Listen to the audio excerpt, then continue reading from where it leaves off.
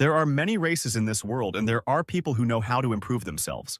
There are different types of werewolves, such as spiders or bats. And also demons are intelligent beings with their own powers and orders. Anyone can become a celestial being and achieve unlimited possibilities. Someone will become a godmother, a celestial being, beautiful and cheerful. And the other will turn into a strong and courageous Mistress Noiva, the creator of people. You can even choose the type of creature for yourself, for example. Become a beautiful phoenix or another dangerous monster. But you can also stumble upon a strange atavism. The sun illuminated the huge gates at the entrance to the city. There nearby, people were gathered, listening to the words of the wise gentleman. And someone did not interfere and stood nearby and watched this. He easily spat watermelon seeds out of his mouth. Relaxed in a chair, wearing sunglasses, he chewed a ripe fruit, thinking about how low the threshold for becoming a celestial was. His name was Ye Changqing, and he was in a novel about celestials, but something went wrong. It was 5 years ago that he suddenly found himself in the middle of a beautiful mountain landscape. At first, the guy decided that he had traveled in time. In his dreams, with the help of the system, he will be able to arbitrarily dispose of laws and engage in obscenities with partners in Taoist practice. His eyes sparkled at these fantasies and drool rolled down his chin. Raising his hand, Changqing confidently called out to the system. But no one answered. Only the birds screamed as they took off. He fell to his knees and cried, trying to call at least someone, a boss, a teacher, contacts. It was all useless, and after some time the guy barely made it to the nearest town. Immediately, he met an old man sitting in front of a sparkling blue ball who offered to measure the root of life.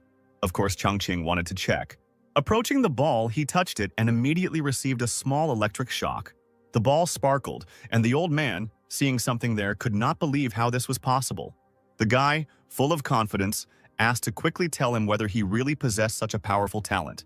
However, it turned out that there was no root of life in him at all, and people immediately crowded around, surprised that such a person existed. So Changqing began to travel around the world, but not a single clan wanted to accept him.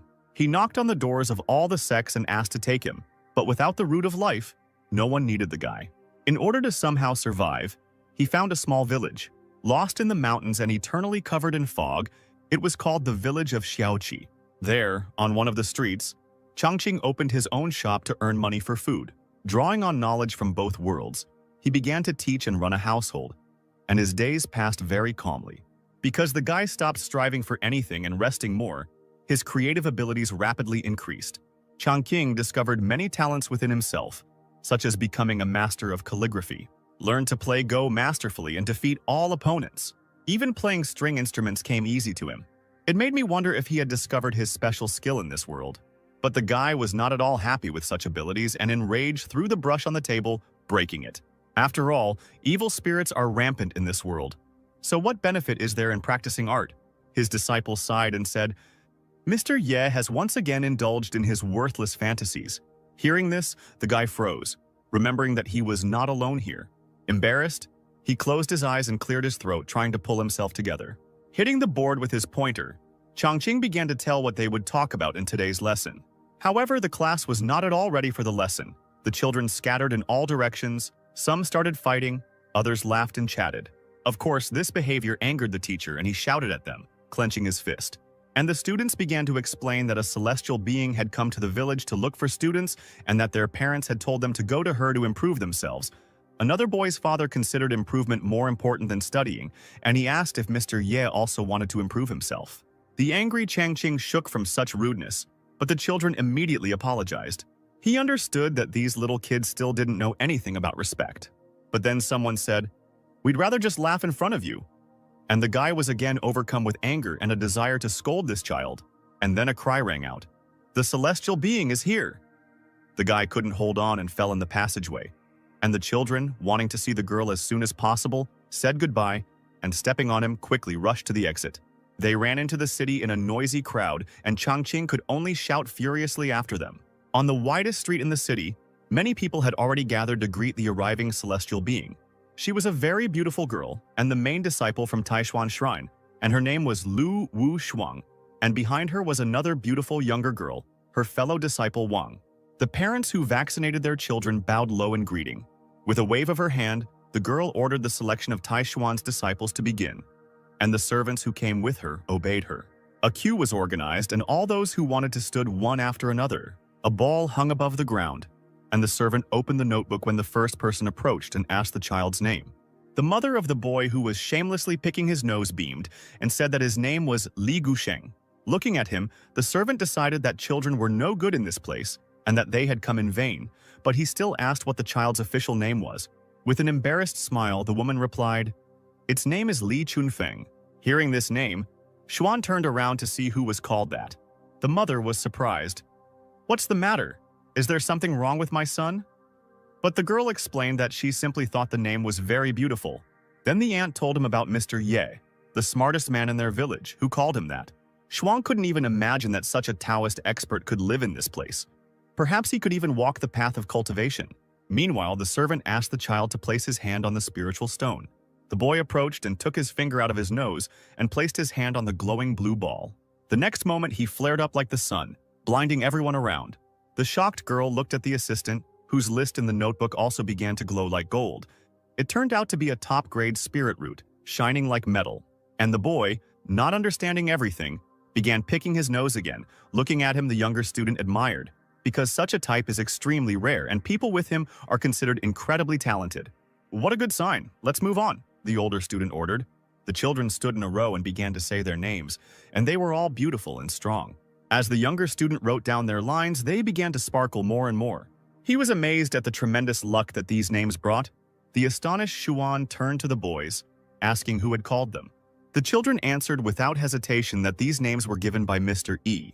Meanwhile, Mr. Ye himself was nearby and was able to see a golden glow from behind the houses, immediately realizing that this was the light that the soul root of the highest quality possessed. He remembered telling the parents of his students that their children would never become celestials. As a result, seeing this light, the guy felt like a real laughingstock. The next morning, 2 students from Taishuan were walking around the village, the younger one happily jumping ahead. "These candied fruits are so delicious, no wonder there are so many talents here." But Shuang said that she had been here before and had not seen anything outstanding. Wang showed her sister the skewers of fruit that were almost perfect. The girls looked at the nearest shop, which was called Changqing's shop. When the senior student read the hieroglyphs, they seemed to separate, glowing with a golden light. The shocked girl froze in place, thinking that this was bad. Golden inscriptions surrounded and penetrated her body. Once in her head, Shuang entered a space filled with swords. Wang worriedly tugged the hovering elder's sleeve, asking what was wrong with her. When the girl woke up, she happily exclaimed, "I just entered the 6th level of the golden sword scroll." The younger one was amazed, because the teacher said that it takes 70 years to do this. Shuang didn't expect that just by looking at the hieroglyphs, her skill would increase so much. Apparently, the one who made the inscription was a great expert in the way of the sword. She grabbed Wang's hand and invited him to go inside the shop with her. When they went inside, the girls met a guy who was doing calligraphy. Coming out from behind the table, he greeted his guests and the senior student admired his taste. However, she felt that this person was not perfecting any skill and thought that he was ordinary. And Chang Qing, seeing her elegant clothes and makeup, realized that she served the Celestials and decided that such rich clients would definitely give a lot of money.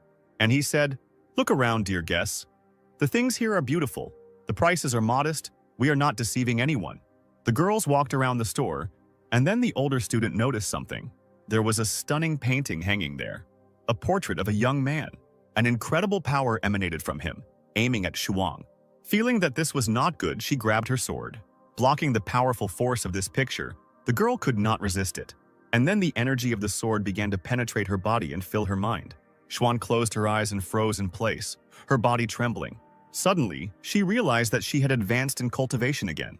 The older student ran up to the shop owner and grabbed his hands, asking, "Who painted this picture and what kind of person is depicted in it?" The guy saw her happy face and decided that she was definitely going to buy the painting, and was even interested in the author. Smiling happily, he realized that it looked like he would be able to sell his self-portrait for a good price today. "I'm embarrassed to admit it, but the author of this painting is me, Ye Changqing," said the owner. Stunning the girls, he confessed, "This drawing is just a self-portrait, a sketch on which I am practicing." However, Xuan was so delighted with the painting that she couldn't believe it. After all, the sword spirit and fire on it are not at all the level that an ordinary practitioner can achieve. The boy was sad and apologized for disappointing the 2 beautiful fairies.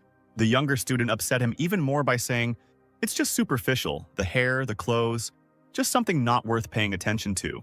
Xuan tried to object to her younger sister. Since she was still young, she did not understand the true meaning and was talking nonsense. But this only made the guy wonder if she really didn't understand. And the girl thought, this man is young and has an attractive appearance and energy, so why does he have an infinite sword spirit in the picture? She was interested in Changqing, who did not feel spiritual energy. He could deliberately suppress the power. Otherwise, why in the shop even a self-portrait helps to rise? Bowing low, the beauty introduced herself. I am a disciple from the sacred place of Taishuan, Lu Wu Shuang. I ask you, senior, to forgive my ignorance. However, the boy admitted, Madam, I am just an ordinary mortal. Don't call me senior comrade. But in his heart, he wanted to stop this false respect, not intending to bargain. The girl was incredibly surprised that having so much spiritual energy, one could call oneself a mere mortal. And then she realized that since the respected elder had such abilities, his solitude here had a deep reason. She was afraid to say the wrong thing and reveal the secret because it would certainly irritate him. And Changqing was thinking, why is this girl so polite to him? Does she really want to use the store for free? Whereas for the girl, he was a strong personality with whom one had to communicate carefully. And she said, you know, I've been into painting since I was a kid and your work has inspired me, so I want to use the word senior. These words made Mr. Ye delighted. He may not have had spiritual strength, but when it came to art, it was simply beautiful. He asked the girls not to be shy and to enjoy the walk, showing them the various assortments of the store. The younger student had many questions about the branches in the pot, which were bonsai, and the dry and sticky fruits in the jars, which were actually homemade snacks. She also came across a naked, armless female sculpture, and Changqing said that it was the most beautiful woman in the world. Xuan also approached the statue, and at first glance this image seemed offensive to her. But inside she saw indescribable beauty. The girl realized that it was impossible to achieve the ideal even if the limbs were restored. She was fascinated by the understanding of the world of sages and hermits. The many questions from curious ladies irritated the guy, since it was unclear whether they were going to buy something. But then Wang approached him with 2 wooden hairpins, asking how much they cost. Then, Mr. E raised 3 fingers, connecting his thumb and index finger. The girls said they understood, but Changqing didn't care how much they paid in 3 silver coins or 3 spirit stones. He would still end up in the black. The students looked at each other and began to think that for such an incomparable person to exchange treasures for worldly things would be an insult. For Shuang, the guy's gesture seemed to represent an infinite number of laws, and the 3 fingers pointed to the levels of life, while the circle, a symbol of fullness, had the shape of a coin. Everything became clear to her. He just needed to give him the coins. And the girl handed the stunned seller 3 copper coins. At first, he didn't understand that this was the entire payment, but soon it dawned on him that he had only been given 3 coins. The upset boy, who would now have to feed on air, considered the cultivators to be incredibly stingy, and the senior student was only glad that she did not let her sister use spirit stones and hurt the higher beings. Pointing to the painting, Shuang wanted to buy it, and Changqing could only smile. His hand holding the coins was shaking with anger because he had painted the portrait with such skill, and they were unable to truly appreciate the art. The guy had a hard time enduring it, because relationships are important in spiritual practice, but he put together a picture for his girlfriend. Looking at him with admiration and wanting to hear the master's wisdom once again, she said, Senior, will I be able to come to you for advice in the future? Mr. Ye had to agree, although he did not want such a woman to leave him without payment again. When the 2 lovely ladies left the shop, sunset was approaching. Smiling, Shuang hummed something to herself. Surprised, Wang asked why she was so happy, and the senior disciple replied, I just reached the 7th level of the Golden Sword Scroll. This amazed the younger sister, and at first she thought that the girl was joking, because if the 6th level requires 70 years, then the 7th level requires at least 200 years. She asked, Is it because of that handsome shop owner? And Shuang confirmed that this senior was indeed an outstanding person. With a heavy sigh, the girl said that this man possessed no small amount of strength. Stroking her younger sister on the head, she added, I don't know if it's good or bad, but I'm under his influence. Then a light appeared under the girl's feet, and a whirlwind of air swirled around them. Flying up on the sword, Shuang said, Let's go. First, let's take the disciples to the sacred land to take part in the test. I have to think about how to inform the master and elders about this. And Changqing was already walking home, thinking about how these students were all getting the attention of the gods, and the painting was sold for pennies.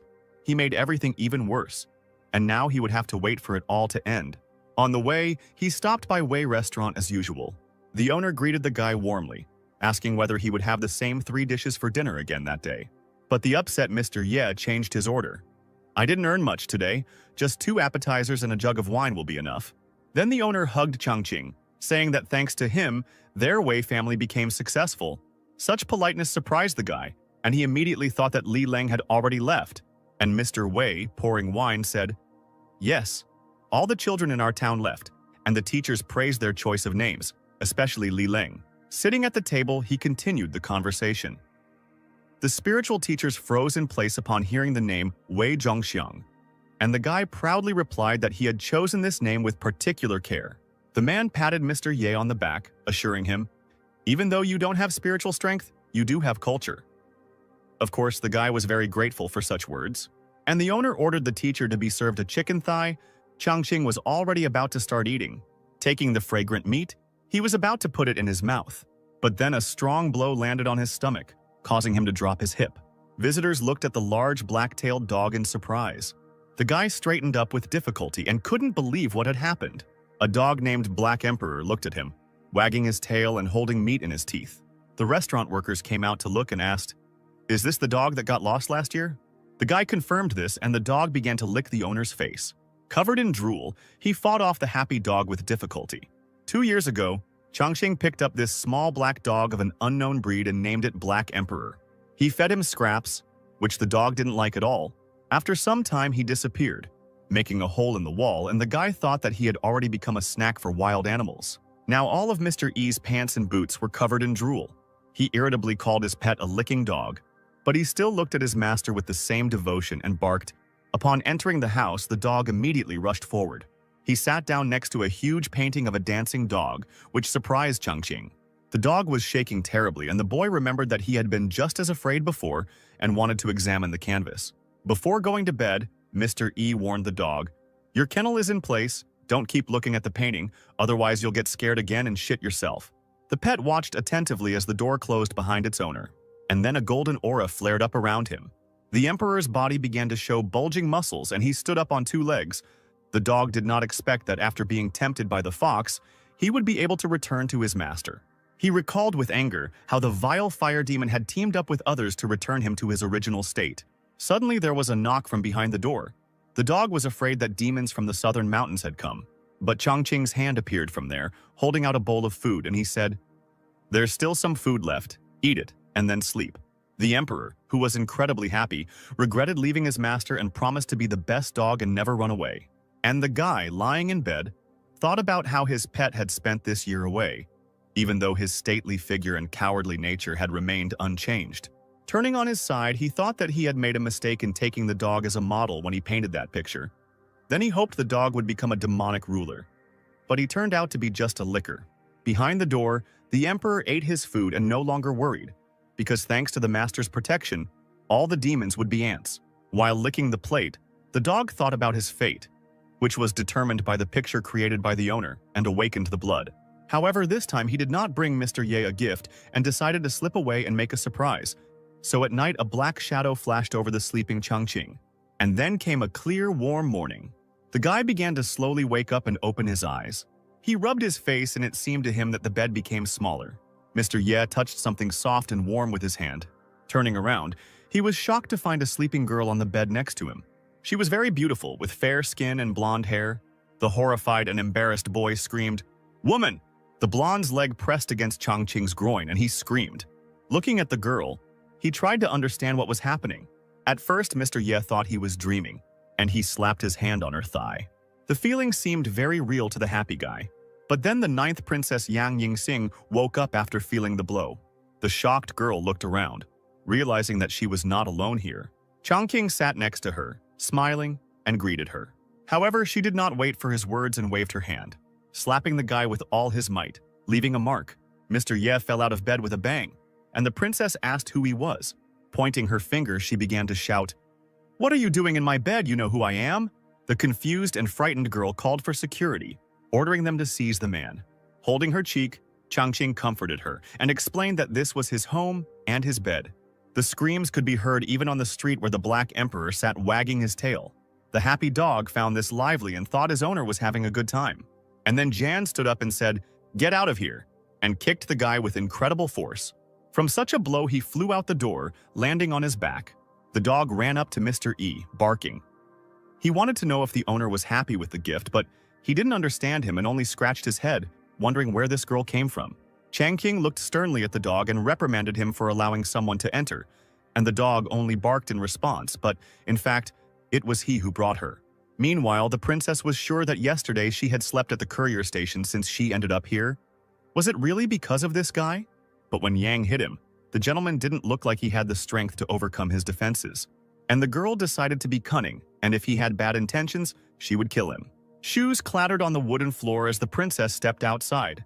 Standing in the middle of the yard, she began to look around doubtfully. But everything around was completely empty and there was only a small table at which Mr. E was sitting.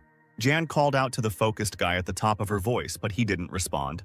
She hurried towards him with quick steps. The girl didn't expect that the thief would still be here, and even playing chess in a cultured manner. She reached out her hand to smash his go board, but her limb began to tremble, and the princess froze, not understanding what was happening.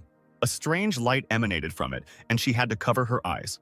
The energy of this party was incredibly huge. It seemed like Jan's head was going to explode, and she called for someone to help.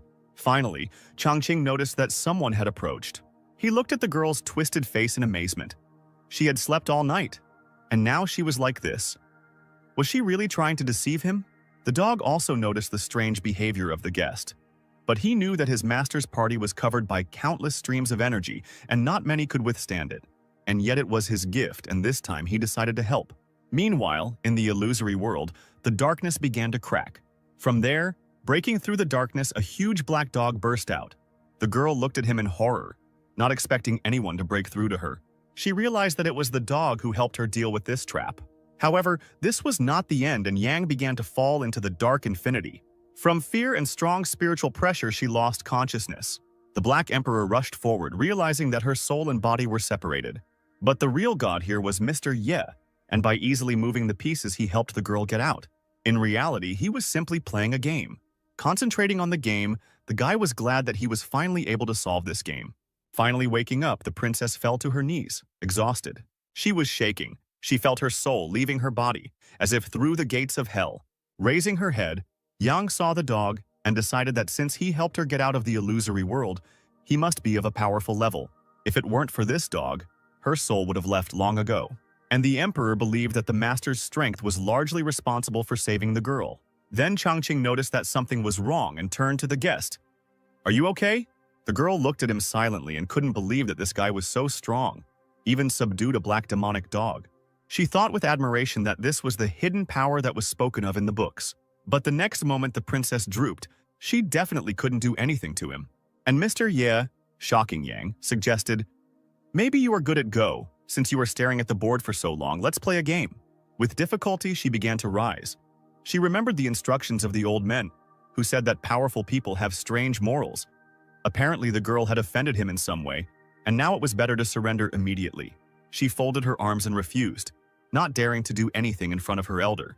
However, Changqing smiled at this, surprised that he was called a senior again, and said, "It's okay. I haven't had much to do these years, so all I can do is immerse myself in techniques." It seemed to the girl that his skill had reached its peak, and he had nothing more to improve. Meanwhile, the guy was already setting up the pieces, asking her name, and he asked where she was from. And the princess, looking at him, felt incredible charm and attractiveness. She was unsure whether to reveal her true identity, so as not to cause trouble for her father, the emperor. Reaching for the other figures, Mr. Ye said, "It seems that your clothes and appearance are unusual. You probably also practice the art of cultivation. Were you someone's apprentice?" And Yang admitted that she simply received guidance from a few teachers at her home. "I understand," Changqing replied calmly, continuing to fill out the board. But in his heart, he was furious because ordinary people couldn't afford several art teachers, and she didn't even think about leaving. They sat silently opposite each other while the boy finished setting up the pieces. Finally, he completed his arrangement by placing the last one. And he asked, "Yan, how do you think the blacks will get out of this situation?" Looking at the board, the girl saw that they were trapped. But suddenly she was again plunged into an illusory world. She felt the mighty roads of the world. The princess fell into the path of fate. Like shining carp in a sea of stars, great powers surrounded her. Only unlike last time, this path seemed more friendly to Yang. Breathing heavily, the enchanted girl could not utter a word. and realized that she had reached the transition through the step. The worried guy called her by name, and she was finally able to come to her senses, opening her eyes. The princess stared in admiration at Mr. Ye, who was waving his hand in front of her face, not understanding what was going on. He sighed and decided that it seemed like all the cultivators were a little out of their minds. After apologizing, Yang asked what kind of game Changqing was playing, but the guy silently stood up and turned away from her. He waved his hand and replied, "I was just bored, so I decided to have some fun." And, a little embarrassed, he added that he was playing tic-tac-toe. Remembering the arrangement of the pieces on the board, the girl could not believe that it was such a simple game. She wanted to look at the board again, but the emperor held her back, because next time he might not save the princess. However, she still reached out, wanting to know the truth. In the mountains of this world, one could also see Taishuan, the sacred land of the Tao Paths. And on a high hill, the Gifeng Temple could be seen. There was a crowd inside. Someone was shouting, "Your temple must be excluded." The tall elder, Saint Guifeng, Chang Xuan tried to calm his younger brother, but Hezui Quirin continued to assert, "My subordinates are mainly from lands where spiritual energy has been depleted, so for several hundred years, no good recruits have been found. Today, Mount Taishuan has reached its weakest state." The smiling man, Juyu Mo Ren, said not to panic, because this was the ascension site of their old ancestor. Another cultivator, Qin Hong Zhenren, also spoke up. "That's right, why don't you look for the reasons within yourself? Have you been seriously cultivating? Haven't you been in the bottleneck stage for many years now?" An angry Hezui said that he had closed himself in meditation 2.5 years ago, and the saint kept trying to reconcile them. But the two men continued to mock the younger brother, causing him to flare up with anger. Suddenly, someone called the teacher. They came to report about the situation with the new students. The sect leader patted Hezui on the shoulder and said, "Let's hear about the new disciples first, and then we'll talk." A guy in a long gray robe entered the room. The young man was very handsome and bowed and reported, "Li Changming, the outstanding one, the most handsome in Taishuan, presents himself to the teachers." However, the elders did not want to listen to his praise. The embarrassed young man cleared his throat, getting ready to continue the conversation. Unfolding the parchment, he began to list that this time he accepted 180 disciples, 100 of whom had a low spiritual level. The elder from Gifen was delighted that all the strong children were from his area, and another cultivator congratulated him. Lichin also said, 72 people with average spiritual roots, and Zhenren gloated, because they surpassed last year's figures in Zhangfen, and in the town of Hezui, there was no one at all. The cultivator was furious at this suggestion. He instantly grabbed the sword, intending to draw it. Lightning flashed. The man's aura forced the cultivators to retreat. Hezui was about to raze Shaoqi town to the ground.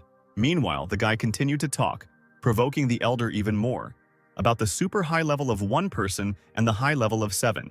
But the next word, Shaoqi, caused the cultivator to break abruptly. He turned around, not believing what he heard. Hezui happily asked again if the high spiritual root was really from Shaoqi. Having rolled up the scroll, the young man congratulated his older brother on receiving talented students. The other cultivators didn't believe that such a thing was possible. How could so many talents suddenly appear from a small town when there had only been a single disciple with a middle root in the last 300 years? Of course, Hezui angrily exclaimed, "Is that so? Then only you can have disciples with high spiritual roots?" And the others began to ask the Lord to double-check everything. Only Chang Xuan stopped them when he saw something. He had a list of names in his hands, and the elders looked at it as the leader explained. The new students were previously called Porridge and Dogs, but after training their names were changed. They looked with surprise at the prominent names of each child. The most striking was Wei Zhongxiang, who had a Confucian spirit about him, and the cultivators thought that one of the religious teachers was teaching them. All the names were different. Some were refined, others were masculine or religious. Now the men were sure that the man who inspired the students was certainly an outstanding master of Confucianism and Taoism. Throwing up the list of names, Hezui was sure that this was a blessing from the gods. But Zhenren realized that his elder brother was silent, which meant he must have felt something unusual, and Changshuan confirmed it. He was worried about how he had raised so many talents in a small town in just a few years. And the man thought about it for a long time. And I came to the only conclusion it could only be the progenitor. Maybe he returned to Shiochi and blessed these children. Hezui was happy and laughed and shouted that he was saved. But his brother still had doubts and wanted to see the results of the heavenly ladder test. The master agreed with him. This is a true test to check the student's qualifications. Even the possessor of a great gift needed 7 hours to reach the top. Changmin beamed as he corrected them, finishing in 6 hours and 3/4. Genren argued that if Hezui's disciples couldn't even touch the ladder, they would be useless, but he was sure that they were just jealous of him. And then someone appeared at the door with a message. The elders went outside where the senior disciple Lu Wu Shuang appeared before them. She bowed to the respected teachers, introducing 7 new students who were completely calm, and one was even picking his nose. The head of the sect came forward, scolding the girl for interfering with the test. However, she kept her head down and did not dare to break the rules. And she said, "I just came here and found that these new students had already passed the ladder test and were waiting here." The teachers were shocked by this news and froze in place. A little time passed and the already dressed children bowed before the teachers, saying their names. Hezui even shed tears from such good manners. The elder called the first child, Chun Feng, and the boy approached him. Chang Xuan extended his hand and placed it on the disciple's head, intending to probe his spiritual roots. And then a bright blue aura flared up around. The master was stunned, because it was the embryo of a soul that was fed only by ancestral roots. Xuan, who was observing all this, became interested in what the innate energy rhythm and subsequent spiritual roots are. The head of the sect told the girl that when a student reaches the highest level in his practice, he can interact with the Great Path and cause energetic radiance. And the subsequent spiritual roots are extreme. And they only arise when from an early age the student receives an innate energetic influence. The man finished. He recalled how, 1,000 years ago, the saints had united to create a place of innate energetic influence, but it had ended in failure. And so it was amazing to find these energy fields in a small town and 7 at once. The cultivators thought about how strong the man in Jeochi was and how great it would be to see him. But he probably didn't think their holy land was important since he didn't come to them. And Xuan was also amazed by the power of her predecessor, who turned out to be a creature that even the holy head fears. Chang Xuan ordered his brother to take the girl with him and take the children to Mount Linjiang, and Hezui agreed with a smile. Turning around, he abruptly waved his hand, intending to leave. The man called the children to come with him and walked forward with a confident gait. After a short journey, they finally arrived at Mount Linjiang. The elder immediately began to drink tea. "You're glowing. The visit to that town was a success, wasn't it?" he said to the girl, handing him the cup. He began to drink, and Xuan, with a bow, assured him that she did not dare deceive the teacher. And then she shocked the teacher by confessing, "I have already reached the 7th level in the Golden Sword Scroll." Hezui couldn't understand how she had advanced so quickly. Grabbing the student by the shoulders, he asked what had happened. The confused girl tried to calm the master down so that he would listen to her. The man moved away, cleared his throat, and came to his senses. He turned around to check with Shuang if she really met that great man in the small town. Wiping away the sweat, the student admitted that she had indeed accidentally stumbled upon his hiding place. She pulled out a rolled-up parchment from her sleeve and said, "We also received one of the master's works." The elder turned around in interest as the girl handed over the parchment and added that this image of the master had served as an inspiration to her. Deciding to take a look at it, he took the drawing from Xuan's hands. Slowly, Hezui began to unfold the powerful portrait. The man had to turn away from the bright light of his aura, covering his eyes. When he finally got a good look at the drawing, he just opened his mouth in amazement. And in Xiaoqi, all was calm. Master Ye continued his game of Go, while Princess Yang watched him. She watched with great admiration as the boy elegantly moved the pieces. However, Changqing was distracted by this constant gaze and asked why the girl was looking at him. She beamed and replied that everything was fine and that she was just curious. And the guy couldn't understand how she changed so quickly because she just looked at the chessboard. Every day, Yang began to address him respectfully and woke up even earlier than Mr. Ye, admiring his activity. "I swept the yard, although the foreman said it was not necessary. She helped a lot in the store and hardly rested, insisting that she was not tired." Looking at how skillfully the girl poured tea, Changqing wondered if she really wanted to buy his painting at a lower price. Smiling and beaming, the princess offered him the drink, and her happy face gave the guy an idea. Perhaps she is attracted by his attractive appearance. The embarrassed Mr. Ye couldn't ignore the beauty's attention. Calmly rearranging the pieces, he turned to Yang. Smiling, he offered to go grocery shopping together, as he was planning to cook a special dish today. The central street of the small village was crowded. Everyone around greeted Changqing and he waved back with a smile. The guy stopped at the counter and the girl was amazed by his respect and veneration among the locals. He started arguing with the saleswoman over expensive vegetables. But the princess only admired the master's modesty and friendliness even more. Next, they went to the butcher's shop, where they happily asked him what Mr. E would buy today. He asked for 2 pounds of the best pork side, and the seller began to cut up what he needed. When everything was ready, he tied the meat beautifully, tightening the bow. While handing over the goods, the man asked, "Have you brought your wife with you today?" The embarrassed girl blushed, realizing that they were talking about her. But Changqing corrected the salesman. "You are mistaken, Lady Yang is my guest." The man added in a whisper, "My neighbor told me that there was a lot of fuss in your house a couple of days ago. Take care of your health." And the guy, knowing that the princess would soon return to the capital, justified the residence so that she would not be offended. But the girl did not even pay attention to this. Irritated, Mr. Ye hoped that she would leave soon, because his hut was not able to support anyone else. And Yang, giggling, was already trying on the word wife. And somewhere on another street a strange group was walking, from which all the people ran away. They looked like bandits, with pointed ears, fangs, and upturned noses. One of them sniffed, drawing in the air through his nose. And he said, "Boss, I felt the breath of the Black Emperor right in this store." Their leader was especially pig-like, intending to bring this Black Emperor back and please the Fire King. The robbers laughed, rejoicing that the Emperor had received serious wounds and had returned to his original state. Approaching the shop, they kicked down the door. Right at the threshold, they were met by a black dog, and the bandits shouted at him to get out of there. "Today you will die, and you will have no peace," the leader cried furiously. The dog was calm. "Stupid pig, did you really dare to follow me?"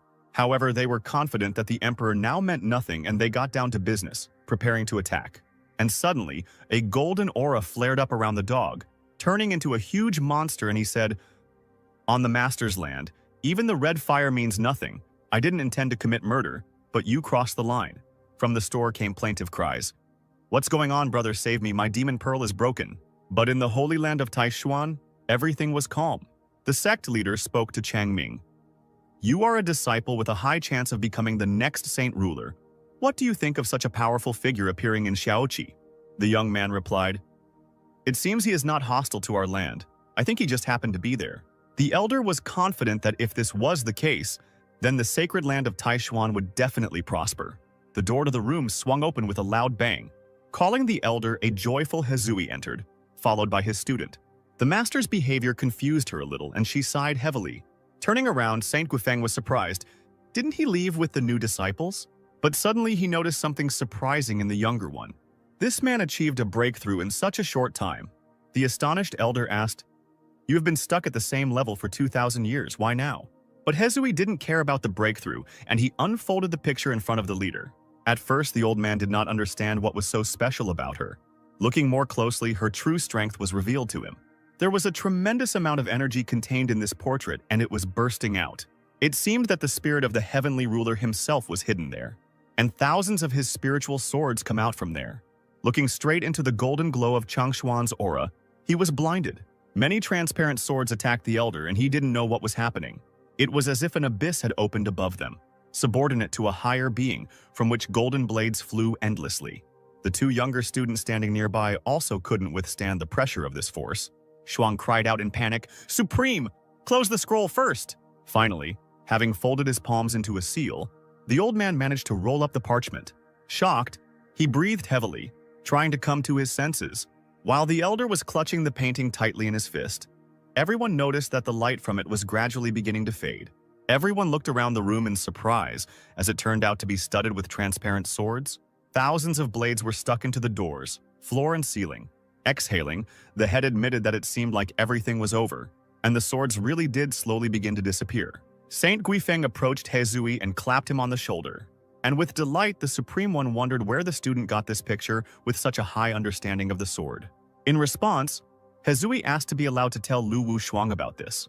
Bowing before the Supreme Elder, she confessed, this painting was given to her by a tall man from Xiaoqi. She also added that he allowed her to turn to him for advice at any time. A stunned Changming asked the girl again if all this was really true. She calmly replied that she had never lied, and even her accompanying sister Wang could confirm this. This made Changshuan laugh out loud. The cultivators looked at the Lord in surprise, wondering why he suddenly laughed. Little by little, the old man, who had become more cheerful, began to calm down and the laughter died down. However, he immediately exclaimed, "We are really lucky in Taishuan, aren't we?" Smiling, Saint Guifeng asked the disciple Li, So, your elder received the teaching only from a painting, and yet this master allowed her to turn to him for any question. Does she know what this means? But the girl did not know the answer to this question and asked for an explanation. And Changshuan said, "This means that the person you met is most likely the ancestor of our school, and it also means that he has no plans to leave Shaoqi for now." Beaming with happiness, the ruler was confident that they would now rise to new heights. Pointing to Shuang, he appointed her as the holy priestess of the sacred land of Taishuan, standing next to the holy sun. The girl was both confused and delighted by the new status. But the young man was not at all happy and only exclaimed in shock. Meanwhile, the city was, as always, crowded and noisy. Someone spread gossip about Sister Li of Mount Linjing being appointed as a saint, and people thought that this decision was hasty. The girls were walking down the street, and junior student Wang overheard this conversation. As they walked further, they heard more voices. The cultivators were aware that Li Changming had been appointed as the saint's successor, but now the situation had changed. Given his pride, it might cause discontent. A Wang thought that the saint wanted Shuang to take Li Changming's place as the heir, but the girl said, "Although I have natural talent in the field of ascension, I only have a single attribute and do not originally have the qualification of a saint." She thought that this time the saint was probably guided by the promise given to her by the elder Yi. The younger sister was surprised that even a saint thought that this handsome shop owner was so strong. Shuang had an idea. If she contacted Elder Ye a few more times, then she would definitely gain powerful strength, and thus she will become a real saint. But Changmin was sad. His face became pale and there were bags under his eyes. Sitting under the tree, he cried, not understanding why the teacher decided to choose his younger sister as a saint. The guy was shaking all over and shedding tears when one of the local girls noticed him. Sitting down next to him, she began to console the young man. "Don't worry. This time Shuang went to Xiaoqi to recruit a few more disciples. She must have just been lucky." And then the boy realized that all this must have happened when Sister Wu met her ancestor in the city. To the girl's surprise, Changmin jumped to his feet with an angry face. Shrouded in a strong aura, he raised his hand, and he called upon his sword, which immediately appeared at his call in blue flashes. The strong wind and electricity coming from the blade made the young student turn away. Jumping onto the sword, the young man flew forward. He was sure that with his double roots and attributes, his ancestor would definitely appreciate him more. Changming thought with a smile that if the elder helped him and taught him, then Sister Shuang would no longer be a threat. He quickly rode away on his sword, intending to reach Xiaoqi City. Chang King and Princess Yang were walking there peacefully, and then the guy decided to find out why the girl ended up in his bed that night. Embarrassed, she replied that she didn't know, but she added, "I just felt itchy when I woke up." And when Yan opened her eyes, she saw Mr. E touching her. Feeling ashamed, Changqing tried to justify himself because he had done nothing. However, his outstretched hand was suddenly grabbed. Squeezing it in her palms, the princess said, "I understand that the master is not such a person and is not interested in such dirty things." The girl was beaming with happiness and was sure that their meeting was an order from heaven. The confused guy thought she had misunderstood something.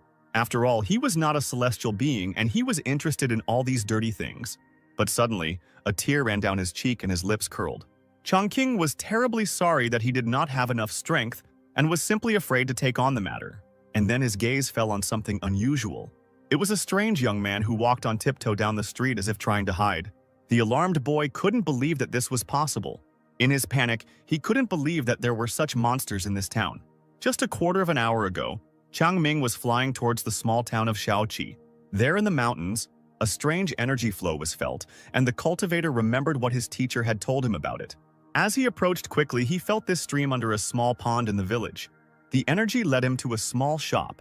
Having flown up to her, the guy stopped with his foot on the ground. In this place, the energy flow was the densest.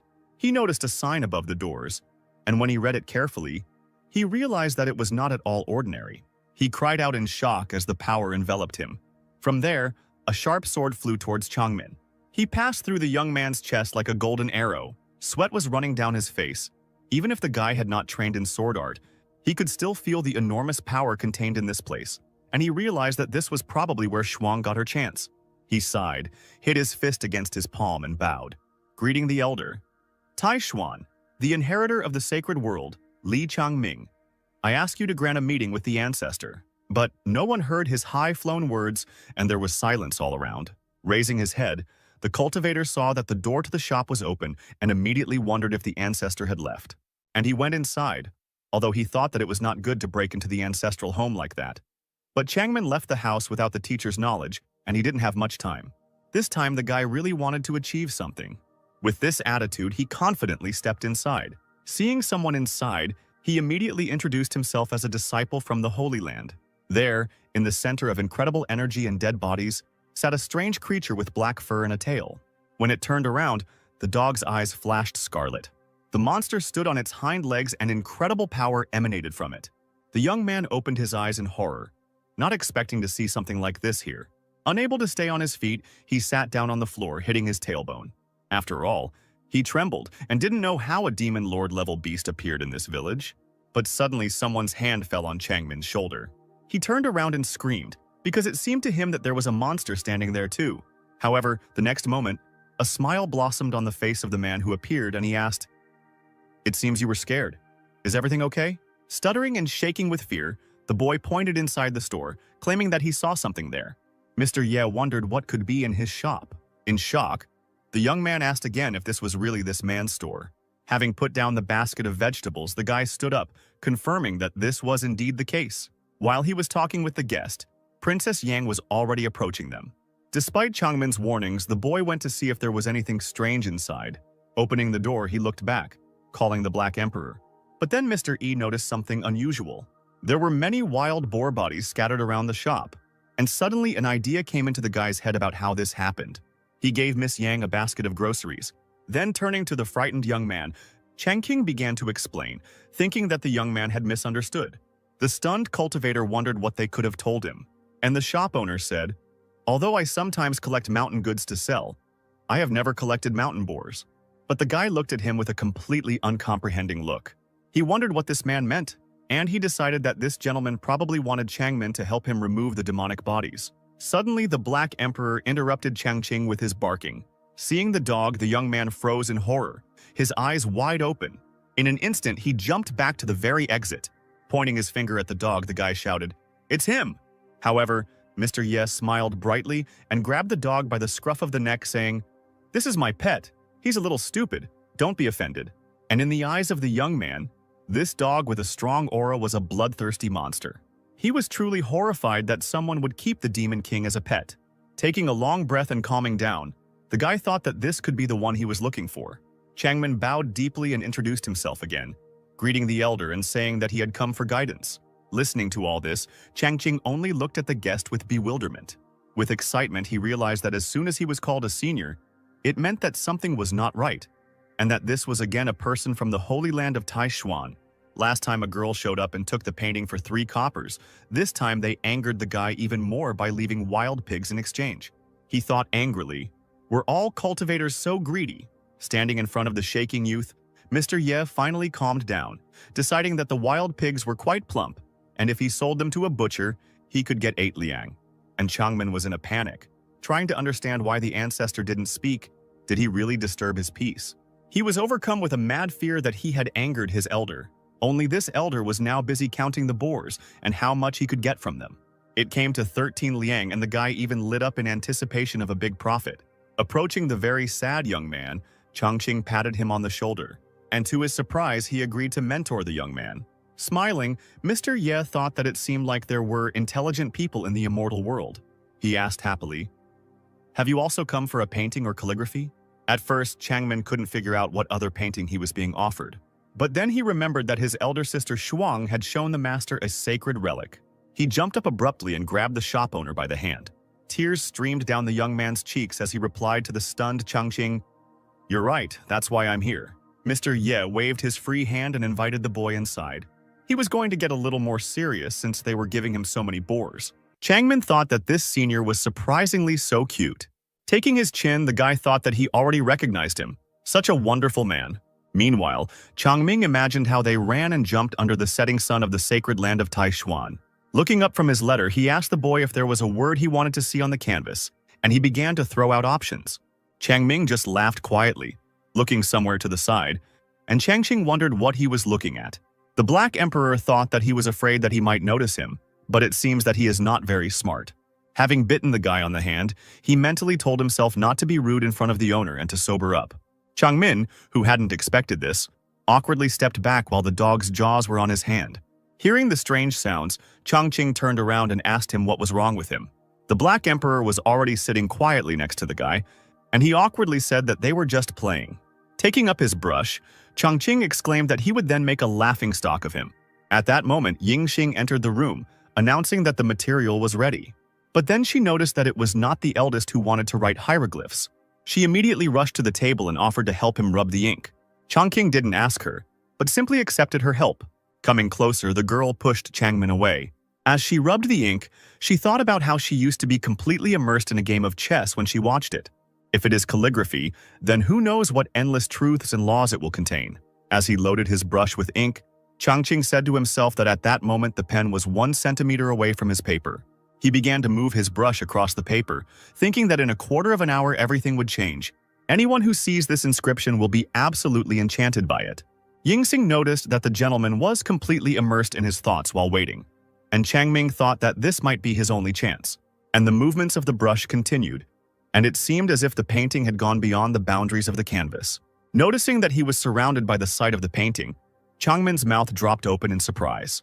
A second later, he and Yingxing were in a painting. Cranes were flying in the sky. Looking at the sky, Yingxing said that when the elder wrote vigorously, his aura seemed to transport one to the scene.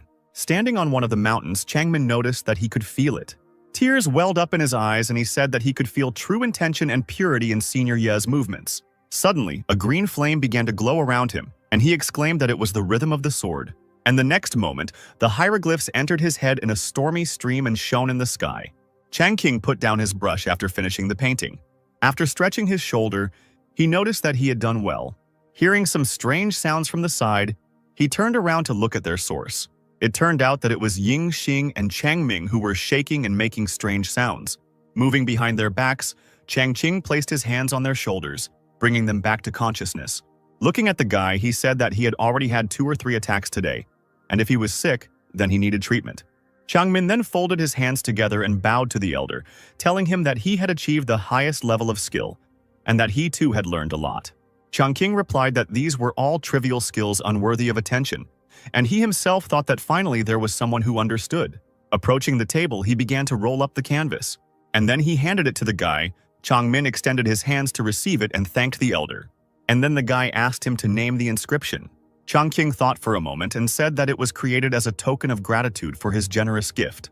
It immediately struck him, and he exclaimed that it would be called generous gratitude. Changmin thought that generous meant generosity and the ability to accept everything, and gratitude symbolized mutual respect. It dawned on the boy, and he thought that the elder was truly a great master, capable of ascending to the higher world, since he was able to say such profound words. He thought that he was following the path of longevity, and that this inscription contained the highest harmony of the sword. Suddenly he realized that perhaps the teacher was hinting to him that all his previous training had been wrong. It's no wonder then that his skill hasn't progressed all these years. It seems his true goal must be related to the art of the sword. Changqing waved his hand and said that he couldn't help him any further and that he should deal with it himself when he returned. Changmin thought excitedly that the teacher was hinting to him that he should understand himself and choose a path. Following this, Changming, sobbing, flew out of the room in his place, exclaiming that giving up the path of longevity meant giving up the title of a holy son. He needed to think about it. Looking after him, Changqing quietly asked what he had said. Not understanding anything, he said that he simply told the guy to do the paperwork himself. Meanwhile, Chaixuan was calmly drinking tea. Suddenly, Changmin burst in on him, jumping off his sword. He fell on his knees before his teacher, exclaiming that he realized that he had been wrong all these years. He asked the teacher if he noticed that he could not cope with the role of the holy son. Changshuan shed a tear as he thought about how he had always been raised as a future holy son. Now suddenly the Holy Virgin has appeared. It must be very difficult for him. Changshuan, without saying anything, only walked closer to his disciple. He moved down and grabbed the guy by the shoulders. The man told him not to be discouraged. Up until that moment, he had not hidden anything from him. Changmin waved his hand and said that he didn't mean it that way. Changshuan stood up and said that he didn't know. But the senior mentor who lived in Xiaoqi village had a great interest in the peerless blue eye socket and was willing to support her at any time. Changmin waved his hands in an attempt to get the teacher's attention, and the teacher continued to talk about how difficult it was for him to make this decision. The man said that he hoped he understood, and Changmin shuddered at his tone. The man turned around and put his hands on his shoulders again, saying that he was guided by wise aspirations. The boy in response exclaimed that he understood everything, but he needed to speak out. With a sigh, the teacher told him to speak. Changmin beamed and said that he had actually met this senior earlier today. Suddenly, a tense silence filled the room, and Chang Shuyan froze. He hit the guy on the head with his fist, exclaiming that he was a fool. Changmin grabbed his bruised cheek and asked the teacher why he was hitting him. Cold sweat ran down the man's face as he said that since the ancestor had gone into seclusion, he clearly did not wish to be disturbed. He exclaimed that he had been rash in going where he was, and that he might have angered him, which would have led to trouble for the whole clan. Changmin responded by exclaiming that the elder had not shown any emotion, but on the contrary, had given him a painting, and he had reached into his sleeve to get it. Chang Xuan turned around abruptly, ordering his disciple to show him the painting, his eyes wide open. Chang Ming, with tears in his eyes, handed the painting to the teacher, saying that in this painting the ancestor was giving them a hint. He felt that his path of practice had changed. Chang Xuan began to examine the painting without daring to touch it, and he thought that it was too modest for a peerless painting. He thought that the rise and fall clearly indicated that the ancestor was pretending to care, and the boy fell for it. He asked the guy if he was really so stupid as to believe all this. Is he really so stupid as to believe that he can and should follow the highest path of practice, the path to eternal life? Changmin wanted to object, but the teacher immediately stopped him. Taking the painting from his hands, he said that the ancestor would give him an incomparable painting that contained the essence of her practice. Opening the scroll, he said that this painting was nothing more than just a piece of paper. While examining the painting, he told the student that his ancestor had clearly deceived him. But suddenly, a bright light poured from the painting straight into Chang Shuyan's face. Energy burst out of the painting, immersing the man in its world, and hieroglyphs were clearly imprinted on his head. Tears began to flow from the man's eyes. He thought that the ancestor was indeed a great person. He transferred the true meaning of the practice onto paper so that Changming might not fully understand. His body was shaking. His eyes were wide open. He thought that the peerless and the old man's friends had also reached a high level, but it was nothing compared to what the ancestor had given to Changmin. Turning to look at the student who stood sadly behind him, he wondered if he was really more suitable for practicing the Tao. Chang Xuan was lost in thought for a moment. Changming tried to call out to his teacher. He had to call out to him several times. The man turned to his student, who asked him what had happened. With shaking hands, the man grasped his student's palm. Tears welled up in his eyes again, and he said that he had just misunderstood everything. The elder had hinted to him that his achievements in the path of the Tao were higher than those of the incomparable. Changmin tried to say that he understood what the teacher meant, but he was interrupted. Chang Xuan said that as the main figures of Mount Taishuan, they could not ignore the words of the elder. From this day on, he must use the saying, "Even and odd do not change." Symbols look at the quadrant as the basis for his practice and change himself by following the way of the Tao. The man told the student to go, and he bowed politely, saying that he obeyed. Pushing off the floor, Changmin once again flew up into the sky on his sword. Chang Xuan stood at the door, watching the boy leave. As he went outside, he told his student with tears in his eyes to always remember the great hopes he had for him. Already flying high in the sky, Changmin replied that he understood everything.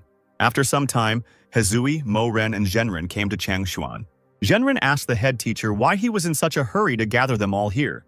Chang Xuan sat on the sofa, bursting into tears, and he could barely mutter that his only disciple, his only inheritor of the path of immortality, Tai Xuan, had lost his way. Not understanding anything, Zhenren asked him what happened, to which Mo Ren replied that he did not understand, and Hezui said that perhaps he had failed in his practice last night. Finally, Chang Xuan stopped crying and stood up from the sofa, coughing awkwardly. In his usual elevated tone, he told them all to calm down, and then he said that today he had two things that he would like to discuss with them. He said that firstly, a few days ago he already said that he wanted to appoint the peerless holy maiden Taishuan, but it was not in order to infringe on anyone. The goal is to strengthen the bond with that elder from Xiaoji village. Secondly, in a month the 10-year tournament between Taishuan and Zining will begin. The young masters of Zining will arrive with their leader Shu Jitian to fight them at Mount Taishuyan. At this time, everyone should carefully supervise their students and encourage them to practice diligently and not allow them to be lazy. Zhenren noted that in previous years, the head teacher and their students had performed in this tournament with varying success. But in the chess games between him and Shu Jitian, he had never won against her before. These words wounded Xuan to the very heart. Hetsui decided to tease him too. saying that it seemed like the head teacher was the laziest student here. The others noticed that every time he lost at least one medium valuable relic and a 1,000-year herb. How much longer could he bear these losses? Perhaps he should not feel in this tournament anymore, for the sake of saving. Angry and embarrassed, Changshuan shouted, asking what kind of savings they were talking about. He doesn't play for relics and herbs. Raising his finger in the air, he said that he simply thought that Shu Jitianchi's 4 dragons releasing water strategy was very complex and multifaceted, and so he would like to fight him a few more times. Stroking his long beard, he pompously remarked that they simply did not understand anything, and he himself thought that he could not figure it out. It was impossible. Hezui walked closer to the head teacher and asked him if the elder from Xiaoji village might know a way to solve it. When Chang Xuan became interested, the man told him not to even dream about it. This elder has been living in this world for several thousand years. His skill is beyond their understanding. What seems difficult to them is just a trifle for him. Chang Xuan was struck by these words and exclaimed that this was simply wonderful. Clearing his throat awkwardly, he corrected himself by saying that what the student had said made sense. And then he said that, having reached the level of this senior, the main focus is on the development of the spirit, and chess is one of the best ways to do this. And he himself thought that he should take advantage of this opportunity and go to the elder to ask him to teach him a few techniques. The next day, Shuang stood somewhere near the cliff, meditating, bright flashes of energy flying around her body. She practiced with the sword, swinging it in different directions and thus honing her techniques. Having approached the tree, she cut the tree trunk without much difficulty. With a sigh, she landed on the ground and sheathed her sword. Suddenly, there was a clapping sound from behind her. Hearing this sound, Shuang immediately turned around, thinking that she didn't even notice that there was someone behind her. As it turned out, it was Chang Xuan. He told the girl that it was incredible. He didn't expect that she had already mastered the 7th level of the Golden Tao so well. Shuang told him not to overestimate her, because it was all thanks to his instructions. Stroking his beard, he said that he and the elders had decided to hold the official Holy Maiden initiation ceremony immediately after the conclusion of the Taishuan and Xining tournament. With her hands folded in a polite gesture, Shuang said that as a student, she completely obeyed the head teacher's decision. Following this, the man turned around, leaving the girl looking at him in confusion. Suddenly, he asked her about the character of the elder who lived in Xiaoji village. Shuang replied that this elder had an incredibly high level of skill, but in dealing with people, he was still very humble, polite, and friendly. Chang Xuan laughed and remarked that she was still young and would not accept the true meaning of high achievements. Apparently, the elder had noticed her abilities and therefore treated her with sympathy. Blushing, Shuan asked the man again whether the elder man really liked her. Chang Xuan said that he had already prepared generous gifts and intended to go to Xiaoji village to visit the elder. He told Shuang that he wanted the tables just in case she was with him as an intermediary. Shuang was happy about this and thought that she didn't expect that they would meet again so soon. Chang Xuan told the girl not to call him teacher in front of her elder, so that he would violate the hierarchy, but simply so that she would consider him as an elder relative. Shuang bowed respectfully again. Meanwhile, Changqing was sitting at the table in the courtyard. He clenched his hand in annoyance as Yingxing noticed the ground next to him. However, she did it so ineptly that all the dust flew straight at Changqing. Unable to bear it any longer, Changqing turned to her and told the girl to go and rest. Yingxing exclaimed that she was not tired at all. Changqing reached out and grabbed the broom in her hands. Tearing her out of the girl's arms, he, trying to keep a smile on his face, told her to go and rest. Yingxing thought that the elder was so kind to her, and her heart began to beat faster. Turning around, she went into the house, saying that she would then prepare dinner. Even more frightened, Changqing exclaimed for her to just sit somewhere. This time, Yingxing did not resist and replied that she would do so. Changqing made a dissatisfied face and thought that she, like a real princess, did nothing, but cooked dinner first. However, unfortunately, he cannot get angry with her. Even if he is angry, he can only smile. An irritated Changqing slammed his brush on the table, causing drops of ink to fly everywhere. He thought that it would be good if she was already about to leave, because even the landowners did not have so many resources. Meanwhile, a group of people appeared at the entrance to the village. The girl waved the amulet at her master, saying that the amulet showed that the 9th princess was somewhere in this village. Then in response to this gentleman went forward, commanding the others to follow him. Entering the village, they passed through a barrier that they did not notice. Suddenly, that same girl looked at the amulet again and her eyebrows rose in surprise. She noticed that the amulet suddenly stopped glowing. The man said that Xiaoji village used to be the holy place of Taishuan, so there must be some restrictions in place. and he thought that he felt that there was a lot of great Tao energy around. But then one of the guys told him that as far as he remembered, the spiritual energy of this village had been depleted for hundreds of years, so why wasn't there so much here? The man replied that he didn't know either. But they didn't have time for that now. The 9th princess had been missing for more than 2 weeks. They needed to find her. He sternly said that this was their main task. Otherwise, they would face severe punishment. Following this, he took a deep breath, inhaling the Tao energy from the air. He clasped his palms together, tensed up, and streams of energy poured out of his body. He began to spread his arms to the sides, and a small ball of energy began to shine between them. And then some golden energy became visible in the air, leading its flow somewhere. The man ran forward, saying that this source of spiritual energy could be useful. As it turned out, this energy trail led them to some house. The man stopped, noticing that this house was the source of energy in the village. He stepped forward, motioning for his subordinates to explore the area. But suddenly something quickly flew right into the place where the man was standing, but he managed to jump away. As he landed on the ground, he noticed 2 people walking towards them. Changsen noticed that the person in front of him must be Liu Changhe, the head of the palace guards of the imperial family of the Yan state. Changhe stood up and bowed to the man, saying that it was unexpected to meet the Supreme Master Taishuan here. Suen said that their presence in Taishuan lands today violates the non-aggression treaty. Changhe immediately exclaimed that they didn't want to break the treaty, but they had to come here to find the missing 9th princess. Changshuan didn't believe it and shouted in annoyance, asking them how their princess could end up in such a place. But suddenly, someone called out to Liu Changhe, and everyone immediately turned around. As it turned out, Yingjing came out of the house door. Still holding the broom, she asked the man why he was there. Changhe asked the princess why she was dressed like that. And Changshuan asked the man if he was sure that this was the same princess. Changhe shouted in anger, asking who dared to keep the princess here and force her to do rough work. Stroking his beard, Changshuan guessed that it might be the same senior who was in charge here, and Shuang blushed, thinking that the senior might have some special preferences. Changhe grabbed the princess by the hand and pulled her forward, saying that this was Taishuan territory. First they needed to get out of here, and then he would send people to capture this villain and punish him to the fullest extent. Changshuan became angry, thinking that they dared to disrespect their elder, and if it weren't for the respect for the emperor of the Yan state, he would have punished them already. But suddenly, Yingxing pulled her hand out of the man's grip. She remained standing behind him, and Changhe asked her what was the matter. Instead of answering, the girl hit the man in the face with her hand. She shouted irritably at them to shut up. Everyone looked at the girl in surprise, not expecting such an outcome at all. Raising her broom, she shouted that with such impudent words he wanted to destroy the 1,000-year fate of their Yan state.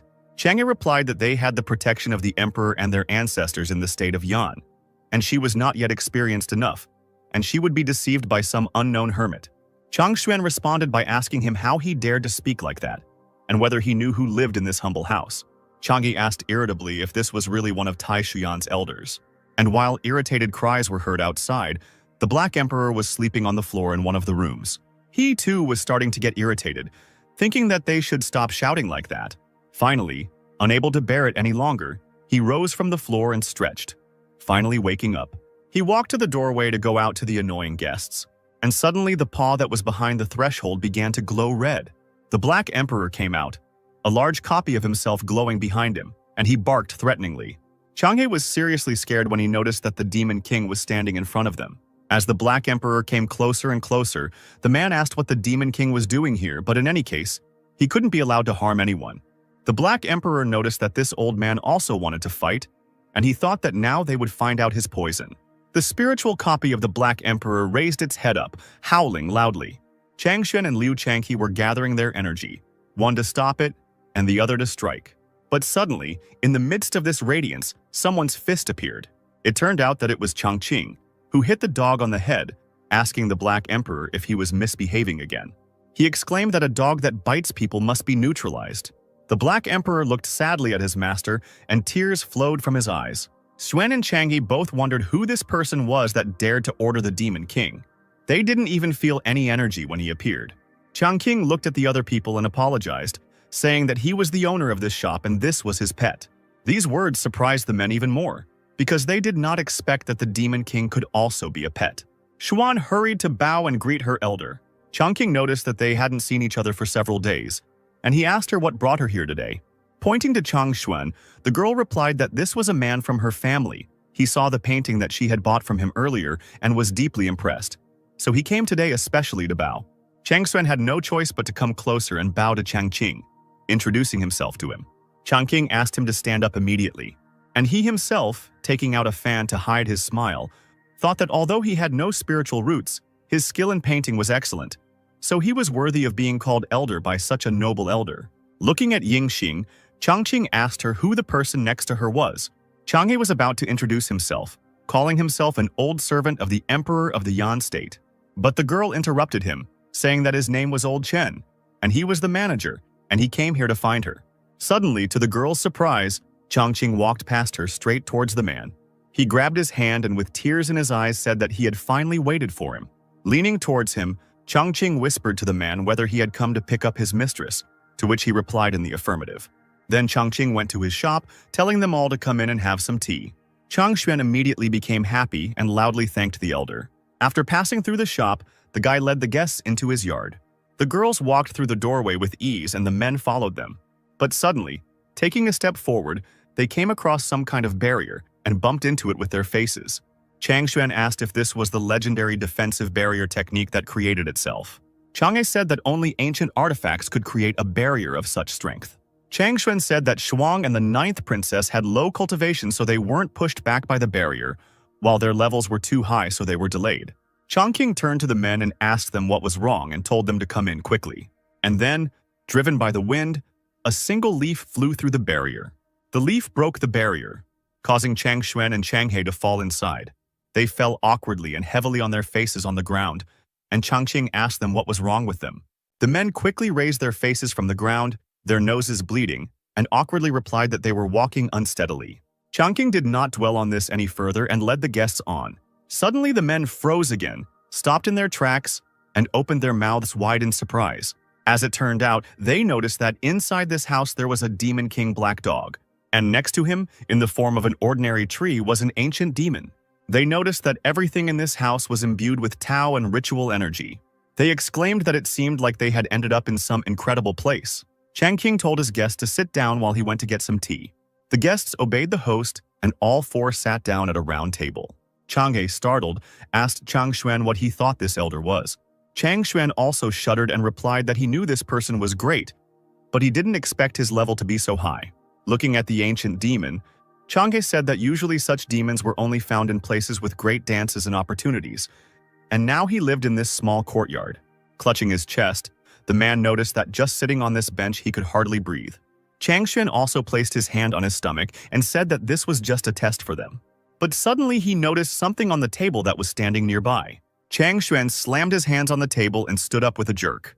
He laughed and walked to another table and said that he had expected so.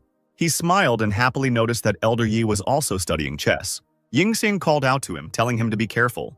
However, he did not hear her, and so he came even closer, and suddenly the board lit up with a bright light. The man exclaimed that this chessboard wanted to teach him something. The board continued to glow, and its energy filled the entire space. And suddenly, in Chang Xuan's head, the word sounded, "The army has no permanent position. Water has no permanent form. The sun has its short and long days. The moon has its phases." Chang Xuan was moved by these lines. Tears flowed from his eyes and he exclaimed that he understood everything. Meanwhile, Chang Qing came out of the house with a tray in his hands, apologizing for keeping them waiting. And the guests all moved to the chess table, crowding around it, and Chang Qing asked them what had happened to them. Chang Xuan rushed towards the elder, asking him if he could find out what kind of chess game this was. Chang Qing didn't quite understand the question, so he asked again, but then replied that it was a draw. The unknown word startled the men, and they opened their mouths wide. Smiling, Chang Yi said that draw was a good name. Although it looks like a confrontation between black and white figures, it contains the path to peace, the path to the obstacle, the path to harmony and life. Chang Xuan beamed and exclaimed that opposition is balance, it is harmony. This game of chess is so deep that it is rare in this world. Chang Qing didn't understand what these old men were talking about. He thought that a draw was just a draw where no one won. What was there to analyze?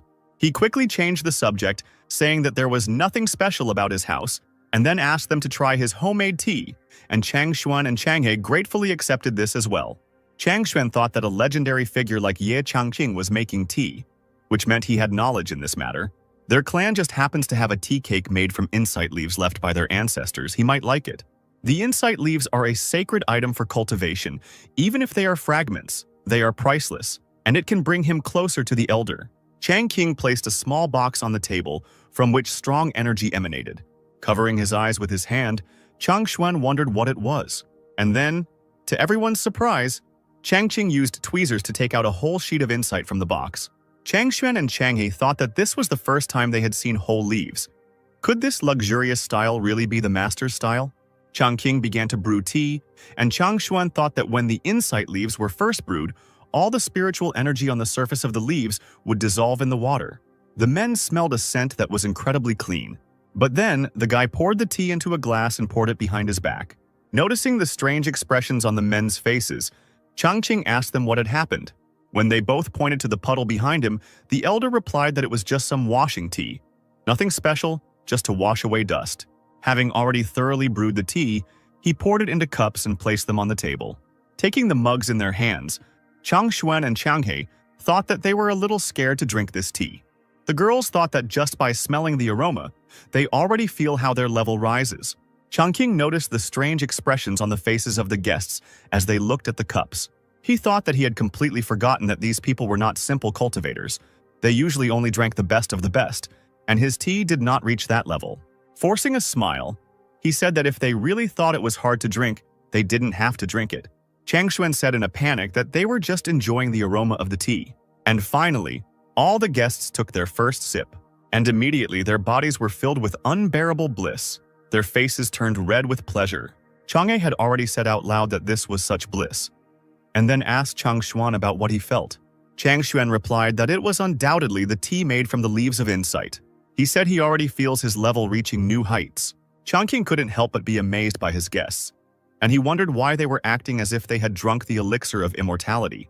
Meanwhile, Chang Xuan and Chang He felt some changes in their bodies. Mr. Liu noticed that his strength had returned, and the head mentor, clutching his head, said that he felt as if someone had returned to him the cultivation he had lost over the past 1,000 years. Chang King asked his guests how they liked his tea, which brought them back to reality. Chang Xuan leaned towards Chang He and asked him how they should answer, to which the latter suggested that it was a test of their knowledge of cultivation. Then, Chang Xuan raised his finger and said that this tea was sweet and pleasant, leaving a long aftertaste after drinking it, feeling like you were immersed in warm springs. Chang He had already raised 2 thumbs up and exclaimed that this was definitely the best tea he had ever drunk. Chang Qing looked at them suspiciously, thinking that they couldn't feel that much from a cup of tea, and for some reason he had the feeling that these people wanted to deceive him. Meanwhile, Shuang and Yingxing also felt changes in their bodies. However, they didn't say anything, they just looked at each other and laughed together. Chang He reached deep into his robes, calling out to Mr. Yi. Taking out a small box, he said that this item was a family heirloom. If he liked it, let it be a thank you for taking care of his niece. Chang King thought that the man seemed to realize that his relative had been drinking and eating here for so long, and therefore felt uneasy.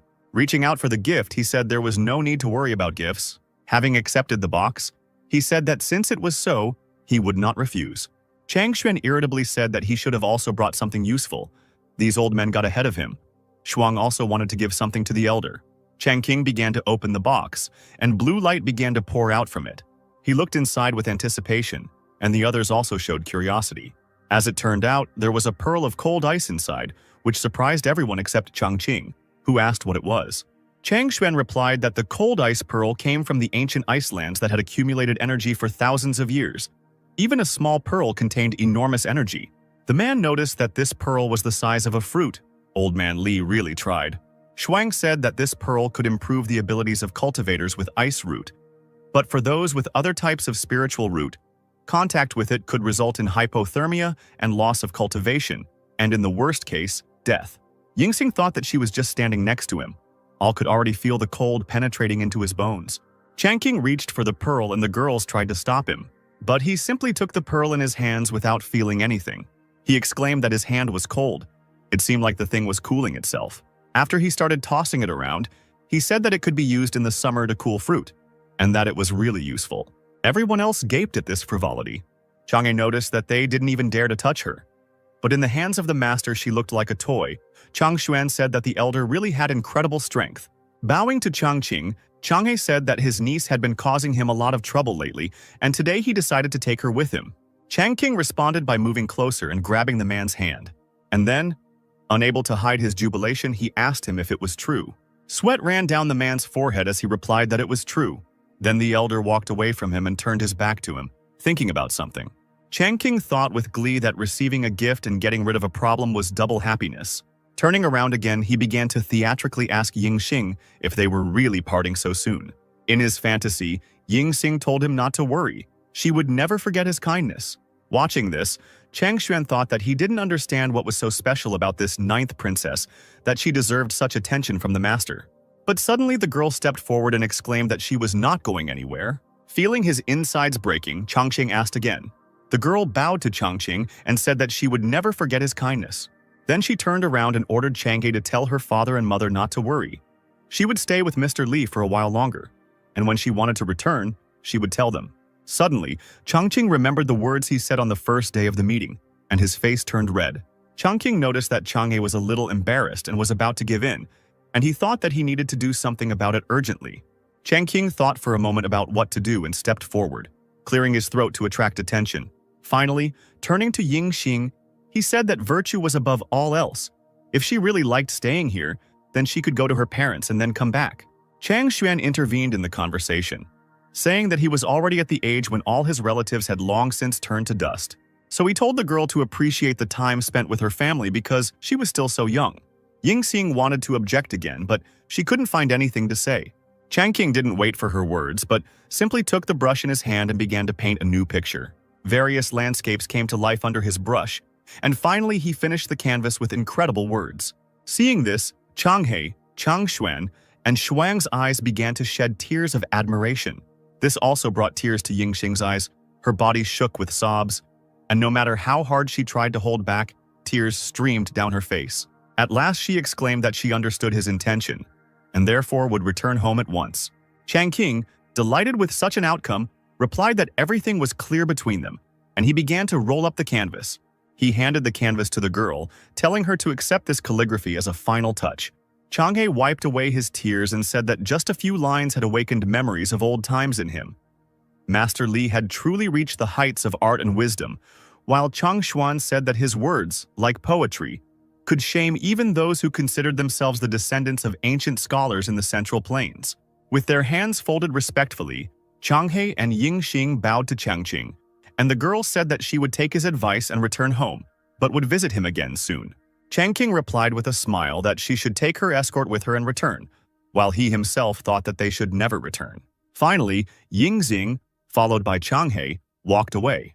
Looking after them, Changqing thought that it had already been 5 years since he came to this world.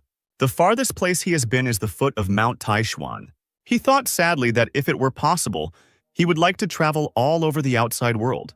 Chang Xuan watched Master Li and noticed that he was so polite and courteous. Stroking his beard, he said that, having reached a level that they could not even dream of, he was still ready to personally see them off, ordinary people.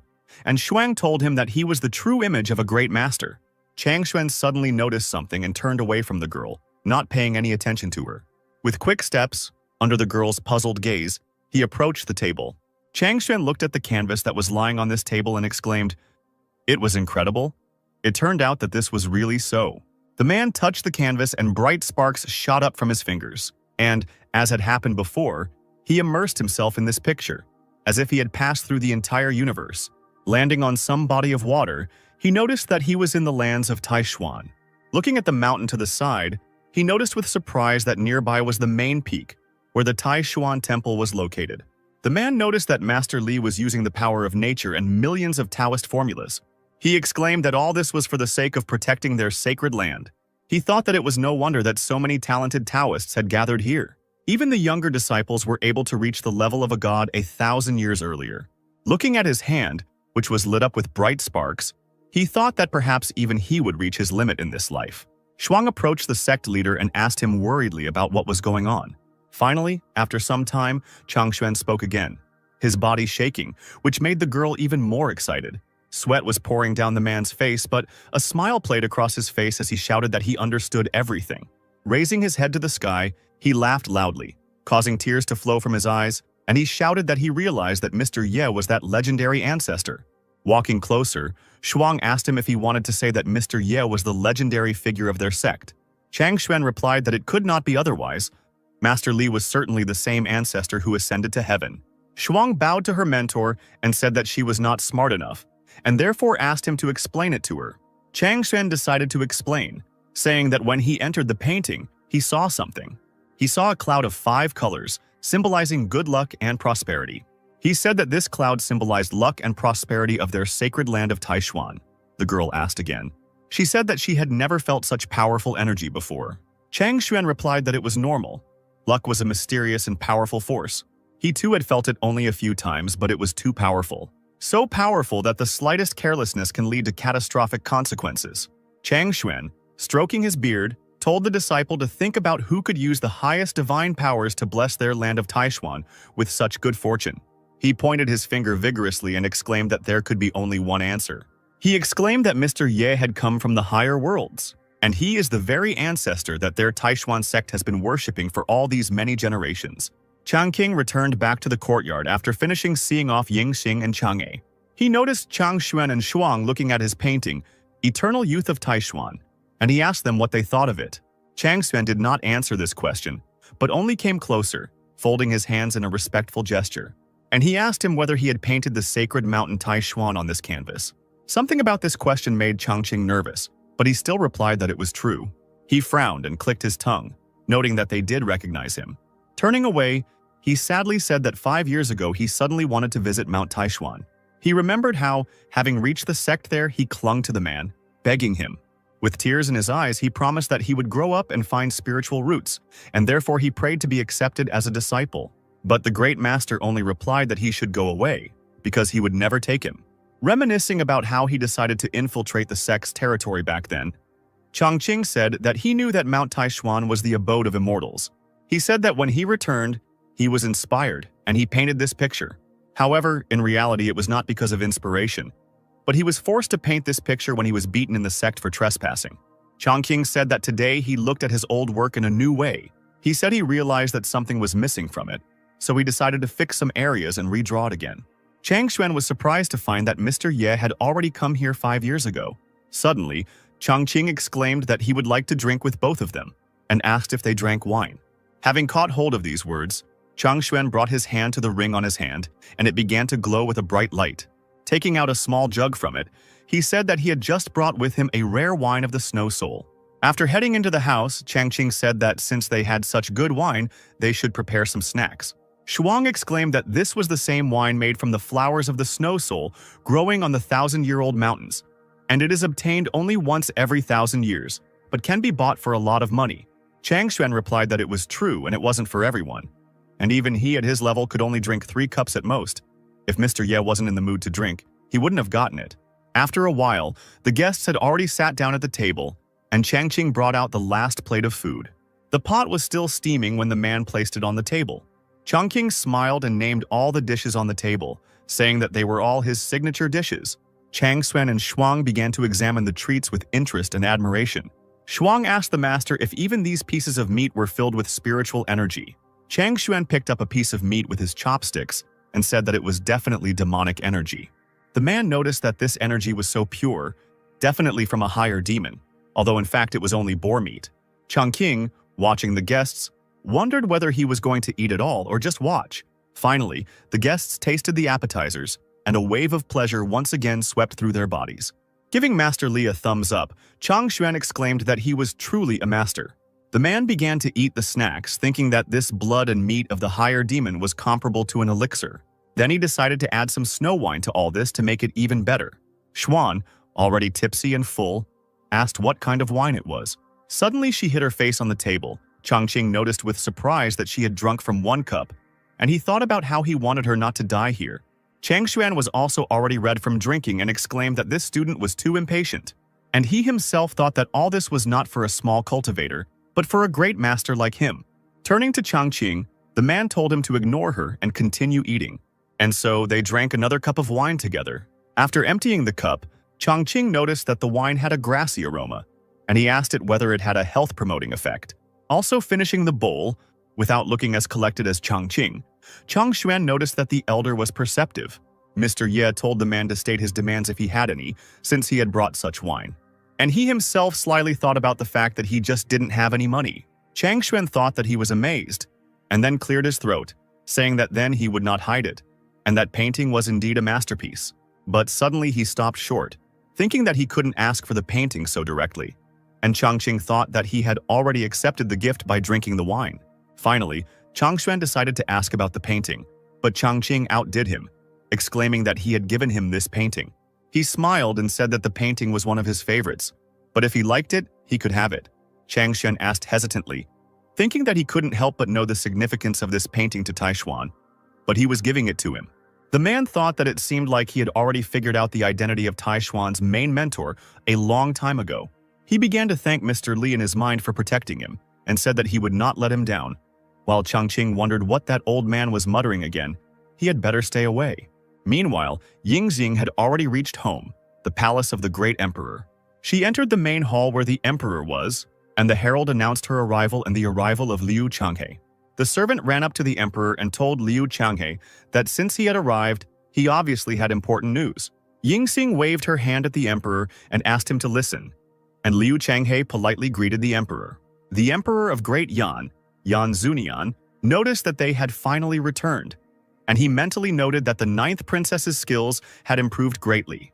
Yingxing clung to her father, exclaiming that she had missed him so much, and he asked her if she had caused trouble again and returned with an escort. Frowning, the girl exclaimed that everything was not like that at all. She said that this time she really met an outstanding master. Zunian asked his daughter what level this master was. The girl waved her hand towards Changhe and exclaimed that he should ask the head of the Liu residence about this if he didn't believe her. Liu Changhe bowed to the emperor and said that he could confirm that the 9th princess was telling the truth, and it was he who escorted her back. He said he did it not only because of the princess's point, but also to tell him important news as soon as possible. Zunyan looked at the man seriously and told him to speak. After listening to the man's story, he said that he did not give it up, that within the Great Yan there were such powerful recluses. Looking at Chang'e, he asked him what level he thought this master was. Chang'e replied that it was impossible to determine, because the elder's house, although simple, had treasures at every step. However, he did not feel his presence in cultivation at all. The man said that if he was not mistaken, then this elder had already reached the highest level, or had come from the higher world. Zunyan asked again in surprise, and Yingxing exclaimed that this was terrible news. The emperor thought that if there was such a powerful person within the Great Yan, it would definitely become a secret, for no kingdom can afford to reveal such information. Yingxing thought that Master Li was a powerful recluse, but not a celestial being from their higher world. Suddenly she thought that if he was a celestial being, then what was the connection between him and her? She smiled, thinking that her father didn't yet know that the celestial had proposed to her. But then she changed her train of thought again and, embarrassed, wondered whether he really had feelings for her. The emperor asked Chang'e if it was possible that he would go to him immediately after this, and he might want to use him as his pawn. This plan surprised the man, but he replied that it was quite possible. The emperor looked at his daughter and said that Elder Li might be planning to control him through his love for her in order to rule over all of Great Yan and expand his influence. Yingxing quickly objected, saying that this was impossible. He didn't know Mr. Li. He was elegant and good-natured, not that kind of person at all. The man replied that she was still young and inexperienced. There were many cultivators who seemed kind but were cold and ruthless inside, especially someone like this senior. The emperor called the guards and ordered them to take him and the 9th princess to the eldest ancestor. Accompanied by several guards, Zunyan and Yingxing reached another house. The girl continued to defend Changqing, saying that he was not like that. The emperor said that he did not want to harm him. He just wanted to make sure she was safe.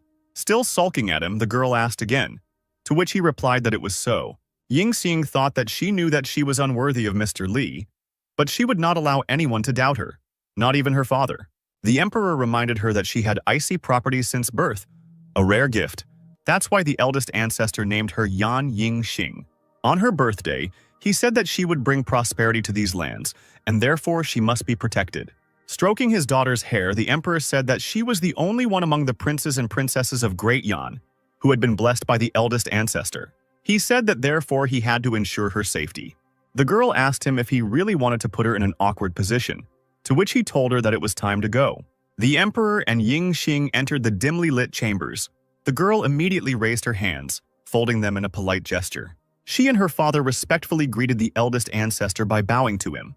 Great Yan's eldest ancestor, A Tianshan, noticed that Ying Xing had returned to the capital with considerable experience and fortune.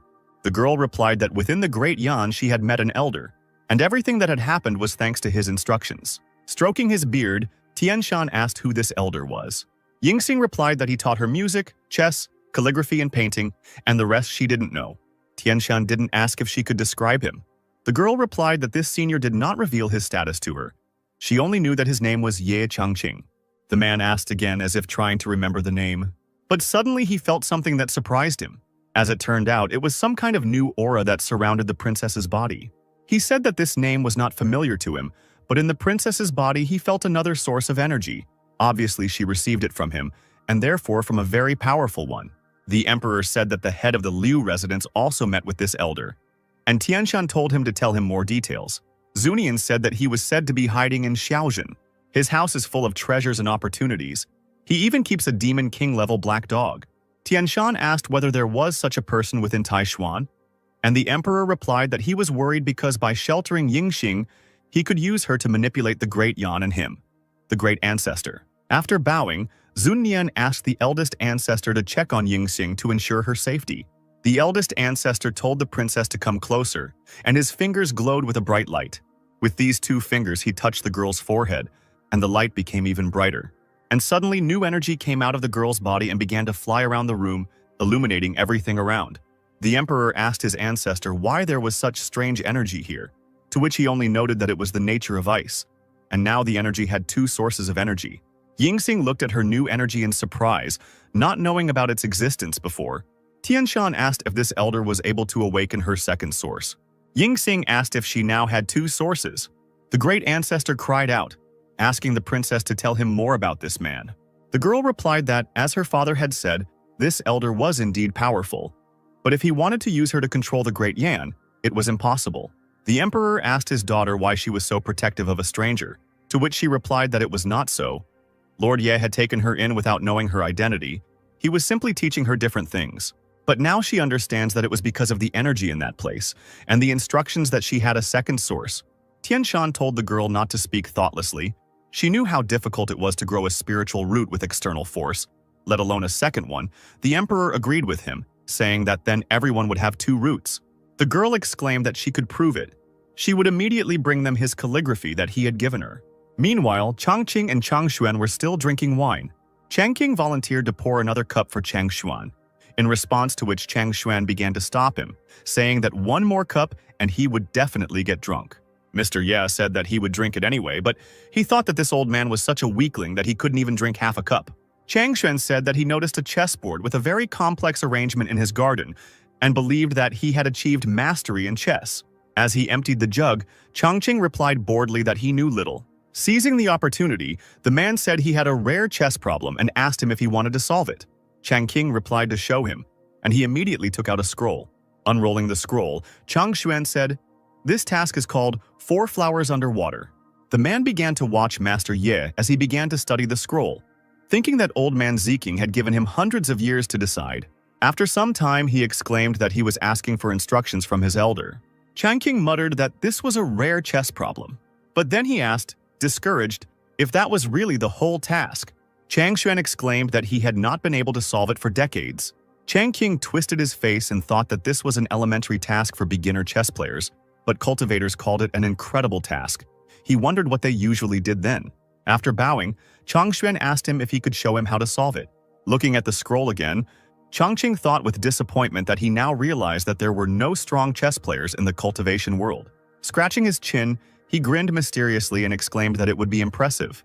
Following these words, he quickly jumped up from his seat, placing the scroll with the task on the table. Walking out from behind the table, he waved his hand at Changshuan, telling him to follow him. The man obediently followed his elder, who stopped next to the board. Suddenly, the hieroglyphs on the board began to glow with a bright light, radiating energy. The words, "Every move is filled with life force," sounded in Changshuan's mind.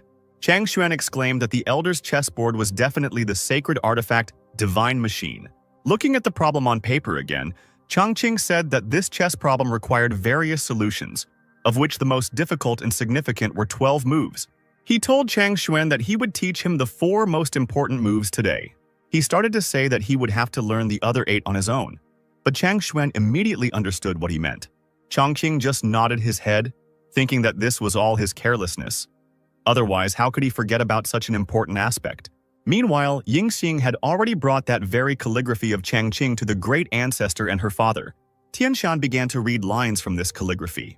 Zun Nian, listening to these lines, thought that by visiting the eldest ancestor, firstly, he wanted to ensure Yingxing's safety, and secondly, he wanted to use his power to determine the level of this person in order to develop an appropriate strategy.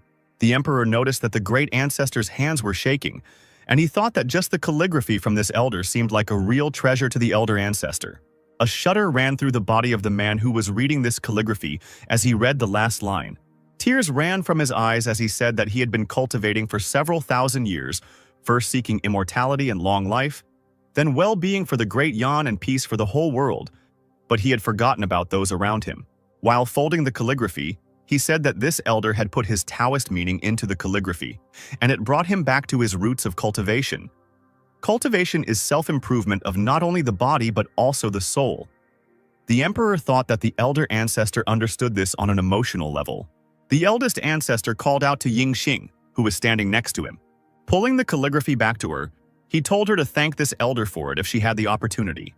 Stroking his beard again, he said that calligraphy alone had broken down his internal barriers, and if nothing changed, he would soon be able to reach a new level. Zun Nian asked his ancestor in surprise if this was true. Yingxing asked her ancestor if he wanted to thank him so much, then why didn't he visit him himself? Tianshan turned his head sharply to look at the girl and asked her what she was talking about. The girl happily reported that before she left, Mr. Ye had already agreed for her to come back and visit him again. Intrigued by this, the elder ancestor asked her if this was true, to which the girl replied that it was. The emperor hastened to intervene in this conversation, shouting that this should not be done. It seemed to him that there was something in this. He asked if there was such luck in the world that this man had such power, because he not only gave Yingxing the second spiritual root, but also agreed to accept them at any time. He said that usually powerful beings would use moments like these to manipulate events, so he was worried that he was using Yingxing to lure them all into a trap. Tianshan interrupted this monologue by shouting loudly for him to stop, and he asked the emperor how he could be the emperor of Great Yan, being so narrow-minded. The eldest ancestor exclaimed in annoyance that this elder had presented the Great Yan with a real treasure, and he dared to doubt his intentions. It was simply ridiculous. Yingxing quickly defended her father, saying that he was not that kind of person at all. He only cared about the Great Yan. Tianshan replied that if this were not so, there would be no point in the position of emperor. Addressing the emperor by name, Tianshan said that he had not yet reached the required level and therefore did not understand everything. He said that using weakness to manipulate is the approach of those who have been stuck at one level for thousands of years and cannot break through further. This elder one has definitely reached the highest point of perfection. As the saying goes, the great art is in simplicity. Such elders, instead of being players, prefer to remain hidden in everyday life, observing the world with a smile. Zun Nian immediately fell to his knees and began to bow, shouting that he realized his mistake. He exclaimed that if the eldest ancestor was going to visit this elder, he would prepare worthy gifts later. The elder ancestor replied that it was fine if he hugged, but people like Elder Li probably did not attach importance to material things. Therefore, it is necessary to organize a reception for the elder in the capital. And the emperor immediately gave the order to prepare for this reception, and therefore the construction of pavilions began. The construction of a statue of the elder Yi was in preparation. The news spread through the streets that 3 days later, on September 6th, all the subjects of Great Yan were to gather at Jade Hill for a ceremony, and the people were immediately in a state of talk. Someone said that the whole city had to build pavilions in 3 days, and it looks like it was called the Changzhong Pavilions. As it turned out, someone was secretly watching and listening to all these conversations. This man thought that something suspicious was going on, and therefore it was necessary to return and report to His Majesty. Sometime later, this man left the Great Yan and reached his state. Someone informed the advisors that many Changzhong pavilions were being built within the Great Yan, and he asked who knew what they were. The advisors turned their heads, wondering what Zun Nian was planning and whether this was another trick by old Yan Tianshan to confuse them. One of the advisors approached His Highness and asked him to increase the number of scouts to find out the truth. Meanwhile, this news about the construction of the pavilions reached the state of Guten. Emperor Guten slammed the table, shouting that these spies were useless if they couldn't get information. The advisor tried to calm him down by saying that although they didn't know the identity of this senior yet, such honors were clearly not intended for an ordinary cultivator. The only one who this can be is a great Taoist who is on the threshold of ascension or an already great person from the higher worlds. The emperor asked his advisors what they should do. The advisor said that in his humble opinion, it would be necessary to send more scouts to thoroughly investigate this matter. 3 days passed like this, and Zun Nian was already standing near the new pavilion. He said that Senior Li's pavilion was almost completed, and then asked Senior Ancestor to inspect it. A maid approached the emperor and said that the eldest ancestor was on the verge of a breakthrough, so he should be careful and not be careless. The emperor replied that he understood, while 2 spies watched him. One spy told another that His Majesty was right. Yan Tianshan was indeed on the verge of a breakthrough. Another spy asked if His Majesty didn't suspect that Yan Zunian was up to something. Then the first one asked whose side he was on. A scuffle broke out among the spies, while the emperor turned around to report to Yan Tianshan.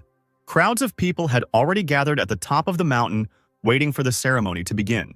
In the middle of the square stood a huge statue, which was hidden by a red cloth. Among the people, someone said that such grand works are only for those who have brought great benefit to the great Yan. The heralds announced that the emperor and the 9th princess had arrived, and their subjects immediately fell to their knees. Zun Nian immediately ordered them to rise. He told the people that he knew they had many questions about why he had organized such a grand construction project in the capital, building the Changzhong Pavilion and erecting a statue of the elder Li.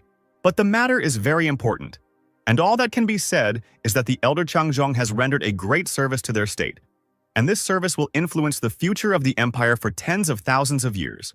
Questions immediately began to circulate among the people about who this elder was and whether he was immortal. The spies immediately noticed that now the great Yan was probably under the protection of the immortal, because the order for construction came straight from the palace from that ancient elder. They joyfully noticed that this ancient old man was still alive, and so they decided to quickly return to the sovereign. Zun Nian then gave the order to the Yellow Master to begin. The Yellow Master opened the scroll and read that September 6th was a favorable day for all affairs, and that evil omens should be avoided. Suddenly he shouted that the Changzhong Pavilion was completed. The emperor approached the statue and began to pull the cloth off it. And before the eyes of the people appeared an incredible huge statue of Mr. Li, with a naked torso, made of gold. A glow emanated from the postcards under his armpits. The emperor immediately asked what this was, what was happening here. The order was given to immediately protect the emperor, but this radiance had already reached the crowd, and suddenly they exclaimed that they were so pleased they felt full of strength. The emperor noticed that no statue had ever emitted such a divine presence before. He asked whether Senior Li was so great that he stood out even among immortals. The crowd suddenly noticed rainbow clouds in the sky, and they immediately shouted that this statue had called them, bringing them heavenly blessings. But suddenly the skies darkened, opened up, and lightning flashed from the clouds. The crowd wondered why the rainbow clouds and thunder had appeared, but then someone shouted that it was a sign from heaven and they needed to bow down. Yingzhang exclaimed that such omens were not common and asked her father if they should call the elder Liao, to which he replied that they should wait and see what happened. Soon the skies brightened again and sunlight illuminated the earth. The rainbow clouds in the sky shone even brighter, astonishing all the people below. 3 figures of people appeared from the clouds, descending from the sky. Zun Nian noticed that it was a miracle. But was Yao the result of Senior Comrade Ye's actions with Lu Yu and the Golden Body? Suddenly, a servant called him and said that after his return to the imperial palace, it was clear that his brother had reached the heavenly heights, and the state of the Great Tao was in order, so there was no doubt that the Great One was going to break through. The emperor was delighted by this news and exclaimed that the Qin clan's ascent to the highest realms would be closer. The sunlight illuminated the sky in the distance where Changqing's house was. Zun Nian and Yingxing bowed and asked Great Comrade Ye for help. The emperor said that if one day the ancestral emperor reached the highest realms, their great empire would enjoy eternal peace. Meanwhile, after a few days, news of this event reached the old city district. Emperor Guten slammed his hand on the table and shouted that old man Lao Er really wasn't dead. He asked the spies if there was any other news. The spies replied that only small things remained. Now the great Yan has a great master who has achieved perfection. This man established the golden sky of Yiluyu, and the heavens gave signs. They say that the old man from the Yan Empire also received advice from this man. The emperor listened to this news calmly and nodded. But then he realized what he had heard and understood, that this was clearly not a trifle. He grabbed some writings from the table and threw them at the spies, hitting them right in the heads. The emperor's capillaries burst with anger, and he shouted for this group of idiots to be thrown out of here. As the night approached, news of the ceremony reached the Jia Empire. Emperor Xia noted that it seemed like Su Xiang had indeed received good fortune last year. An advisor said that he thought the rise of Great Yan was inevitable. Another said that if the old man from the imperial palace successfully broke through, the other 3 states would be under his control. And a third said that the most important thing now was to find out who this senior comrade Ye was. The advisors began to argue among themselves about who they should form an alliance with, each proposing his own candidate. Emperor Xia listened calmly to these disputes, frowning more and more. Meanwhile, Changqing had a dream. A voice in his head said that 1,000 years ago, the lands of the central region were divided into 7 states. An age of chaos and upheaval arrived, and then a man of exceptional strength appeared. He took charge and established order, and thus 4 great states arose. The ancestors of these 4 great ancient states wanted to erect a statue of this great man, to establish a golden body and a temple to honor him for thousands of years. But for some unknown reason, he died without illness. Upon seeing the news of his own death, Changqing jumped out of bed, exclaiming that he did not want to see it. He sat up in bed with a jerk, his breathing rapid and heavy. Scratching his cheek, he noticed that the wolf's answer was too beautiful. He even dreamed that they erected a statue for him and brought sacrifices to him, and suddenly he became a great man. Getting out of bed and stretching, he said that if he didn't have common sense, he would believe it. As he approached the door, he noticed that sleep had really helped him. It seemed he was sleeping better. As he walked out into the yard, he thought that the old master had already left a month ago. Sitting down at the table, he thought that he was wondering if he had found out anything about the 4 dragons that release water. Frowning, Changqing remembered that he had only taught him 4 methods. After looking through the gifts that were sent to him, he sighed heavily. There was a stone and a tablet on his table, and Changqing wondered who could have sent him such a thing. He noticed that someone had sent him a stone and an amulet, but he hadn't even shown himself. He remembered how he taught Changshuan the playing techniques while constantly scolding him. He wondered why it was so difficult to understand the basics of this school. Changqing sighed and said that in the great mystical book, there is a place for those with strong spirits, those who move forward without looking back. He exclaimed that if he had a strong foundation and high intelligence, he would have long ago become an unrivaled master of the entire cultivation world. Following these, Changqing waved his hand, throwing the amulet aside. Putting the stone on the table, Changqing sadly said that he was now his rival. Humming something to himself, Changqing stood up from the table and walked away, and suddenly small cracks appeared on the stone. The cracks became larger and larger, and a bright light began to shine around the stone. Changqing entered his office, his notes illuminated by the sun. Stretching, he said that the morning was the most productive time, and therefore, it was time to start training. He ran his brush across the paper, and suddenly red sparks flew from his ink. Looking at the brush in confusion, Changqing asked if there were any discipline problems and if the recording paper was missing. Shaking his brush, he looked back at his canvas. Looking at the hieroglyphs, he noticed that golden smoke appeared around them. This sight made Changqing frown slightly. He picked up his brush again to lay out his work, thinking that he was actually making progress. Bright sparks of light flew from the canvas in different directions. Changqing happily noticed that the golden smoke continued to appear. A loud, joyful cry came from Changqing's office, saying that it was all his golden finger, causing everyone around to become frightened. The Black Emperor, half asleep, thought that his master was so powerful that even his finger was turning golden. Mr. Ye, looking even more animated, exclaimed that it was time to return to training. After some time, more symbols appeared on the canvas, glowing with golden smoke. However, Changqing was not going to stop there and continued to practice calligraphy. And suddenly a blue tornado appeared somewhere near the man's house. Raising his head from the canvas, Changqing saw that same blue tornado in the window. He wondered if he had caused this phenomenon. But this did not stop him, and he continued training. Meanwhile, thunder rumbled, and bright lightning flashed in the sky. Changqing took a break and went outside to get a better look at this weather phenomenon. And the lightning became brighter and stronger, and they were already striking the ground. But soon the sky cleared, and Changqing exclaimed that the heavens had not abandoned him. He said that when a true strong master is born into this world, he will summon heavenly signs, and with one mental effort one can move across the sky and earth, overcoming any obstacles. Believing in his abilities, he raised his hand up, shouting the spell, "Fly!" Changqing cast a spell, but nothing happened. He looked at his hand and asked if any other spell was needed. Then he took out the vault of the brush again and exclaimed that may his wish come true. And now, in response to this, the skies darkened again, and lightning flashed from the clouds. Lightning struck straight into the hand that was pointing towards the sky, causing Changqing to be electrocuted. Almost fainting, he wondered why he could summon signs but had no spiritual powers. But then he wondered if this was a hint that he had a foundation. Several days passed and ships began to hover over the Taishuan sect. People looked up at the sky exclaiming that the time had come again for the great competition. They exclaimed that the path of cultivation was worth it, and it was worth sending children there. The master standing on the ship exclaimed that this bustle was not a place that could be entered so easily. Someone else said that true cultivation required a solid foundation and a high level. One of the men asked his dear brother if he remembered correctly that he, too, was not from a family of craftsmen. The man only frowned in response and asked the other what he meant. Adjusting his glasses, the other man said that he was simply reminding them that just as ordinary people seemed insignificant to him, so they were insignificant in the eyes of great masters. Another man appeared behind him, who noticed that he had again had many revelations. The test master asked him which masters he was talking about. The first man thought that he was finished if he dared to laugh in the presence of other masters. The man with the fan told the man with the glasses that he was still far from them. And in response, the man fell to his knees, apologizing and saying that the mentor and student were both great masters. The man with the fan raised his chin and exclaimed that he already knew that. Passing by the kneeling man, he said that although his abilities were impressive, his status was still lower, and seniority and respect should not be confused.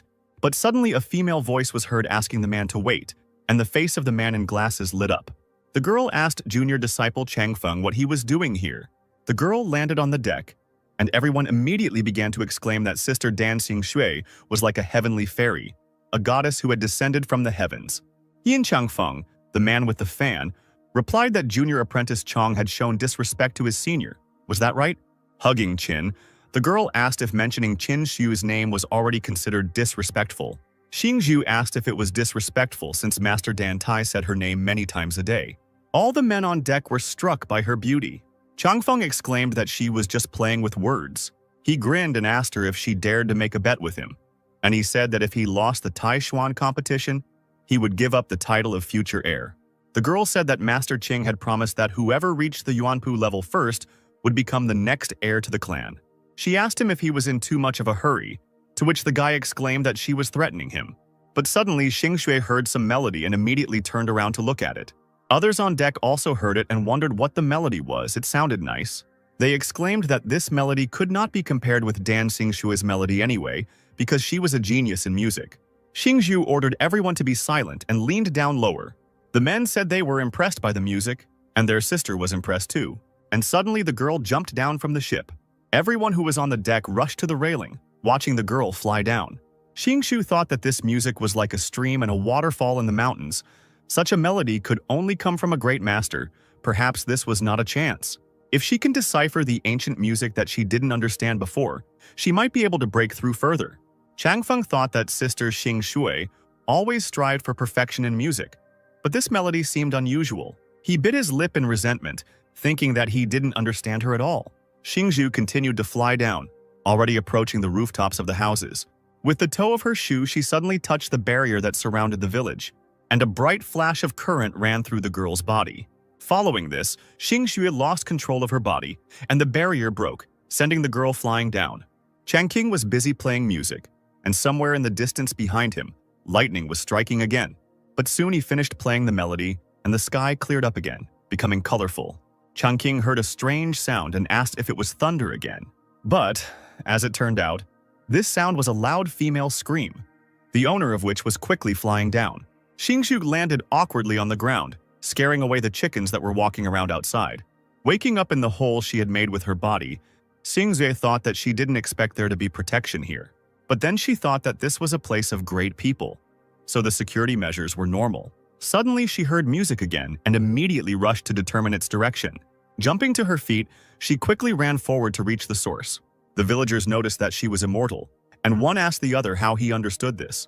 The man replied that it was all her appearance, something that was impossible for an ordinary person to comprehend.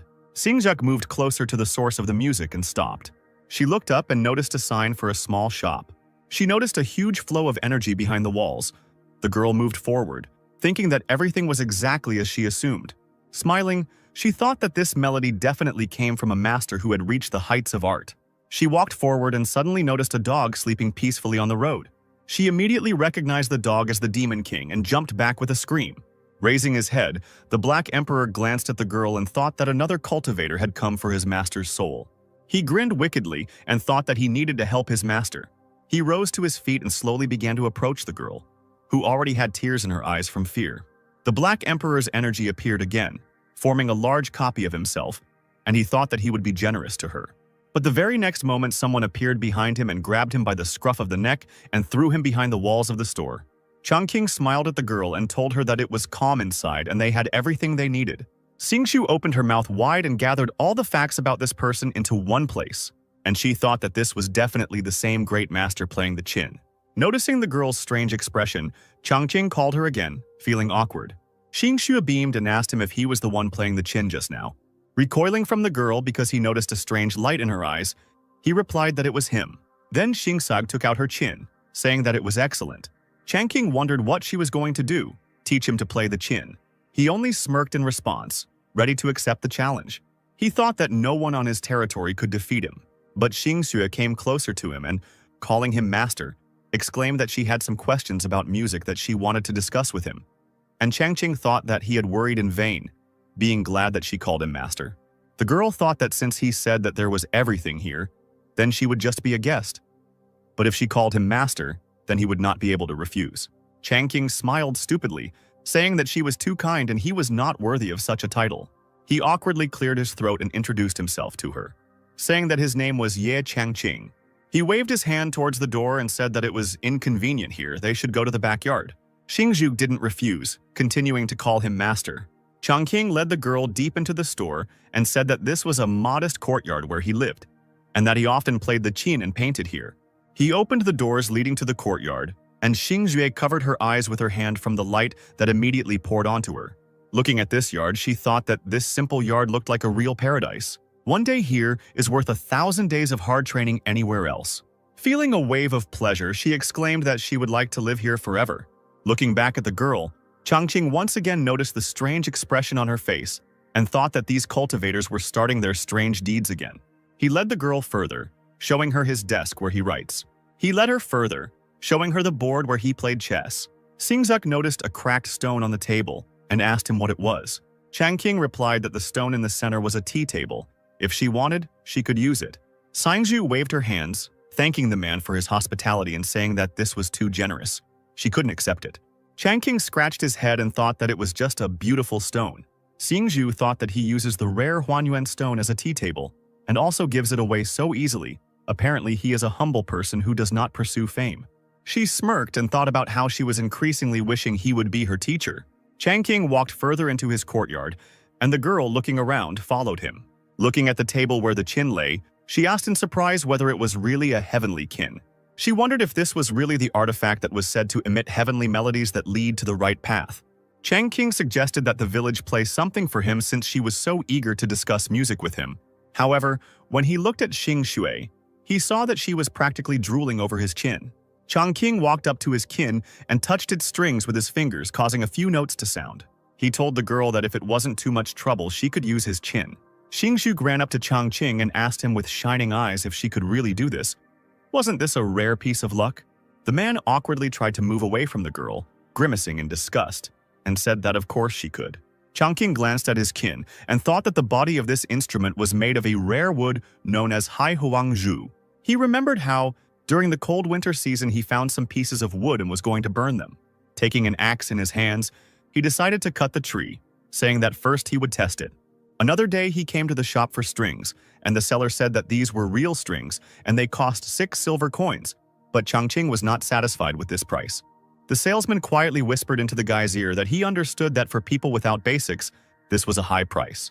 Changqing walked towards the exit and shouted angrily at the salesman to wait for him.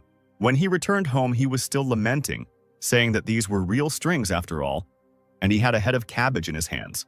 Having lured the silkworms, he decided to start making the strings himself.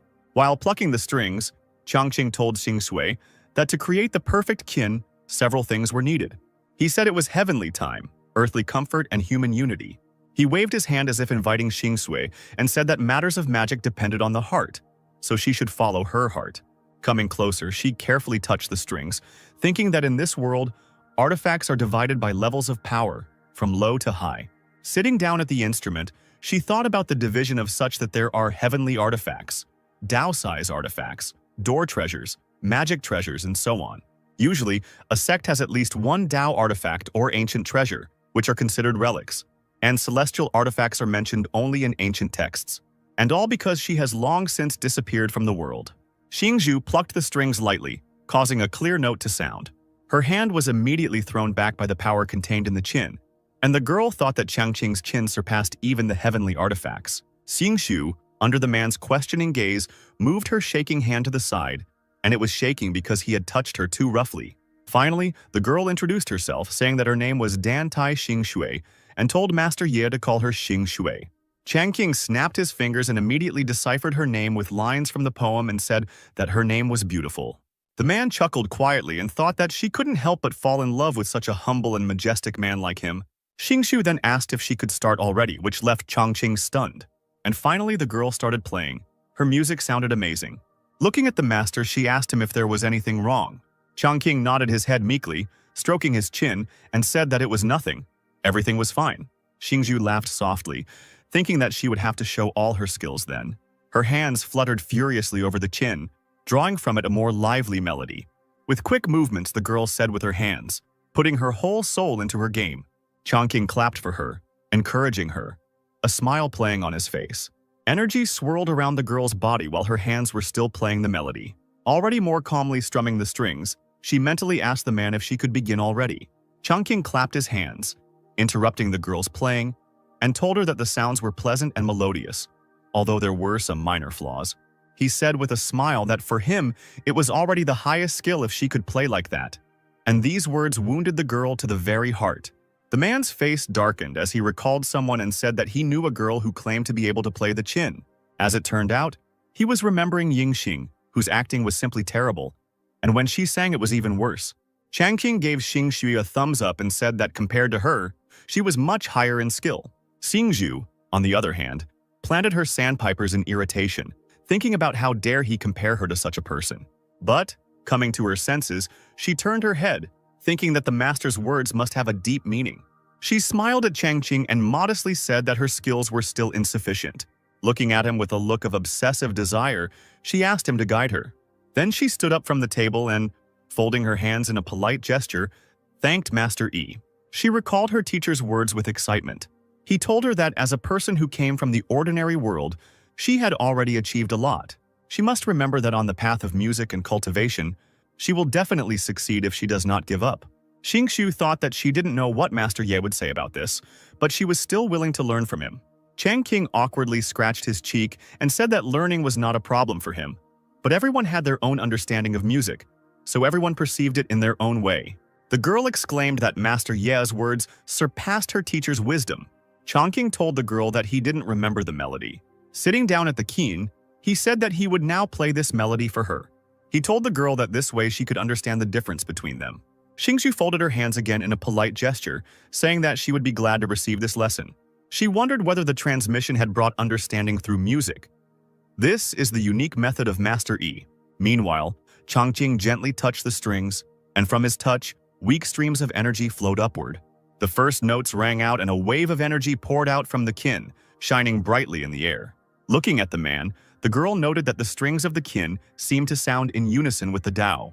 Giving birth to infinite wisdom, the sounds of qin make the mind calm, clear, and pure. She thought about how she felt among the clouds, as if she were flying on a crane in the sky. Changqing placed his hand on the strings, stopping them when the melody ended. He brushed the tears from his forehead, noticing that the song was more difficult than he expected. Xingzhu stood there with her arms wide open and in absolute bliss. Changqing glanced at her, thinking that she must have really put her heart into it. Getting up from the table, he said that the main thing she could understand was that this was already progress. After some thought, Xingzhu came to her senses and exclaimed that she understood everything. Looking at Changqing, who was calmly sipping tea, she thought that his skill in music was truly incomprehensible. She thought that perhaps he could help her resolve her biggest misunderstanding. She recalled that since she was a child and entered the Zeking sect, She began to study the way of music. Everyone admired him not for his talent on this path. People applauded her, saying that she played great, she was truly amazing. But one day the girl found the score in the cave of the great master, who had long since passed away. Every time she started to play, she couldn't bear the wisdom hidden in the notes and stopped. Not once was Xingxue able to play this melody to the end.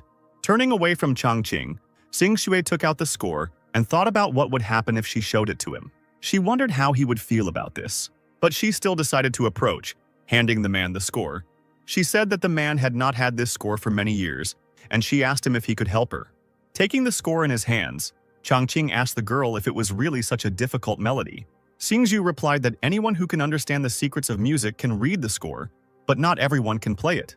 Not even the teacher could. The girl remembered that her teacher was electrocuted when he tried to play her. Xingxue trembled at the mere thought of it and said that he couldn't withstand the pressure of the wisdom contained in the notes. Changqing opened the score and replied that he understood it. Looking at the girl, he noticed that the author of this score was a woman. Xingxue was quite surprised by this remark and said that the cave actually used to belong to a woman. The girl turned around with glee, thinking that Master Ye was able to understand it at first glance. He was really the one she needed. Changqing sighed as he looked at the score and thought that a man could not have created such a melody. The man coughed awkwardly and told the girl that he would then help her play the melody. With a glint in her eyes, Xingxue turned around and asked if it was true. Having thanked the master, she moved a little further away, and Changqing sat down at the kin again. Raising his hands, the man thought that this melody was indeed difficult, but it was not beyond his strength. His hands touched the strings again, and even stronger energy began to burst out in different directions, forming a beautiful pattern. Caught in the energy's range, Xingxue cried out as she was blown back. She was surprised to find that this energy was incredibly powerful. Changqing continued to confidently produce note after note, the melody flowing like a river, filling everything around. Suddenly the girl felt something wrap around her legs, and her body shuddered. Something invisible crawled over her arms and body, restricting her movement, making her body shake even more. Looking at Changqing's back, she wondered if he really wanted to use this melody to pass on the knowledge and wisdom of the Tao to her.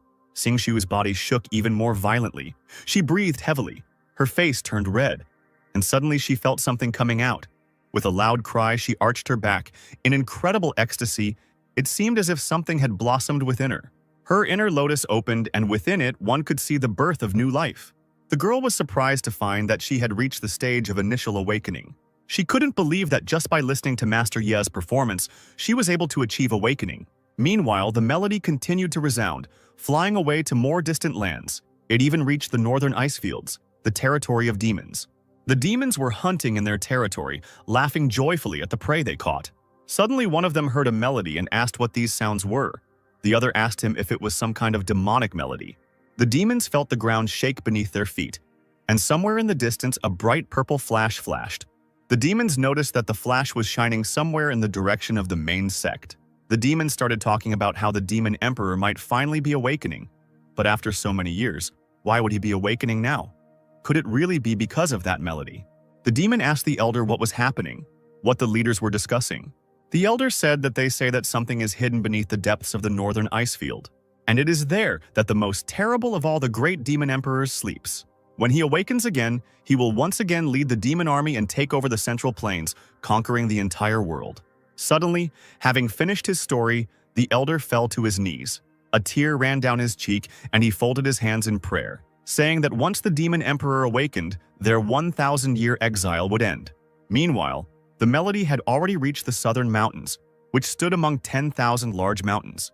The melody flew between the mountains and rocks, getting deeper and deeper, reflecting off the stones. So she reached a cave where someone was sitting and meditating.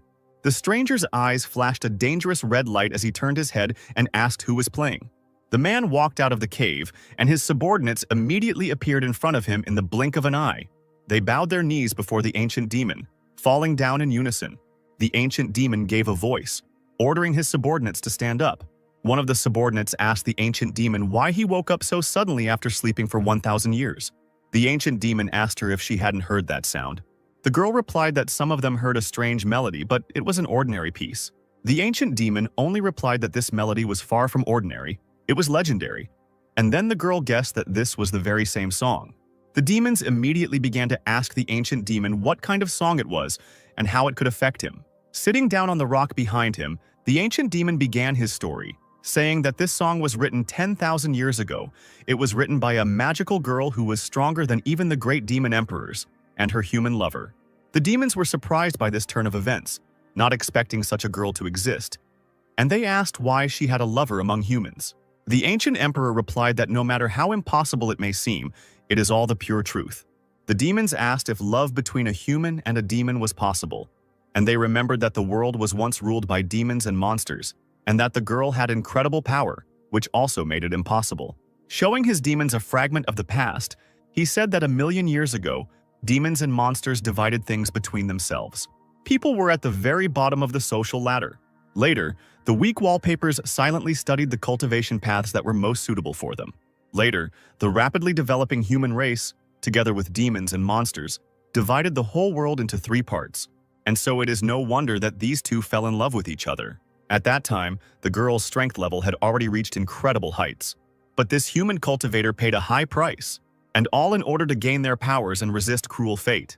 His beloved used an ancient secret method, and with this, she sealed him in the depths of the northern wastes. His soul was placed in a mysterious coffin and hidden underground, far from sight. The ancient demon said that before this, a cultivator left a song. Only by playing it could the seal on the mysterious copper coffin of this magical empress be broken. It was also mentioned that only the descendant of this cultivator can play this song. One of the demons asked the man if he thought that if the song was heard in the northern wastelands, it could be heard there too. He exclaimed that the coffin of the sealed magical girl could already be expected there. The ancient demon said that he was sure that soon the demons would return to fight the people again. The demons immediately said that they understood everything, and they would immediately send people there. The ancient demon shouted that if the demons attacked, they could take advantage of the moment and attack the central continent. At the same time, the ships of the Ziking sect had already reached what they believed to be a secret mountain temple. Changfeng went out on deck and looked down, and he said that these were the 7 peaks of the secret mountain temple. He chuckled and said it looked like the meeting would start earlier than expected. But suddenly, the ship began to shake violently, and all the students immediately fell to their feet. Even Changfeng couldn't withstand this shaking and was already starting to lose his balance. He stumbled awkwardly and fell face down on the floor, asking what happened. Raising his face with a bruised cheek, he screamed with tears in his eyes for someone to save him. As it turned out, the ship collided with the temple barrier. The shaking did not stop. The students noticed that something was happening there. They shouted angrily that they knew they were coming but didn't turn off the mountain's big defenses. They thought it was a threat. Meanwhile, Chang Xuan and the others were on their way to meet the people from the Holy Land of Ziking. Zhenren turned to the head teacher and asked him if he was confident that he could solve Xu Jitian's 4-sided water formation. Chang Xuan didn't respond, but only hit his chest, trying to stop the trembling that had arisen. Turning around, he exclaimed that he had already received the true instruction from the teacher. To solve it is as easy as eating or drinking. He told his comrades to wait, because this time he would return everything that belonged to their land. Chang Xuan's younger brothers cheered happily. Mo Ren told him that he must fight like a real man. But suddenly Chang Xuan interrupted them, saying that they needed to calm their joy for a while, and he said that they should keep a low profile when they saw this old Xu Jitian. Stroking his beard, he said that this old fox had always been suspicious. If he suddenly changed his game tactics, he would simply waste his energy. There was a footstep behind the great teacher, and someone greeted him, saying that they had not seen each other for a long time. Turning around, Chang Xuan nervously greeted Xu Jitian in return. Folding his hands in a polite gesture, he said that he had heard that over the past 10 years, he had made significant progress in the art of chess. Xu Jitian laughed and pointed out that he still hadn't figured out the 4-dragon water formation that had been created tens of years ago, so there was no point in him trying hard. He noticed that so many of Tai Suyan's treasures already belonged to him that he was even ashamed. Hezui, Mo Ren, and Zhenren immediately joined in the surge of anger, but tried to keep their mouths shut. Stroking the arch of his mustache, the headman of Ziking, Qi Dalin, came out, saying that whoever played should accept his defeat with dignity. It is not a shame. Unable to bear such mockery, Hetsui grabbed the sword that hung behind his back.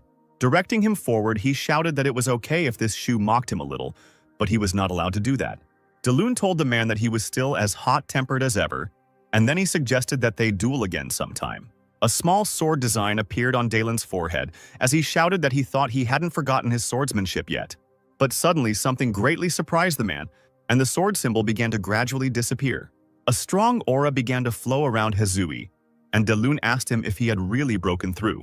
Gritting his teeth, he thought about how 10 years ago this old man had said that he would need another 2,000 years. Hezui swung his sword, and his aura began to spread throughout the space. He shouted at the man that he certainly didn't expect this. He smiled happily and exclaimed that he had successfully reached the level of spirit transformation. Chang Xuan covered his face with his hand in shame, thinking about how he had asked them to behave with restraint. Finally, Chang Xuan decided to intervene to stop all this before it was too late. He grabbed Hezui's shoulders and pulled him aside, telling Shu Jitian that he was sorry that she made him laugh. With his hands folded in a polite gesture, Chang Xuan said that although his younger brother had broken through his limitations, his abilities were still too modest, so he would forever remain one step behind in chess. From behind, Hetsuya's cries could be heard, telling him to stop showing his weakness. Genrin exclaimed that everything had changed now. His elder brother was no longer afraid of him. The others also shouted that they needed to fight and increase the stakes. Chang Xuan felt his heart sink and his head split into pieces, and he wondered if they were really playing a trick on him. He went to his younger brothers to try to calm them down while they were still shouting something excitedly. Someone from Zeking asked if these were the same old people who lost at chess and immediately began to complain about poverty. Others asked if the times had changed and they had become so impudent. Jitian thought that something was clearly wrong here. There was clearly something unusual hidden behind this. It seemed like there was someone very influential behind the people from Taishuan. Chang Feng came up behind Zitian and said that the disciples from Saint Ziking had already arrived. Chang Feng bowed to Chang Xuan and his younger brothers, greeting them. Chang Xuan smiled and replied that there was no need for such ceremonies, and he noticed that the holy son Ziking had made progress again. Shu Jitian said that this was just a small success. The man patted Chang Xuan on the shoulder and said that he had heard that the holy son Li Changming had also made great progress in learning the longevity technique over the past 10 years, so he hoped that he could show off his achievements. Chang Feng mockingly asked why Brother Li hadn't shown up yet. He assumed that the boy was avoiding him because he knew he would lose. Zhu Jitian told the student to be more polite. Chang Feng opened his fan and apologized, not at all regretting his words. Chang Xuan intervened and said that Chang Ming had been in seclusion lately. He said that Chang Ming had abandoned the path of longevity and was now practicing sword art. Shu Jitian and Chang Feng were quite surprised by this and asked again. Chang Xuan sighed and said that young people who have not been through hardships often make impulsive decisions. Smiling proudly, he said that fortunately his student met a great teacher who guided him along this path, which changed his life dramatically. Chang Feng and his teacher frowned as they watched this smug old man. Giving his thumbs up to his juniors, Chang Xuan thought that this is what he calls modesty and restraint. Hezui also gave him a thumbs up, thinking that his elder brother is incredible. The elders of Zeking began to whisper, not believing that they couldn't change their path so easily. One of them told Shu Jitian that this old man was trying to deceive them. He couldn't let go of his only disciple so easily, to which he replied that if his words were true, then they needed to be more careful. Frowning, he noticed that something was clearly wrong with this tournament. Another elder remarked that Chang Xuan had mentioned some great teacher. He exclaimed, asking if Chang Ming had received the true inheritance of sword art from some master. Jutian replied that they would not change anything one way or another, and that he would play a game with Chang Xuan before the Holy Sun's tournament and try to learn more. He said he wanted to see this great man in person, which gives them this incredible confidence. As if he sensed that someone was talking about him, Changqing sneezed while sitting at the table. Scratching his nose with his little finger, he noticed that someone was remembering him. Xingzhu walked up to him and asked him worriedly what was wrong with him. Changqing bent his finger and stared at his booger and replied that he was fine. He quickly waved his finger, shaking it off. He looked at the girl with a joyful smile and asked her if she was passing by. Xingzhu readily replied that it was true, and she leaned closer. Changqing noticed that it was already getting dark, and he himself was thinking that she should leave already because it was so difficult for him, so lonely and young, to restrain himself. The girl punched her palm, noticing that he was right, and Changqing sighed in relief. Xingzhu asked the teacher if she could stay overnight with him tonight, and she, without thinking, ran into the house, thinking that in the morning she would again ask the teacher to teach her to play the qin. Changqing shouted after her, asking him if she wanted to wait for his answer. So the man froze with his hand outstretched and his face distorted with irritation. He mentally cursed all these immortals. But he had no choice but to resign himself, and he sighed heavily. He indignantly asked if they really thought that because they were immortal, everything was allowed to them. His hand gave way on the strings of the qin, causing bright flashes to shine upward, and he thought that he should be sent special effects to add. But suddenly he realized that although everyone in this world has spiritual roots, their knowledge and skill in music, painting, and calligraphy are simply catastrophic. That is why, after seeing his work, they begin to adore him fanatically. He punched his palm and thought that more people should see his works. Clenching his fist, he exclaimed that then it would not be a problem for him to become famous in this world. He stepped on the bench, kicking it loudly, and laughed, asking if a person doesn't have a dream. Then how is he different from a salted fish? Raising his hand, he said that to start with, you need to set a small goal. And he exclaimed that his first goal would be to go to the capital of the Great Yan with his works. But suddenly he came to his senses, remembering that the suburbs were full of spiritual beasts and wild monsters. He thought in horror about how he, a young and handsome man without spiritual roots, could get to the capital. He wondered if he would have to ask the immortals for help. Meanwhile, Chang Xuan, his junior disciples, Zitian, his disciple, and Li Dalin gathered in the Tai Shuyan Hall. Looking into his mug, Zitian noticed that it was insight tea and remarked that it was an extremely valuable item. Chang Xuan replied that it was nothing special, just fragments of the insight leaves. And then he told me that he had recently drunk tea brewed from whole leaves. Changfeng noticed how the teacher's hand tightened on the cup, and he asked him if everything was okay. Zitian gritted his teeth and replied that his blood pressure had simply suddenly risen. Suddenly, somewhere there was a deafening sound that shook the entire building. Zitian jumped to his feet and asked what was going on. Hazui, also standing up from his seat, noticed that it seemed like Changmin had already passed his test. Looking at the guests, he said that he had achieved such success in just a month. He exclaimed that Changming was indeed a natural talent in swordsmanship. Changfeng asked again, his eyes wide, about only a month of training for them. Hetsui looked at the guy and asked him what was wrong with him, why he was shaking. Also gritting his teeth and clutching his fan, the guy replied that his blood pressure had also risen. His face darkened as he thought about how Changming's sword aura was already so powerful after only a month of practice. With 2 fingers extended, Changfeng began to use his power. Pink flashes swirled around the room, and he thought that this guy could deceive others, but not him, who had studied sword art for nearly 100 years. Putting his palms together, he thought that he couldn't fool him, and a bright beam of light burst out from his palms. This pink beam flew out of the room and flew straight into the blue light above the place where Changmin was studying. The pink beam reached the blue barrier and hit it, as if being absorbed. Changfeng stepped back in shock, exclaiming that this was simply impossible. The blue aura was not only not damaged but became even brighter, and the shapes of swords were visible in the sky. The boy exclaimed, asking if this was the true, supremely pure essence of the sword. Asking again what 1 month was, the guy frowned and cursed. He waved his hands and summoned his sword, exclaiming that he needed to see this with his own eyes. He flew out of the room peacefully on his sword, Zitian shouting after him not to be too confident. Changxuan put his hand on the man's shoulder to stop him and told him that it was okay. He asked him about when else, if not in youth, one could be self-confident. Changfeng flew through the air over the mountains to find Changming. Finally, he reached a small house on one of the mountains. Meanwhile, Changmin was training hard. Everything around him was glowing with a bright light, and a magic ring was shining under his feet. A huge sword appeared above the guy's head. It seemed like the guy's aura could destroy everything around him. A strong wind arose from Changming's use of power. Changfeng covered his face with his hand. Meanwhile, Changmin had already risen into the air. 3 bright spheres were shining around him, and the sword was descending lower and lower, hitting the ground with its tip. Changfeng rushed forward, noticing that this guy was about to achieve unity with the sword. While in a state of complete concentration, Changmin couldn't help but notice someone appearing within his reach. The boy immediately waved his hand, sending one of the swords that were floating in the air in that direction, noting that he felt killing intent. Changfeng barely managed to dodge the sword by tilting his head back, but the tip of the sword still grazed him, cutting off some hair from his bangs. And yet the boy lost his balance and flew down from his sword. Changmin had already dropped to the ground, finishing his union with the sword. A sword-shaped mark appeared on his forehead, indicating that he had successfully achieved unity with the sword. The younger disciples congratulated their senior, and Changmin replied that his level was already stable, as expected from the master's teaching.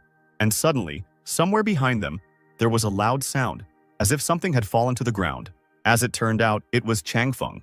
His back had broken the ground a little. Foam was coming out of his mouth. Changming and the junior disciples hovered over the boy, and the first one noticed that this boy looked very similar to Yin Changfeng from Saint Ziking. However, he noticed that this guy looked older than Changfeng, and his hair had thinned. But suddenly one of the younger disciples noticed that this was the same holy son of Yin. Then Chang Ming ordered to take him into the house. Once he got home, Changmin started pouring tea. Chang Feng had already woken up. He was sitting huddled on a chair, his body was shaking. Chang Ming suggested that he first calm down and drink some tea. Chang Feng took the mug and drank a little, and Chang Ming asked him if he remembered. Chang Feng asked the guy what he meant. Chang Min told him that he had just fallen from the sky, and they quickly carried him into the house. Smiling, he said that now, looking at him, it seemed to him that everything was fine. Chang Feng replied that everything was fine, and his hand reached into his bangs. Suddenly, he found no hair under his fingers. This was followed by a loud, plaintive cry. Already angry, Chang Feng slammed his cup on the table. He grabbed Changmin by his clothes and shouted, asking him why he changed his path and started practicing sword art. He still did not calm down and shouted, asking him how he had achieved unity with the sword in a short month. Changmin excitedly replied that he had received instructions from a great man, and it was he who had suggested that he change his path and take up the sword. Chang Feng stared at the boy, wondering who this person was that could influence such a holy son. He let go of the boy's clothes, thinking that only if he could get advice from such a great man. Sitting back down on his chair, Chang Feng said that he was so happy that he lost his composure, and then he asked about this great man. Changmin leaned closer and whispered in his ear what he was going to tell him. However, he then whispered that it was a secret. Chang Feng asked again, dumbfounded. Changmin shook his head and spread his arms to the sides, saying that it was not because of greed on his part, but the Holy Lord had clearly forbidden mentioning this man and any information about him. The guy said in a threatening tone that anyone who violated the ban would be immediately expelled from Taishuan. The next day arrived, the duel was about to take place, and a crowd of people gathered in the square. Mo Ren was pacing anxiously on the balcony. Zhenren was sitting on a chair, watching his older brother. Mo Ren asked where the Holy Lord was. As he sat down on the chair, Zhenren calmly sipped his tea and replied that he had gone to play chess with Shu Jitian. Mo Ren sighed and said that he hoped that he could show a good result this year. Chang Xuan, feeling the need to remember him, sneezed loudly. He was sitting in the pavilion with Shu Jitian. He asked why he felt like someone was talking about him behind his back. Jitian did not hesitate, and he pointed to the board and suggested that Chang Xuan decide quickly this time. He said they could play one game to determine who won, and they could raise the stakes at any time. Stroking his beard, Chang Xuan confidently agreed to these conditions. Jitian waved his hand, giving his opponent the opportunity to make the first move. Chang Xuan turned to Shu Jitian, placing the first piece on the board. He told him that his four-dragon spewing water formation was really impressive. He couldn't figure it out for so many years. He grinned and asked the man if he had found some famous mentor. Jitian didn't respond, but simply placed his piece on the board and made a counter-move. He asked Chang Xuan if he had heard of Nangong, the chess saint. Chang Sen shouted, asking him if he was talking about Nangong Xuanji, the #1 chess player in the Central Plains. Now Jitian grinned and said that he had just received his instructions. Chang Xuan noted that he had managed to secure the support of the great chess player. He grinned and said that he had laid all his cards on the table and asked him if he really thought he would definitely win this time. Jitian replied that it was not exactly like that. It was just that he was not as greedy as him. A spark flew between them when Jitian said that he was not hiding information about his mentor, not wanting to give away even the slightest detail. Chang Xuan asked again about greed, and then raised his hands up. A bright light shone between his palms, and he said that he was raising the stakes. Luxurious items shone in the air, and the man said that he was betting 5 spiritual treasures. Not expecting this, Jitian shouted, asking his opponent if he had gone crazy, since he had Nangong's support. Chang Xuan smiled and told the man not to worry and to use all his skills, making a new move, as if his hand was being guided by Chang Qing. Chang Xuan thought that compared to Master Ye, Nangong was just a child. The figure stood on the board, and a magic circle began to shine underneath it. Jitian watched this with horror, thinking that this simply couldn't be happening. He could see one of the living points in his four-dragon spewing water formation. Through one stick of incense, Chang Xuan, following Ye Changqing's teachings, destroyed all the living points of the formation. Jitian puffed angrily, and he asked Chang Xuan about who actually taught him chess skills. Chang Xuan only smiled in response, thinking that he wasn't going to tell him that. Jitian's face darkened as he accepted this challenge, thinking that they would play like this. Under the table, a small stone shone in Jitian's hand. He smirked and mentally told the man not to blame him if he was using his old methods. Gritting his teeth, he glanced at Chang Xuan, thinking that it was he who had forced him. A green, barely visible streak flew out from the stone and flew away. Zhiqian thought that it was good that he gave Nangong the transfer stone. The green streak of energy flew further and further, connecting Nangong and Zhiqian. After some time, the energy reached Nangong, touching his shoulder. Taking out the accessory stone, Nangong asked Mr. Shu what business he had. Zhiqian told him that his 4-dragon water trap would soon be solved. Nangong was surprised and asked him who was able to figure out this technique, since he spent thousands of years creating this game. Nangong waved his hand and sent the stone flying, asking Zhiqian to show him the solution. And immediately, an image of a board appeared in front of the man's face. Touching the image with his hand, Nangong exclaimed that it was exquisite, simply stunning. He exclaimed that he didn't even realize that he had left so many opportunities for an exit. Zhiqian, horrified, asked Nangong if he was also powerless.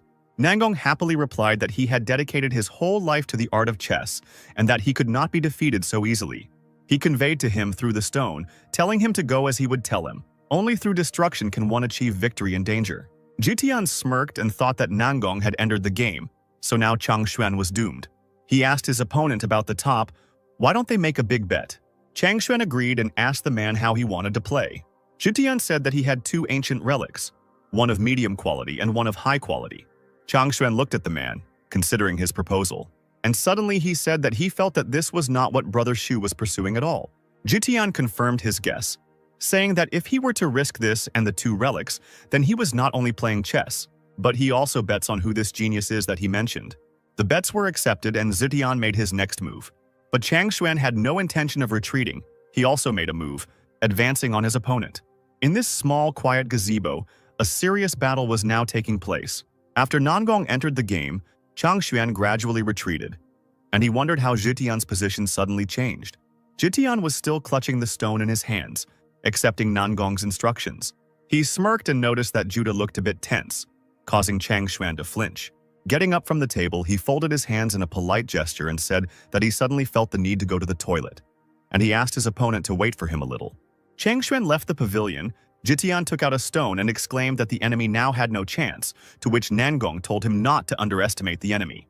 Using his spiritual powers, Changshuan rushed away, thinking that it would be better to go to the toilet and consult with Master Ye. Meanwhile, Changqing was sweeping his yard, raking all the trash into a pile. Suddenly, a sound came from this pile of garbage, which attracted the man's attention. Changqing walked closer to the pile of trash and bent down to pick up the object that started making sounds. Picking it up, he noticed that it was the wooden medallion that Changshuan had given him, and he wondered what was going on. And suddenly, a loud cry came from that medallion. Changshuan's voice called out to Senior Ye. Changqing involuntarily recoiled from the loud cry. A cloud of spiritual energy burst out from the tablet, in which the face of Changshuan appeared, begging Changqing for help. This surprised Changqing, and he noticed that it was some kind of video chat tool among cultivators. Changshuan cried out in tears that he had a problem and that the elder simply had to help him. Not knowing what to do, Changqing waved his hand and told the man to tell him what happened. A playing field appeared in the cloud of energy, and Changshuan asked the elder how he could escape from this situation. With a face full of anger, indignation, and disgust, Changqing asked if that was all. But then his gaze met Changshuan's eyes again, from which tears were pouring down like a hail. Changqing sighed heavily, massaged his forehead in annoyance, and said that he would tell you what to do step by step. Changshuan immediately began to thank his elder, clasping his palms together. The man smirked, thinking that Teacher Ye had intervened himself so he would succeed today. After a while, Changshuan returned to the pavilion, sat down at the table again, and apologized to Zhiqian for waiting. Zhiqian folded his arms across his chest and smiled as he saw brother. He had done it so easily, and asked him if he had managed to clear all the obstacles. Changshuan reached out to make a new move. Master Ye's voice echoed in his head, telling him that he should play the last 8 positions and break the connection between the 2 stones. The piece touched the board, moving into the position that Changqing had told him about. Zhiqian noticed that this move was quite unexpected. Following his teacher Nangong's commands that the 9th white should retreat, Zhiqian made a counter-move. But Changshuan did not lag behind. He heard Master Ye telling him that the 10th back door would connect heaven and earth. Nangong shouted that white 33. The earth dragon turns into a heavenly dragon. He grinned, thinking that he was even curious about how the enemy would deal with this now. Changqing's last piece of advice to Changshuan was, don't resist any longer. Changqing said that it had already been decided that although the whites' position was strong, they had reached their limit. Changshuan, under Master Ye's command, extended his hand, preparing to make the final move. Two fingers with a figure between them darted towards the board like a powerful dragon, preparing to bring defeat to the enemy. Nangong, watching this, exclaimed that this could not be. Jitian desperately noticed that the elder Nangong had lost, but he couldn't believe it. Changqing also watched the board. The pieces on the board were arranged in a strange pattern, and the man thought that the old man was accusing him of cheating again. Rejoicing at his victory, Changshuan smiled and whispered his thanks to Senior Ye, while Zhiqian could not believe his defeat. Changqing simply replied that he would disconnect if there was no further business for him. Nangong, still holding the stone in his hands, shook. He said that he had dedicated himself to playing the Dao through the art of the game for almost 3,000 years already. He shouted that he thought that there was no one in the world who could surpass him, but now someone had not only solved his problem, but also surpassed him in the spirit of the game. He desperately asked Zhiqian where he was now. Still devastated, Zhiqian looked at the stone, and Nangong asked him who he was playing with now. Zhiqian's eyes filled with tears, and he finally replied that he was at the Great Yan's party. His face showed resentment and disappointment when he said that he was in the sacred land of Taishuan and was playing with the head of the Taishuan sect, Changshuan. But then he said that behind him stood a mysterious master whom he didn't even know. Nangong responded by exclaiming that now he understood everything. The old man jumped on his sword and flew away from his cave, heading north of the Great Yan. He cut through the air with his sword at almost the speed of light, unable to sit still. The only thing that drove him forward was the thought that he had to meet this mysterious master. Otherwise, his path of development would stop. Changqing sighed in disappointment, thinking that he hadn't played games like this even in middle school. Xingyu sat at his keen and practiced playing music. Changqing thought that he hoped that next time they would offer something more difficult. Having finished playing the melody, the girl placed her palm on the strings, completely muffling them. Turning to Changqing, she asked him what he thought of the melody she had just performed, whether there were any shortcomings. The man calmly sipped his tea, thinking about his answer, and then put the empty cup on the table.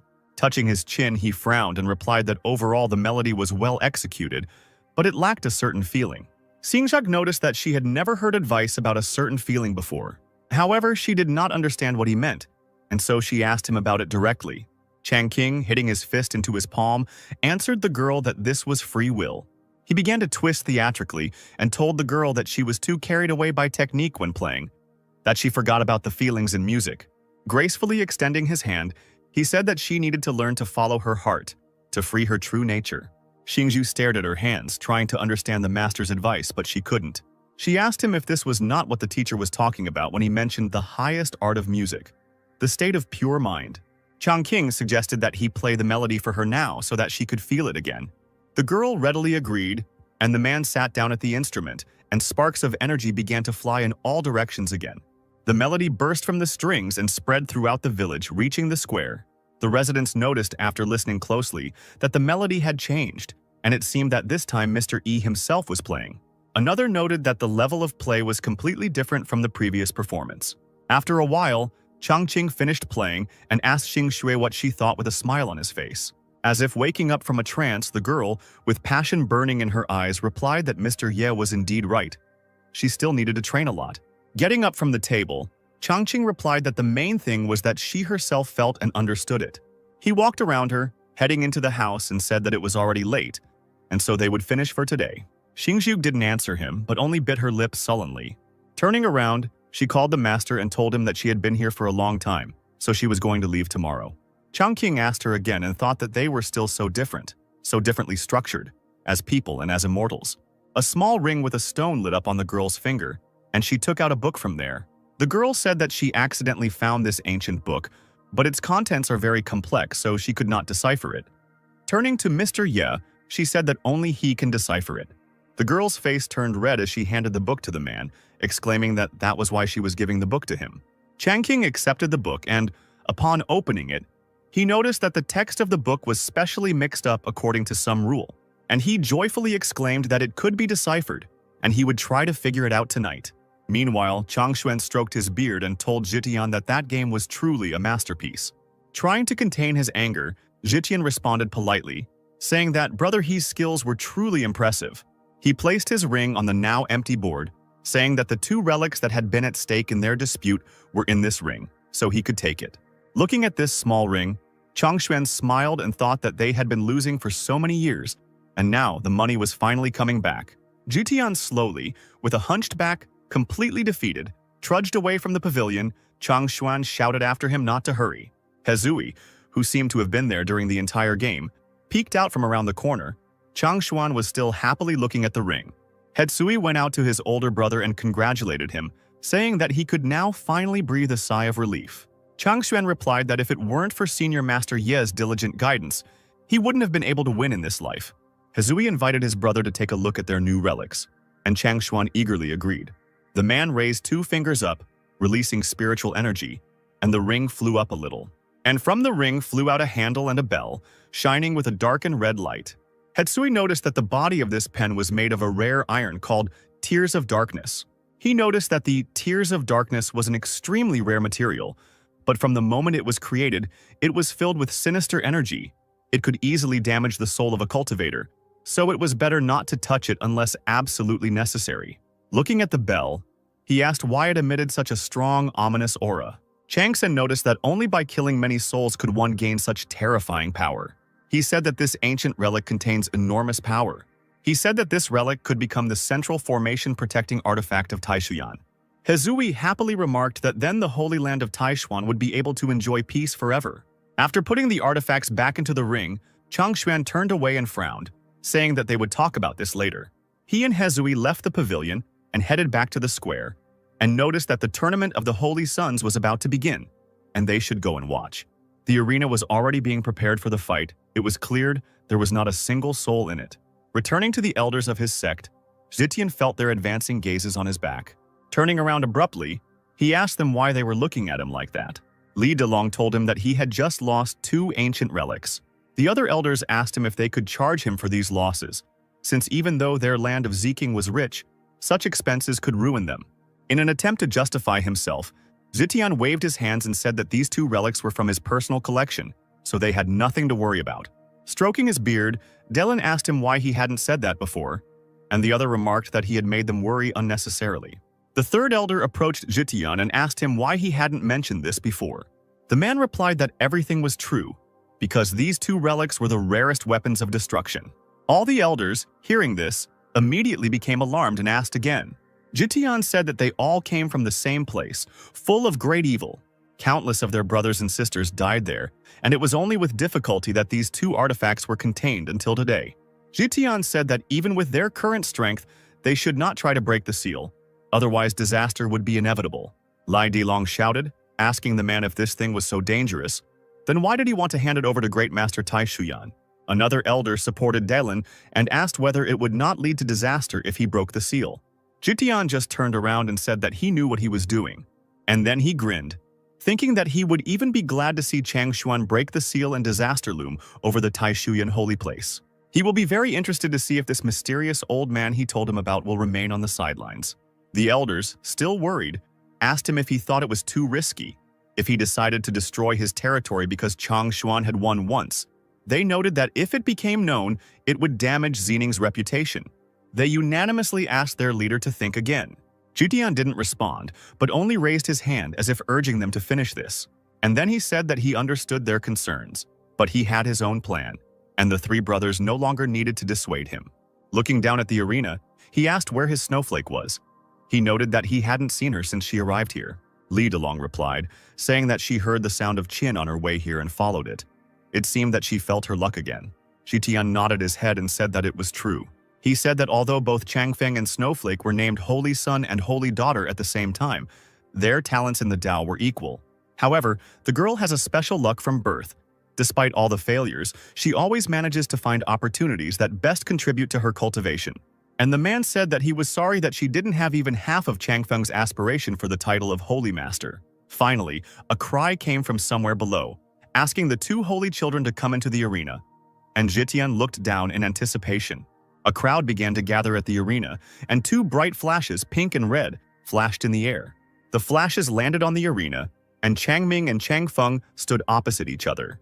The younger disciples noticed that ever since elder brother Li had changed his way of the sword, he seemed to have become a different person, and a certain Buddhist aura had appeared within him. Changmin smiled mischievously. His body really did have a bright aura, and his fellow disciples stood behind him, cheering him on. The red-haired man from Zeking folded his arms and asked what would change if he changed his path. His followers exclaimed that Ying was years ahead of him in the art of the sword. Changfeng was already standing in the arena. He waved his hand and a sword appeared in it. The people from Zeking also supported their holy son. Chang Xuan reached Zhitian's balcony, and the latter told him that all that was left for him to do now was to lead the battle. Chang Xuan smiled at the man and agreed with him, saying that he had waited so long. As he approached the railing, the man exclaimed that the martial arts tournament was starting now. In response to this, the crowd began to cheer, shouting words of support to the warriors who stood in the arena. Chang Feng beckoned to Chang Ming with his hand, asking him to show him all his skills. But in response to this, Chang Min put his palm forward and asked him if he could say a few words first. Chang Feng, alert, asked him what he wanted to say, while he himself tried to understand what he had in mind. Still smiling slyly, Chang Min said that he had only been practicing the way of the sword for half a year, and his skills were still far from perfect. He said that when it came to the sacred lands of Taishuan, the only one who could rival Brother Yin in swordsmanship was his younger sister Wu Shuang. Chang Feng asked again, asking if he meant Lu Wu Shuang. He asked him if he was talking about that same swordswoman from Taishuan with an iron character. The boy thrust his sword forward and exclaimed that she was just a disciple, a true heir, and that she could not be on the same level as them, the holy sons. Still smiling calmly, Chang Ming responded by telling the boy that he was looking too narrowly, as the sword skill of Wu Shuang's younger sister was undoubtedly superior to his. Chang Feng was caught off guard. He thought about how much strength this girl could have if her elder brother had already honored the sword's true intent. He glanced at his teacher, thinking that he couldn't miss this chance. While Xing Sui was away, it was his time to shine. Pressing his lips together, he thought that he absolutely must not lose this fight in front of the holy teacher.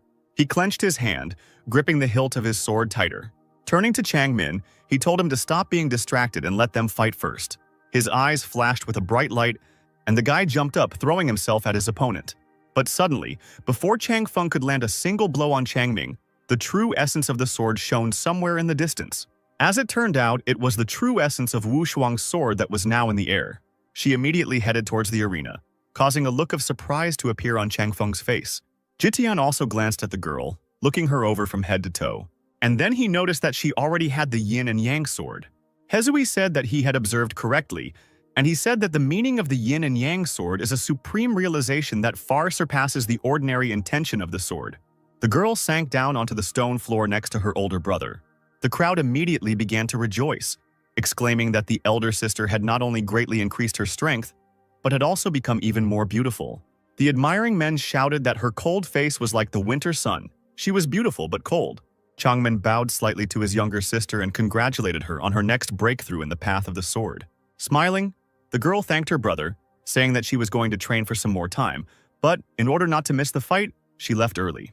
Wu Shuang bowed to Chang Feng, saying that he had been studying the art of swordsmanship for many years, and she would like to take this opportunity at the fighting tournament to ask for his advice. Changmin happily exclaimed that both of them were skilled in swordsmanship. It would be a battle of equals. Chang Feng tensed up and thought that, although Lu Wu Shuang was young, she had already mastered the art of the yin-yang sword.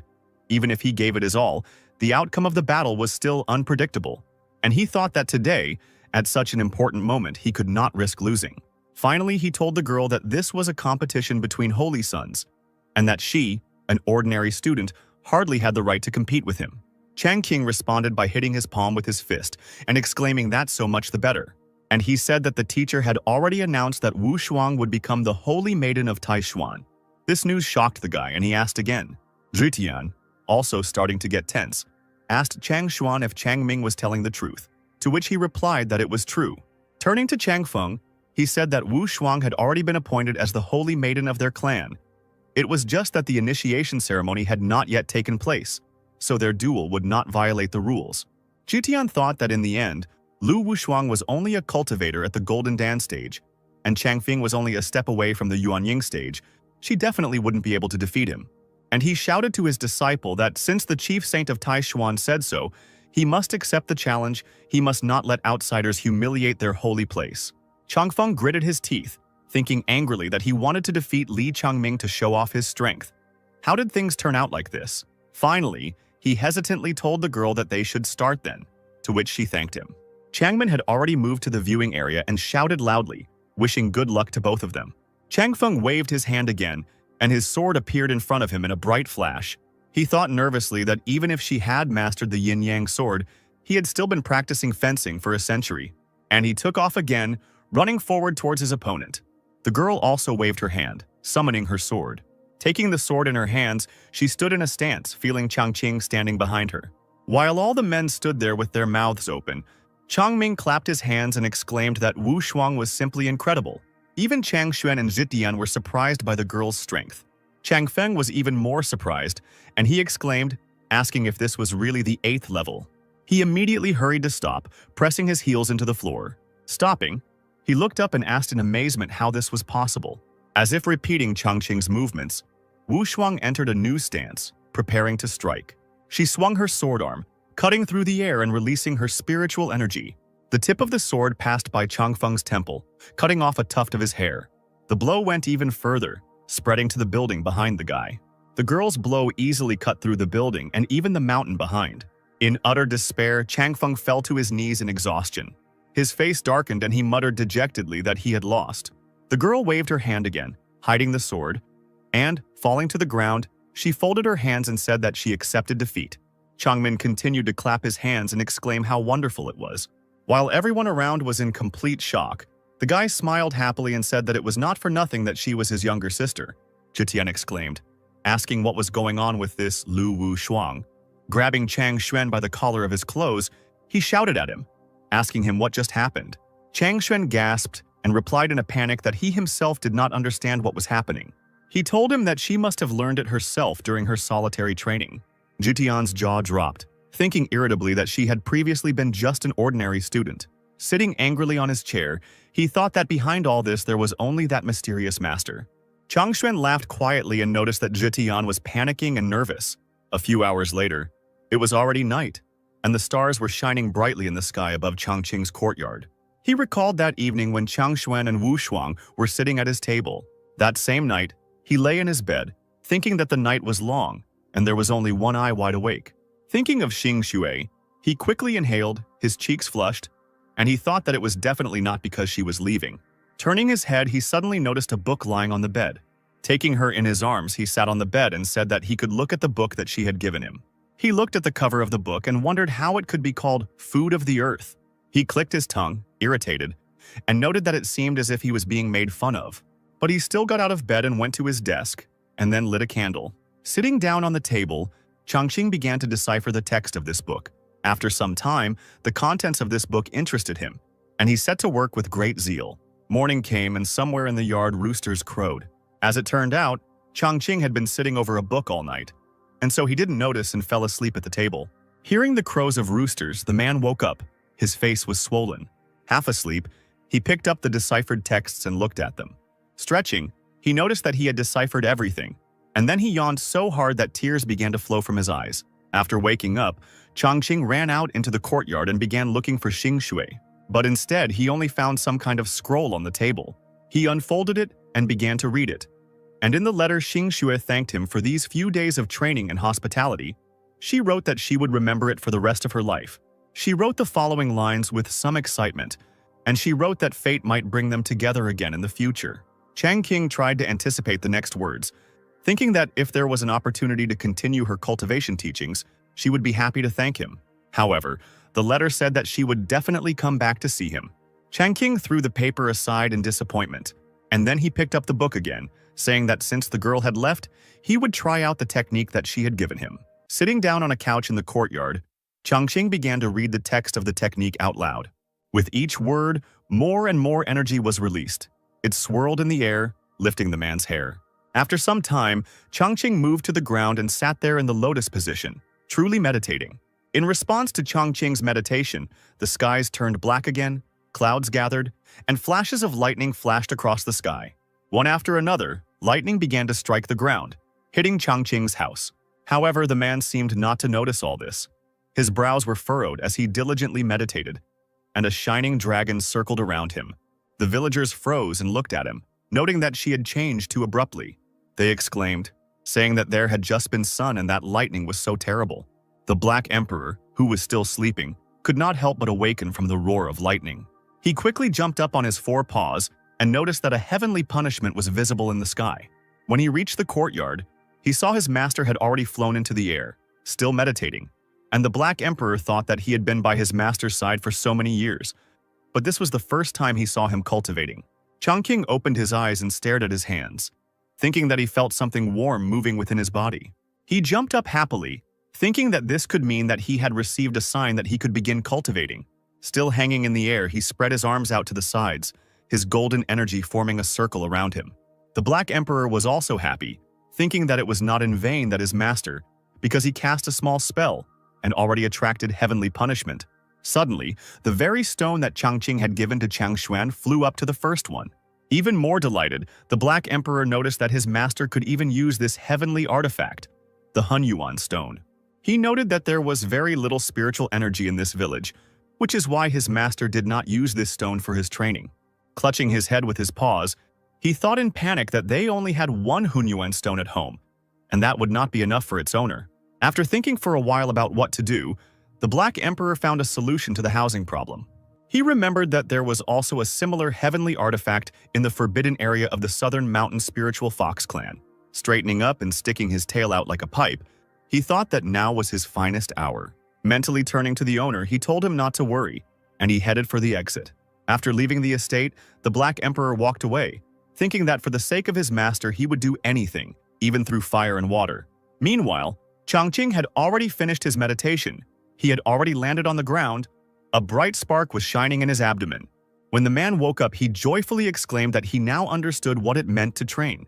Scratching his chin, he wondered why he had been unable to achieve enlightenment for more than 5 years, and then suddenly opened up. Suddenly his gaze caught on the purple stone beneath his feet. Changqing bent down to pick it up, wondering why his tea talisman had suddenly changed color. And then he assumed that the book Food of the Earth that Xing Shui left for him was really meant for people like him who were deprived of spiritual roots. Looking at the stone in the book, he exclaimed that this was a long-term training method that absorbed the energy of the stones. A few hours later, night had already fallen. Changqing exclaimed that this was all very reasonable, and as he thought, the heavens did not abandon him. Thinking back to various anime, he remembered that someone became an official by cooking food. Someone became a saint by playing chess. There were even those who, by playing games, were able to start a harem. Holding up his precious stone, Changqing exclaimed that he, 5 years after he came here, was now going to reach the pinnacle of life thanks to this stone. But the man immediately realized sadly that he had only one such stone. He thought that it was still a gift from old man Changshuan, and he couldn't go to him and ask for another one. Sighing, he began to think sadly about what he should do now. Meanwhile, Zitian was somewhere in Taishuan scolding Changshuan for hiding too much. Changfeng hit the floor and fell on his knees. He told the teacher that it was he who had been useless and had brought shame on the sacred land of Ziking. Zitian walked up to his disciple and placed his hand on his head, ruffling his hair. Smiling, the man reassured the boy, saying that today's defeat was not his fault, and that Lu Wushuang's strength had exceeded his expectations. Starting to cry his eyes out, Changfeng rushed to embrace his teacher, practically knocking him off his feet. Zitian hugged his disciple and began to comfort him as he sobbed in his arms. After a while, the door opened and Xing Shui appeared in the doorway. Noticing the awkward scene, the girl turned away and said that she had come at the wrong time.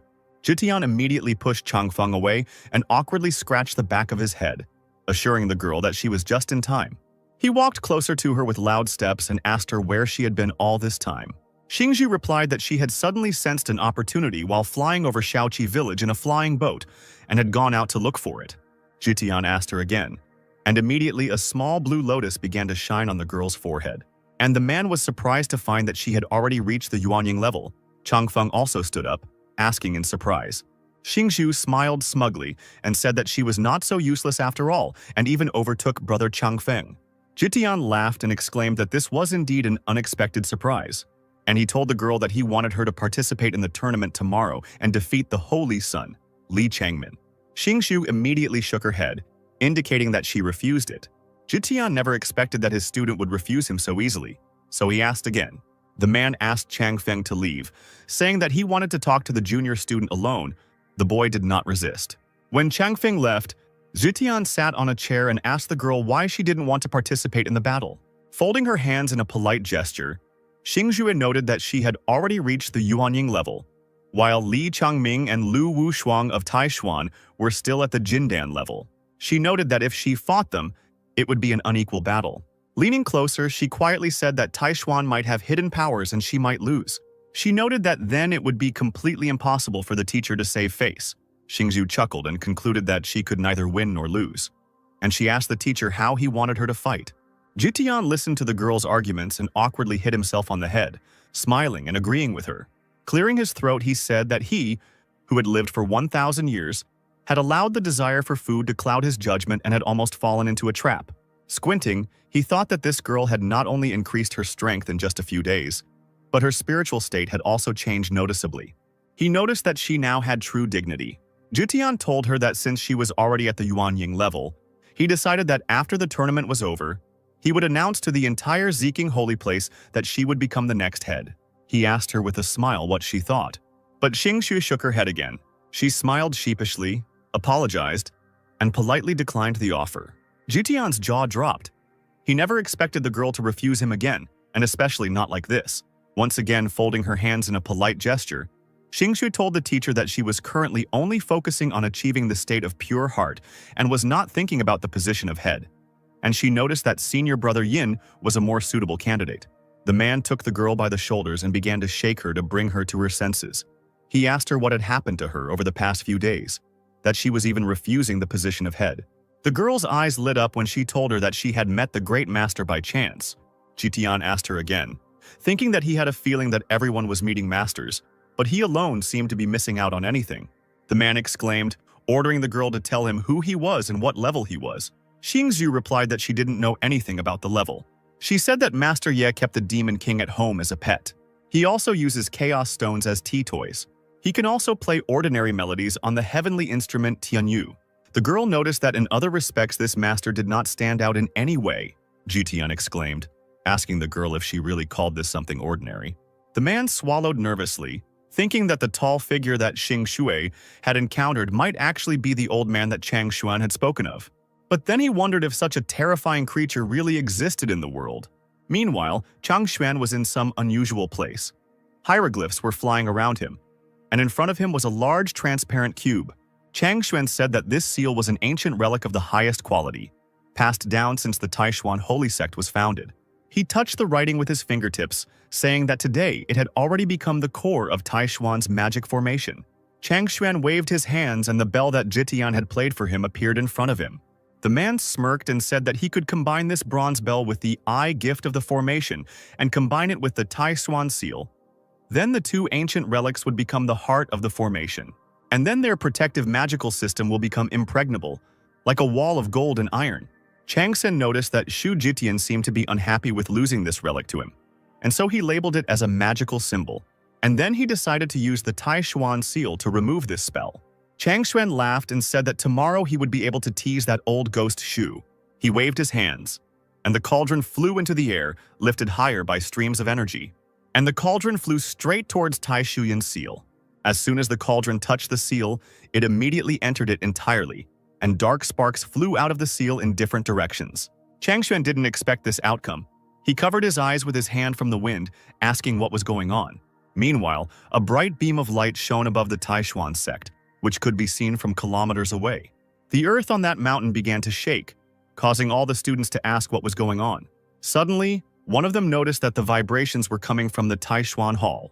Genren noticed that it seemed like the hidden powerful energy was about to burst out. Morin began to wonder what their elder brother was wearing. Suddenly, a voice behind them said that given the scale of the anomaly, there was only one explanation. As it turned out, it was Shu Jitian and his students. The man said that it seemed like old He Chang Xuan was using the very ancient relic he had given him to strengthen Tai Shuyan's defensive formation. Hetsui immediately understood what was being talked about and asked if this was the same bronze bell with a hint of evil energy. Gritting his teeth, Jitian mentally asked Chang Xuan if he was really in such a hurry. He thought about it. He thought that he only wanted to remove the seal on the ancient treasure and the spirit of the artifact would be released. At that moment, everything was going according to plan, and he could ask that mysterious elder to intervene. But who knew that the old man would be so reckless? Jitian was horrified to see that things could get even worse. The mountain formation might not be able to withstand the power of the day's treasure and collapse. people shouted, pointing their fingers at the Taishuan Palace, from the roof of which there was a bright beam of light.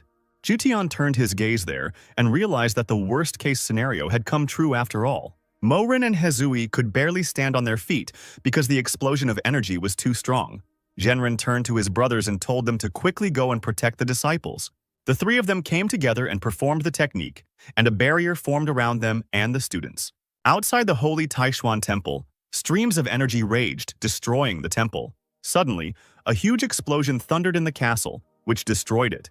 The craftsmen shouted that they might not succeed because this force was too great. Suddenly, one of the craftsmen noticed the very same bell that, having destroyed the castle, had now flown out of it. Also flying out from this explosion was Chang Xuan. There was a barrier around him, and he was menacingly shouting Xu Jitian's name. Rushing across the dark sky, the man screamed that it had turned him into an eternal sinner. Changming and Wu Shuang immediately heard their teacher's voice and turned around. Meanwhile, Chang Xuan had already descended to the ground and entered the large barrier where everyone had gathered. Genrin and Hezui immediately ran to their elder brother, asking him what was going on here. Chang Xuan exclaimed in horror that this bell was not an ancient treasure at all.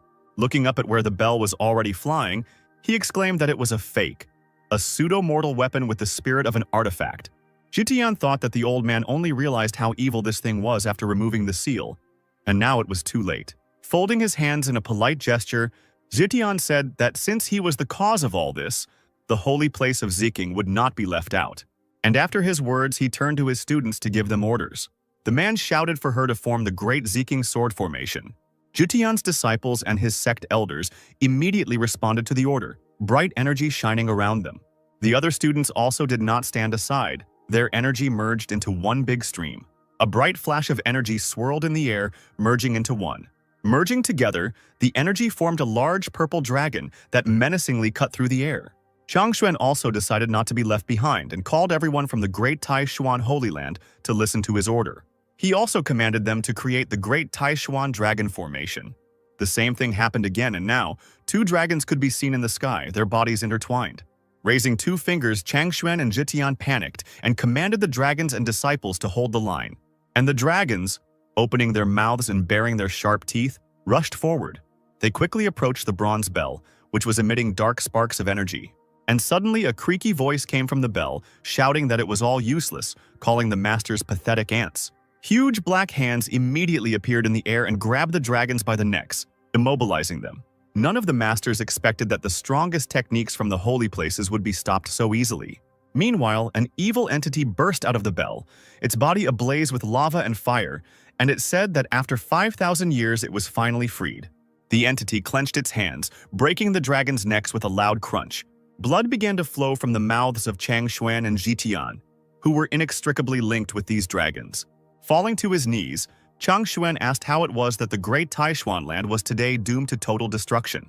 The evil entity decided not to stop there. It waved its hand with the fireball with it, saying that it wanted to see what they were capable of. Fiery projectiles flew down, destroying the area of the holy place, but the barrier was still able to hold them back. The masters in the barrier strained their strength to hold back the enemy's powerful attack. Then the evil entity raised its hand even higher, and the fireball began to look even more dangerous. A huge black spear appeared in the entity's hand, and it swung to throw it. The entity screamed for these ants to die, and the spear flew forward with lightning speed. This time the barrier couldn't withstand the attack, and all the masters behind the barrier fell off their feet, losing their balance. The barrier had completely disappeared, and the masters of the two great holy places lay powerlessly on the destroyed square. The evil entity laughed, exclaiming that they were so weak that they could not withstand even one blow from him. They would be better off surrendering immediately and becoming his food. But suddenly, Chang Xuan stood up, again about to give orders to his disciples and not intending to give up. His face was covered in bruises, and he told them to immediately take the disciples below the head-out level and the people from the purple-blue land away from here. Hezui, Mo Ren, and Genrin immediately realized that their holy mentor and elder brother was up to something. Releasing more energy, Chang Xuan confirmed their guesses, saying that he was going to use all his power to destroy him. Jitian, who was standing behind the man, asked him if he was really going to sacrifice himself. The evil entity, laughing, asked the man if he really thought he could stop him. Chang Xuan turned to Jitian and exclaimed that he was leaving Taishuan's disciples to him.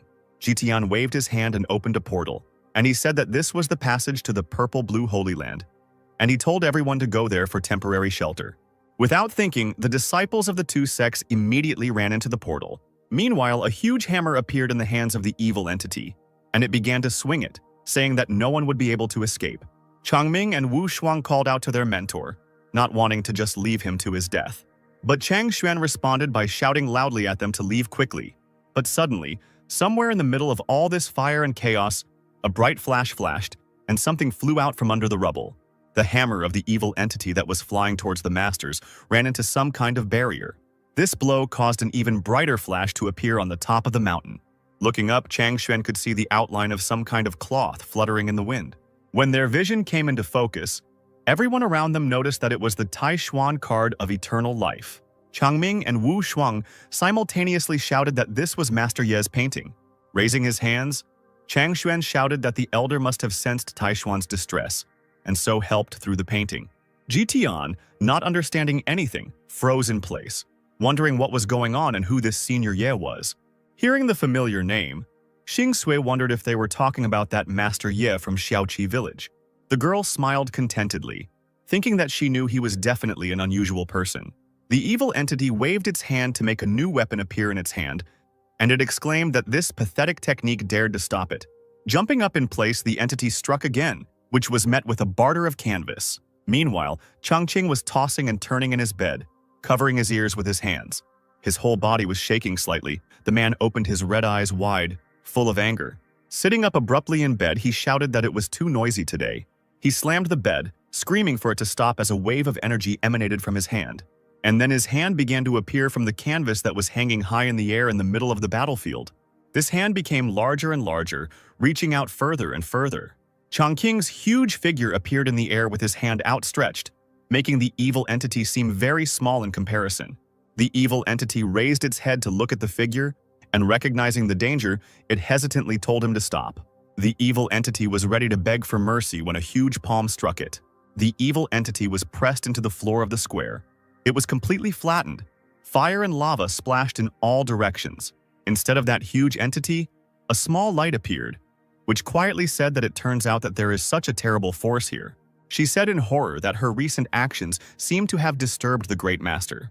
Firepaw galloped away, bouncing off the tiles of the square, and he said that he could not afford to get into such a conflict. Fire reached back to his bell, exclaiming that he needed to save his life as quickly as possible. And the little fire climbed back into its bell, which still radiated evil energy, but it was no longer dangerous. Jitian shouted and asked how this bronze bell was pacified. Chang Xuan fell to his knees, his hands clasped in a prayerful gesture, his body shaking, and he began to thank Senior Ye for saving him. The man began to bow actively, saying that the spirit of the ancestors had appeared, and that the heavens were blessing Tai Xuan. The disciples followed their teacher's example and also began to bow, giving part to Changqing. Jitian realized that this seemed to be the master, the one behind Chang Xuan.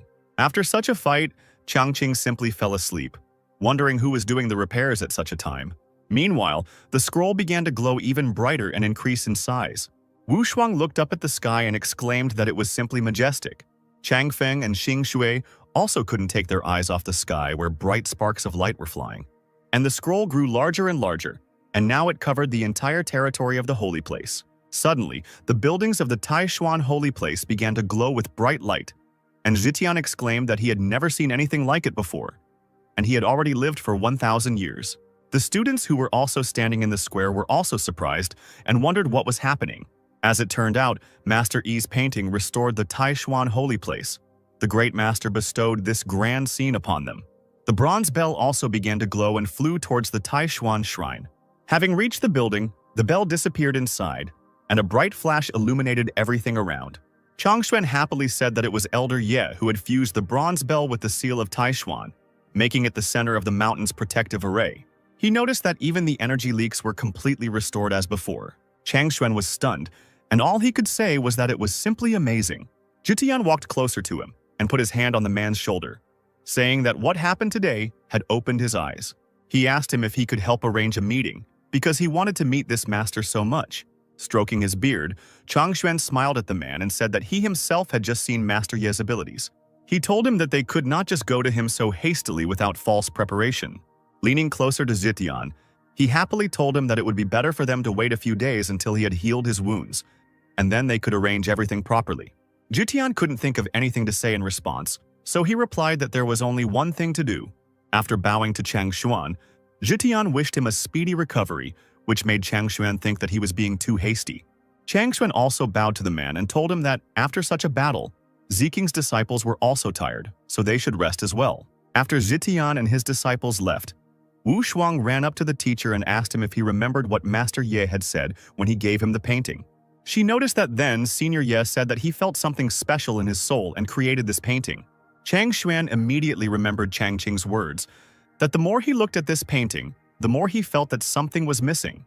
He wondered if it might be an atmospheric issue. Senior Ye said that at first the palaces in the painting did not look majestic enough, and the overall atmosphere was dull.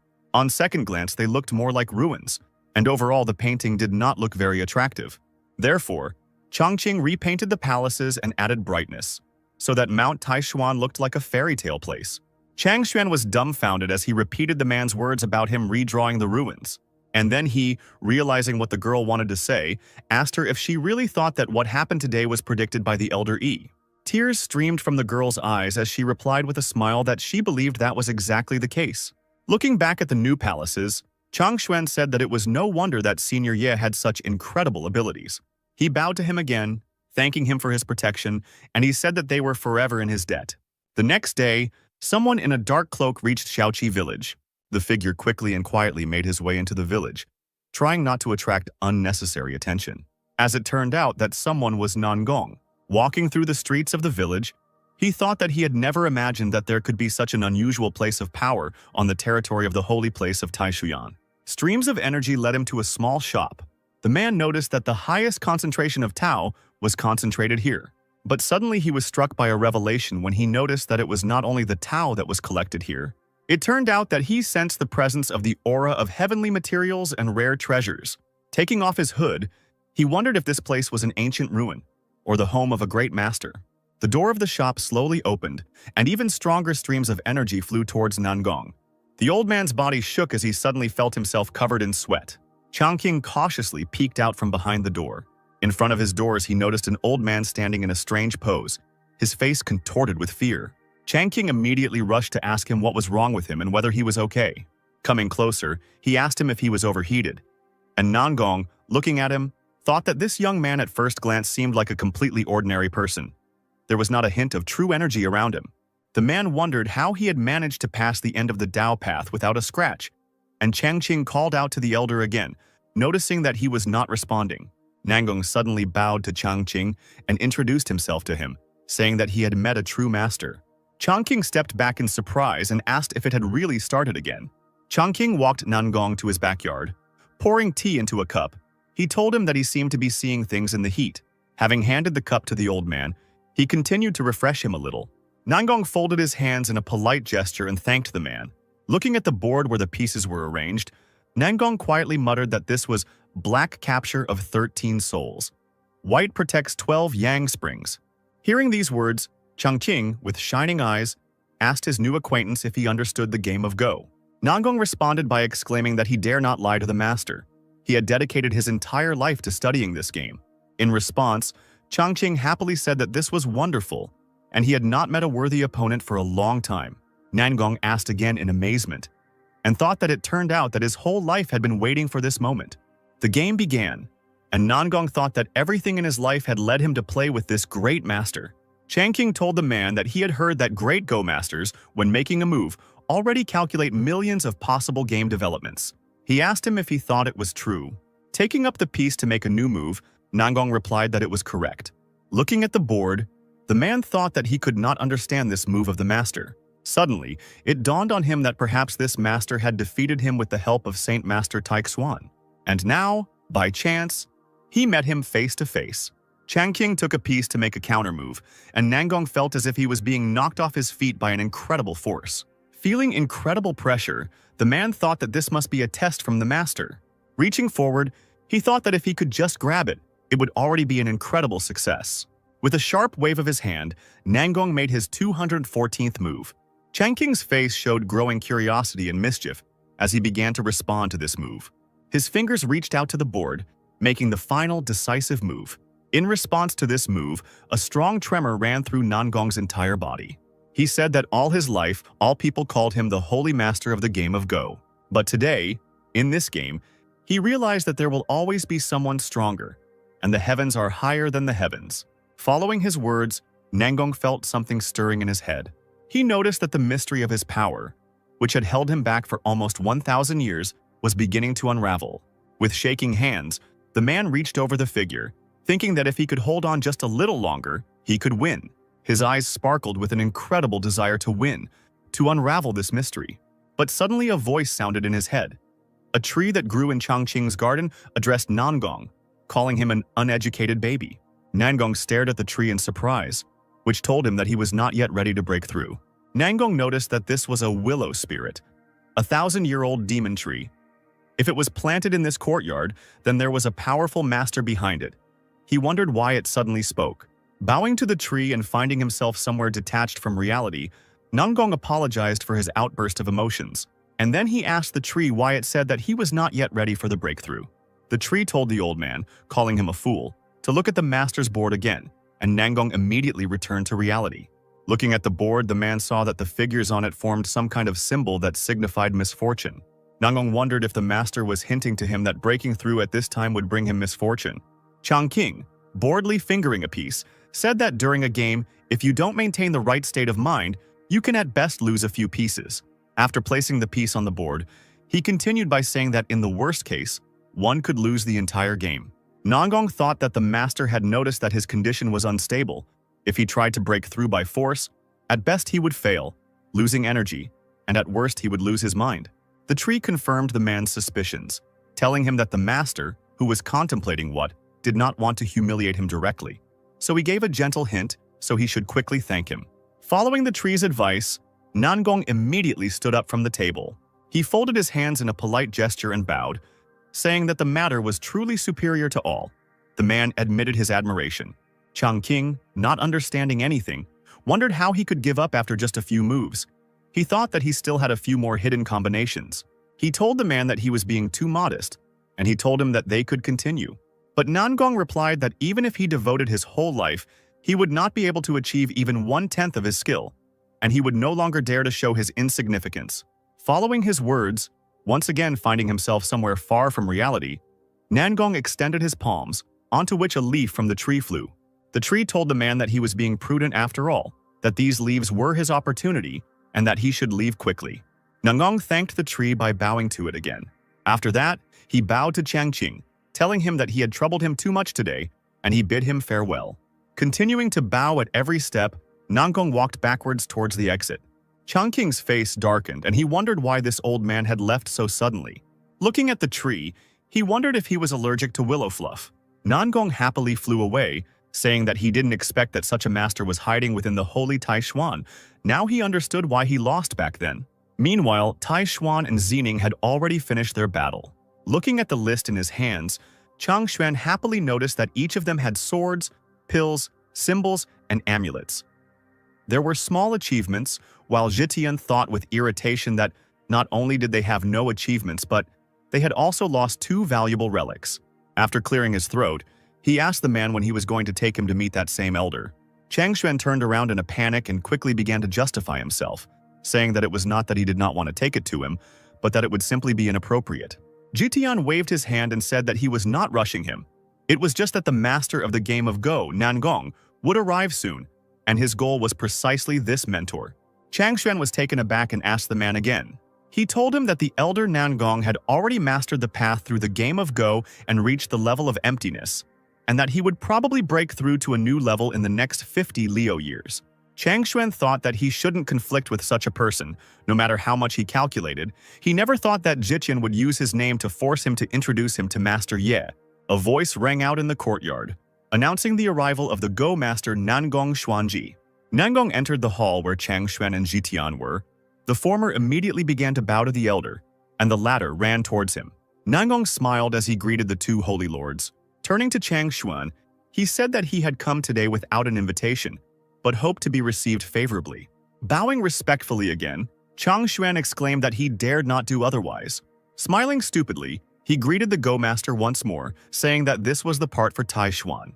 Taking the man by the shoulder, Nangong told him that there was no need for unnecessary ceremony. He happily noted that last time he had destroyed his 4 water-spouting dragons array. Chang Xuan felt himself getting nervous, and Xuanji exclaimed that it was truly impressive. Jitian decided to intervene in the conversation, telling the Go Master that he didn't know something. He told him that although Chang Xuan knew the game, he would not have the strength to break his array. It was the work of another master, Chang Xuan, in response to this, turned away, blushing. Jitian laughed maliciously and asked the man if he wanted to tell them whose doing it was. An irritated Chang Xuan grabbed Jitian by the collar, asking him if he was overstepping his bounds, to which the man asked him if he was still hiding the truth. Jitian thought that everyone knew that Senior Nangong was a fan of this game. He would never miss the opportunity to meet a worthy opponent. Suddenly, Nangong said that he had already met this same master before arriving in Taishuan. Jitian and Chang Xuan were quite surprised and asked him again. Laughing, Nangong said that this master had exceeded all his expectations.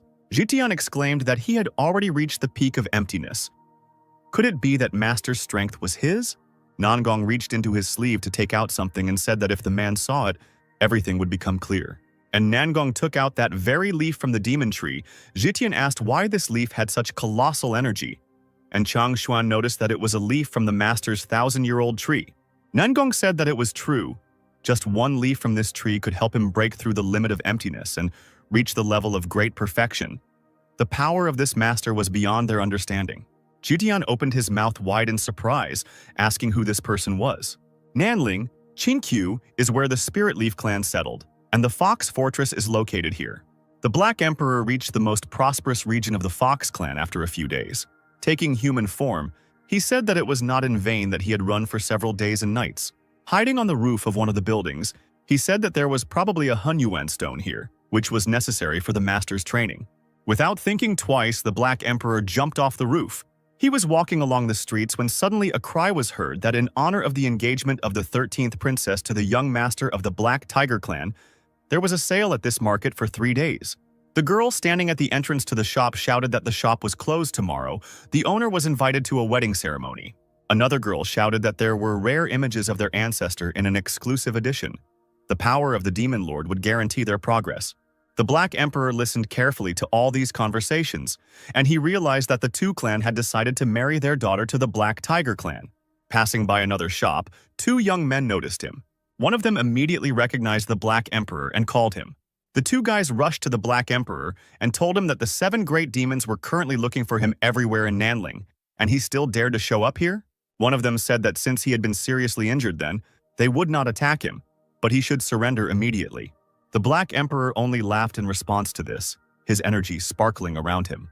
Spiritual energy burst out of his body in a powerful stream, pushing the guys in different directions. The Black Emperor raised his hand, lifting the 2 boys off the ground with his energy. He exclaimed that they were such fools and asked them how they saw that he was wounded. And he himself thought that after blessing the portrait of the Black Emperor of his master, he felt stronger than before. One of the offenders exclaimed in panic, asking the Black Emperor if he was really ready to break through to the rank of Demon Emperor. Continuing to squeeze the necks of the offenders, the Black Emperor said that he heard that their 13th princess was going to marry Mingyan of the Black Tiger clan, and he remembered with a grin that just a month ago he had been the head of a conspiracy against him. The Black Emperor slowly clenched his black-nailed fingers. The grip on the boys' necks became even tighter. They were practically suffocating. One of them defiantly asked the Black Emperor what was wrong with it, and he exclaimed that there would be an ancestor from the Spirit Fox clan at the ceremony, so he shouldn't even think about disturbing the order. The Black Emperor bared his teeth and noted that he had given him excellent news. Clenching his fist even tighter to break the necks of the offenders, he said that since their ancestor would be at the ceremony, he could take advantage of this opportunity to enter the forbidden lands of the Fox clan to obtain the Hunyuan stone for the master. The next day, all the townspeople were informed that the young Black Tiger master Ming Yan had come to greet the bride. The procession walked through the streets of the city, but it was absolutely silent, which made people worried. And they started talking about the fact that apparently the Black Tiger clan did not want to recognize this marriage. Ming Yan himself rode through the city gates on a huge black tiger. He thought that he didn't want everyone to be ashamed of him for marrying a girl from another clan. He thought about how the 2 guards' bodies from yesterday were filled with the Black Emperor's aura. Ming Yan gritted his teeth. thinking that this bastard wouldn't dare to appear in front of him, and even if he did, he would die on the spot. Suddenly, the townspeople began to shout that the orchestra had finally arrived, and just in time. Turning around, Ming Yan asked who dared to disgrace him. As it turned out, it was the Black Emperor and several other men who were actively jumping and singing a song. Getting closer, the Black Emperor congratulated Ming Yan, saying that he had specifically asked the boys to play the Jianghu smile. Ming Yan got off the tiger and pointed his finger at the Black Emperor, asking him how he dared to appear in front of him. A fireball glowed in his hand, and the man rushed forward, shouting that he had not kept him alive so that he could be here today. The men standing behind the Black Emperor immediately ran away in fear. The Black Emperor grinned and asked his opponent if this was all he could do, and he easily dodged Ming Yan's attack. And then he began to attack himself, waving his finger. Dark chains immediately appeared around Ming Yan's body, restricting his movements. But the Black Emperor, manipulating his chains, swung his hand downwards, and Ming Yan, led by the chains, flew straight headfirst into the ground. Finding himself pinned to the ground, he asked the Black Emperor if he had really been cultivating all this for 3 months, and he himself thought that he had been seriously wounded then. But now he had not only recovered, but had also become much stronger. The Black Emperor smiled again, congratulating the man on his wedding with the 13th princess from the purest bloodline of the Fox clan. Still clinging to the ground, Ming Yan hissed at him to stop being hypocritical and let him go immediately, otherwise he would bear the consequences. The Black Emperor did not resist and snapped his fingers, causing the chains to disappear. And then he simply walked away, telling Ming Yan that they would see each other again at the wedding ceremony.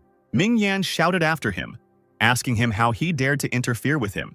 The Black Emperor looked over his shoulder at him with a smile and said that he was not in the way. He was only a man of his word. Rising to his feet, Ming Yan spoke to the servant, ordering him to inform the Spirit Fox clan that the Black Emperor had reached the Demon Emperor realm, and to convey that the guards at the wedding were to be careful. After some time, that servant reached the Peach Hill Palace, which was the residence of the head of the Spiritual Fox clan. The man began giving orders to the guards to hurry and find the Black Emperor. The palace guards fled in a crowd, and the Black Emperor watched them from above.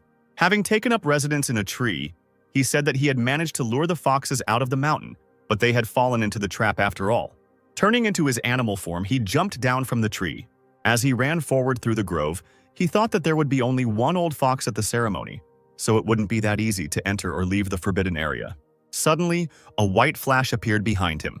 The Black Emperor couldn't help but notice someone at his side, and after a few moments a white fox stopped in front of him. The fox, quickly moving its paws, climbed onto the branch of the nearest tree. Turning to the Black Emperor, she said that she didn't even notice him at first. The fox grinned and said that this was the same legendary Black Emperor in person. Addressing the human form, the Black Emperor exclaimed that since she recognized him, he would come to her in trouble. The fox asked again, a bright pink light shining from her body. The fox also acquired her human form. As it turned out, it was the same 13th princess. Sitting on a branch, she told the man that this was exactly what she was counting on, because she wanted to evaluate his strength. She lay down on a branch and addressed him in a sweet voice. The Black Emperor smiled stupidly, his cheeks turning red as he thought that he would never have thought that foxes could be so beautiful. Laughing a loud laugh, the princess jumped down from the branch, clinging to the man's chest, and told him that they were here together. But the Black Emperor only hit her on the neck, stunning her, and he threw her onto his shoulder, saying that he was a real wolf and such tricks didn't work on him. He began to jump vigorously on the ground, moving forward with the girl on his shoulder. He told her that he was going to the Fox Hill, so she would show him the way. Meanwhile, the clan elder appeared in the banquet hall, thanking all the elders and brothers of the clan and inviting them to the wedding ceremony. The crowd shouted that it was time for them to begin the wedding ceremony, and they asked the elder where the newlyweds were. The men in the crowd were shouting that they had heard that the 13th princess was amazing and they couldn't wait to see her. Irritated, Fox clan elder Jia Shanyao quickly calmed the crowd down, saying that the bride needed even more time to prepare. Ming Yan's cry rang out, shouting that he couldn't wait for her any longer. He asked the elder why this fox had not yet appeared, and he walked through the crowd that showered him with congratulations. Ming Yan started to climb the stairs towards the elder, who told him to be careful. The two of them were very lucky that the ancestors gave their approval for the marriage. Grabbing the elder by the neck, Ming Yan said that their ancestor had already lost his strength, so they were waiting for the Black Tiger clan to help them. Shanyao told the man that he should watch his words. In response, the man only pushed Shanyao away, causing him to fly backwards into the wall. Ming Yan shouted that he had the black tiger banner in his hands, so this fox had better show up quickly. The elder's body shook and he weakly replied that he would tell her. Shan Yao quickly stood up and ran away. Ming Yan watched him go. He chuckled and thought that if the Black Tiger clan didn't need the primordial chaos stone, they would never need their help. He thought that soon he would break through the demon emperor's quarter. And then the entire spiritual fox clan would become the pawns of the first tigers, and all 13 daughters would become his toys. Meanwhile, the 13th princess lay on the ground, slowly coming to her senses. Opening her eyes, she saw the Black Emperor in front of her, who noticed that she had woken up. Sitting down on the ground, she noticed that her hands were tied with a rope behind her back. Tightening the rope, the Black Emperor said that since she recognized him, she must be one of the princesses. Taking the girl by the chin, he told her that he wanted her to take him to the sacred forbidden land of her clan. The princess looked away, and then smiled and said that she would do so. The girl asked the man how he seemed to have gotten there. The Black Emperor replied to her that he had taken advantage of the opportunity, namely the wedding ceremony of the 13th princess and Ming Yan. The princess asked him if he knew about the 13th princess. Looking around, the man replied that everyone knew about her, and he said that she had the purest blood among all the spiritual foxes. She had been hidden from everyone's eyes since childhood, and now she had been released into the world. The princess took the Black Emperor to a small mansion in the middle of the forest. Turning to the man, she asked him if she could go now, but the Black Emperor only pushed her in the back, telling her to be a good hostage and not talk nonsense. He and the princess headed towards the entrance of the building, and on the roof, a fox was sitting crouched.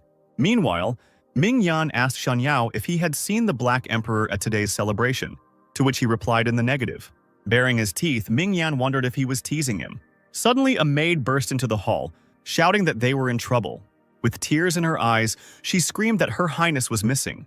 Running up to the maid, who was shaking with fear, the elder asked her how this happened. Kneeling, the girl stuttered as she explained that Her Highness had sent away all the servants, saying that she would dress herself. She said that when she went in to check on the princess, she was no longer there.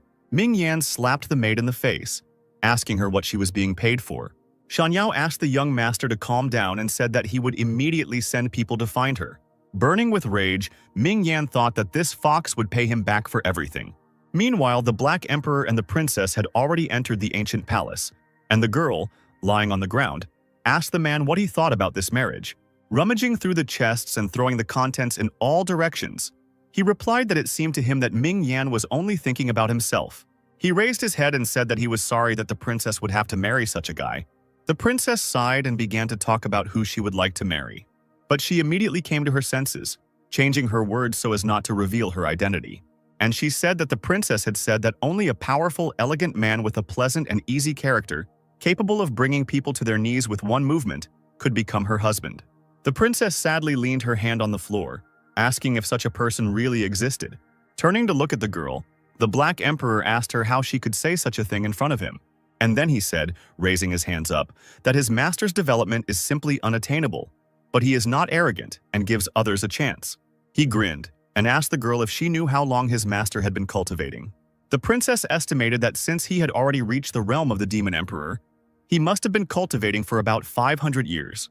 In response to this, the Black Emperor merely showed her 5 fingers, and then, beaming with pride, he explained that he had only been cultivating for 5 years. The princess screamed in surprise that this simply couldn't be. The Black Emperor continued to rummage through the chests, while the girl was puzzled as to how it was possible to achieve such a result in just 5 years. Blushing, she thought that if he really was that strong, she would be glad if he allowed her to serve him all her life. Looking at the girl again, the Black Emperor told her that when he was done here, he would take her to him. The princess immediately beamed and did not refuse such an offer. The man didn't answer her anymore because he noticed something strange. As it turned out, he noticed that next to another chest there was a pile of primordial chaos stones. Overjoyed, the Black Emperor ran as fast as he could towards the stones. But the princess reached out, grabbing the man by the skin on his shoulders and stopping him. She told him that he shouldn't take them. It was too dangerous. The Black Emperor did not listen and went on, saying that there was nothing to be afraid of because everyone was celebrating. The girl's face darkened when she noticed that the party had not yet begun. Crouching down to collect the stones in a bag, the Black Emperor asked her how she knew about it. The princess replied that she knew because she was the bride, and what kind of holiday would it be without a bride? Having collected all the stones in a bag, the Black Emperor asked again, Looking again at the chest, he noticed that something inside it was glowing with a bright light. And then a bright flash burst out of it, glowing with an evil light. This flash ordered the Black Emperor to throw stones. The man obeyed and put the bag in his pants, jumping away from the chest. Turning around, he exclaimed that this would be too humiliating for him. And then, while two bright flashes were flying at him, he ran to the exit. The princess kept up with him and even overtook him. The Black Emperor, sensing something was wrong, asked the girl what she was planning. The princess didn't answer but just quickly jumped out through the closing doors. Standing outside the doors, she thought that she wanted to see what this Black Emperor was capable of. Her hand reached for the lever by the door. Pulling him down, causing the doors to close even faster, she thought that if he could get out, she would meet his owner. The doors closed, leaving a small gap in which the Black Emperor shouted at the girl that she was a stupid fox. The doors slammed shut, and the room plunged into darkness, in which only unfriendly flashes sparkled. Chains suddenly appeared around the Black Emperor's body, restricting his movements. The voice from the chest told the man that he had not only spoken offensive words on forbidden sacred territory, so he even dared to steal the stones of the unsurpassed chaos. A figure of a woman with 9 foxtails appeared above the chest, and she said that the penalty for this was death. After hearing this, the Black Emperor broke the chains without much difficulty. He said he was sorry, but his master needed these stones, and they should be shown respect. The ancestor of the Fox clan 2C said that he was still there.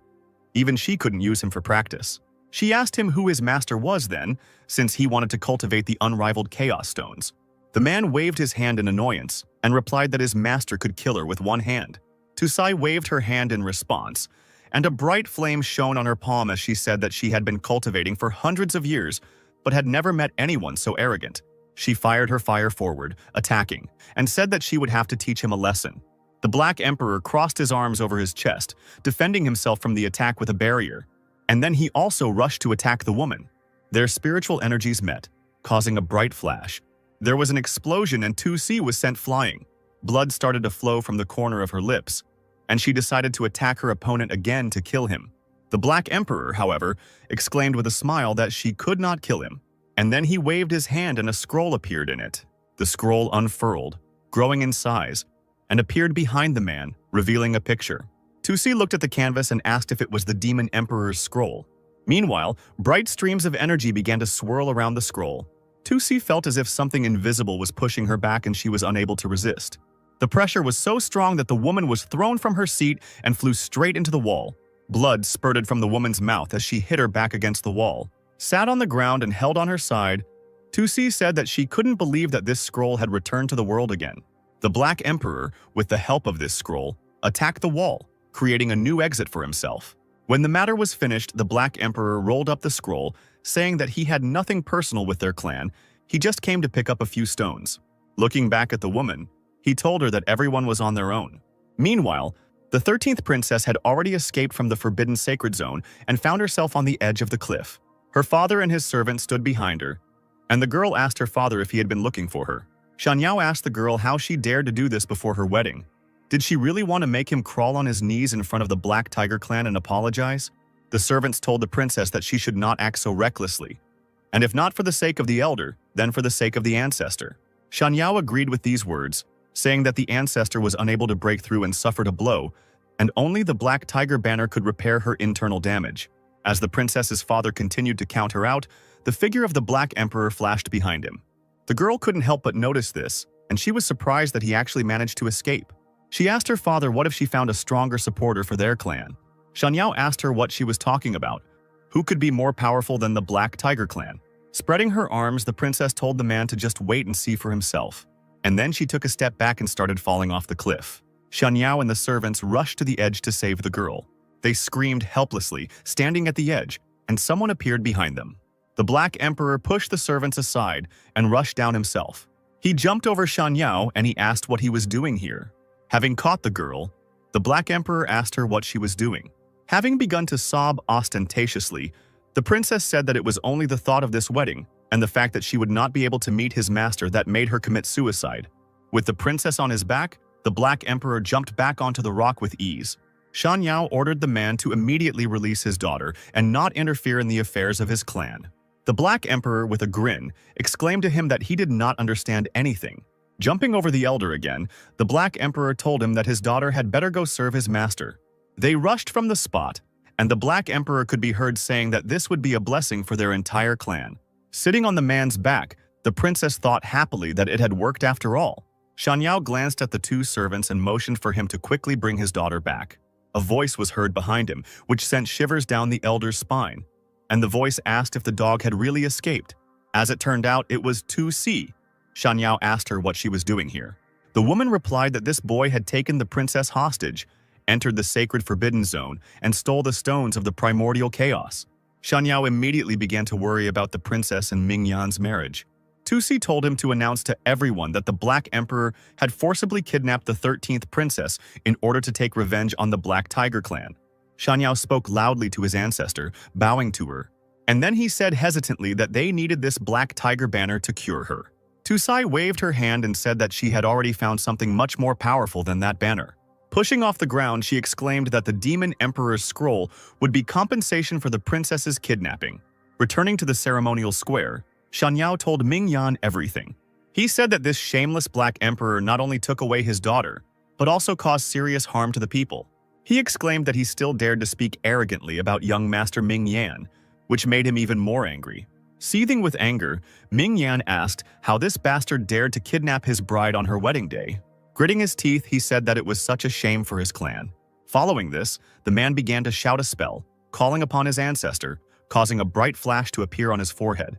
A tiger figurine flew out from Mingyan's clothes, and someone noticed that it was a jade talisman that had been passed down from generation to generation. The servants exclaimed that legend said that it could only be used once at the most critical moment. A dark tornado raged in the middle of the square, revealing to everyone the ancestor of the Black Tiger clan. The tornado died down and a cloaked figure appeared in the sky. Folding his hands in a polite gesture, Mingyan told his ancestor that it was he who had summoned him. Everyone in the square immediately fell to their knees. Shanyao couldn't believe that the man actually summoned the ancestor. The servants thought that this old man was a ruthless monster who had made his way through murder. So the Black Emperor was definitely finished. Ancestor Mingjuechang asked Mingyan in a menacing voice why he had summoned him. The man said that a year ago, a man had caught a powerful demon king who called himself the Black Emperor, and he asked his ancestor to rid them of him. Mingyan exclaimed that today, this same man kidnapped the 13th princess of the Spirit Fox clan who was supposed to marry him. This is an insult to their clan. Concluding his speech, the man said that this was precisely why he had called upon his ancestor. Suddenly, something flew into Mingyan's stomach at a high speed, and Ming Duekong exclaimed that he was worthless. The ancestor said that the man could not get rid of his enemies himself, so he will receive a return blow. He asked what plane this guy was from. Shanyao bowed and replied that he came from the central plane and seemed to be a black dog. Juecheng laughed, noting that it was just a dog raised by a man, and he was asking where 2C was. He asked if she had simply allowed one of her descendants to be taken away. Shanyao replied that Lady 2C had already gone to fetch the princess. Hearing this, the Black Tiger ancestor frowned, thinking that this filthy fox had actually taken action to pursue some minor demon king. The man waved his hand, dark sparks of energy dancing around his fingers. These sparks turned into a chain that closed around Mingyan's neck. Under the action of this chain, Mingyan's body rose from the ground. The man's chest glowed red and a banner flew out from it. The banner flew straight into the hands of the ancestor, and Jukong said that a man did not deserve to hold this banner. Frowning again, he said that he would sort everything out, and in the meantime he could think about his behavior. Mingyan gasped and weakly replied that he didn't dare to contradict the ancestor's water. Meanwhile, the Black Emperor and the 13th princess rushed forward, cutting through the sky. Finally, they stopped on the branches of some tree, and the man pointed his finger down. Pointing to his master's yard, he told the girl that he was there. The princess thought that her own estate was simply a wonderful place for cultivation. The Black Emperor and the princess jumped from a tree near the walls of the estate, and suddenly the girl felt a familiar presence, and she wondered what this fox was doing here. Looking up, she noticed the branches of the demon tree, and she felt like she couldn't move. The Black Emperor grabbed a tree branch, stopping him. He told the tree to be lighter. He leads this girl to bow to the master. Looking at the tree, the Black Emperor asked it why its leaves were so even. It had only been gone for a few days. The tree replied that the owner noticed that it was very overgrown, so he decided to trim its leaves himself. The princess wondered what kind of person this master was that he dared to cut the leaves of a demonic tree of such a level. Behind the Black Emperor, a woman's scream was heard, ordering him to return the treasure. It turned out to be 2C.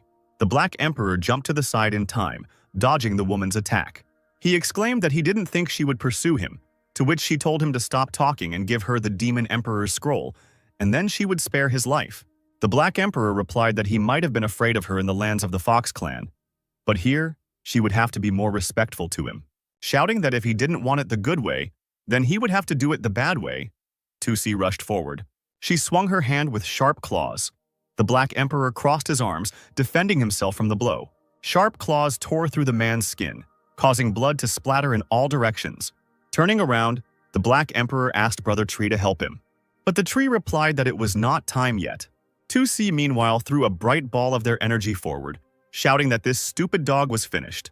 The princess raised her hand to stop her ancestor. Changqing was walking around the yard, humming some children's song.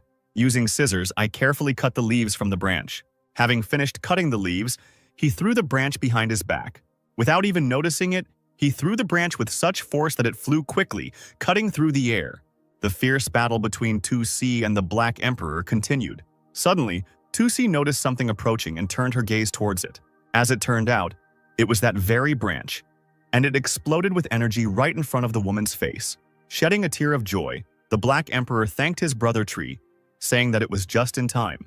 But the tree replied that it was not it, but the master. Finally, 2C noticed the presence of the 10,000-year-old demon tree. She screamed that he may be strong, but she is not weak either. The tree, in response to this, merely sent out its branch into its space. After hitting 2C on the head, the tree told her that it advised her not to disturb the owner and just leave. The woman screamed angrily, asking who it thought it was that it dared give her orders. Using its spiritual powers again, the tree exclaimed that it was simply outrageous to make such noise in the owner's yard and attack his pet.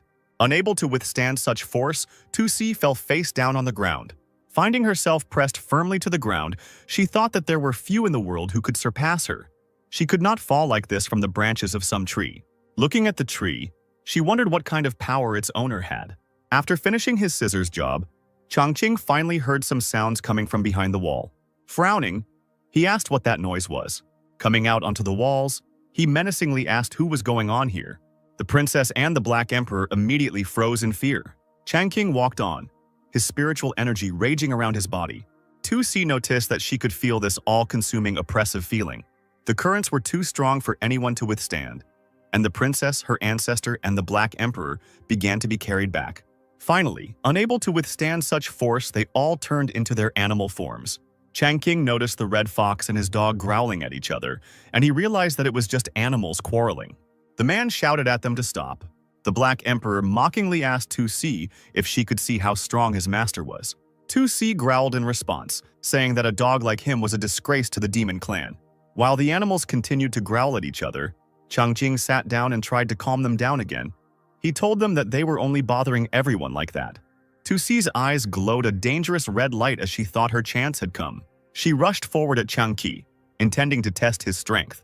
But the man only grabbed her by the fur and shouted irritably, asking her if she really wanted to scratch him. With a wave of his hand, he sent the fox flying, telling her to get out of here, otherwise he would quickly make a fur coat out of her.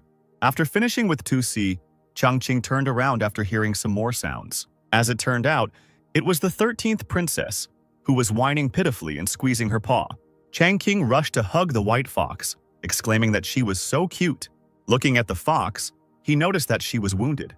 Taking her more comfortably, he told her that he would carry her into the house and help her. 2C didn't go far. She bared her fangs, thinking about how shameless he was. Changqing hit the Black Emperor on the head and told him not to see him married next time. The Black Emperor whined pitifully, admitting his mistake. 2C barked in annoyance, mentally telling the man to return the 13th princess. The princess smiled slyly, telling her ancestor not to worry because she had done it on purpose. She told her that, as she had said before, with this man by their side, they would be able to forget about the Black Tiger clan once and for all. Hiding behind the doors of Changqing's house, she finally told her ancestor that she would definitely find a powerful artifact to cure her. 2C thought in confusion that there was no need for her to rush here back then. Several masters gathered at the Yin-Yang Shrine for a meeting. They sat in a circle in one of the halls of a beautiful palace. At the head of the meeting sat the wisest lord of the Yin-Yang Shrine, Duan Zhengde. The servant told the Lord that according to the report from the disciples guarding the human world, Ming Juechang, the ancestor of the Black Tiger clan and the ancestor of the Fox clan 2C, had broken through the border of the southern ridge, and they had now set foot on the central continent. Duan Zhangdi jumped up, asking why the two demon lords had invaded the human world. The servant replied that it seemed she was chasing a black dog. Zhangdi wondered what this dog had done to disturb them so much, and he thought that something was fishy here. He waved his huge brush and thought that the demon lords would be dealt with by the great sages of the 4 sacred lands, so he should go to them. The man came out and shouted to his disciples to stay there and be on guard. The disciples bowed to him, accepting the instructions. Leaping onto his sword, the great lord quickly rose into the air and flew away. He flew over the villages, cutting quickly through the air. After casting a linking spell, he relayed the message that the Black Tiger clan's ancestor and the Fox 2C had broken into the central continent. Judging from their tracks, they were heading north. He asked what they would do. A bright flash flew higher to deliver a message to another lord. After some time, this flash flew into the hall of another holy place. She walked straight towards the woman who sat on the throne in the luxurious hall. The wisest lord of the great Luo Shrine, Luo Wanfeng, replied that no matter what their purpose was, they could not turn a blind eye to it. She told the man that she was already moving out. Wanfeng waved her hand and a flash flew up, sending a new message. This message reached Chang Xuan and Xu Jitian, who were sitting playing Go. Jitian said that the demon lancer had been inactive for many years, and now 2 overlords had entered their lands. After making a move in Go, Chang Xuan replied that there was probably a reason for it. Jitian noticed that the man was not at all worried that the Taishuan lands were located north of the southern ridge, and the man made a countermove. Stroking his beard, Chang Xuan replied that to get to Mount Taishuan, they would first have to pass through Master Ye's domain, and he asked the man if he thought they could handle it. Swinging his hand sharply to place the figure, Chang Xuan exclaimed that they could come if they were tired of life, and then 2C ran away with high leaps. Frowning, she exclaimed that she would never come back here again. Her hands were shaking, and she thought that this tree itself was powerful, and his owner is even more terrible. Black tentacles reached out towards 2C, who was running, cutting through the air. Feeling the presence, the woman turned her head, completely unexpectedly. These tentacles grabbed her, disrupting her movements. 2C made a pitiful attempt to escape from the tentacles' grip, but she failed. Ming Juechang greeted 2C, saying that they hadn't seen each other for a long time. Bound by Juechang's energy, the woman looked at the man, her body trembling slightly. Leaning closer, the man asked her if she was also pursuing the Black Emperor, and then he said that she had come here in vain. 2C smirked and asked him about it and what happened. Juechang replied that if the Fox clan agreed to submit to his Black Tiger clan from now on, he would deal with this dog. Remembering the incredibly strong master and his tree, 2C smirked and thought that she could help him die if that was what he wanted. The woman said in a shaking voice that she caught up with the dog, but instead of giving up, he seriously injured her. Juechang told her not to lie. The Black Emperor was not strong enough to defeat her. The woman replied that he had the Demon Emperor's scroll. The man asked again if he really had the legendary sacred item of the demons. He understood why this fox was chasing him like that, and he thought that if he wanted to become a demon lord, he needed this scroll. He looked at her face, trying hard to understand whether the woman was lying or not. Not noticing anything strange, he asked her where the dog was. 2C chuckled silently as she said that the Black Emperor was hiding in a small place at the foot of Mount Taishuan, and with the blessing of the scroll, his cultivation level had increased greatly and he had become very arrogant. She said that he threatened her, saying that with the Demon Emperor's scroll in his hands, the Demon Clan would completely dominate the Black Tiger Clan in a few years. Juechang immediately became furious upon hearing this and asked how this ignorant boy even dared to say such a thing. He quickly waved his hand and his clan's banner appeared in the air. The man grabbed the banner and ran forward at full speed to teach him a lesson. 2C looked after him, thinking that his death was already very close. Suddenly, from somewhere behind the mountains, a menacing voice was heard, saying that the ancestor of the spiritual foxes still remained. The woman quickly turned towards the sound of the voice and asked the speaker who he was. Duan Zhangde and Luo Wanfeng flew out from behind the mountains with majestic flying. They and a couple of other masters surrounded 2C. The woman asked what they wanted, immediately recognizing them. Zhangde exclaimed that she should not pretend to be stupid, because she herself knew that she had broken the treaty between humans and demons by invading their lands without permission. She knew the consequences. Wanfeng asked the woman sternly what the purpose of her visit here was. 2C chuckled and thought that she could handle both problems at once. blaming it all on Ming Juechang. She covered her face with her sleeve, but tears were visible running down her cheeks as she called out to the great masters in a trembling voice. Trying to evoke pity, she cried even harder, telling him that Ming Juechang of the Black Tiger clan had forced her to help him search for the treasure. Continuing to cry, she said that Ming Juechang was insatiable and relied on the Black Tiger banner, knowing that it would protect him. He went to the foot of Mount Taishuan to retrieve the Demon Emperor's scroll. Wan Feng asked again, "Was this really the legendary treasure that could be used to transform into a demon lord?" Tu Si replied that Yue Xiang found him. Afraid that she would ruin everything, he beat her and left alone. Chengde thought that there really was a Black Tiger aura here, and Tu Si's injuries didn't seem fake. He told the woman that she would follow him because she was being forced to, and they would not insist on her participation. And he asked her to leave their lands as soon as possible. Tu Si did not refuse, saying that she would now carry out the great sage's instructions. Thinking that this was definitely the end for this tiger, she quickly flew away. Meanwhile, in the settlement of Xiaoqi, everything was calm. People were going about their business.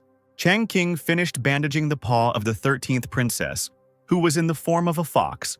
Picking her up in his arms, the man smiled at her and said that everything would heal very soon. The princess looked at the man's smile and thought that a person with a high level of self-cultivation cared about her so much. The princess felt an arrow of love pierce her heart.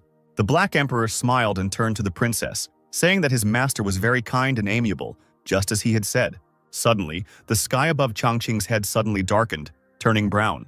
Chang Qing, noticing this, looked up and immediately wondered what was going on. A bright explosion and black lightning began to descend from the sky, and someone's figure was visible in the explosion. As it turned out, it was Ming Juechang, who told the Black Emperor to immediately give him the Demon Emperor's scroll, otherwise he would kill him. Upon seeing the man, the Black Emperor immediately bared his fangs and cursed out loud. The princess also exclaimed in surprise, completely not expecting the arrival of the ancestor of the Black Tiger clan. Quietly rustling its leaves, the tree demon asked who was making the noise here. Landing on the ground, Juechang immediately noticed a tree, a bright flash of light shining from its leaves. The man said that he didn't expect to meet the great demon tree here. He asked the Black Emperor if he was so confident just because he was under his protection. The veins on Juechang's face bulged. His eyes turned white, and lightning flashed from his body as he began to chant. The banner grew in size and flew into the sky, painting everything around it red as the man flew into the air. A huge wave of powerful energy burst out and rushed straight towards the tree in the yard. The tree was surprised to find that he had suppressed its power. The Black Emperor, excited, asked the tree how it was. The tree replied that the enemy had a demonic weapon in his hand, so he was trapped. The princess immediately understood and exclaimed that this was the banner of the Black Tiger clan. She said that with this banner, Ming Juechang's strength would increase by at least 50%. The Black Emperor ran out into the street to deal with everyone who dared to show arrogance and disrespect to his master. Watching the Black Emperor, Changqing couldn't figure out where his dog had run off to again. The Black Emperor had already met with Juechang and pounced on him, shouting at him not to be so arrogant. Juechang bared his teeth and asked if this was really the Black Emperor. Sending out a large wave of dense energy to attack the enemy, he shouted that he had arrived just in time. The Black Emperor had no intention of retreating. He desperately rushed towards this wave. He bounced off the ground to get closer to his opponent. But when he got closer, Juechang, as if waiting for the right moment, punched him in the face. He began to strike blow after blow to knock him out. Blood began to flow from the Black Emperor's mouth. With another sharp blow, the man sent the Black Emperor flying, and he met the stone with his back. Juechang laughed and exclaimed that this was all his strength. It was a disgrace and nothing more. Using his powers, he bound the Black Emperor and pulled him towards him, telling him to give him the scroll or else he would take away both his soul and body. Baring his fangs, the Black Emperor replied that he had better run away since he had disturbed his master. The man asked again, and then asked him if he really decided to scare him like that before his death. But suddenly, somewhere to the side, someone's cry was heard, calling for the Black Emperor. Chang Qing quickly ran out of the courtyard, shouting that he had decided to fight with someone again. Looking at the man, Juechang felt his heavy gaze and heavy aura. The man in front of him glowed with a bright light, which completely disarmed him. After a few moments, Juechang transformed into his animal form, the form of a black tiger. Meanwhile, the enraged Changqing asked the Black Emperor whether he had already forgotten everything he had told him. Juechang couldn't understand where such a strong man came from. Shaking his head in search of his dog, Changqing told him that he would show him now. But instead of his dog, he found a black tiger on the grass in front of his house. Juechang looked at the man, baring his fangs as if preparing to pounce. Cold sweat ran down Changqing's face as he wondered what the black tiger was doing here. The man quickly turned around to find some kind of weapon. The first thing that caught his eye was a cutting knife that was displayed on the table. Leaning his back against the wall, he walked slowly to get the knife, trying not to draw attention to himself. Changqing grabbed the knife, held it out with shaking hands, and hesitantly told the tiger not to come closer, while he himself wondered if he could kill the tiger with this thing. Jue Chang thought that the aura of this knife was much stronger than the aura of his clan's sacred weapon. He wondered whether it was a fake or a real immortal weapon. Jue Chang slowly walked forward and he began to say that he did not want bloodshed. They could find a compromise. However, Changqing imagined it as if a slightly frightened beast was growling threateningly at him. Changqing's whole body was shaking with fear, but he was reassured by the thought that the tiger was still a little scared, and he thought that he needed to run away as quickly as possible. Turning to face the Black Emperor, the man shouted at him to leave quickly. The Black Emperor began to mock Jue Kong, telling him that now he himself saw how strong his master was, and if he asked for arrogance again, then he would definitely be finished. Changqing froze, noticing that his dog was provoking the tiger, and he mentally begged him not to do this. The provocation succeeded, and Jue Kong shouted angrily that he could be killed but not humiliated, so he would kill him. The tiger's eyes lit up with a dangerous red light, as he thought that if a battle was unavoidable, he would have to attack first. Jue Chang threw his head back and bit his tongue, causing blood to flow from his mouth. And then he began to put together various techniques with his paws. He slammed his paws on the ground, causing his energy to spread out in black circles. A bright flash lit up the sky and several bolts of lightning struck the ground.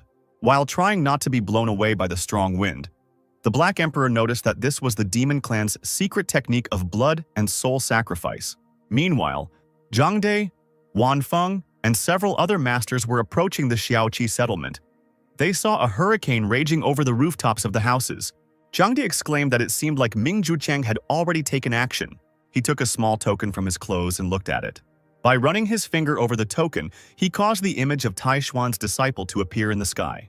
He asked the guy irritably if they could hurry up since they were already there. Wearily clutching his forehead, the student said that the master had given him other instructions. He said that the great sage Duan Zhangde had the power to make Ming Juechang regret ever setting foot in Xiaoqi. Even more irritated, Zhangde exclaimed that this was simply outrageous. Meanwhile, the sky became more and more colored in a bright, almost bloody red color. Wan Feng noticed that an incredibly powerful dark energy was emanating from that place. She noticed that it seemed like Ming Juekang had used some ancient secret technique. Bowing to Zhangde, she told him that she had always considered him the wisest of sages. She and her students told him in unison that he had to sort out this misunderstanding. Zhang Di shouted in annoyance, asking what they meant. Wan Feng nervously asked him why he didn't go on reconnaissance while they kept watch here. Zhang De pointed his finger at the woman, telling her that she had settled in well. He suddenly turned his head to the side, sensing Ming Jueshang's aura. Despite his dissatisfaction, he still went to investigate, following Juekang's aura. But suddenly the sword he was flying forward on simply began to fall down, causing Zhang De himself to also begin to fall. As he fell down, he wondered why his magic suddenly stopped working. He fell heavily to the ground, but immediately rose to look ahead. The entire Xiaoqi settlement was filled with Juekang's aura, and Zhang De noticed that Juechang had decided to use his body as a formation and offered his blood as a sacrifice. He thought that it was because of this influence that his sword had just lost control. The villagers quickly ran through the streets, with flashes of Juekang's power following behind them. Zhang De struggled forward into the thick of energy, thinking that he had to stop it. Meanwhile, Juekang cried out that the ancient black tiger god had returned to his body. Changqing shuddered, thinking that this tiger was now definitely angry, and that it was the end for him. He began waving the knife with his eyes closed in an attempt to scare the tiger away from him. Juechang thought that he had spent 1,500 years of his life so that the ancient god could take over his body. Even with an immortal weapon, no one could do anything to him. Opening its mouth, the tiger let out a loud roar, accompanied by a wave of energy. This wave flew straight at Changqing, knocking him and the Black Emperor off their feet. Changqing was surprised that some tiger could use a sound wave like some kind of villain. With another roar, Juekang knocked the knife out of Changqing's hands and it flew far back. With a quick leap, the tiger flew forward to pounce on the man and tear him to pieces. The Black Emperor and the tree became agitated and screamed, trying to force the master to dodge. Changqing's body was still shaking, and he reached into his clothes, thinking that it was time for desperate swords. Changqing was also starting to get irritated, thinking that this tiger had brought him to this point. Quickly taking out something from his clothes, Changqing waved his hand to point it at the tiger. The Black Emperor said with relief that he knew his master had a plan. Juekong noticed that a green box had appeared in front of him and wondered what it was. But it was ground catnip. Almost immediately, the tiger was hooked on the catnip, losing his mind, his tongue hanging out. Shaking his head to clear his head, Juekong thought that he couldn't fall for such a petty trick. But the next moment he could not resist, and his mind began to leave him again as he began to follow the box. Changqing squatted down and said with a slight grin that he didn't think it would work. He looked at the tiger who was happily rolling on the ground, licking this box, thinking that tigers are also cats. While biting the box, Juechang couldn't stop, thinking that even if he knew his weakness, he couldn't underestimate him. Meanwhile, Changqing quickly grabbed the knife that Juechang had knocked out of his hands and struck. There was a loud, plaintive, pain-filled cry, and blood gushed in all directions. Standing up, Changqing sighed tiredly. He looked down and said that the knife went in like a glove. Juechang's body went limp and his soul began to leave his body. The Black Emperor's eyes lit up with delight, and he exclaimed that his master was as resourceful and wonderful as ever. The tree said that without its owner, it would not have been able to deal with Ming Juechang. After thinking about it, Changqing said that he should make the same teasing stick and fucking white fox. Meanwhile, Zhangdu was still struggling to move forward. But suddenly his path became clear. Looking around, he noticed that all the dark aura had disappeared in an instant. Wanfeng, noticing that the danger had passed, went down to the man and asked him if everything was okay, since Ming Juechang's aura had disappeared. Zhangdi replied that no one could fight face-to-face with the Black Tiger God Tree.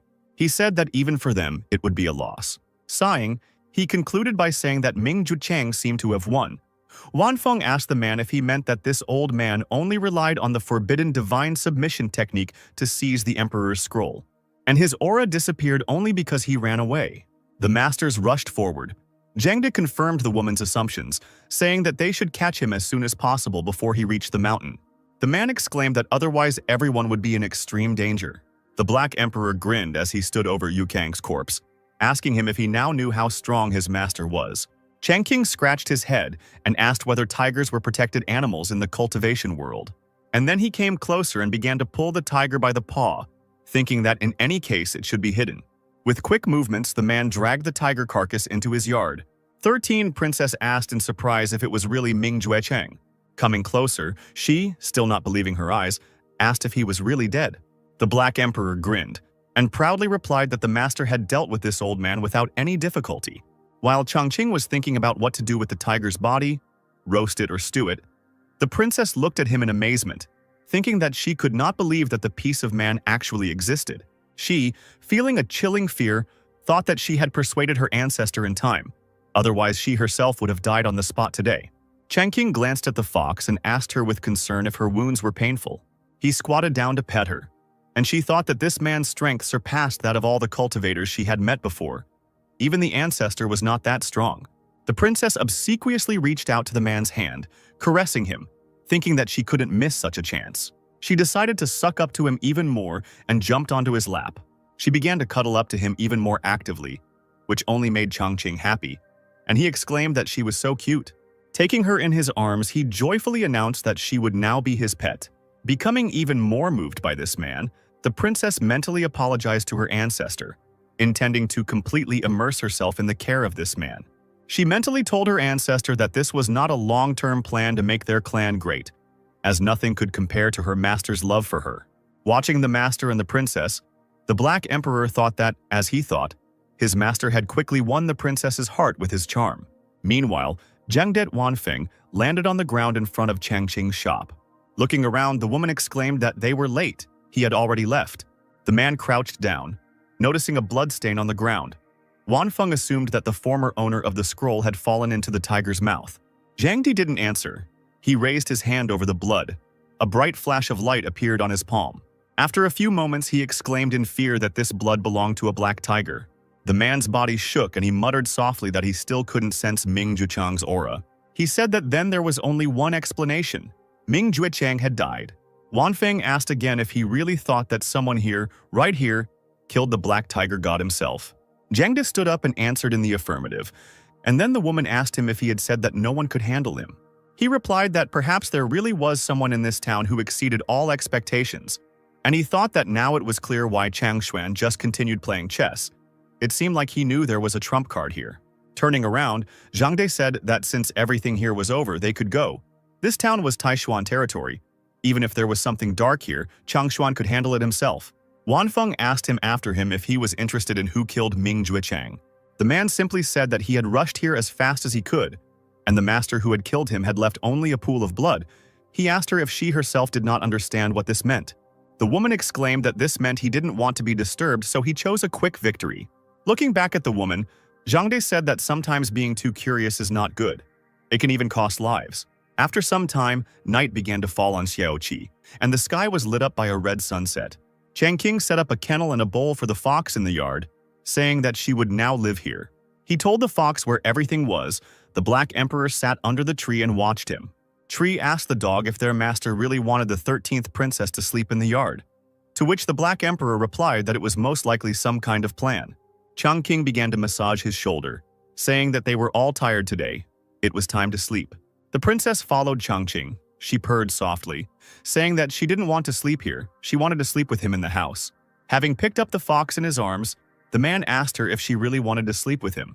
The princess smiled and purred happily, agreeing with him. Changqing didn't argue. He hugged the fox to his chest and carried her into the house. The tree said that it understood, and the master wanted to check if she was truly submissive. The Black Emperor did not deny this idea and exclaimed that he was a genius. The tree said that today's battle with the Black Tiger Demon Lord had cost him too much energy. He needed to get some sleep. The Black Emperor sadly asked him how long he would sleep. The tree replied that it would sleep from several days to several decades. It said that it wanted to share with him the power of heaven and earth that was contained in the spiritual spring, that its owner watered it with when he planted it. He handed the leaf to the Black Emperor with the branches, saying that he had imprisoned her in this leaf. The Black Emperor accepted the leaf, and the tree told him to become stronger but promised that it would protect its master. Otherwise, when it wakes up, there will be no trace left of its improvement. Raising his paws, the Black Emperor replied that he understood everything. And in response to this, the tree fell asleep. Its energy began to fill the courtyard. The energy of the tree spread into the house, and Changqing, who was also already asleep, inhaled it. The whole house was illuminated by a not very bright purple flash. The next day, Changqing opened his eyes with difficulty, the sun shining on his face through the window. Sitting up in bed, he noticed that for some reason he had the feeling that the bed was somehow cramped. Looking at the other side of the bed, he noticed that a girl was sleeping on it. It was the 13th princess. Changqing was quite surprised by this. He could not understand how it happened that he went to bed with a fox and woke up with some girl. The princess also woke up and sat up in bed, yawning. Noticing that Changqing had also woken up, she rushed to hug him with a joyful cry. The man quickly dodged, causing the girl to fly to the floor and did not ask her what she was like. Looking at the girl, he noticed that a fox tail was dangling behind her back, very similar to a fox's tail. Then Changqing asked the girl if she really was the white fox. Sitting on the floor, the princess smiled and replied that everything was so.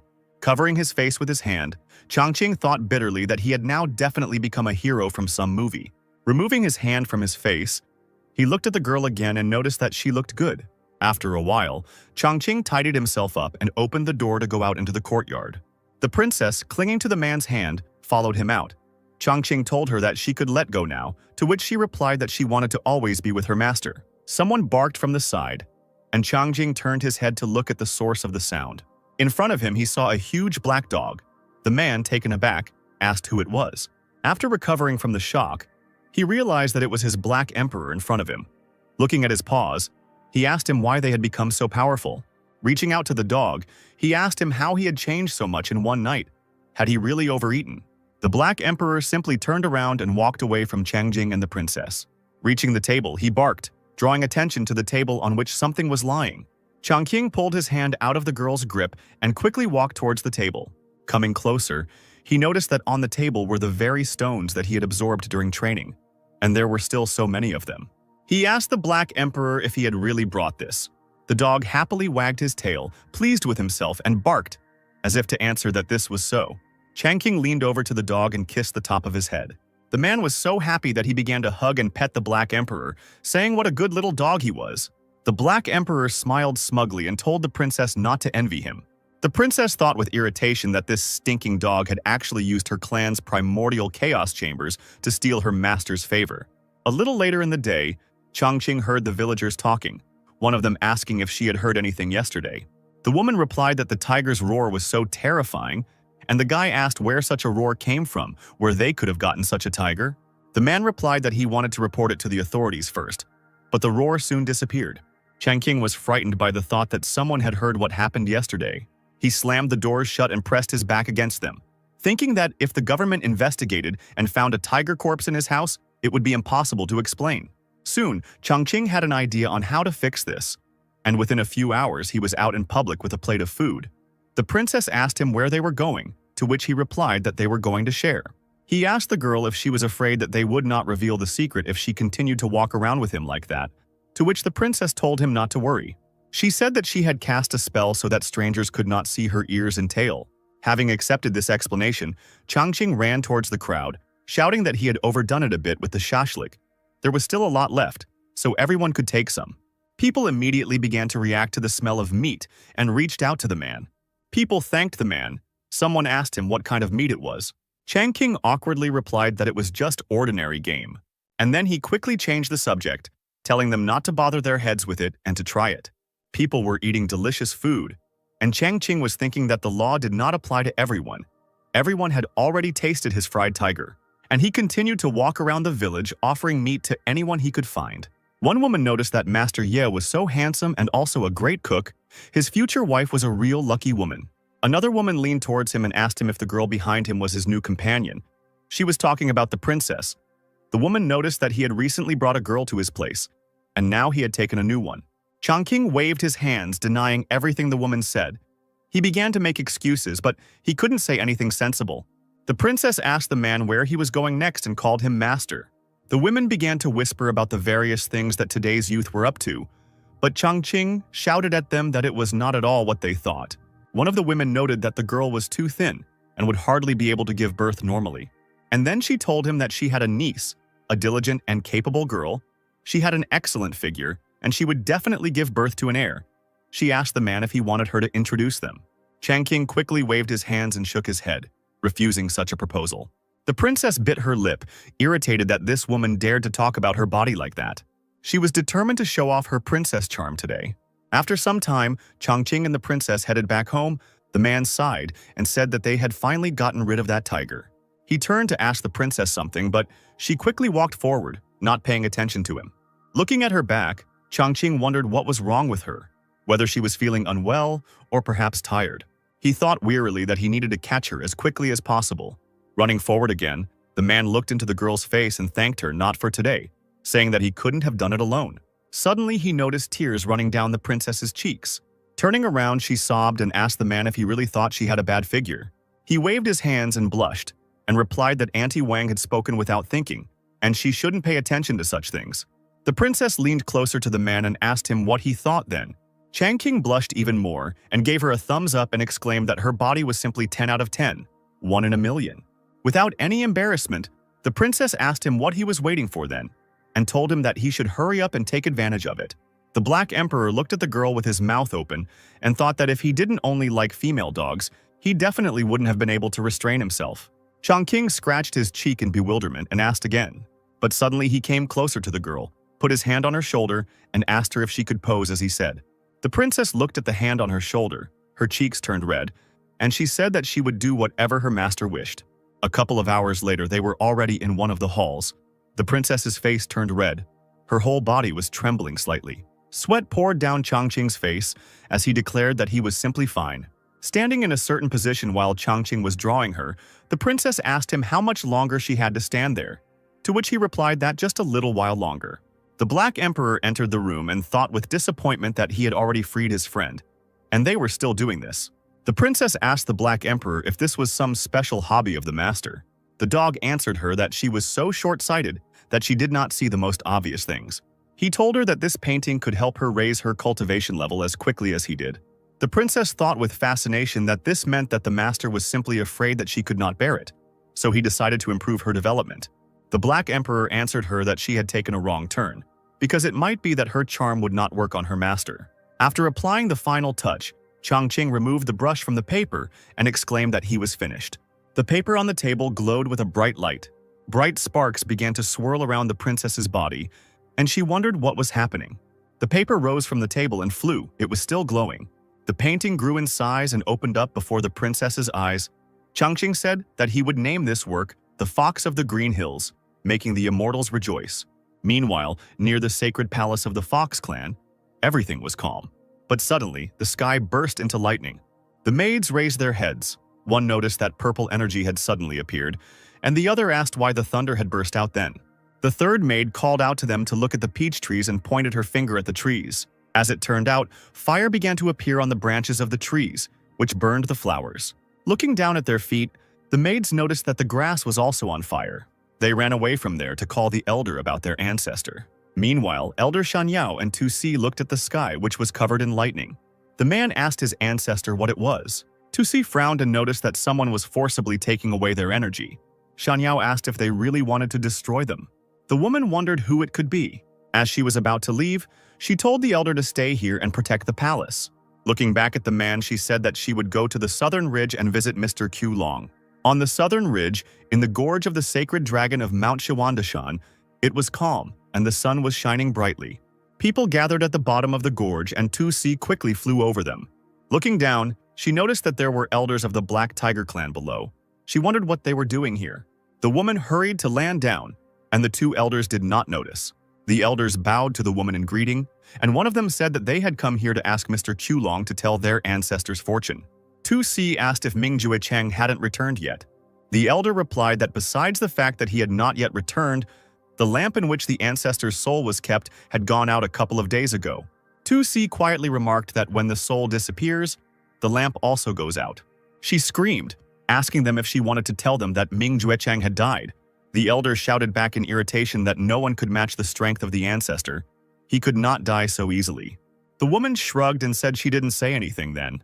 She, remembering Changqing, thought that Jue Kong had brought this upon himself. Walking along the path to heaven, he ended up in hell, and all he could do was give up. The elders began to ask Tu Si if she knew anything. They said that they lost contact with the ancestor after he left the Fox clan's territory. A voice came from behind them, telling them not to continue. Ming Jue Chang would reap the consequences. Turning around, they noticed that it was Mr. Chu Long. Demon Lord Chu Long said that although the song of transformation had already been played, the counterattack was already near. Ming Jue Kong was too arrogant to break the agreement and break into the central plain. The elders of the Black Tiger clan could not find anything to object to. One of them fell to his knees, saying that their ancestor was to blame. And then he desperately said that he was very strong. He had many secret techniques at his disposal, so how could he be defeated so easily? Another prayed to Qiu Long to tell their fortunes. Qiu Long agreed and reached into his clothes to get something. He took out from his cloak a golden token that was in the shape of a turtle shell. The token glowed with a bright light and flew into the air. Tu Si screamed and closed her eyes, covering them with her hand to avoid the bright light. Qiu Long muttered that he was right. He looked at the coins in his hands from which pieces had broken off, and the man said that fire and thunder were in an alternating phase. He said that it meant great evil. The elders of the Black Tiger clan asked again. Qiu Long said that it was a divine punishment. Ming Jue Chang was doomed to death and was burned. It seems that he died at the hands of no ordinary cultivator, because the power of strength has no end. The elders shouted, asking the master who it was because they could take revenge. Qiu Long said that the heavenly secret cannot be revealed. If he continues, even he himself will be implicated. He told them to go back and take care of themselves so that the Black Tiger clan will not get into trouble. The elders asked him if even he could not resist. Another elder hastened to thank the master for the warning and said that she would return immediately. Without thinking twice, the elders jumped high into the sky, moving away from the rift. Turning to Tu Si, Qiu Long asked her why she had come to see him. After bowing to the master, the woman said that something strange had happened in the sky above her clan's palace, and all of their aura had been stolen.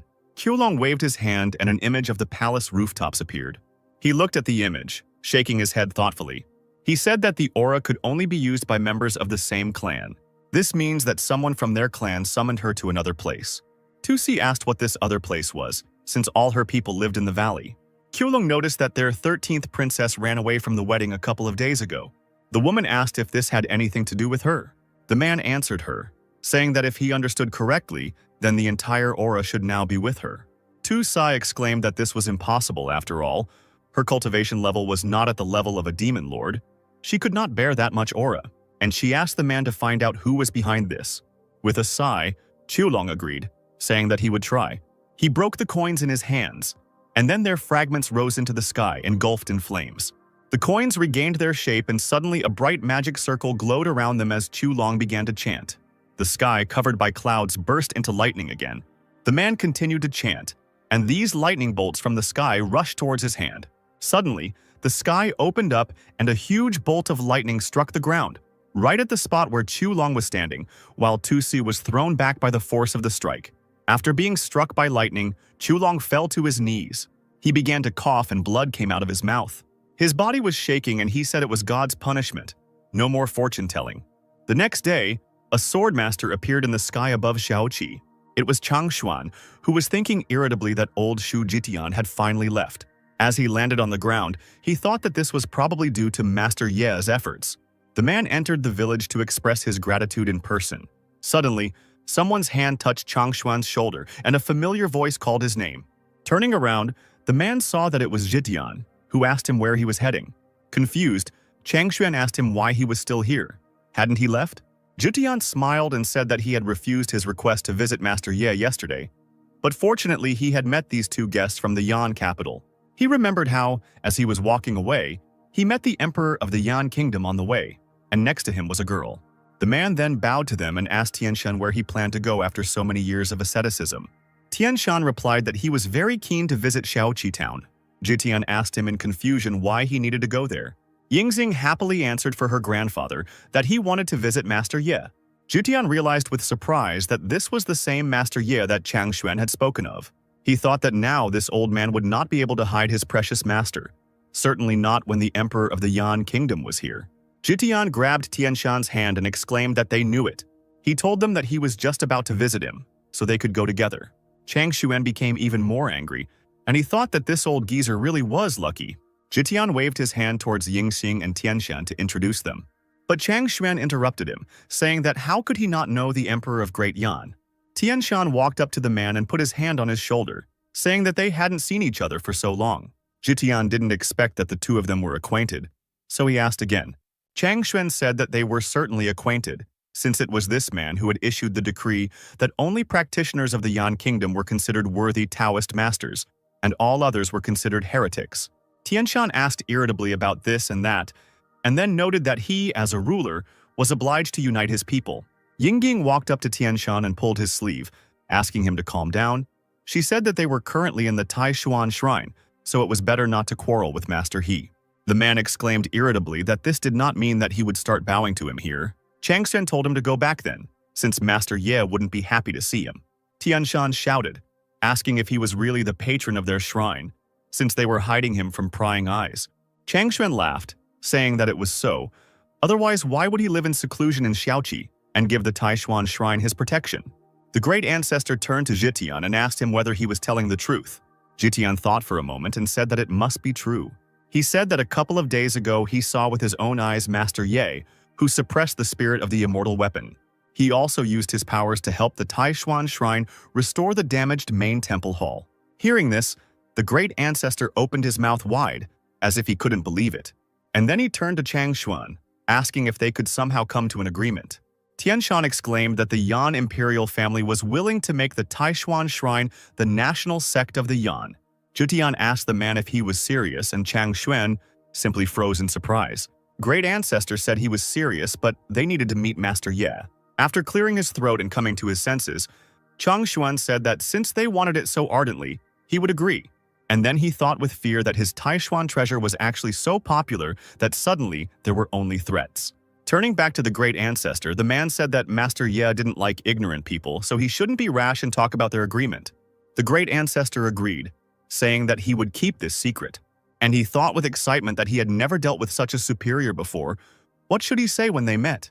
Meanwhile, Changqing came out of his shop and saw people on the threshold. Yingxing immediately beamed and called out to Mr. Ye happily. She rushed to hug the man, saying that she had come to visit him again. Tianshan was surprised by such closeness between the young people. Changqing began to push the girl away from him with an awkward smile. As she continued to cling to him, he thought about how so many people were looking at this. How shameful it was. Turning to all the people, he hesitantly told them to pass through. The men, still shocked, entered the house. Yingxing was still fawning over Changqing, and he was telling her not to touch him again. Looking around the courtyard, Zitian was surprised to find the Black Emperor there. Tianshan asked how it was that there was a demon king in the Middle Kingdom.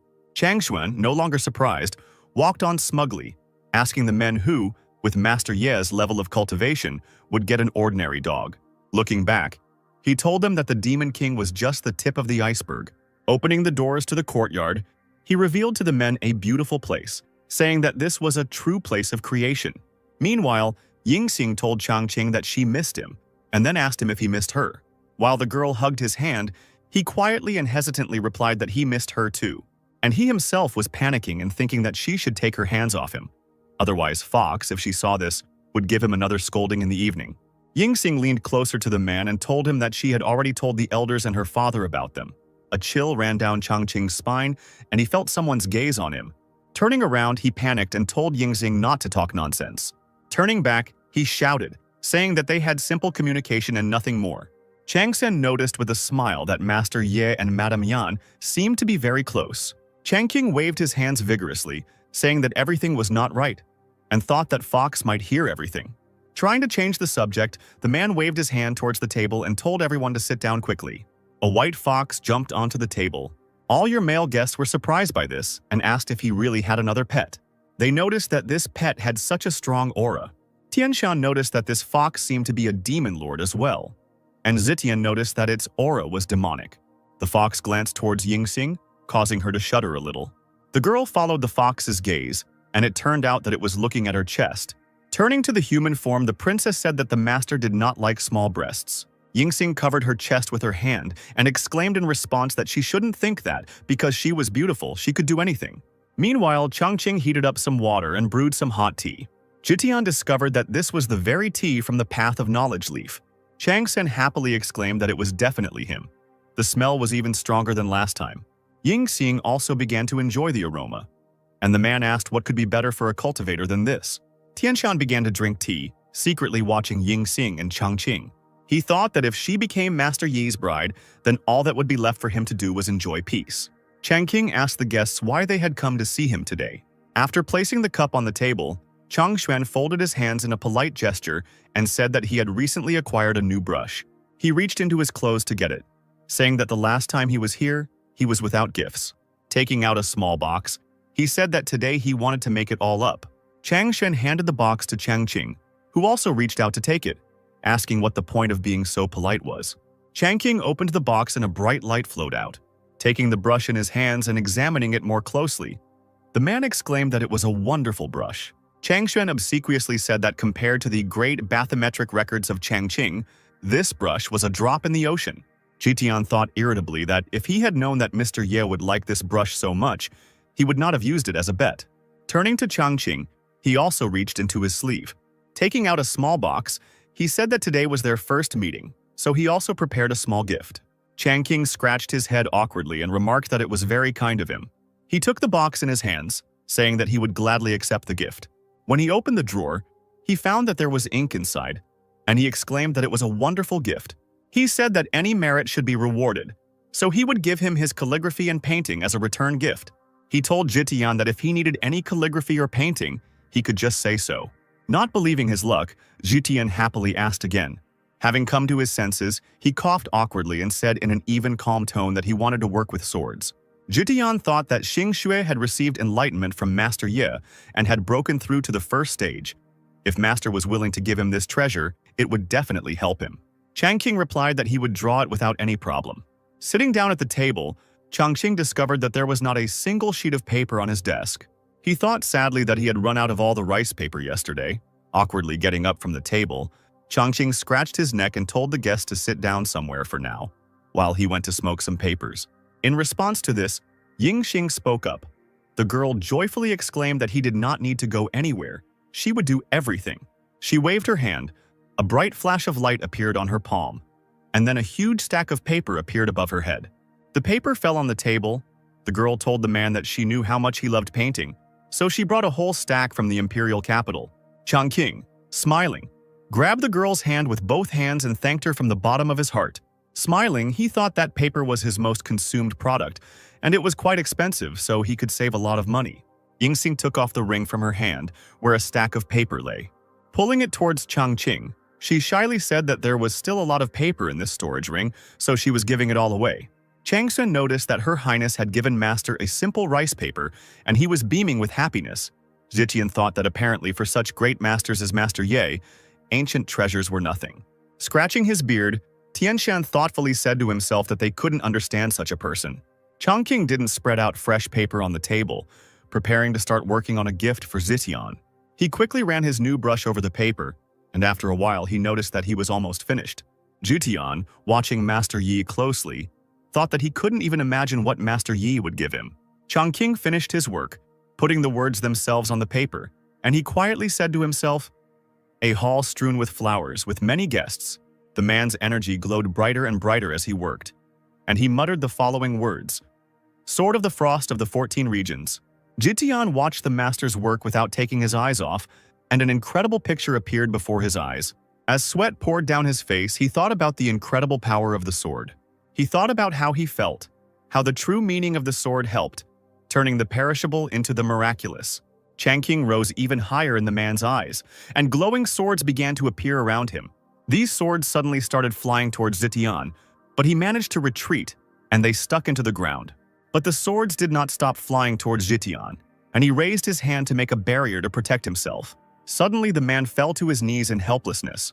He was dumbfounded to realize that he had cultivated for so many years, but compared to Master Ye, he was still a baby. Changsheng noticed that Zitian's face had become distorted, and he was making strange sounds. And he thought that this old man could not withstand the master's strength and was starting to lose his mind. Using his powers, Changsheng broke into the illusion created by Changqing's powers. He found Zitian there and flew up behind him. Placing his hand on his back, he began to stabilize his comrade. Changsheng closed his eyes and began to recite the spell. His hand began to put pressure on Zitian's back, while Changsheng used the path of the heart to help. Finally, Zitian woke up, already finding himself in some other place. The last thing he saw in this place was a bright flash that blinded him. Kneeling, Zitian woke up in Changqing's courtyard, breathing heavily, dumbfounded with fear. Rising to his feet, he conveyed his thoughts to Chang Xuan, thanking him for helping him. Otherwise, he would have been disgraced in front of Master Ye. Chongqing was putting the finishing touches on the words. Turning to his guests, he placed his brush on the table and waved his hand towards the painting, asking what they thought of it. Looking at the work, Chang Xuan sublimely remarked that this calligraphy not only gives a sense of naturalness, but also hints at an immense divine meaning. Zitian agreed with these words and added that what was even more incredible was that each word contained completely different ways of wielding a sword. But when they come together, they form true meaning. Yingxing asked the man what he meant. Zitian glanced at the girl and began to explain, telling him that it was like a mountain range. He began to draw parallels, saying that some mountains towered over others, but they all formed one magnificent ridge. After this explanation, Yingxing happily exclaimed that she understood everything. Zitian thought that the true meaning of Master Ye's calligraphy was much deeper. Tianshan thought that he could only understand the superficial part of it. Zitian looked at Master Ye with uncertainty and asked him if he really wanted to give this calligraphy to him. Changqing glanced at the man and replied that this was the least he could offer him. And he himself slyly thought that this simple calligraphy would bring him an expensive ink bar. Tears welled up in Zitian's eyes as he placed his fist into his palm and thanked him loudly. He fell to his knees, exclaiming that he wanted to pay his respects, while Changqing jumped back in fear. He immediately awkwardly asked the man to get up, saying that it was nothing. Tianshan thought that if he had just a little more time, Su Jitian's face would have been lost, and Chang Xuan thought that Master Ye was actually aware of his position in the shrine, but he still found it hard to accept. Changqing sighed heavily, placed his hand on his forehead and thought that he was being given too much honor. Suddenly he said that since they had all gathered here today, they needed to have dinner, and he asked them what they thought about black tiger stew. Yingxing seemed to be quite happy about eating the stew, and the rest of the guests, dumbfounded, asked again, "A black tiger?" After some time, many plates with various snacks and meat appeared on the table. In the middle stood a copper cauldron, on which also lay meat, shrimp, mushrooms, and much more. Taking a piece of meat with his chopsticks, Changqing began the dinner and told the guests not to be shy and to help themselves. Everyone else also took pieces of meat, but they were in no hurry to eat it but looked at it carefully. Tianshan mentally contacted Zitian and told him that there were rumors that the Black Tiger Demon Lord Ming Juecheng had broken into the Central Plain for several days. But in the end, he suddenly entered the Taishuan Shrine and disappeared. Nodding, Zitian also responded in his mind, guessing that he might have been killed by Master Ye. The three male guests all glanced at the meat that was emitting demonic energy and thought that Ming Juchang was in front of them. Tianshan shook and began to breathe heavily, wondering if it was possible that what was in front of him was actually Ming Juechang's meat. While Changqing was actively eating meat and Yingxing was trying to keep up with him, Tianshan thought that to Master Ye of that level, a cultivator was nothing more than a wild beast. Mentally addressing Yingxing, the man told her that this meat contained violent energy and she couldn't handle it at her current level of cultivation, so it was better for her not to eat it. Looking sadly at the delicious-looking meat, Yingxing meekly said that she would not eat it. And the next moment, Changqing, with a smile on his face, offered the girl to try the meat, and he said that it was very tasty. The girl waved her hands, thanking the man for his concern, and said that she could not eat meat. Changqing was quite upset by this statement and asked again. Looking at the girl, he wondered if she was on a diet and thought that he didn't think that girls in the cultivation world did this too. Then he turned to the men with a smile, telling them to eat more, otherwise he alone would not be able to eat it all. The men did not refuse the owner and tried their first piece. Chewing the meat and not feeling anything, they noticed that it was quite good, and not as scary as they thought. Tianshan noticed that he felt her body warming up, and the next moment this same heat hit all the men. While calmly chewing the meat, Changqing noticed the strange behavior of his guests and asked them what was wrong with them. Changxuan, whose face was red from the heat, apologized and said that they needed to take a break. All three men stood up from the table and bowed to the master of the house, all of them with red faces. Changqing was upset and quietly asked if they really ran to the toilet right after 2 pieces. He looked at the meat suspiciously, wondering if it had gone bad, and he thought that he even put that ice ball in there to keep it cold. Meanwhile, Changshuan, Zitian, and Tianshan reached one of the mountains outside of Xiaoqi. They quickly ran forward. Tianshan shouted that he couldn't resist such a powerful energy. Changshuan noticed that they were in the void refinement realm. He, with a red face, said that they needed to find a way to deal with this as soon as possible. Zitian, with an equally red face, replied that it would open soon. All the men put their hands together in a certain gesture, and a light shone around their palms. Gathering in a circle, they touched each other's palms, and energy swirled around them. A bright beam of light shone over the forest, in which the outlines of swords could be seen.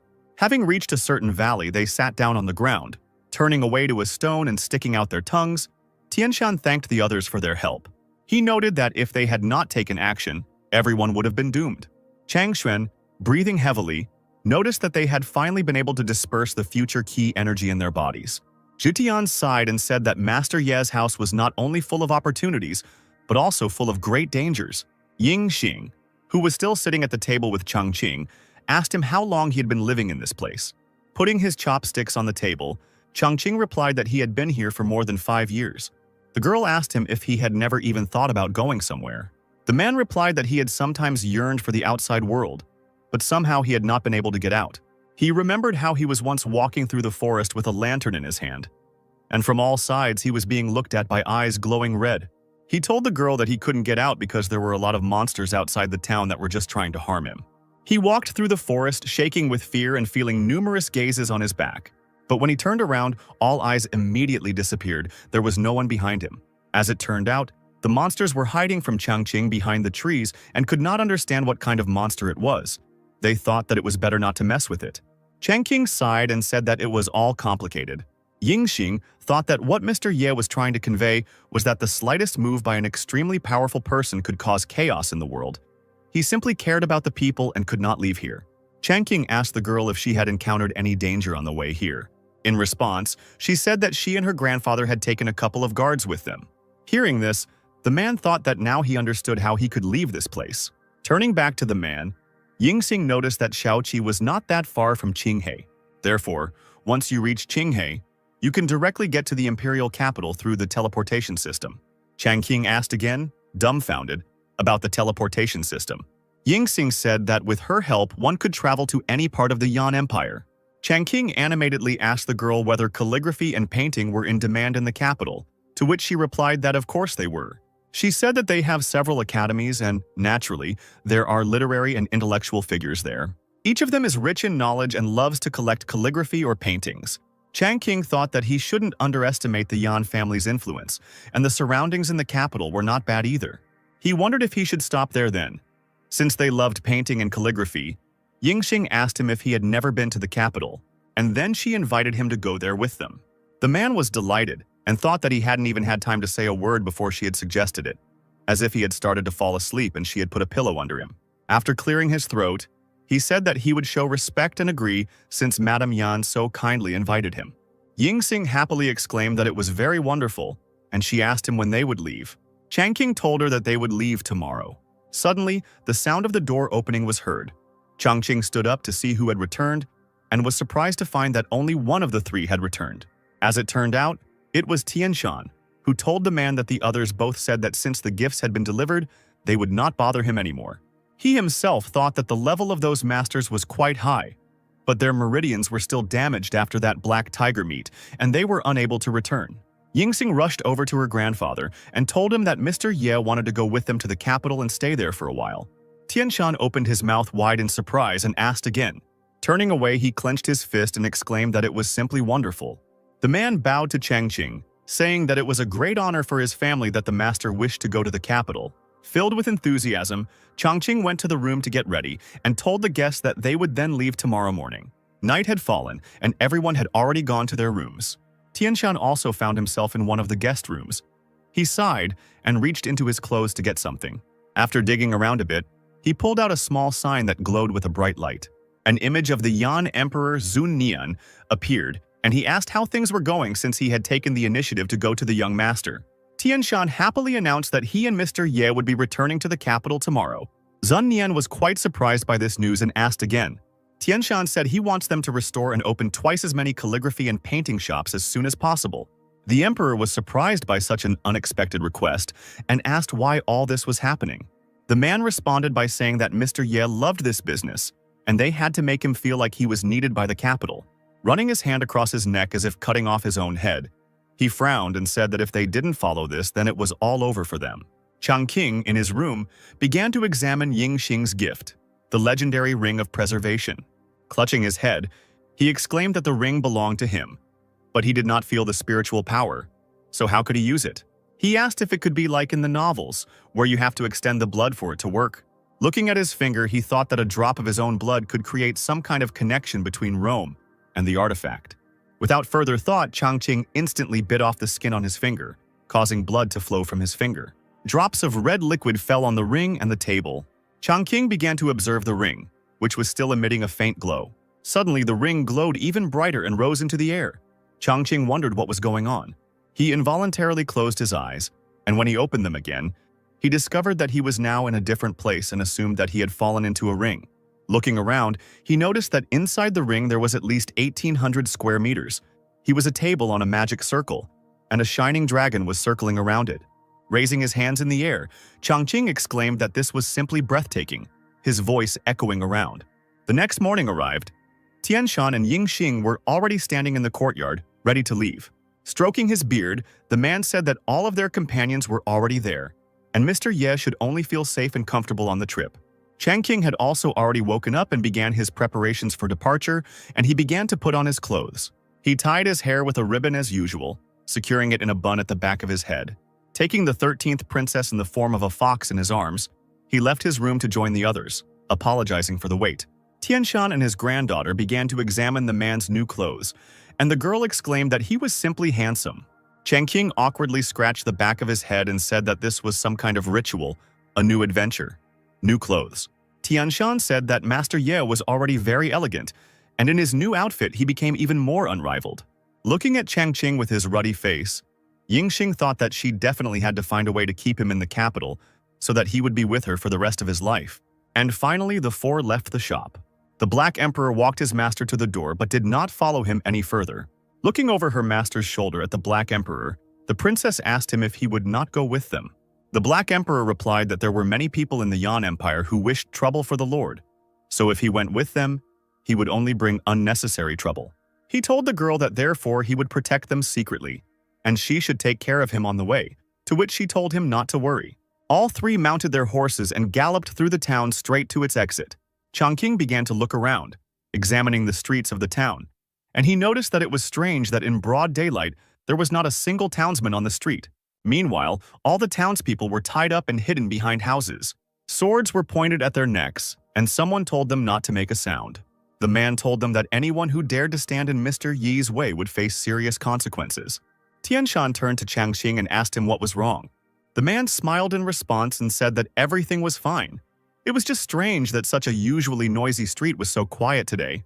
Tianshan didn't answer but only proudly thought that it was understandable, since he had taken care of it. Finally, after some time, the horses with people on their backs left the town of Xiaoqi. Changqing looked back at the city gate and thought melancholically that, after 5 years, he was finally leaving Xiaoqi.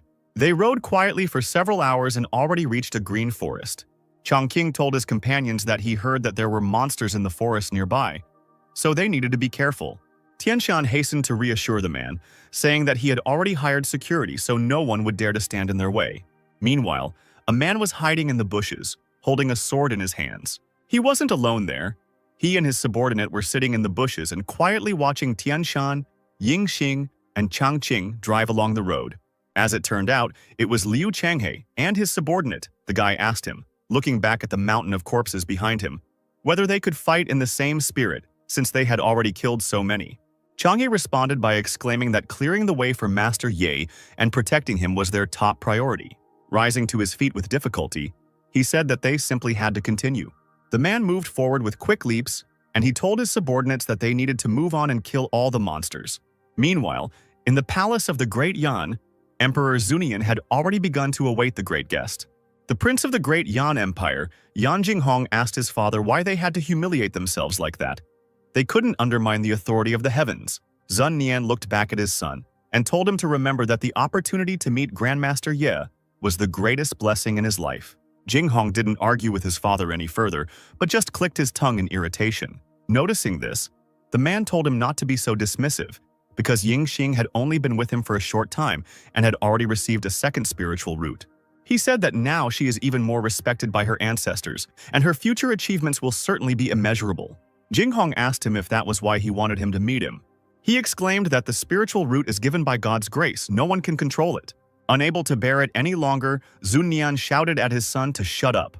He began to point his finger at him in irritation and shout that his son was only in the middle-level tree root realm, hadn't even entered the Dao, and he had made him the crown prince despite all the negative cries from the palace. He began to pinch his son's ear, shouting that now, having built his own palace and recruited henchmen, he had become so arrogant that he dared to doubt Master Yi. Turning away, Zunnian said that if he had known that this would happen, he would have made Yingxing the crown princess, since at least no one doubted her cultivation.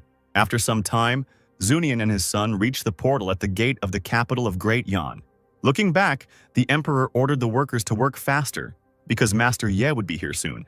Jinghong stood among the officials, all of whom agreed with the emperor's order.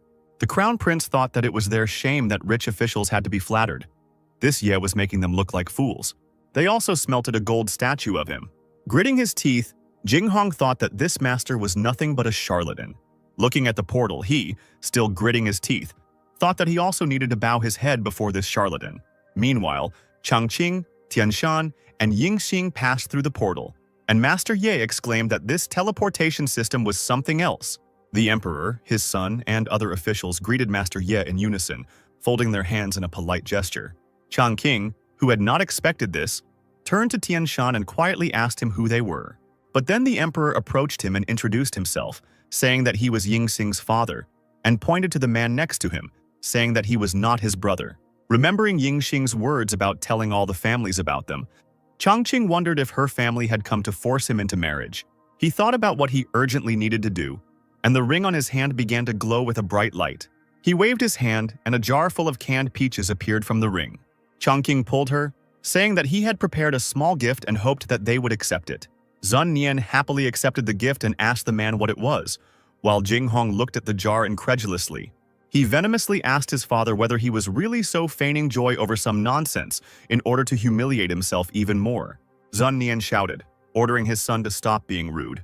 Changqing awkwardly scratched his neck, but still answered the question, saying that these were canned fruits that he grew himself. He said with a smile that he had heard that they were a kind of cure-all. There is also a saying, "Canned peaches will bless every child in the north." Jinghong shouted, pointing his finger at Changqing, telling him to stop talking nonsense, because he had long ago realized that he had evil intentions. There was nothing in the world that could cure all diseases. Yingxing raised her voice and called out to her brother to stop. And the next moment, a loud cry was heard from Tianshan, who shouted at him to shut up. Jinghong immediately became embarrassed and looked away. He began to mumble something in his defense. But the irritated man interrupted him, shouting that for being so rude to Master Ye, he could say goodbye to his position as crown prince.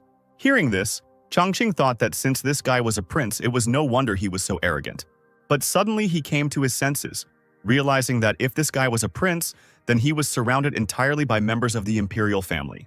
Jinghong fell to his knees in front of his grandfather.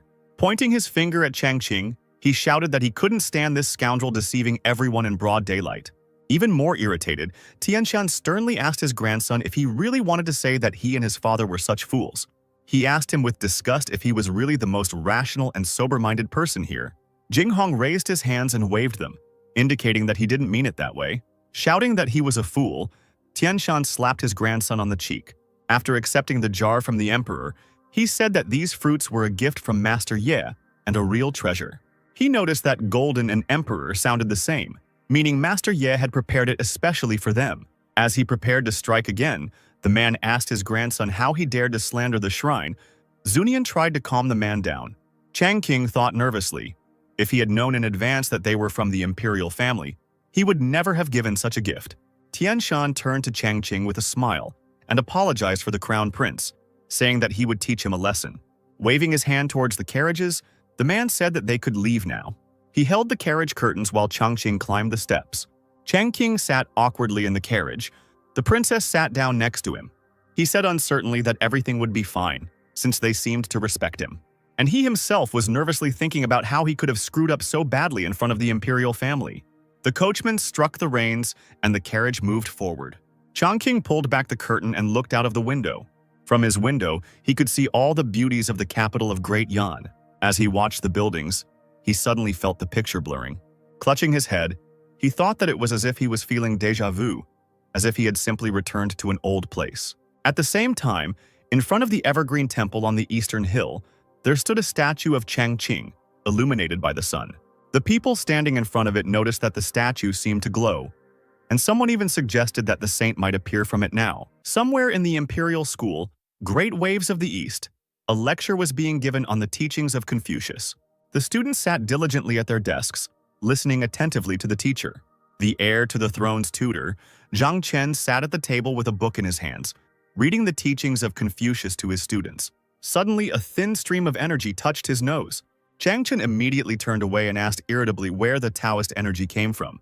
Brushing her away with his hand, he loudly asked who dared to disturb the lesson. Suddenly, a man ran into the classroom shouting that they were in trouble. Running closer to the teacher, the man tripped over the board and fell sprawled out on the floor. Zhang Chen asked him what was the matter.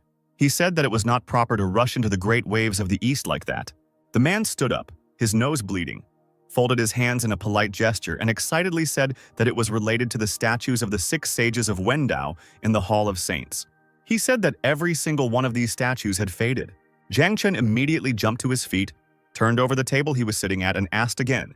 Having reached the Hall of Saints, the man saw for himself that the statues had indeed faded, and he wondered how this had happened. The Crown Prince Yan Jinghong was summoned to the Hall of Saints. As he walked into the hall, he thought about how he had stood on peas all night because of his ancestor, and now he was shaking all over. Zhang Chen folded his hands in a polite gesture and greeted the Crown Prince. The prince asked him what had happened so urgently that his personal presence was required. The man waved his hand towards the statues and said that he had just discovered Taoist energy at school, and after that he was told that the golden statues of the 6 saints had faded. Jinghong looked forward and only now noticed that the statues had changed, his mouth wide open in surprise. He exclaimed that they had been standing here for thousands of years, and then asked why this had happened now. Zhang Chen bowed to the prince and told him that similar strange things had been happening throughout the kingdom for several months. Leaning closer, he quietly said in his ear that he had observed that this had begun to happen after His Highness had built the so-called Evergreen Temple on the Eastern Hill. Jinghong asked him if everything he was telling him was true, to which the man asked him if he didn't believe him. A guard appeared at the door to the hall, who had come with a report. Zhang Chen turned around and asked him what was the matter. The guard said that yesterday, Tao particles had gathered around the statue at the Evergreen Temple on the Eastern Hill, and a faint multicolored light was seen when work on it was completed. Suddenly, Jinghong exclaimed that he knew. He said irritably that as soon as this Ye Changqing entered the capital, strange things started happening. It must be his tricks. He quickly left the hall shouting that this man had the conscience to show such disrespect and humiliation to the statues of great saints. He ordered that a carriage be prepared for him immediately. He walked forward with loud steps and said loudly that he would get this guy. Meanwhile, everything was calm in Ye Changqing's residence. The maids hung the canvas on the wall under careful supervision. Yingxing, who was in charge, told them to hang it to the right and higher up. She asked Changqing, who was drinking tea nearby, about how he liked the house, to which he replied that it was a very nice place and thanked the girl. Joyfully sipping his tea, he thought about how great it was in the royal palace, and that he didn't have to do all the dirty work himself. Suddenly, a loud voice was heard from somewhere calling Ye Changqing, causing him to choke on his tea. The man turned his head to look at the person shouting, and the person shouted at him to come out to him. Looking out the window, Changqing asked hesitantly whether he had done something wrong. As it turned out, it was Jinghong who was shouting under the windows for him to stop hiding and come out. The enraged Yingxing opened the door with a loud sound. Blushing, she screamed, asking her brother what he was doing here.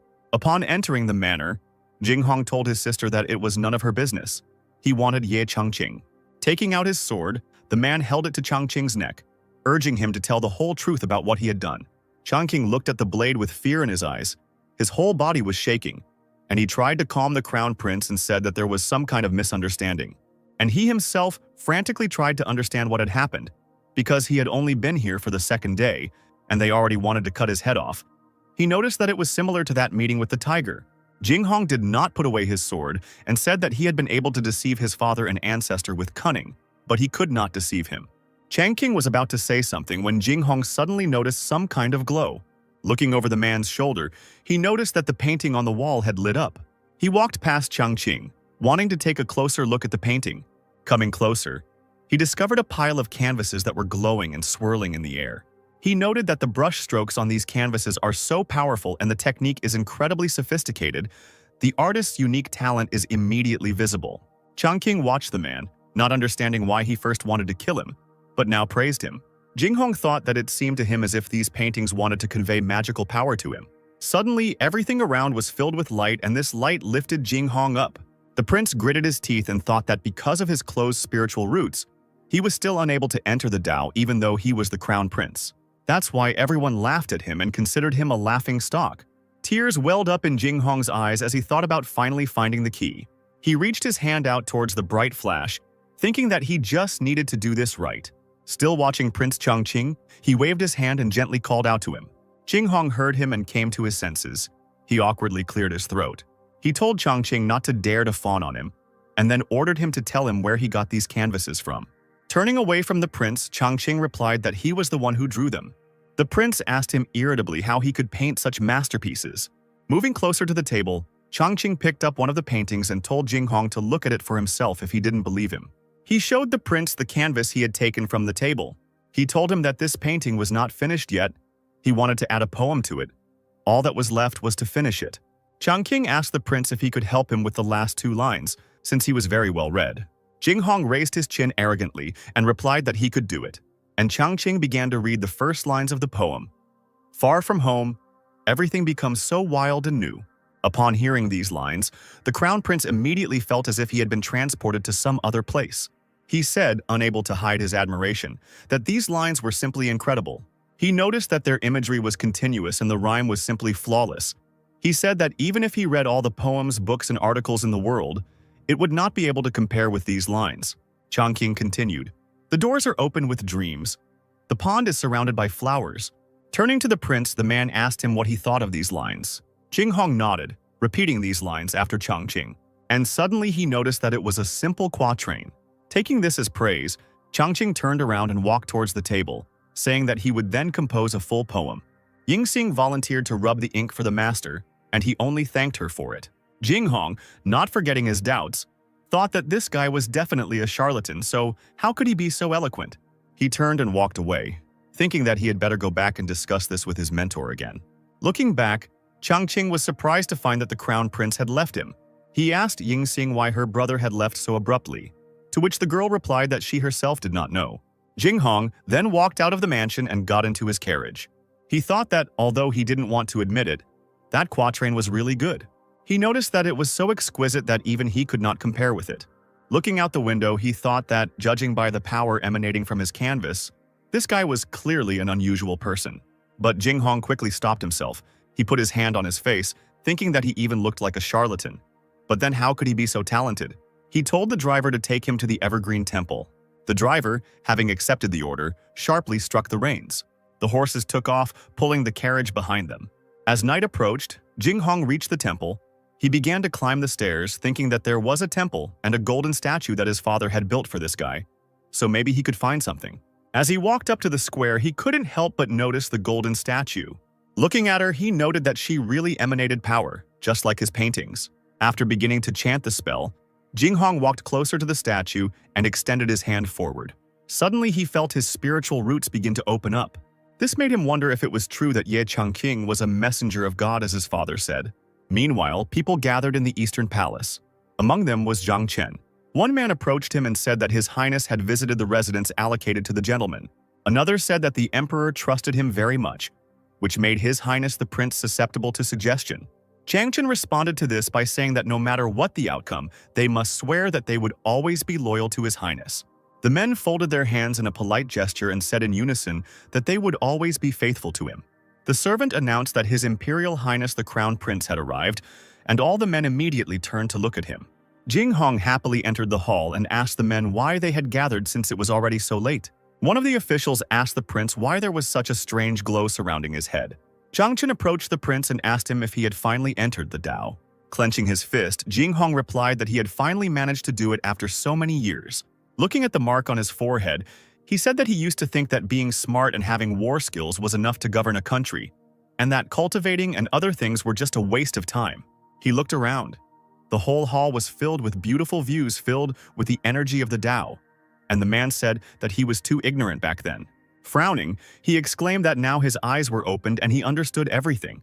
Clenching his fist, he said that it was possible to enter the Tao through study, and the principles of heaven and earth were contained in various Taoist studies. Zhang Chen stared at the prince in shock with his mouth open, not understanding what was wrong with him. Folding his hands in a polite gesture, he asked the man hesitantly how he had come to this conclusion. Recalling his recent cultivation at the statue, he replied that Lord Ye had repaid his evil with good and rewarded him with initiation. He said that this was the only way he could come to this conclusion. The officials asked him in amazement if he was talking about that same Ye Changqing. Standing before the officials, Jing Hong exclaimed that everything was correct. The great Ye was a true Mahayana Taoist. So the golden statues were eclipsed and turned into ordinary statues. Zhang Chen thought irritably that this couldn't be happening, and then he would just be made to look like a fool. Jing Hong grabbed Zhang Chen's hand and pulled him towards the exhale, exclaiming that they needed to go to the palace and tell his father everything. After some time, the two of them reached the imperial palace. Jing Hong bowed to his father, apologizing for disturbing him so late. With a wide smile, he said that today he finally realized that Mr. Ye is truly the greatest talent in this world. He is the hope of the state. Still in shock, Zhang Chen hesitantly agreed with these words. Zun Nian laughed happily, saying that this was simply great news. Placing his hands on his son's shoulders, he said that he had now tired of the true path and entered the Tao, finally living up to his expectations. Jing Hong folded his hands in a polite gesture and exclaimed, suggesting that his father erect a golden statue of Master Ye in the Hall of Saints and begin to revere him as a saint. This inspired the younger generation to strive for perfection. Zun Nian replied that it was a wonderful idea. Waving his hand, he said that he hoped that in this way all the students in the Great Waves of the East would succeed and justify the hard work of their elders. Meanwhile, Changqing was sitting outside next to the kin musical instrument. Putting his hands on his hips, he noticed that he suddenly began to feel much stronger, which was strange. Morning came. The sun was already high above the roofs of the estate where Changqing lived. Stretching, he walked out of his bedroom and into the street. Walking through the square, Changqing decided that he would go for a walk today. Suddenly, he met Jing Hong at the door. Jing Hong smiled awkwardly at the master and wished him good morning. Changqing scratched his head thoughtfully and asked the prince why he had come to him so early. Smiling, the man replied that he would always remember what happened last night. He finally realized everything. Changqing broke out in a cold sweat, and he thought in fear that this prince was really that vindictive. Folding his hands in a polite gesture, he hastened to apologize for his rude remarks towards him. Jinghong waved his hand, brushing off the apology, and exclaimed that it was thanks to him that he became who he was today. Clenching his fist, he said with annoyance that he was very sorry that they had not met earlier. Changqing scratched his chin, thinking that he had absolutely no idea what he was talking about. Passing by the prince, the man told him that he had arranged a meeting with his sister today, so to speak, about an excursion. The streets were already full of people. Loud conversations could be heard. A carriage was driving slowly down the street. Changqing moved the curtain aside with admiration and looked out, saying that he understood this was the capital. He noticed that she was much more majestic than Xiaoqi. Yingxing was sitting next to Changqing and watching him. The girls who were on the street suddenly noticed the man in the carriage and immediately turned all their attention to him. They remarked with admiration that he was so beautiful and similar to the old woman at the Evergreen Temple on the Eastern Hill. Without wasting time, the girls ran closer to the carriage to take a closer look at the handsome man. The driver jerked the reins sharply, stopping the horses so as not to knock down the girls. The girls ran to the window and stared at Changqing until he realized what was happening. The girls started asking if he was married, and then said that even if he was married, they wouldn't mind becoming his second or third wives. Changqing was taken aback by this and blushed, saying that they were very cute. But what about mutual love and all that? Closing his eyes, he sheepishly told them that if they were interested in him, they should start with friendship. Changqing happily thought that all the girls in the capital were crazy about him. That's how lucky he was. While Yingxing sternly looked at his back. Unable to bear it any longer, Yingxing walked towards the window, pushing Changqing away. Looking sternly at the girls, she asked them in a grave voice about what they had just talked about. The girls immediately recognized Her Highness the Princess and were frightened. Burning with rage but trying to smile, Yingxing told them to get lost, and quickly, or she would take everything from them. The next moment, the girls ran away with tears in their eyes from fear. Changqing didn't understand where the girls ran so quickly, and he shouted after them so that they would at least tell him their names. Yingxing pouted and turned away from the window. Looking at the man, she thought sullenly that these vulgar girls dared to lay eyes on the master. Turning to Yingxing, Changqing asked her where they were going after all. Looking out the window again, the girl pointed her finger forward somewhere and said that they were going there. Ahead, Changqing could see a tall building with red roofs. It was a lunar palace that had 4 floors, which were divided into pavilions for calligraphy, painting, chess, and music. Yingxing told Changqing that everyone with similar interest gathered here. Pointing to a certain floor, she said that on each floor there were the best masters in their fields. Changqing listened to the girl's story and smiled at her, preparing to go to this interesting place. He rubbed his hands in anticipation of finally being able to chat with the experts. They got out of the carriage and headed towards the gate. Yingxing noticed that there were a lot of people today. The mistress of the Moon Palace, Liu Rui, came out of the gate with cherry blossom branches in her hands and called Yingxing, apologizing that they did not meet properly. The girl approached the woman and told her that she did not need to stand on ceremony with her, because here, in the Lunar Palace, it was not status that was valued, but knowledge and skills. Liu Rui told the girl that she was right and asked her who was next to her. Changqing folded his hands in a polite gesture and introduced himself, giving his name and saying that he was crazy about fine arts. He said that he had heard about this place, so he decided to visit it. But Yingxing thought that the master had achieved perfection in all 4 arts. So why was he so modest? But suddenly it dawned on her, and she realized that this was all because she said that status was not important here. He remembered this and deliberately did not focus on it. Liu Rui told them that they had arrived just in time since Madame Wang was here today, and led them inside while Yingxing looked after Changqing with admiration. Changqing asked Yingxing who Madame Wang was. The girl replied that she was the youngest calligrapher in the world, but she herself was a bit strange. She said that her brother once invited her 3 times to join the Great Waves of the East, but she never agreed. Changqing noticed that they had chosen the perfect day before the visit. Meanwhile, inside the building there was a hubbub, and a girl stood at a table in front of the crowd. She slowly brushed the paper, drawing hieroglyphs. As it turned out, it was that same Mrs. Wang, Wang Mo. She finished her calligraphy and asked the servant for help. The servant picked up the calligraphy and loudly announced that this was calligraphy. Lord Wang, no title. People exclaimed that it was simply stunning, elegant, and indestructible calligraphy. The young man raised his hand and shouted out a bet of 500 coins. Another man, hitting the guy with his shoulder, asked him what kind of insult this was, whether he really wanted to buy this masterpiece for only 500 coins. Immediately, active betting began. People shouted over each other, raising the bets by 1,000. Changqing watched this in a dumbfounded manner, thinking that he had never imagined that calligraphy was so popular in the capital.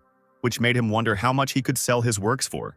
He noted that he did not expect at all that the best calligrapher would be a woman. Yingxing enthusiastically picked up on this, saying that although she was young, she had already achieved a lot and was worthy of the title of master. Suddenly, someone's arrogant voice was heard asking if she was really worthy. The young master of the Shi kingdom, Chen Chang'an, said that these works were no higher than the level of a simple calligraphy circle. Wang Mo heard this and asked again. Wang Mo's fans shouted at him about who he was and how dare he say such things to Mrs. Wang. Standing up from his chair, Chang'an said that he heard the news that geniuses would gather in the Moon Palace today, so he came here from the Xia kingdom to watch. He said arrogantly and mockingly that they were not masters at all but just commoners trying to become famous. Wang Mo screamed, asking him what he was even talking about. Liu Rui walked down the stairs to the man, calling him by name and apologizing for disappointing him.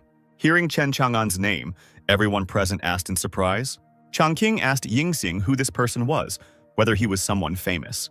The girl replied that he was a renowned young calligrapher of the Xia kingdom. The girl exclaimed that she had not expected him to come to them at all. With his head raised proudly, Chang'an said that it was he, and then said that he would show them what real calligraphy should look like. He waved to his servants and ordered them to unfold his work. The servants took out the scroll and began to unroll it to show its contents to everyone.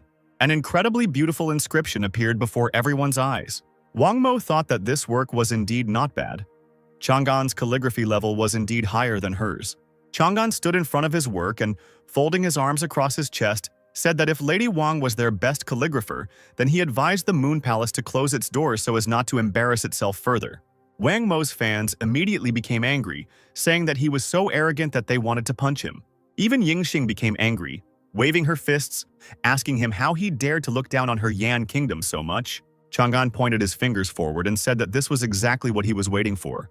He just liked to see how angry they were all but couldn't do anything about it.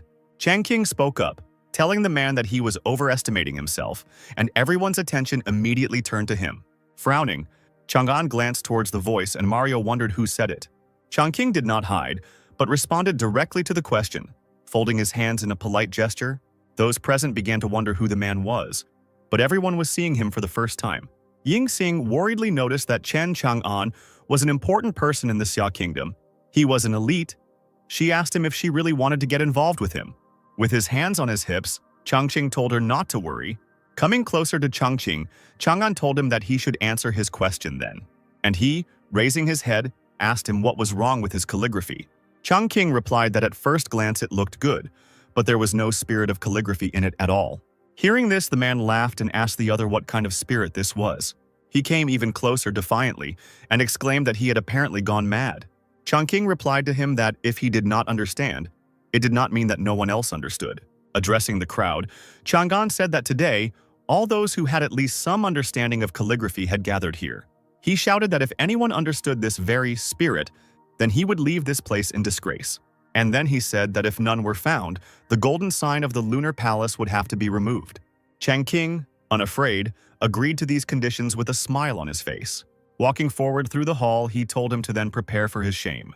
Under the watchful eyes of everyone in the hall, Changqing stood behind the table on which lay a piece of paper. Yingxing watched eagerly as Master Ye was about to write another piece of calligraphy. Wang Mo thought that she had been studying this art since childhood, but she had never been able to reach the spiritual level. This young master is trying to save her from shame, but he might not be able to do it, and then Chen Chang'an will humiliate him. Chang'an turned to Liu Rui and told her that her moon palace would be destroyed by the hands of that ignorant man. Liu Rui glanced at Changqing and replied that she didn't think so because she trusted Mr. Ye. Changqing thought about what to write to him. But soon a wonderful idea struck him and he enthusiastically dipped his brush into the ink. The man began to work actively, and bright sparks of light began to shine around him again. After a while, he finished his work and raised his brush up. He carefully placed the brush on the stand that stood on the table. Yingxing immediately wanted to come closer to take a look. Wang Mo was also interested. Chang'an noted that this ignoramus's movements were so sloppy that he was afraid to even look at this masterpiece. The girls came closer and looked at the canvas.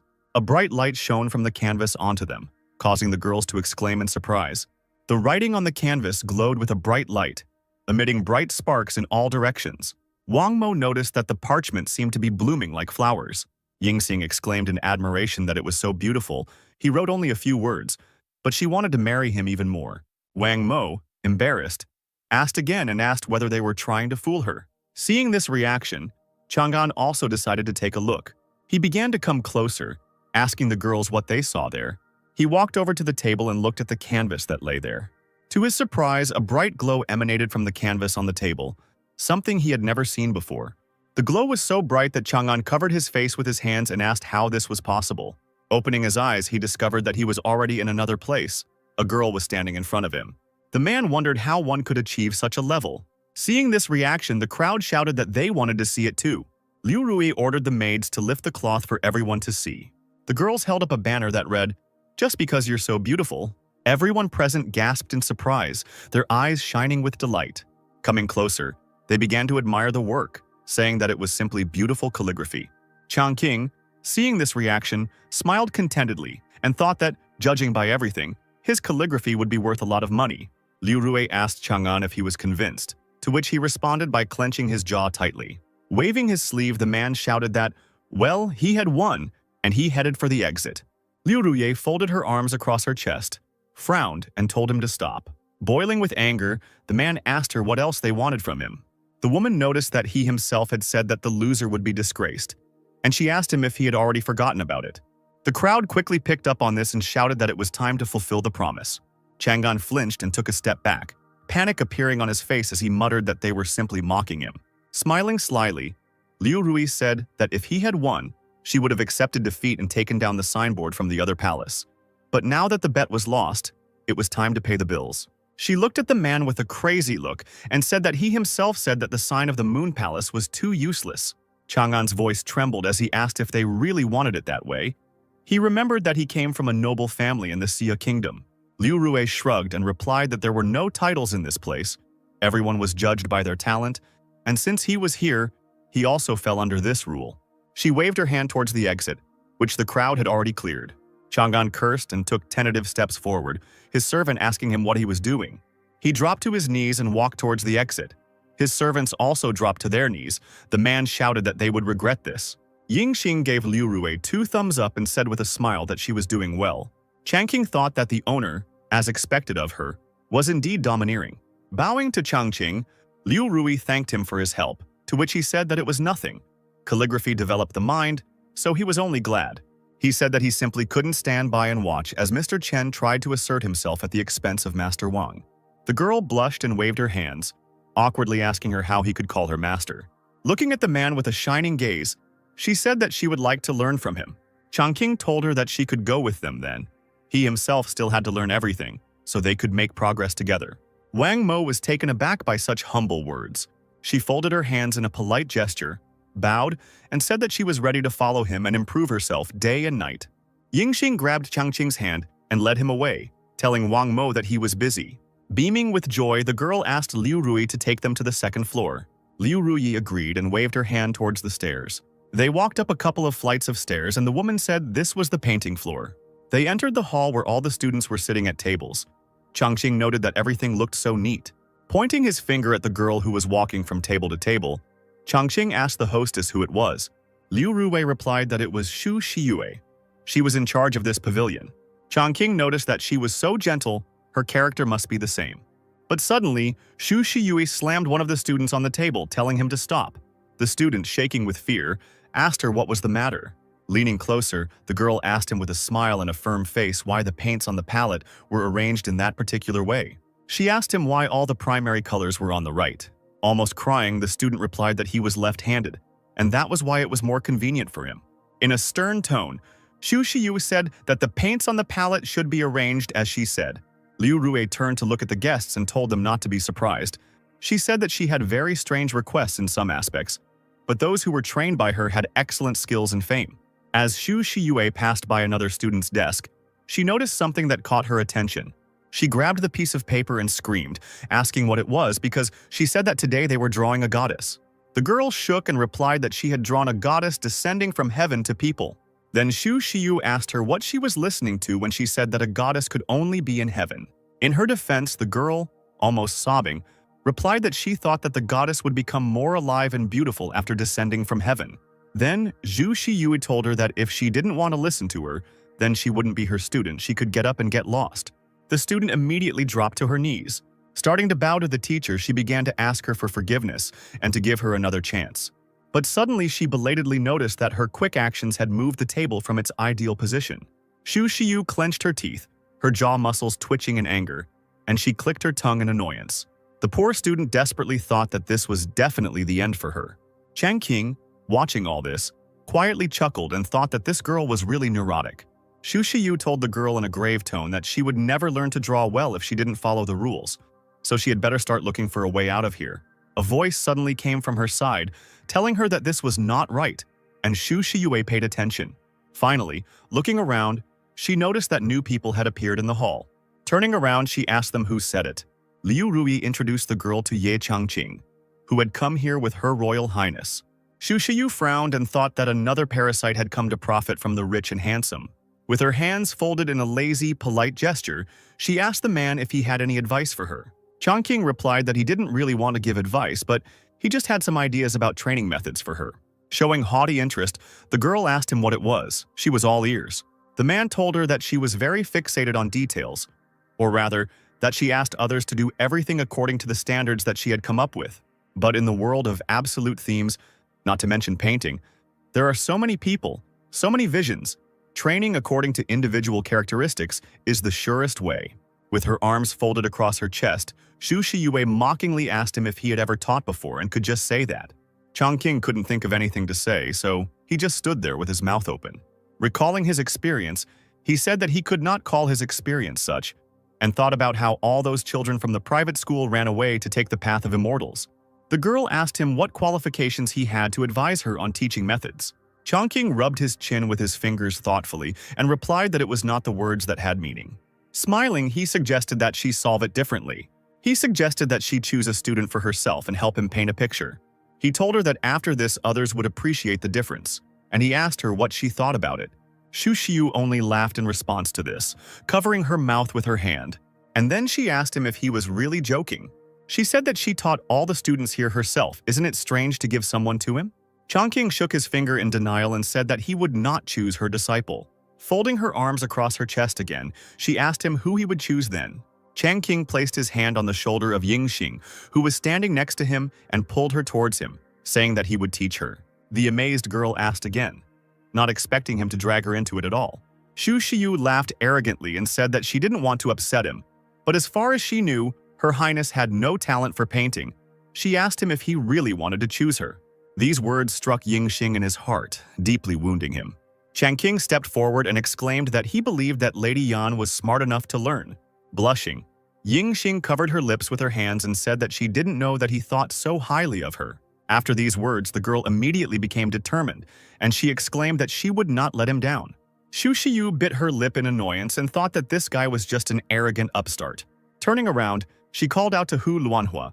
One of the students immediately rose from his seat and shouted loudly in response to the call. Turning back to Changqing, Xu Xiyu told him that they would see each other in an hour. Changqing didn't argue, but just smiled confidently and wished her luck. In the middle of the hall, 2 tables were placed at which Yingxing and the student Xu Xiyu sat, with the teachers standing behind them. Yingxing turned to Changqing and said that she had never drawn before. She asked him if he wanted to teach her some techniques. The man approached her, taking a brush from the table. He began moving his brush across the canvas, demonstrating different techniques to her, and told her that she needed to memorize 5 brush pressure techniques: flat, round, stay, heavy, and changing. After finishing showing, he straightened up and said that the key to painting lies in the heart. Looking at the girl, he told her to draw what was most important to her. Then her feelings would naturally flow into her drawing. Yingxing clenched her fists, trying to quickly figure out what was most important to her. Suddenly, she quickly understood everything, her cheeks immediately turning red with enthusiasm. She took the brush in her hand and moved it across the paper with a shaking hand. Thinking that, after Mr. Ye's words, her brush had involuntarily begun to draw, she began to put all her energy into this drawing, thinking that her brush seemed to be filled with life. Looking at Yingxing and Changqing, Xu Xiyu noticed that there were more words than actions. She irritably told them that they would still have to see what they could draw like that. Xu Xiyu's student asked her what to draw for him. The girl waved her hand and said that their opponent was worthless, so he could draw whatever he wanted, they would still win. And after that, she said that she would go and rest. The girl walked away, but suddenly, halfway through her step, she stopped abruptly. Turning around, she sternly told the guy not to forget to return all the accessories and the place to her without any marks. An hour later, both candidates' paintings were finished, and they placed their brushes on stands. The candidates left their desks and stood next to their teachers, and Liu Ruyi announced that the paintings were finished, so she invited everyone present to evaluate them. Chang Qing and Xu Shiyue came closer and stood face to face. The mistress of the Moon Palace asked whose work they would look at first. Chang Qing responded by exclaiming that the ladies went first, so they should first take a look at the work of Madame Xu's disciple. He chuckled and thought that, in his many years of experience, the one who goes first always loses. Xu Shiyue didn't refuse. She said that then she would let them see her skills. Calling her student, she ordered him to show everyone what he had drawn, and the boy immediately hurried to carry out the order. He raised his canvas and said that he had painted the majestic emperor of the Yan Kingdom. Xu Xiu's other disciples immediately began to shout out loudly, saying that everything turned out as expected of Madame Xu's disciple. It was a beautiful picture. Xu Shiyue asked Chang Qing if he had anything to say about this work. Chang Qing began by saying that Madame Xu's disciple's skills were indeed good, but something was wrong with this picture. Folding her arms across her chest and frowning, Xu Shiyue asked what he was talking about. After thinking and looking at the painting again, the man said that, if he remembered correctly, His Majesty was left-handed, and the sword in the painting was in his right hand. The girl did not expect at all that the man would suddenly notice something like this, and she asked again. Chang Qing didn't stop and quickly added that he heard something else that wasn't noticed in this picture. He said that he heard that members of the imperial family practiced magical martial arts and did not like to use weapons. Turning to Her Majesty Princess Yingxing, the man asked not whether he was speaking correctly. The girl hit the man on the shoulder and exclaimed that her father always says that a kingdom is built with fists. Chang Qing told his disciple Xu Shiyue that even he, a villager, knew such important things about His Majesty. But he had lived in the capital for so many years and had not even thought about it. The guy looked down in disappointment and couldn't find what to answer. Chang Qing asked him why he drew it incorrectly.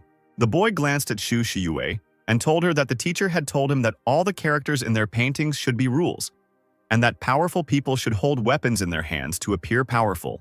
Scratching his head, he continued by saying that she said that anyone who didn't follow these rules would be kicked out. Hearing this, Chang Qing sighed sadly. Turning to the girl, he told her that the limits set by her were to blame for everything.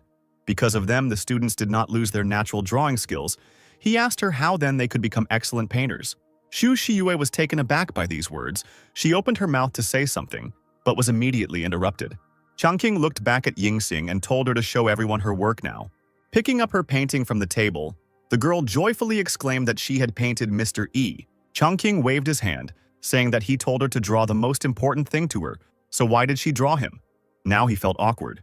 Xu Xiu and her disciples' faces twisted into strange expressions.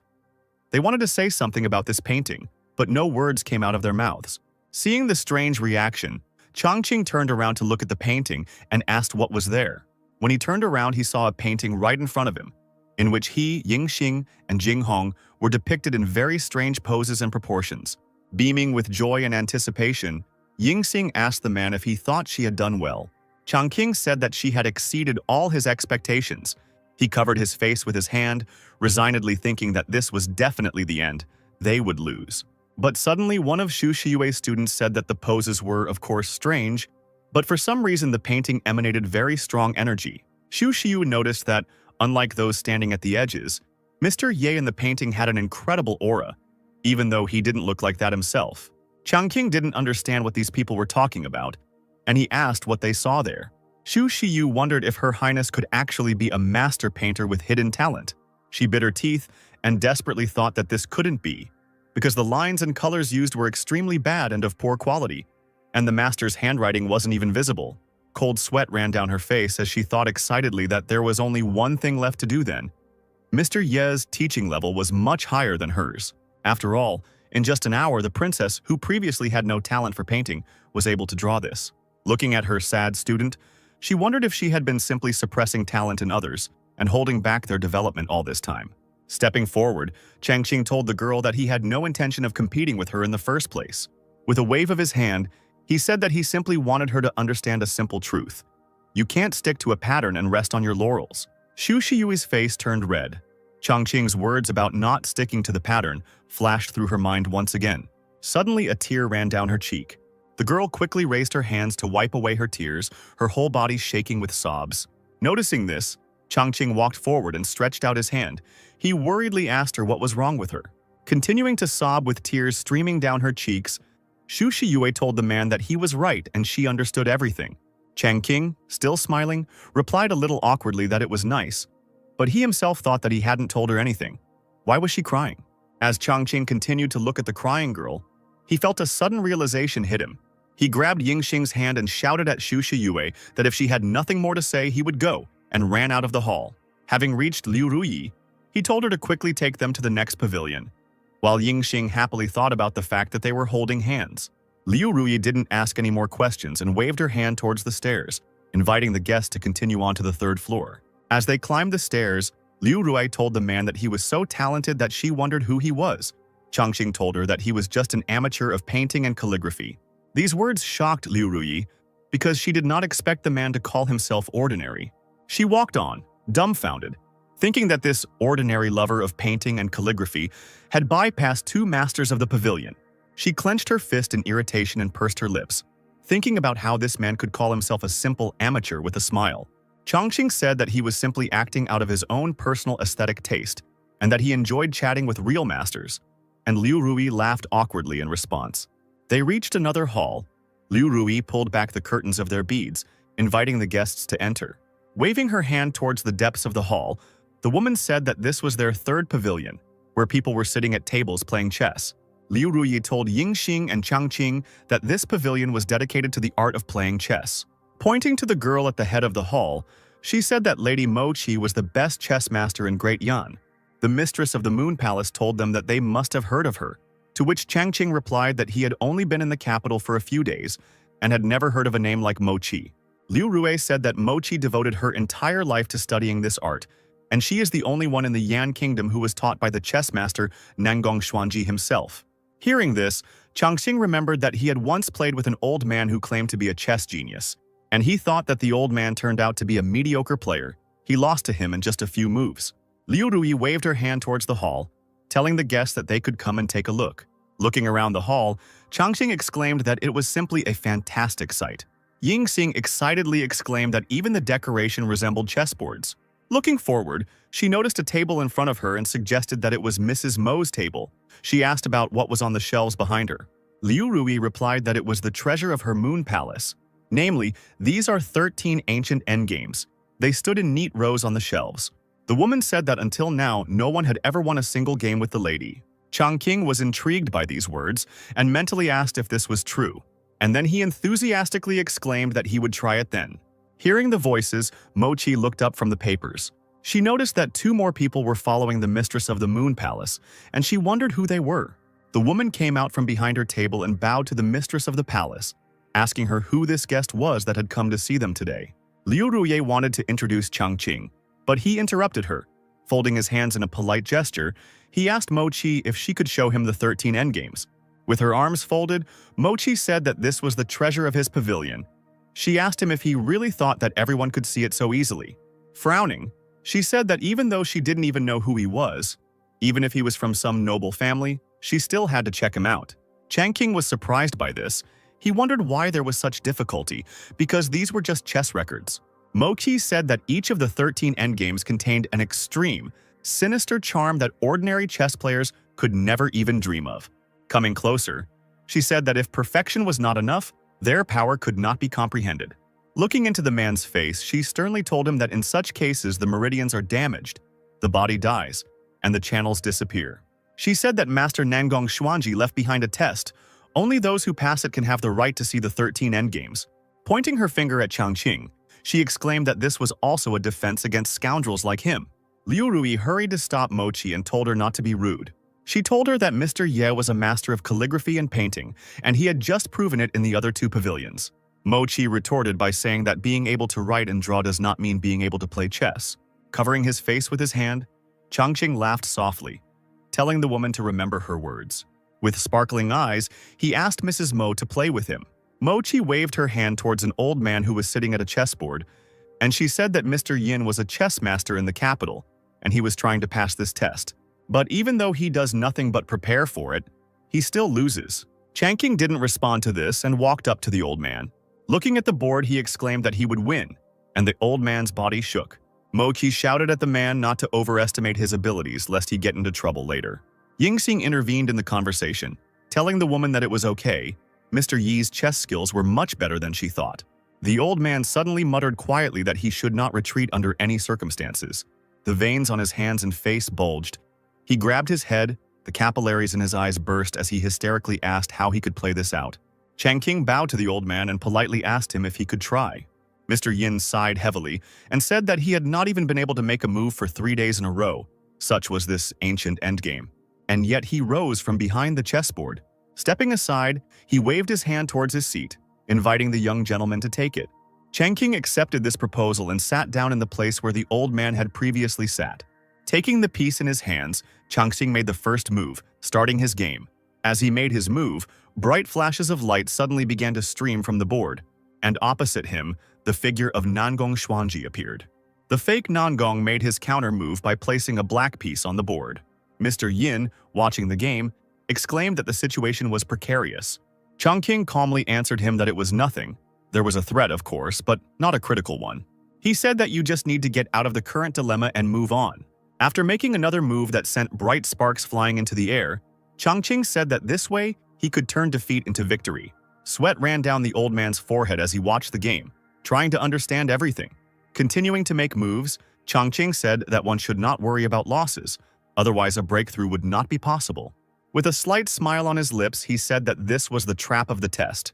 Nangong Xuanji made his counter move, and the man calmly said that they would never be able to see the truth like that. Taking another piece in his hands, Changqing waved his hand, preparing to move the white piece to 58. He placed the piece on the board, intending to end this test with this move. After this move, the board lit up even brighter. Nangong Xuanji's figure disappeared, evaporating into bright flashes of light, indicating that the test had been passed. Shaking with admiration, Mr. Yin exclaimed that this was simply a wonderful move. Mochi didn't expect this gentleman to pass the test.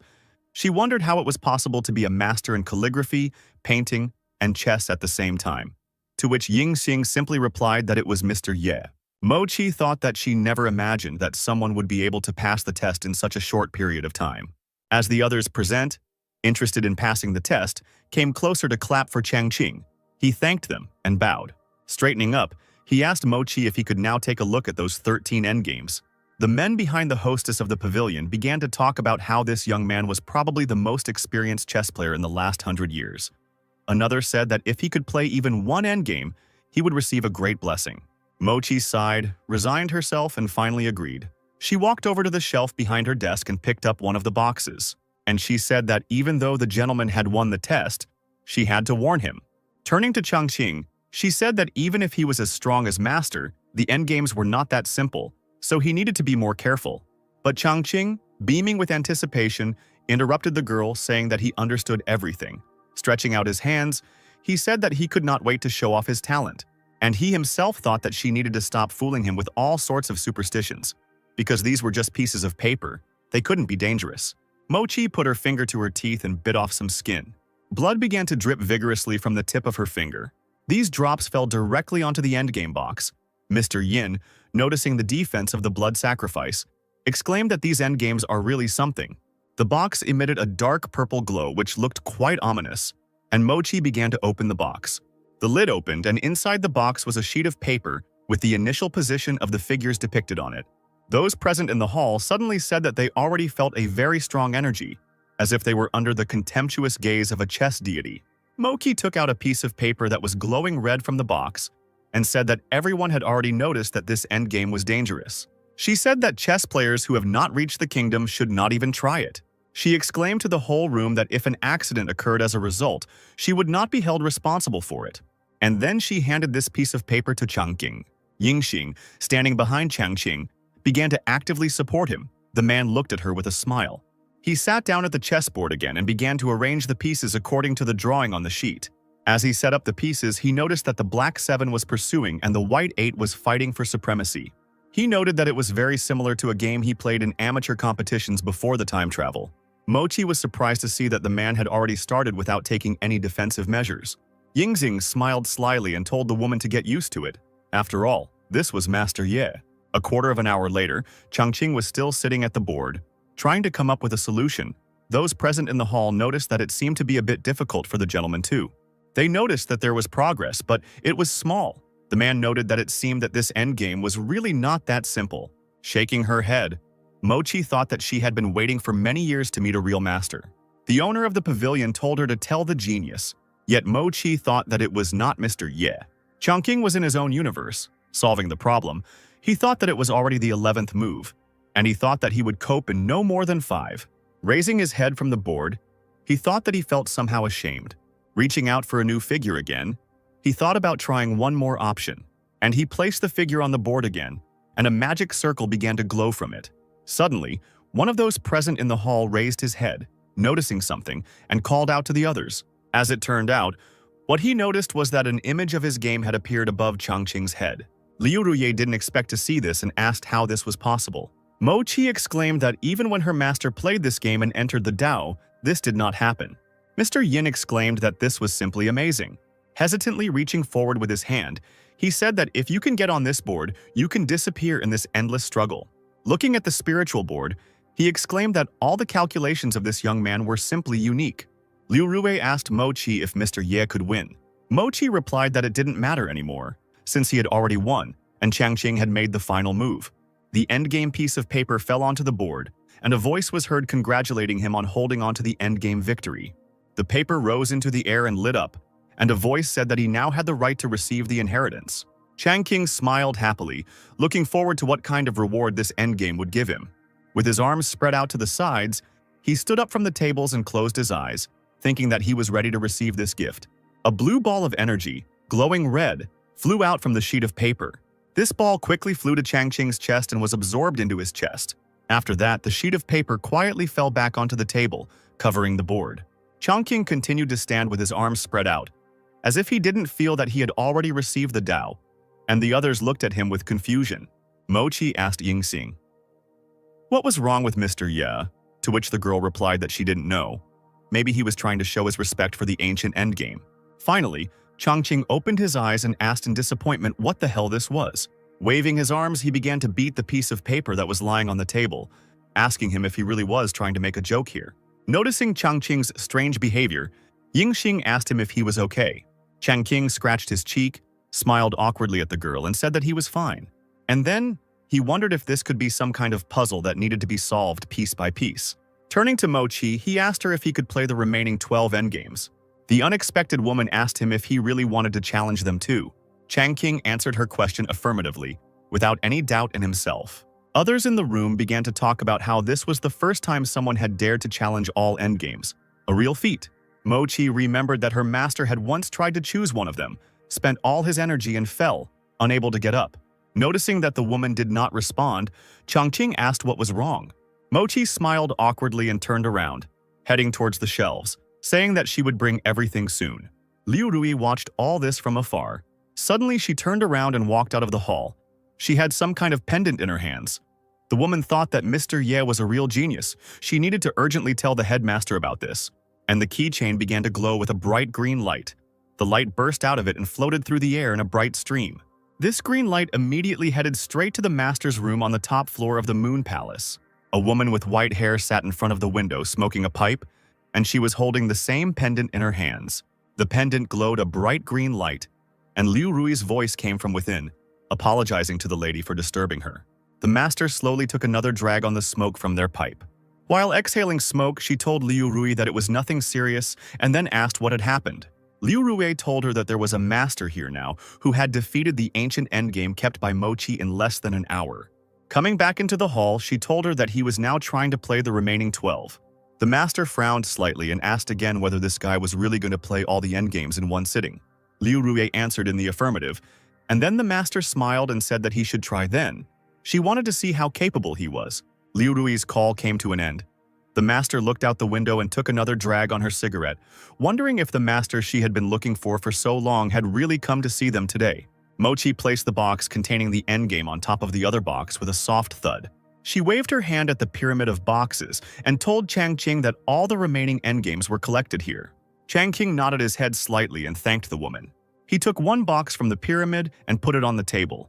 He immediately began to open it, and a bright light was born from the box. The box burst open and a powerful wave of energy flowed out, causing Changqing's hair to flutter. In this box, there was again only a piece of paper, but now the figures there were standing differently. Changqing began to arrange the pieces again according to the piece of paper, and a board appeared behind him. After 45 minutes, Changqing was still actively trying to figure out the endgame. He abruptly placed the figure on the table, blue sparks flying in all directions from his hand. The spiritual board behind him began to crack. Mochi was surprised to see that he actually won the second game, and it took even less time than the first one, and the men behind Changqing exclaimed in unison that it was simply amazing. Changqing thought with disappointment that this endgame was much simpler than the previous one. The leaf, as the first time, rose into the air and said that he had won, and therefore could receive the inheritance. Changqing prepared himself and thought that there must be something interesting this time. But a blue ball of light flew out of the sheet of paper again. It also quickly flew towards Changqing and was absorbed into his chest. Changqing scratched his head in confusion and wondered why he got the same thing as last time. He awkwardly glanced back at Yingxing, who was standing behind him, and thought that he should try differently then. Changqing opened the third drawer and took out a sheet of paper with the arrangement of the pieces. He again slowly began to place the pieces in their places. After finishing arranging the pieces and assessing the situation, Changqing turned his head and called out to Yingxing. Yingxing approached the man and asked him how she could help him. Getting up from the table, he pointed his finger at a certain place on the board and asked the girl if she could see that cell. And then he told her to go and move the white pawn there. Yingxing was surprised by such a request. Pointing her finger at herself, she asked again. Changqing nodded briefly to her with a smile on his face and said that she understood everything correctly. Yingxing didn't argue with Master Ye and sat down at the table. She reached for the pawn, and at that moment she felt flashes of energy hitting her face. With trembling hands, she brought the pawn to the cage where, according to Changqing's instructions, she was supposed to place it. Mochi exclaimed to Yingxing to be more careful. And finally the pawn stood in its place, and a bright glow spread from it across the entire board. The board lit up with streamlight again, indicating that another test had been passed. The leaf rose into the air again and informed Yingxing that she had passed the test and could therefore receive the inheritance. But now the leaf said something new. He said that he left a piece of his soul in every endgame, and today he gives the teaching of the art of the infinite star. Unlike the previous games with Changqing, Yingxing's entire body was enveloped in a bright yellow glow, which lifted the girl into the air. Yingxing thought with admiration that Mr. Ye had given her the chance to receive such a rare blessing. Endgame said that the success of using this technique can be stunning and invincible. But before this technique can be used, one must master the realm of spiritual transformation. Yingxing returned back to the hall, the glow gently lowering her to the ground as she felt the changes in her body. She quickly knelt down and thanked Changqing for such a wonderful opportunity. Mochi couldn't believe that some amateur had received such a rare blessing. Others present began to speak enviously about how they wanted the same thing. Looking at the girl who was beaming with strength and joy, Changqing noticed with irritation that she was able to receive that blessing, but he was not. He bit his lip and wondered if it was because he had no spiritual roots. He clenched his fist so hard that the faithful pouted, and he thought that now the jokes were over. The veins on Changqing's face bulged, and a wild light lit up his eyes as he thought about how he would now fight to the last. He quickly picked up the next box and opened it, and then he opened all the other boxes, causing the entire hall to become illuminated with a bright glow. Filled with power, Changqing plunged into his universe and prepared to destroy these endgames. He made moves, loudly slamming his pieces onto the board. He exclaimed in irritation that they had angered him. He again won the trials and heard the words that were already familiar to him. A bright red flash flew out from the endgame and rushed towards his chest again. Congratulations for the victory rang out, and flashes of light flew towards Changqing one after another. Changqing shouted furiously that these endgames would be damned for fooling people like this. An hour later, Changqing took a deep breath, coming to his senses. He turned around and said sullenly that it was time for them to leave, while Yingxing looked at him with a gaze shining with admiration and thought that he was so cool. Mochi congratulated Master Ye and bowed to him as he and his companions headed towards the exit of the hall. Looking to the side, Mochi was dumbfounded to think that he had won all 13 endgames in less than 3 hours. The endgame papers were lying untidily on the floor. The pieces were still standing on the board. Mochi wondered what kind of person this was. Liu Rui, Changqing, and Yingxing left the chess pavilion and walked further. Liu Rui couldn't help but notice Changqing's mood, and she wondered why he was so angry after winning all the endgames. She thought with concern that perhaps she had not shown due hospitality somewhere. They were walking down a brightly lit corridor when Changqing heard a melody and stopped. He asked where this melody came from. Liu Rui quickly replied that it seemed to be a celestial being playing on the 4th floor. Hearing this, Changqing turned to the woman and asked her if this celestial being was the head of the 4th pavilion. The woman replied that she was a nun from the sect of immortals. She said that a month ago, this girl came to Rim, defeating the then head of the 4th pavilion with her chin playing skills. Now she sometimes comes to compete with those who want to, and she always wins. Changqing's anger subsided slightly, and he smiled and said that this was already interesting. The three of them entered the 4th pavilion, and Liu Rui said that it seemed like they would be able to see a magical spectacle again. There was already a man in the hall. He was strumming the strings with deft movements of his fingers, exclaiming that today he would emerge victorious. There was a screen in front of him, from behind which a female voice was heard, saying that if he got carried away too much, he would not be able to avoid falling. She struck the strings with a quick movement, producing a sharp sound. The girl began to play sharp chords as she plucked the strings, which flew out from behind the screen like blades. These sonic blades flew past the man, barely missing him, and only his hair. The man was surprised to find a scratch on his cheek from which blood began to flow. The man rolled on the floor, sobbing and screaming that he was the best of the best in his kingdom.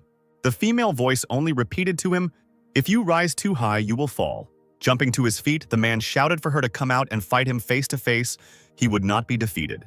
The girl replied that he was too weak. He couldn't even resist the pressure of the wind created by the melody.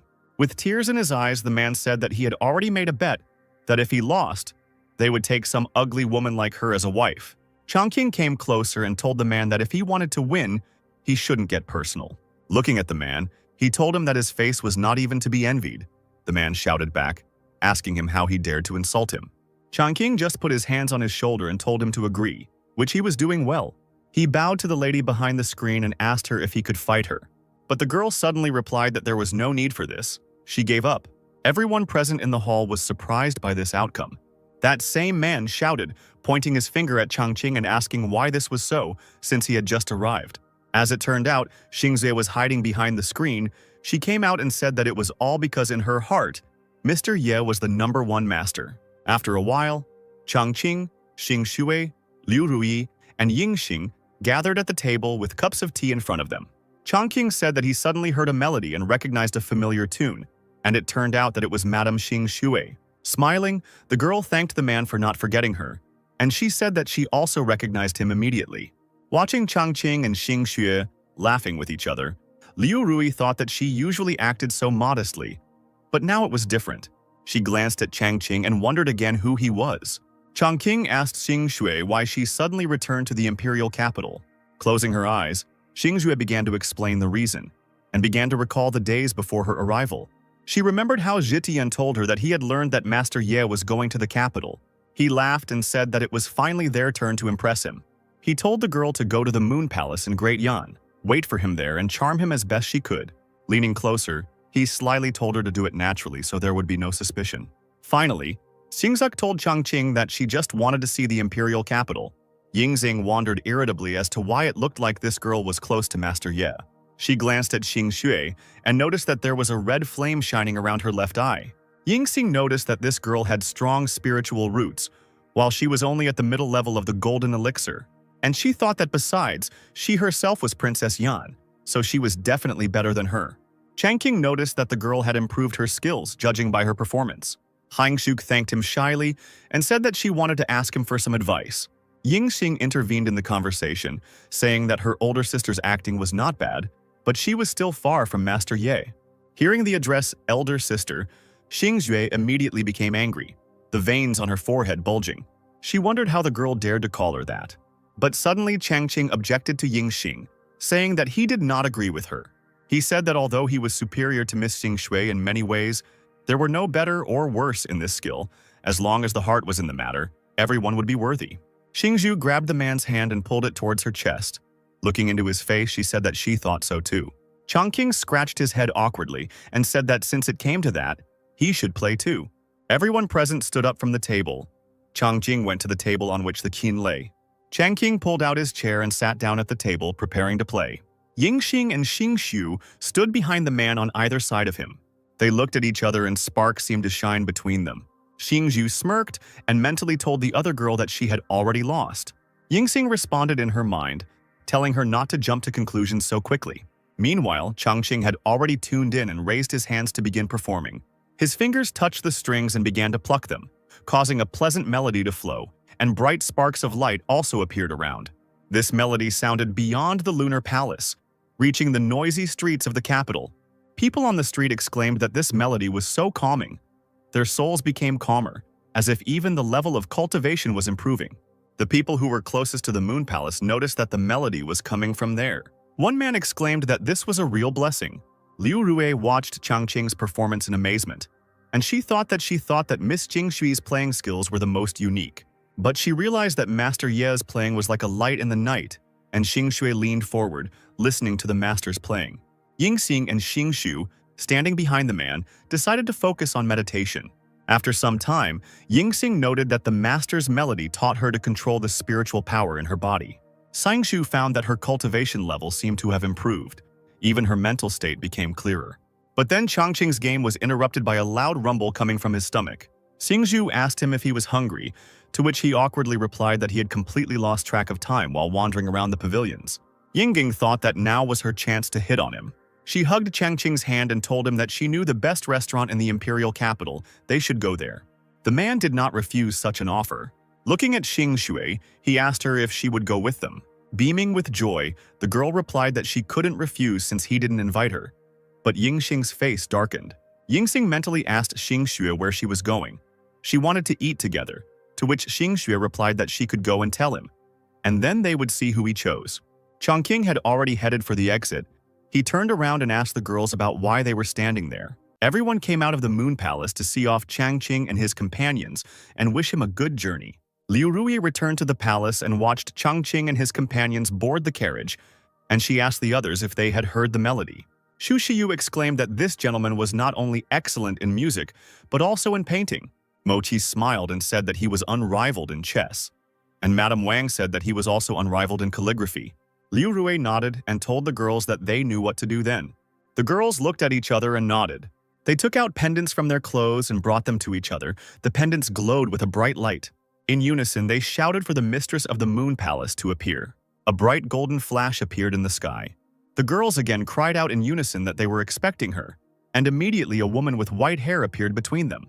She said it looked like they had found the one she had been looking for. The mistress of the Moon Palace, Murong Liju, asked the girls where this man was who could only belong to her. Meanwhile, Changqing, Xingshui, and Yingxing arrived at the restaurant, and the latter said that it was the best establishment in the entire imperial capital. Changqing glanced at the sign with the name and noticed that he had heard this name before.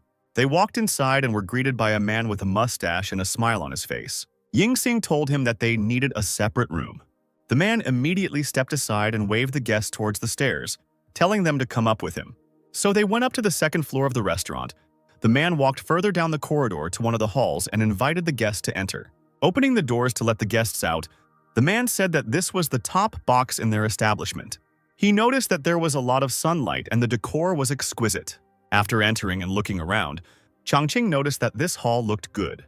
Changqing told his companions that they had been taking care of him ever since he arrived in the capital, so today he was treating everyone.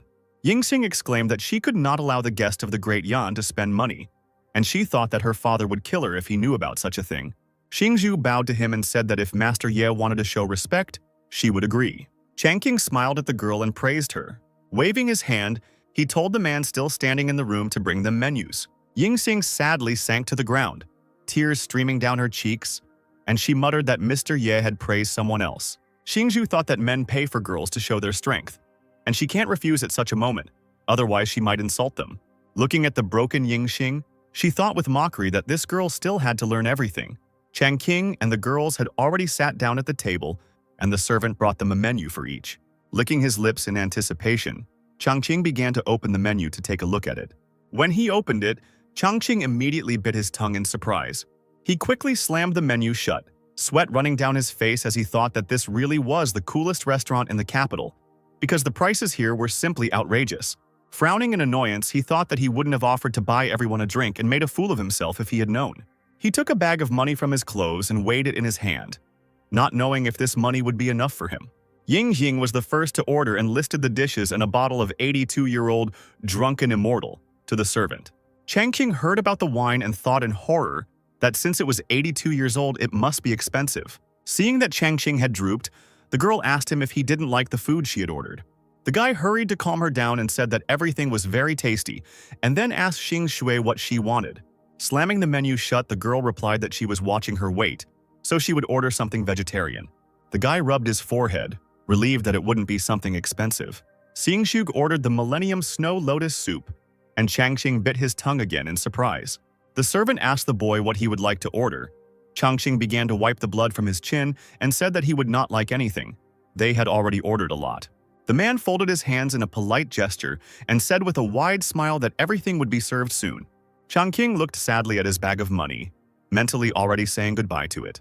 To avoid sitting in silence, the man started a conversation and asked Yingxing if she often came here, since she was so familiar with the menu, and he himself was wondering whether they would be given a discount for being a regular customer. The girl replied that it was true.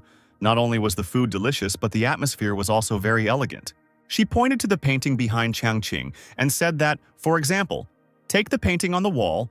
It was an original work by Master Bi Lian. Changqing stood up from the table to look at the painting, and the servant had already brought the dishes. Master Ye asked Yingxing who this Bi Lian was, whether he was some famous artist. The servant replied that Master Bi Lian was the owner of this establishment. He loved lotuses very much and painted them well. Changqing scratched his chin and agreed, noting that this master really did draw well.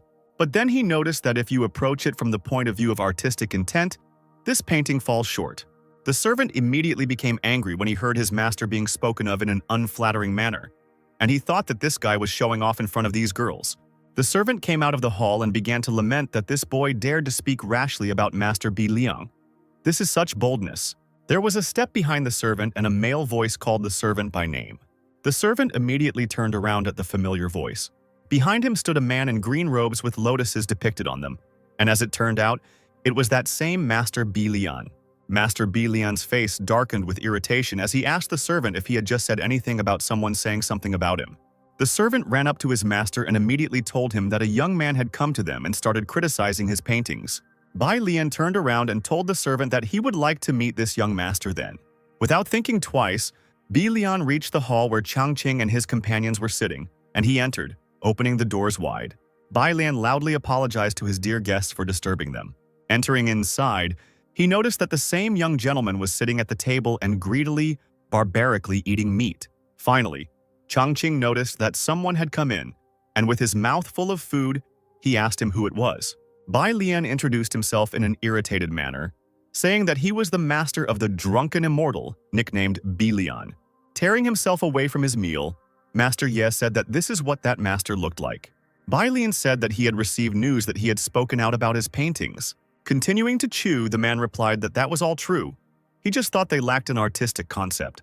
Bi Lian folded his hands in a grand gesture and bowed slightly, asking the guest if he could give him some advice then. Xingzhu intervened in the conversation and said that they were eating here and the master did not have time to teach him. Changqing continued to eat with tears in his eyes, thinking that everything that had been paid would take a long time to swallow. Bi Lian said that this is just the first time someone has criticized his paintings. He said that he could do them a favor in return if the master could paint a picture better than his today. He exclaimed that if he succeeded, then all the food would be free.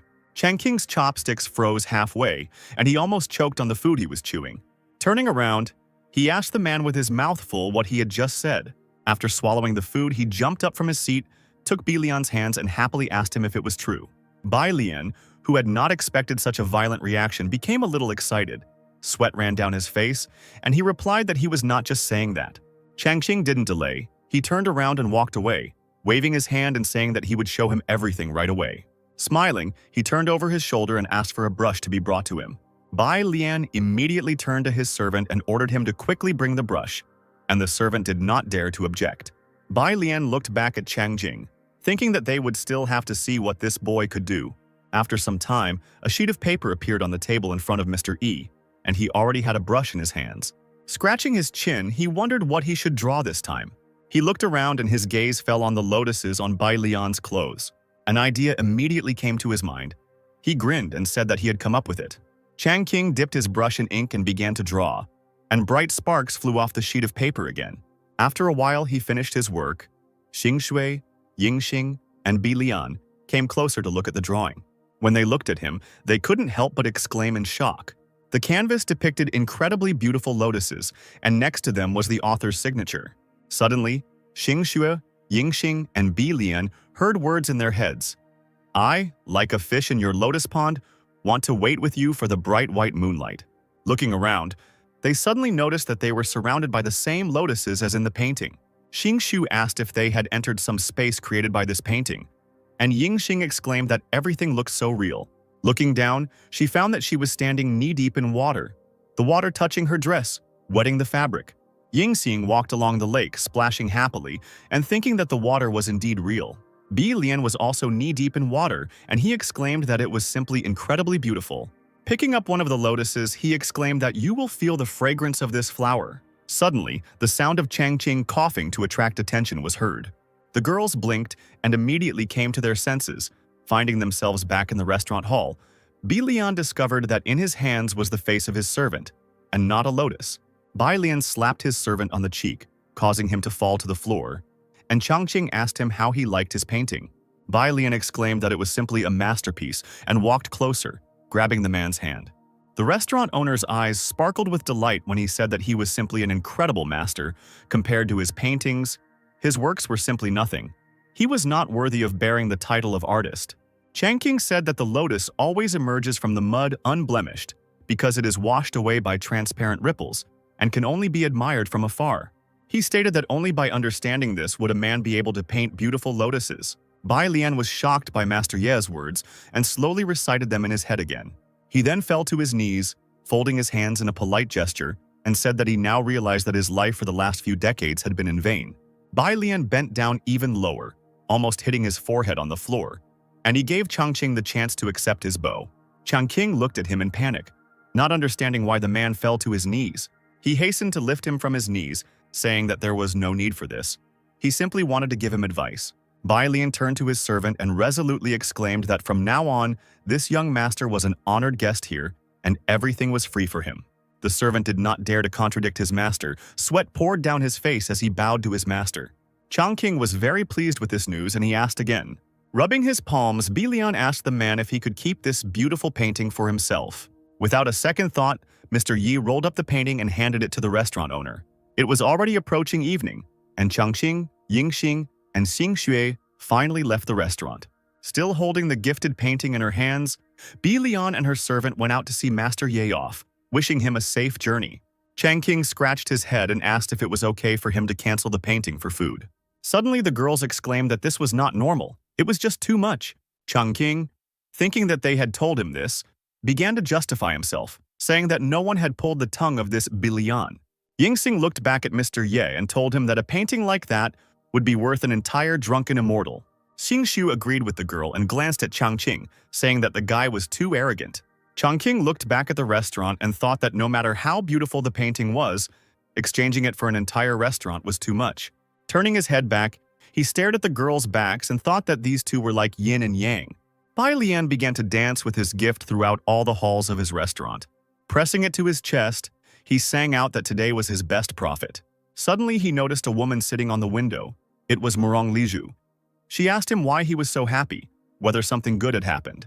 Having recognized this woman, Bilian asked not what she was doing here. Liju jumped from the window frame and landed on the floor in the hall. Sitting down on one of the chairs, she asked the restaurant owner whether Mr. E had just eaten there. Raising his head at the familiar name, the man asked her if this was the gentleman with the two girls. Liju replied that it was he and she was looking for him.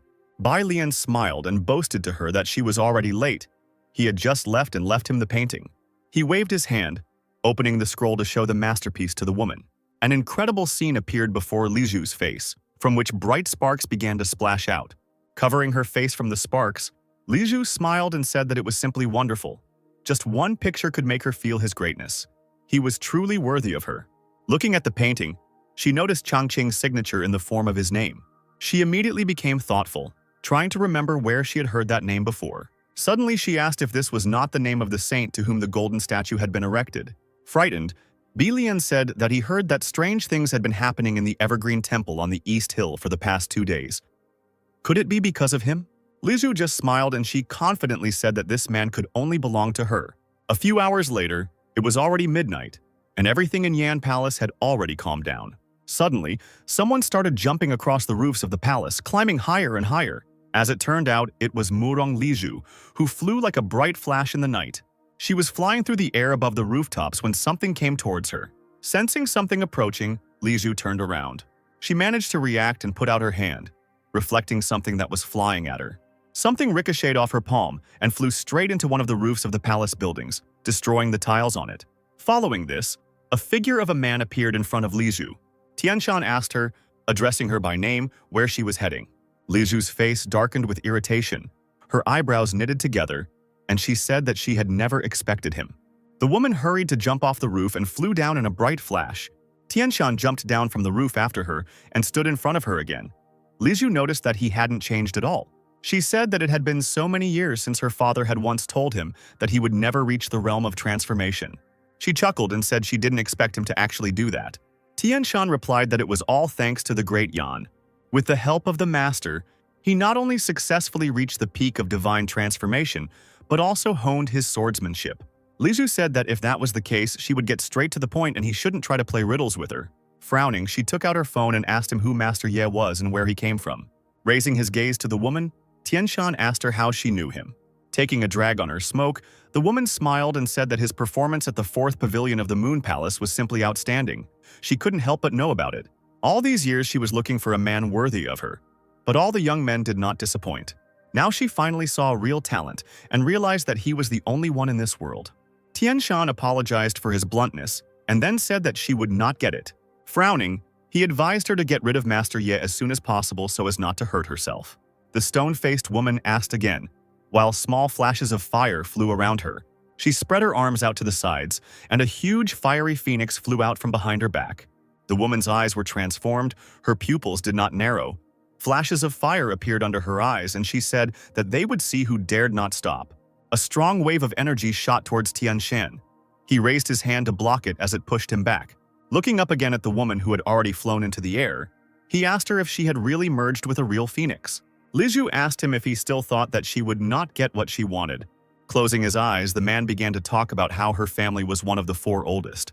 And the fact of its merger with the phoenix only confirms that even after 100 years it will still remain the best in the Celestial Empire. Lizhu chuckled and continued to speak for the man, asking him about how even with all her perfection, she would not get him. The man shook his head and said that Master Ye was still out of her reach. The woman landed on the ground, the phoenix wings behind her slowly began to shrink, and she said that she had enough of compliments. It would be better to tell him more about Master Ye. Meanwhile, Changqing was outside, shivering from the cold. Sitting on the porch of his estate, he noticed that it was so cold in the evening. The 13th princess, in the form of a fox, approached him with a small bag in her teeth, purring, asking him if he had finished his business yet. Changqing accepted the bag from the fox and thanked her. He shook out the glowing stones from this bag and asked what he should do with these endgames.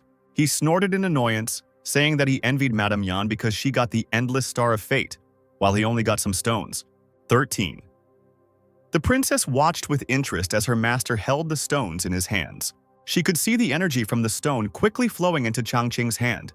The girl was amazed to see that her master was absorbing energy so quickly. She wondered how her master had spent his time there and thought about how those 2 days had seemed so long. Changqing, resigned, said that since nothing was happening, he would simply hold them in his hands. He snorted in irritation again and said that they also called that Biliana master. Raising his hands up, Changqing shouted that he was so angry. A few hours later, it was already dawn.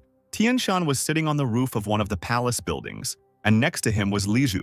She, after listening to the man, said that she did not expect that this Master Ye would actually be a celestial being who had descended to Earth. The man said that this gentleman is good at literally everything he does, but still remains so modest that it is simply impossible not to admire him. Lizhu nodded and said that she now understood that even if she was from a noble family and had the bloodline of a phoenix, she was still nothing in front of Mr. Ye.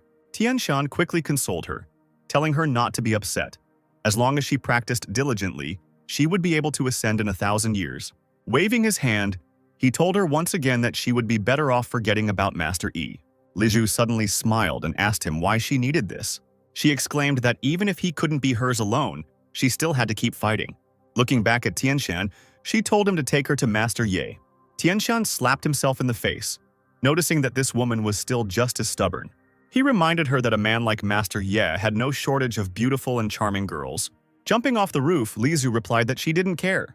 The next day, the sun shone brightly over Changqing's residence. The man came out of the bedroom and, yawning, asked where the sounds of Qin were coming from so early in the morning.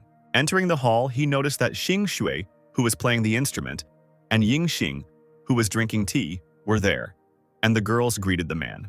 Changqing asked them if they really had so much free time that they were coming here so early. Xing Shu laughed and said that he was such a joker. Ying Xing smiled and said that being with him was the best way to spend time. Changqing no longer paid attention to them. He turned around and waved his hand and left. As he went into another room, he thought about the fact that a princess who was too lazy to learn imperial affairs and a master who did not want to take cultivation seriously had come to him. Lizu reached Changqing's residence and asked if this was where he lived. She immediately went to the door and began to try the handle to get inside. But then Tianshan stopped her, grabbing her wrist. He told her that although she admired Mr. Ye so much, she shouldn't be so impulsive and should be more restrained. The woman, inflamed with irritation, asked him how he could teach her anything. And from the hand that the man was still holding, flames poured straight into his face. Tianshan was caught off guard and immediately let go of the woman's hand. His face was covered in soot. He exhaled a cloud of smoke and complained about these hot-tempered phoenixes. Lizu nevertheless pushed the door, not opening it wide. As she walked inside, she exclaimed that they should just let her see her future husband. Meanwhile, Ying Xing was sweeping the courtyard with a broom when she noticed someone entering the residence. The first thing she noticed was that it was her grandfather, and she greeted him happily. Coming closer to his granddaughter, Tianshan asked her if Master Ye was here, to which the girl replied that he was in the backyard. Finally, the girl turned her gaze behind her grandfather and saw a new person. Lizu then stepped forward and ordered the girl to take her to Master Ye. Ying Xing spread his arms and asked the stranger who she was. Tianshan answered for her. He introduced Lizu to his granddaughter and told her to see her off. Ying Xing didn't argue with her business and waved her hand towards the backyard. Walking ahead of Lizu, the girl looked back suspiciously and wondered if she had come to pay her respects to Mr. Ye. So, following Ying Xing, Lizu and Tianshan walked through Changqing's residence. Waving towards the entrance to one of the halls, she informed them that they had arrived. The three of them immediately entered the hall where Changqing was indeed sitting. Looking at the back of the man's head, Lizu thought with anticipation that she would finally see her betrothed. But Tianshan stopped her again, putting his hand on her shoulder and screaming. Leaning closer, he whispered in her ear not to interrupt Master Ye while he was focused. Lizu asked why not. The man exclaimed in response that this was a great opportunity. Meanwhile, Changqing used a small woodcutter to carve something out of wood. A powerful aura emanated from his figure in a strong stream. It appeared instantly, which surprised those who came. Lizu asked in shock whether such grandiose truths of the Tao really existed. Turning around with the wooden figure in his hands, Changqing exclaimed that he would show true art, and then he continued to plane the piece of wood, causing chips to fly in all directions. The entire Changqing residence was illuminated with bright light due to his energy. But it didn't stop there, and the energy shot up into the sky in a bright column. In complete shock, Tianshan asked what kind of scene was in front of Master Ye. Looking closely, he noticed that a dark forest was visible behind the man. In this forest, among the trees, stood the very same figurine that Changqing had carved out of wood. Once in this forest, Lizu noticed that the scene was filled with wind and rain. It was lonely and sad, but incredibly real. Looking at Changqing's back, the woman wondered if it was possible that the master had experienced this scene in the higher world.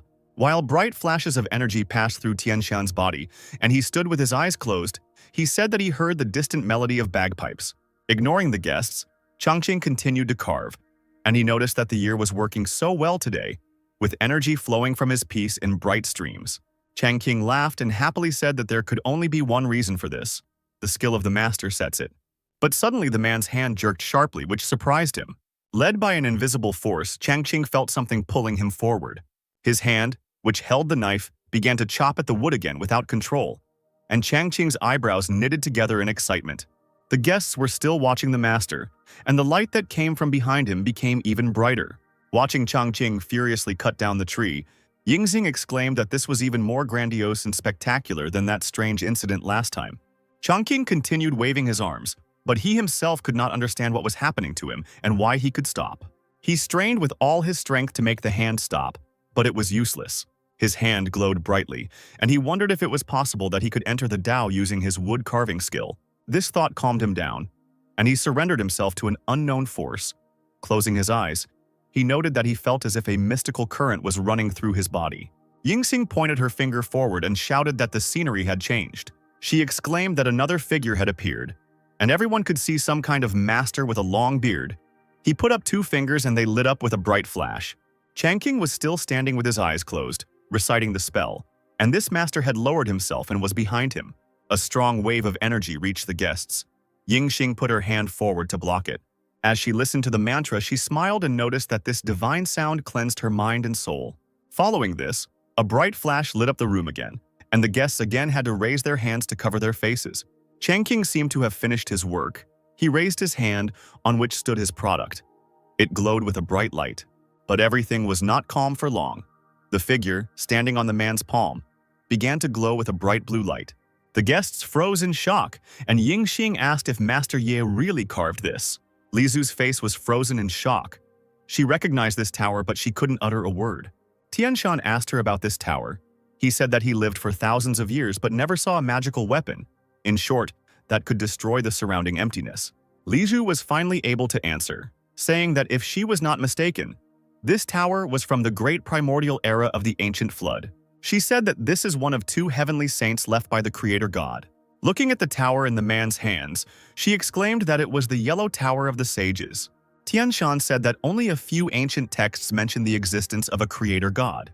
He frowned and said that as far as he knew, in the modern world most cultivators didn't even know the legend of the creator god. Lizu responded by saying that her ancient Murong clan worshipped ancient deities, so she knew a little about it. She said that the creator god left behind a yellow tower and a virtuous cloud of prosperity. She noticed that Master Ye had now recreated it. She exclaimed that in any case, it was not worth it to use Mr. Ye so recklessly for one's own purposes. After 15 minutes, Changqing awkwardly scratched his neck, turned around and said that he had simply had a burst of creative inspiration and was too carried away. Finally, the man noticed Tianshan and the woman standing next to him. Lizu blushed deeply. She raised her hand, covering her face. While she thought about what this master looked at her, Tianshan waved his hand towards the woman to introduce her.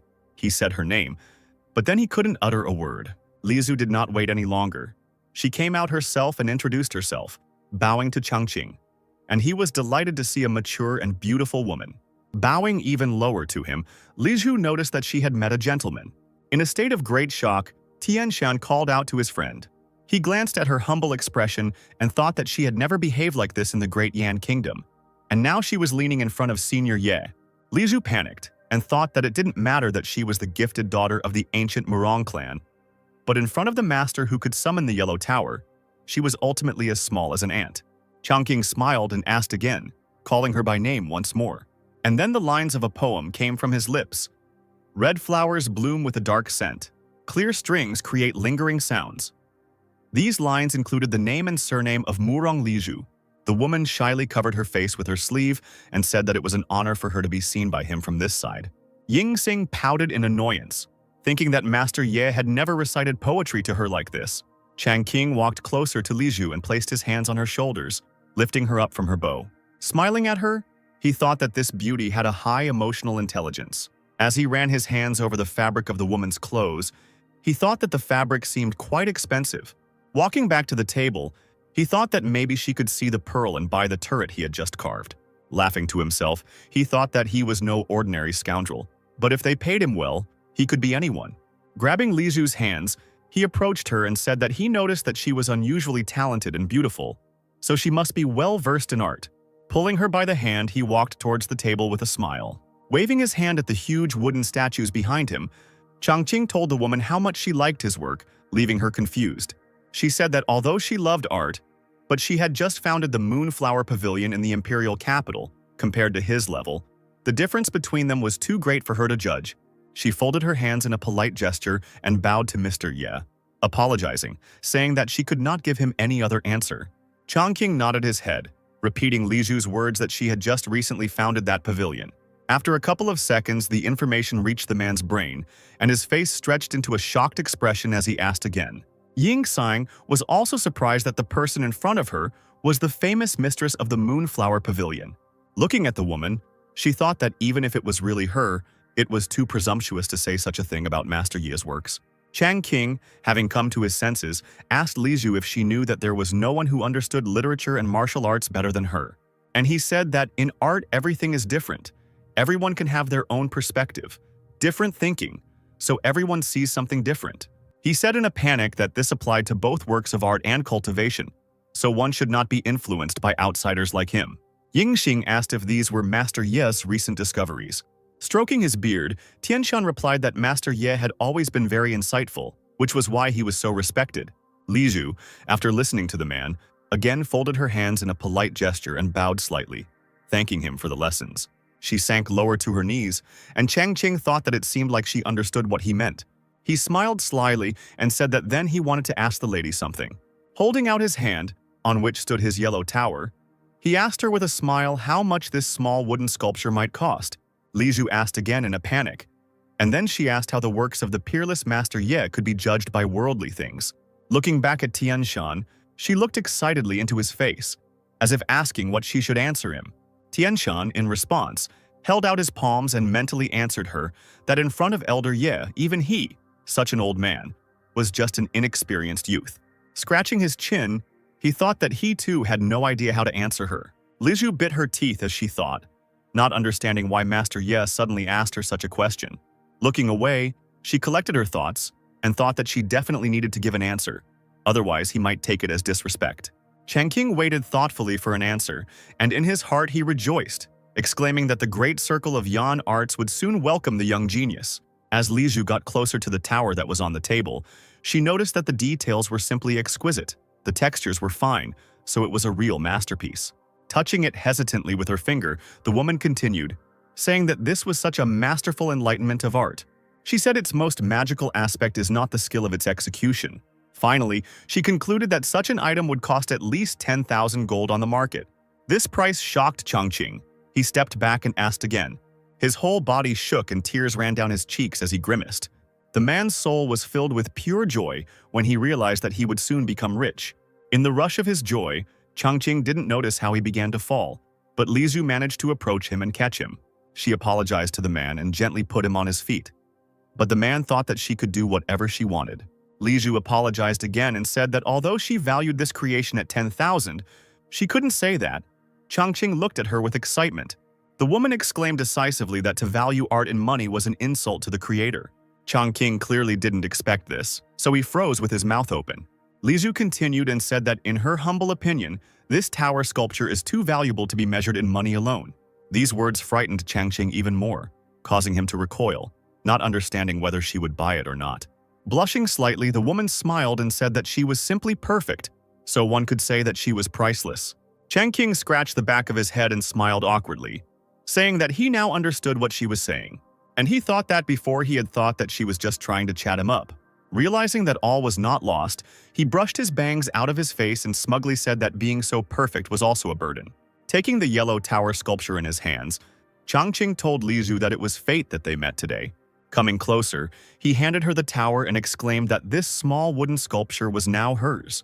Turning away from the woman who was shaking in shock, Chang Qing began to pick his nose, arguing that from tomorrow onwards he should lower his standards, otherwise no one would buy anything from him.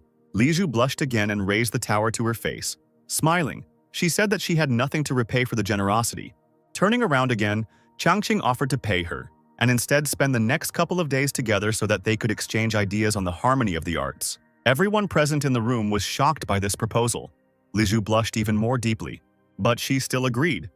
And so for several days she came to him.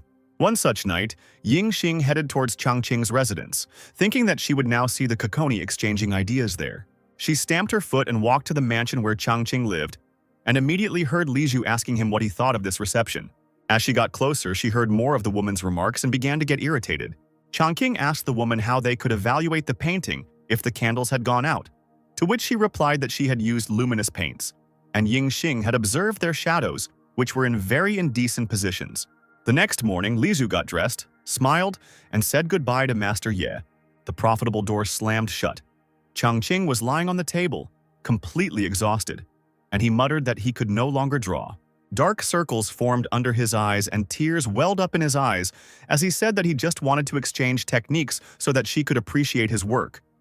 But who knew that she loved her work so much that she immediately went to a deeper level of sharing experiences? He waved his hand in annoyance and shouted that there were too many traps in this city, and now he regretted it so much.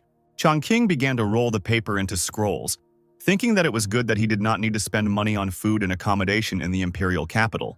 But later he noted with disappointment that his path as an entrepreneur was already half dead.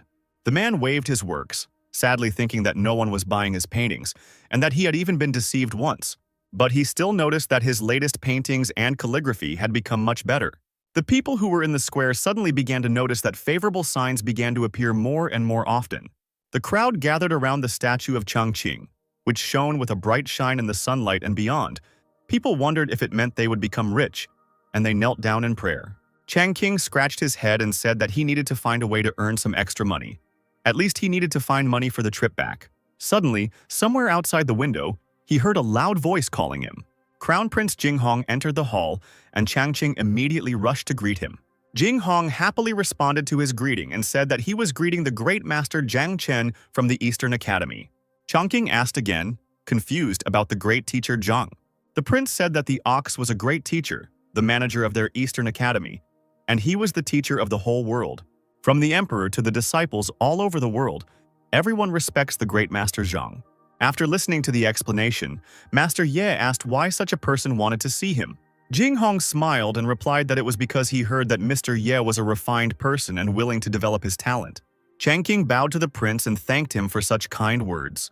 He thought to himself that he already had a good relationship with the prince, and now he could also get along with mentor Zhang.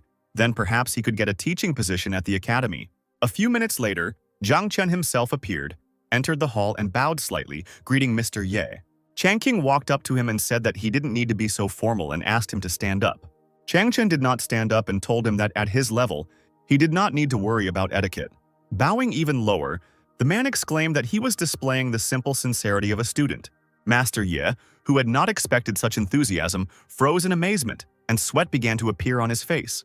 Finally, after finishing the greetings, Jiang Chen raised his head and looked at the great master. Looking at him from head to toe, he thought that his face was as beautiful as jade, with an inner elegance.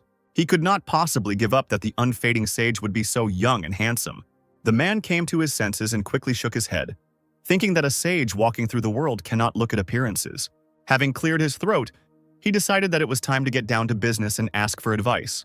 Jiang Chen began to speak and said that, as the people say, rights are the foundation of government and education. Law is the instrument of government and education, just like sunsets and sunrises, spring and autumn. They need each other to exist. The man asked Master Ye what he thought of this statement. Chongqing opened his mouth wide. There was a ringing silence at his head table, and he thought that he only understood the first 3 words. Jiang Chen froze in anticipation of an answer, his entire body shaking with tension. He thought that he hoped that his innocent and ignorant opinion would not offend the master. Chongqing's face darkened as he thought about what he should do since he was in a hurry. Jinghong also froze, tensely waiting for an answer, and he noted that a gloomy atmosphere had appeared. Looking between the men, he wondered if this was what debates between masters looked like. Chongqing scratched his chin and thought that he couldn't answer directly. He held out his hand and thought that he didn't think most officials would have refused to say such words. Hitting Jiang Chen's shoulder with his hand, he finally responded by exclaiming that he had said it well. With a bright smile, he told him that he was worthy of being buried in the imperial ancestral temple. Jiang Chen looked at him in shock, his mouth open and not believing his words. Jinghong also froze in surprise and wondered if Master Ye really wanted them to give such an opportunity to Great Master Zhang. The prince tensed up and began to talk about how the great teacher had indeed worked hard and made a great contribution. But entering the imperial ancestral temple was a big event. He needed to ask his father first. Jiang Chen panicked and thought that the minister's heart belonged only to the great Yan, and he never intended to use it to gain merit. The man began to bow again and shouted that just as jade can be broken but will not change its white color, so bamboo can be burned and will not lose its integrity. Chongqing smiled and said once again that he was worthy of being enshrined in the ancestral imperial temple. Jinghong froze when he heard Chongqing say it again. Now he had no reason to doubt it. He clenched his jaw, thinking that this was a clear sign. Looking at Master Ye, he thought that his father's opinion was important. but Master Ye could not be ignored or his words neglected. As Jing Hong approached the exit, he bowed and told the men that the two of them needed to discuss things first. Walking out the doors and slamming them shut, the prince shouted throughout the courtyard for someone to convey the crown prince's order. He shouted that, given the great knowledge and devotion to the country of Great Master Jiang, he should be guaranteed permission to be buried in the imperial ancestral temple. Chongqing and Jiang Chen were left alone, and the former invited the latter for a cup of tea. With his hands folded in a polite gesture, Jiang Chen said that he, as his disciple, still did not understand something, and so he asked the master to answer one of his questions, to which Chongqing agreed. Jiang Chen said that the vast central continent is currently divided between 4 kingdoms. The long-cherished dream of the emperors of the 4 ancient kingdoms for generations is the unification of the central continent. And if someone wants to unite all 4 kingdoms, the price will be incredibly high. This will lead to countless casualties and rivers of blood. The cultivators may survive, but ordinary people will definitely suffer the most. Jiang Chen said that he wanted to ask about the unification of the central continent. Is this a wonderful aspiration or a selfish wish of past ancestors? Chongqing slowly raised his teacup and said that he needed to know something first before answering this question. He hid the great teacher about what the situation was in the middle continent before the 4 kingdoms appeared. After some thought, Jiang Chen replied that before the 4 great ancient kingdoms emerged, there were 7 kingdoms that fought for supremacy. He finally summed it up and said that it was the era of the 7 kingdoms. Slamming his cup on the table, Chongqing exclaimed that the great master's knowledge spanned the present and the past, so he understood the history of the 7 kingdoms era. Standing up from the table, he asked Jiang Chen if he could ask the great master which era was more stable, the 7 kingdoms era or the present era. Jiang Chen answered without hesitation in favor of the modern era. He said that in the 4 kingdoms there is order. People live in peace and work for their own pleasure. Chongqing smiled and remarked that the great master loved the people and wanted to avoid war and change. He said that this was correct thinking, but then he asked him if he had thought about anything else.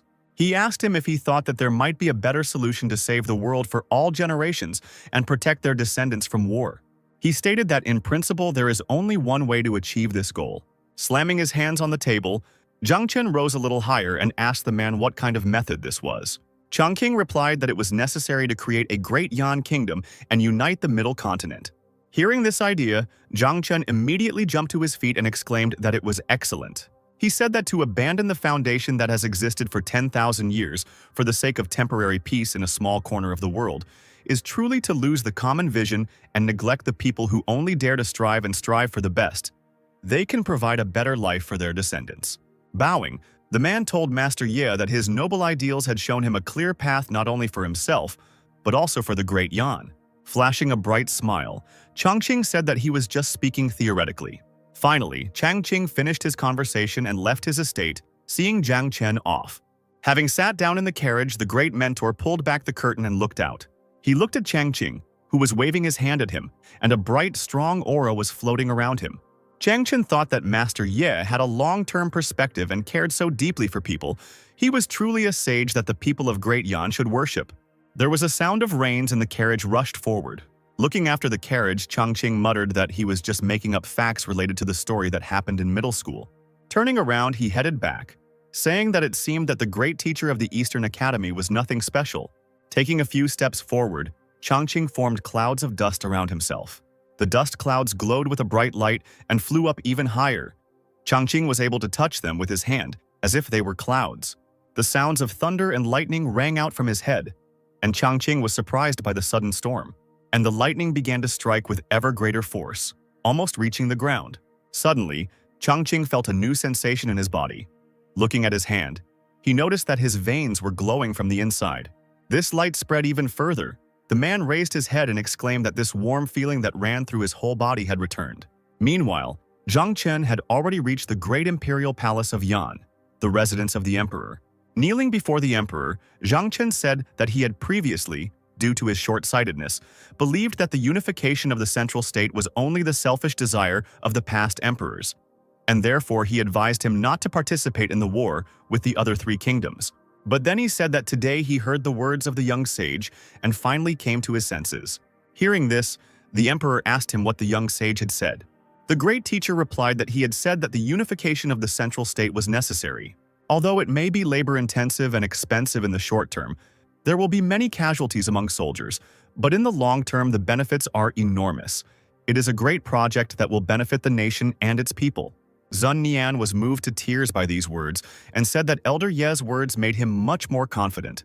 Jiang Chen continued, saying that the young sage also said that after the kingdoms were united, there was one more thing that needed to be done. For future generations, it will be necessary to create a single written language and roads for carts. Sun Nian jumped in surprise and exclaimed that such an achievement had never been achieved by anyone in the entire history of the reign. The emperor's mouth wide open, he stood there in awe of Master Ye's foresight. The emperor lifted Jiang Chen from the floor and said that their state now had the instructions of Elder Ye. He said that through the efforts of the great mentor, they could succeed in their great endeavor. A servant burst into the hall and announced that the golden body of the young sage had revealed an unheard-of phenomenon. Meanwhile, something was shining brightly over the eastern mountain. People looked up at the multicolored clouds in the sky, not believing their eyes. Among these clouds, someone noticed that a pagoda had appeared behind the statue of the sage. The people again knelt down, praying to the young sage to bless them. Tianshan, who was watching this from afar, said that these were undoubtedly auspicious merit clouds and a yellow pagoda. He said that according to ancient texts, the Creator God left these two treasures before leaving this world. Only those who have outstanding merits, whose deeds shake the centuries, can call upon them. Sun Nian asked again about the Creator God and exclaimed that it was impossible. He asked whether, although Master Ye had great strength, it could be a simple coincidence. Tianshan looked at the man with annoyance and asked him if he had any idea what level of cultivation was needed to control these treasures. He said that on that day, he and Miss Morong saw with their own eyes that Master Ye's wooden creation was that pagoda. The fact that clouds of blessing appeared around Master Ye's statue today only confirms one thing. Tianshan said that this meant that Master Ye resonated with his statue, which summoned the treasures. Even if he is not the reincarnation of the Creator God, his actions will certainly influence all future generations. A couple of days later, Jing Hong and Ying Xing arrived at Changqing's residence on a golden carriage. Jing Hong asked his sister if this procession was too elaborate, since they were only taking Master Ye to the academy to give a lecture. The girl told her brother that he did not understand, and then she said that she was afraid that she would never reach the level of knowledge of Master Yi. Turning to her brother, she told him that she could only give Master Ye the best. After listening to his sister's explanation, the man slowly said that he understood everything. But looking at how the carriage wheels broke the stone floor, he asked if it would be too heavy.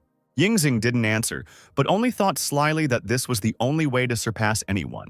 Finally, the door to Changqing's residence swung open and a man came out. Yingxing waved happily at Changqing, and her brother bowed respectfully to him.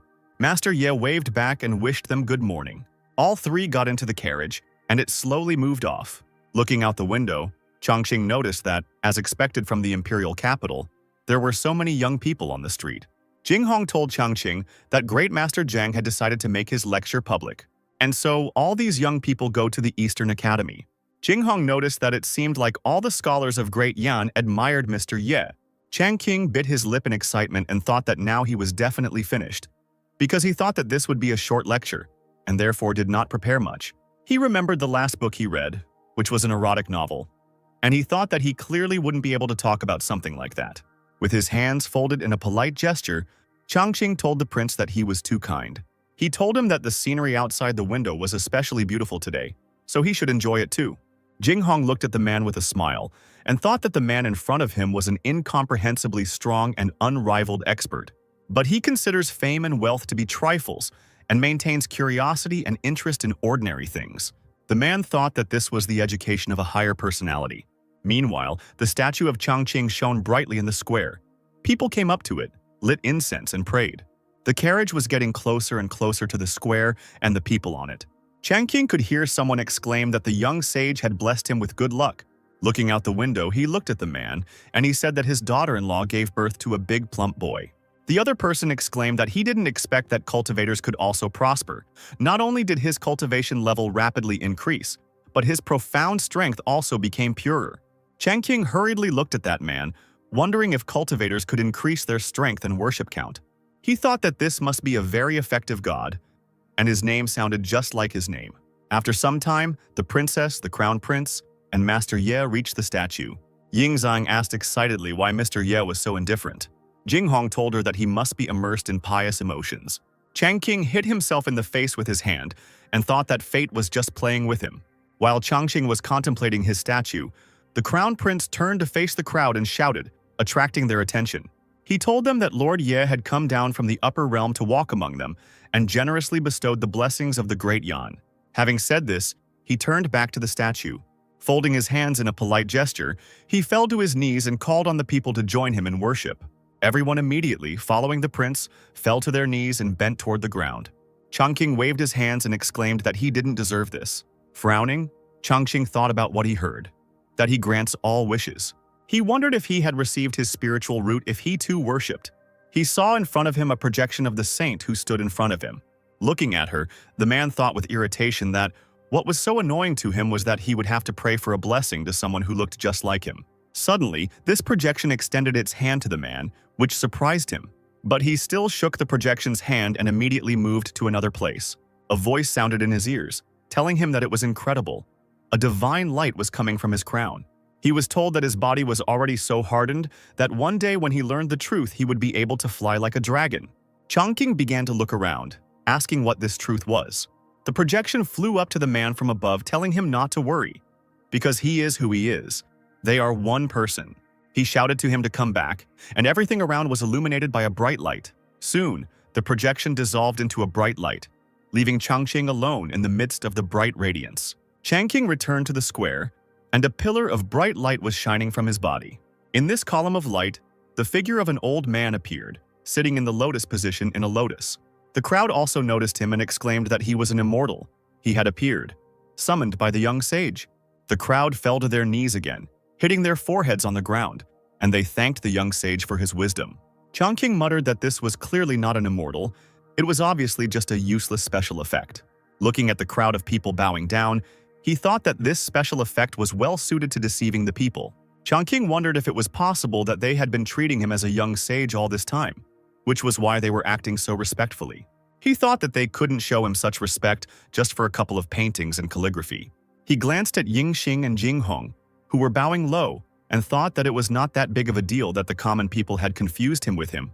But the royal family had also made a mistake. Suddenly he thought with fear of what might happen if one day they found out that he was not who they thought he was. Then the man noticed that his lower abdomen suddenly became very warm. He placed his hand on his stomach and noticed a faint feeling of power moving inside him. He belatedly thought that maybe it was a spiritual root. Looking back at the statue, he mentally asked it if it was really he who had given this to him. Overjoyed, Changqing said that he thought he would live a mediocre life in this cultivation world. He didn't expect that an immortal would decide to take care of him. Thinking about this, he thought that all this happened because he got into this stone statue. That's why he wants him to be a young sage who brings kindness and salvation to the world. Clenching his fist, Changqing exclaimed that since he was righteous, he also couldn't lose. This was just cosplay, so he would give it his all. Lost in thought, Changqing began to think about how he could play the role of an incomprehensible sage that the weak one pretended to be. Suddenly it dawned on him, and he realized that he had read about this in a novel. So it was said that there are true cultivation experts who suppress their cultivation for various reasons, so others cannot sense their cultivation aura. With his hands on his hips, Changqing exclaimed that from now on, he would be the mortal version of the young sage who had deliberately suppressed his cultivation. He took a few steps forward, causing Jinghong to raise his head. Shining with bright power, Changqing told the people to all stand up. Not daring to contradict the young sage, all the people rose from their knees. Yingxing told her brother that she had never seen Master Ye so serious. Jinghong responded that Mr. Ye really should display his greatness in front of so many believers. Somewhere behind the crowd stood Li Zhu and Liu Ruyi. They were also watching Changqing. Li Zhu said sadly that she was very sorry that they met Master Yi so early. Liu Ruyi asked her what she was talking about. Li Zhu explained, saying that even though she was the only daughter of the Murong clan and had the blood of the Phoenix clan, she was still not worthy of Master Ye. If she had at least another 4,000 years of cultivation, then perhaps they would be on equal terms. Meanwhile, Tianshan and Zunian were in the lecture hall. A crowd of people were waiting for their speaker. Tianshan asked why the elder had not arrived yet. Zunian responded excitedly, saying that Jinghong and Yingxing had set out early in the morning to greet the master. Perhaps they had been delayed on the road by something. Suddenly, someone ran forward and shouted that Saint Changqing had performed another miracle at the statue of the saint on the eastern mountain. The emperor asked again, his mouth wide open in surprise. Tianshan, sitting quietly, began to release his power to see what was happening on the eastern mountain. After finishing this, he stroked his beard and said that indeed there was an aura coming from the eastern mountain that they had never encountered before. It seemed like Elder Ye was glad that they had built him a temple and a statue made of gold. The herald announced that Saint Changqing had arrived, and everyone in the hall turned to look at the entrance. A figure appeared in the passage, emitting a bright power, and on either side of him were Ying Xing and Jing Hong. Changqing, hearing the crowd's whispers that he had an exquisite appearance and unrivaled manners, and that he was a superior being who walked among them, walked through the hall. Changqing smiled and thought that he had played his role well. Finally, he walked up onto the stage and everyone else stepped back a little. Tianshan and Zunian folded their hands in a polite gesture and greeted Elder Ye. The students of the Eastern School, led by Zhang Chen, also greeted him and showed their respect to him. Even more delighted, the young sage exclaimed that he could get lost in such adoration. Sitting down at the table, he said that there was no need for these formalities. Tianshan told him that all the officials had gathered here today to listen to his divine teachings. Changqing folded his hands and announced with a serious face that it was time to begin. All the people sat down on the floor waiting for his speech, and the man thought about where to start. He was shaking as he thought about how it was one thing to lose face. It was insignificant. But what if he ruined the reputation of Saint Changqing? He was terrified to think that he might take away his spiritual root that he had just received. He thought with annoyance that he knew he shouldn't have agreed to this. He thought wearily that the town by the pond was better, quiet and peaceful, and the white fox kept him company. He sighed and muttered out loud that it was all so complicated. The people, who were eagerly catching his every word, asked in chorus in surprise. The officials looked at each other, asking whether the first word of Saint Changqing's lecture was really difficult.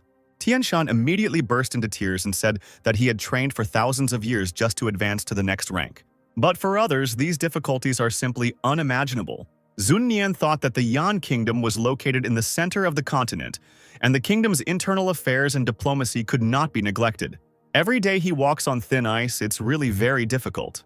Covering his eyes with his hand, Jinghong thought about how, as the crown prince, he had been taught from a young age how to be a wise ruler. Shedding a tear, he thought about how he had never been himself. Although he occupies a permanent position and is close to the emperor, but he is like constantly next to a tiger. Jinghong remembered how he shouted to the servants to find out what the princes ate. Changchen thought that not a single day goes by without fears and worries. Zunnian, Jinghong, and Jiangchen all thought in unison how bad things were. Everyone in the hall rose to their feet, clasping their hands in a grand gesture, and in unison shouted thanks to the young sage for his teachings. Changqing looked at them with a puzzled smile, wondering what he had said. After clearing his throat, he thought that it didn't matter. It was probably just another attack. Changqing exclaimed that the heavens would place a great responsibility on this man, but first they must test his will and body. Heaven has given him a talent that he can use forever, and all the resources spent will return back. Suddenly, someone in the crowd exclaimed that a divine oracle had appeared. Jinghong and Zhang Chen looked up to see something shining brightly, and the former asked what it was. The prince asked if it was possible that the auspicious clouds were descending upon them again, and Zunnian said that those clouds were of 7 colors. The amazed emperor cried out that these clouds were now made of pure gold, and in fact, clouds shining bright gold began to fly under the ceiling. Noticing the glow above his head, Changqing raised his head, wondering where the light was coming from. Standing up, he again felt a strange sensation in his stomach and put his hand on it, and bright sparks flew out of it. As it turned out, this bright light was emitted by the spiritual root that was forming in Changqing's abdomen. Feeling that he was getting very hot, Master Ye began to take off his clothes, exclaiming that he was about to burn. Jinghong noticed that something was wrong with Changqing and pointed his finger at him. Zunnian, still in shock, asked if this was a divine image. A translucent copy of Changqing was flying above his head, folding his hands in prayer. Tianshan exclaimed that this was the sage's Dharma body. A bright beam of light came from Changqing, illuminating the entire hall. Tianshan, who was standing closest, had to cover his eyes with his hand because the light was too blinding. The emperor exclaimed that this was a holy light. The emerging force began to push ordinary officials back. Looking into the hall, Zunnian noticed something that surprised him even more, and he called out to the elder. As it turned out, all the officials sat back down on the floor as if meditating. Tianshan asked if they had all achieved enlightenment. Jiangchen slowly opened his eyes, and on his forehead there was a bright spark of power. He said with a smile that they had studied the scriptures for many years, but did not understand their true meaning. He knelt down and once again expressed his gratitude to Changqing for his instructions. Changqing, not understanding anything, wondered how everyone could achieve enlightenment after hearing this nonsense. He frowned and said that he was proficient in the 4 arts, but could only create cheap special effects. Raising his hands to the sky, he cried out bitterly, asking who had stolen his role as a big shot in cultivation. In response to the man's cry, the golden clouds shone even brighter than before. A bright beam of light burst forth from these clouds again. Following this, some object began to appear from them. Changqing looked up and noticed that it looked very familiar. The man put his hand forward, caught his pagoda in his palm and asked how it got there. The officials, noticing this, exclaimed that it did not seem like this pagoda was an illusion, it seemed to be real. And they wondered whether this pagoda could be the Great Yellow Pagoda. Hearing these conversations, Changqing wondered where they got the idea that this was a legendary treasure. Weighing it in his hand, he noticed that this pagoda was heavier than his wooden one. Maybe it was real. The pagoda rose from Changqing's palm and began to emit a bright light. Tianshan shouted that she recognized her master. She recognized the sage as her master. Changqing's face darkened. He frowned and closed his eyes. This pagoda began to enter the man's palm, merging with his body. Almost all of it entered his palm. Changqing thought that he couldn't control it at all. Following this, Changqing's eyes widened, and a bright light shone in his eyes. The man opened his mouth and spoke in a voice that was not his own. He said that he was the mystical yellow pagoda, the most sacred object in heaven and earth. The pagoda ordered everyone to bow to the master, and they obeyed. Everyone in the hall shouted out congratulations to Changqing for having found the sacred treasure. A couple of days passed after the lecture. The 13th princess, wagging her tail, looked at her painting. Xingzhu played the qin, and Yingxing paced nervously around the room. She finally told the other girl that Master Ye hadn't left his room for several days. She hoped he was okay. Sangsuk reminded her that Master Ye had told them to only disturb him as a last resort. She said that he might be training to control the chaos coming from the pagoda. Meanwhile, Changqing was in his bedroom, sitting on his bed and meditating. There was a bright light around him. The man raised 2 fingers, starting to read some kind of spell. Opening his eyes, he finished the spell, shouting for the soldiers of the underworld to line up in front of him. He waved his hand, pointing his fingers at the pagoda that was hanging in the air, but nothing happened. The next moment, the pagoda began to fall down. Staring at the pagoda at his feet, Changqing wondered why it wasn't responding. Clutching his head, he said that he already had the spiritual root and the primordial chaos pagoda, but he still couldn't cultivate qi. He noticed that Xingjue's royal diet method had worked before. After thinking for a while, Changqing finally came to a conclusion. He thought that he was still a beginner, so he was only at the first level, and this pagoda was a top-level treasure. Nodding to himself, he said that it was okay then that she was ignoring him. He smiled and pointed out that it wasn't that high-level techniques were too expensive. His palm glowed and a book appeared in his hands, and the man said that sometimes it is much more effective to appear in the dirt. Taking out one of the chaos stones, he said that the last time the Black Emperor brought him only a couple of pieces of the stone, so he needed to find more. He found them to be very useful for a beginner like him and could be used even on sensitive skin. Changqing closed his eyes again and frowned as he recited the spell. His hands formed a seal, and a bright spark shone between his fingers. The man spread his arms out to the sides and a stone flew up between his palms. Streams of energy flowed from the stone as Changqing continued to chant. Changqing opened his eyes and exclaimed with a smile that this was quite a smell. Looking at his hand, he noticed that he felt a strange warmth flowing through his meridians, and this warmth slowly covers the lower part of his stomach. He closed his eyes and said with a smile that this whole body was starting to heat up. Raising his arms to the sides, he joyfully exclaimed that he felt himself being filled with energy. The 13th princess sat in front of her painting and noticed how the energy began to be absorbed somewhere. A moment later, she came to her senses when she realized that her spiritual energy was beginning to be absorbed. Yingxing sat at the table, listening to Xingxue play the melody. Feeling something, the girl opened her eyes and they immediately widened in shock. She noticed how the energy currents were heading in a certain direction, and she called out to Xingxue. Energy streams of all colors were directed towards Changqing's room, and Yingxing exclaimed that all the energy was directed towards the master's room. Xingzhu smiled slyly in response to this. Her fingers began to play the strings again. More energy began to be released. Xingxue laughed and said that if master wanted to absorb her energy, then let him absorb it all. Meanwhile, Liu Changhe was helping Tianshan with meditation. Noticing the change in the energy flow, Liu Changhe jumped to his feet and shouted that he had eaten badly. He rushed towards the elder, shouting at him to be careful. Tianshan couldn't stand it, and blood spurted out of his mouth like a fountain. After coming to his senses, Tianshan shouted irritably, asking what was going on. Looking at the floor, he noticed that all the energy began to gather in one place. The elder asked about what kind of death bastard was stealing the spiritual energy of his capital city of the Yan Empire. A servant entered the hall and knelt down to make a report. The man said that the Bureau of Astronomical Calculations was reporting an unusual phenomenon. All the spiritual energy of the capital of the empire is directed to the courtyard of the young sage. The servant suggested that he might be busy cultivating. Tianshan shouted, asking if the young sage's cultivation level had really reached such a level. He said that just one cultivation session had taken away all the spiritual energy of the capital. He would never have thought that the young sage would possess such an ability to cause such a celestial phenomenon. Chang'e told the elder that if this was really what the young sage was doing, then the situation was problematic. Tianshan asked him why this was so. The man responded by saying that the young sage had only cultivated once and had absorbed almost all of the capital's energy. If this is done, other cultivators cannot absorb energy. On the contrary, they will become another source of energy.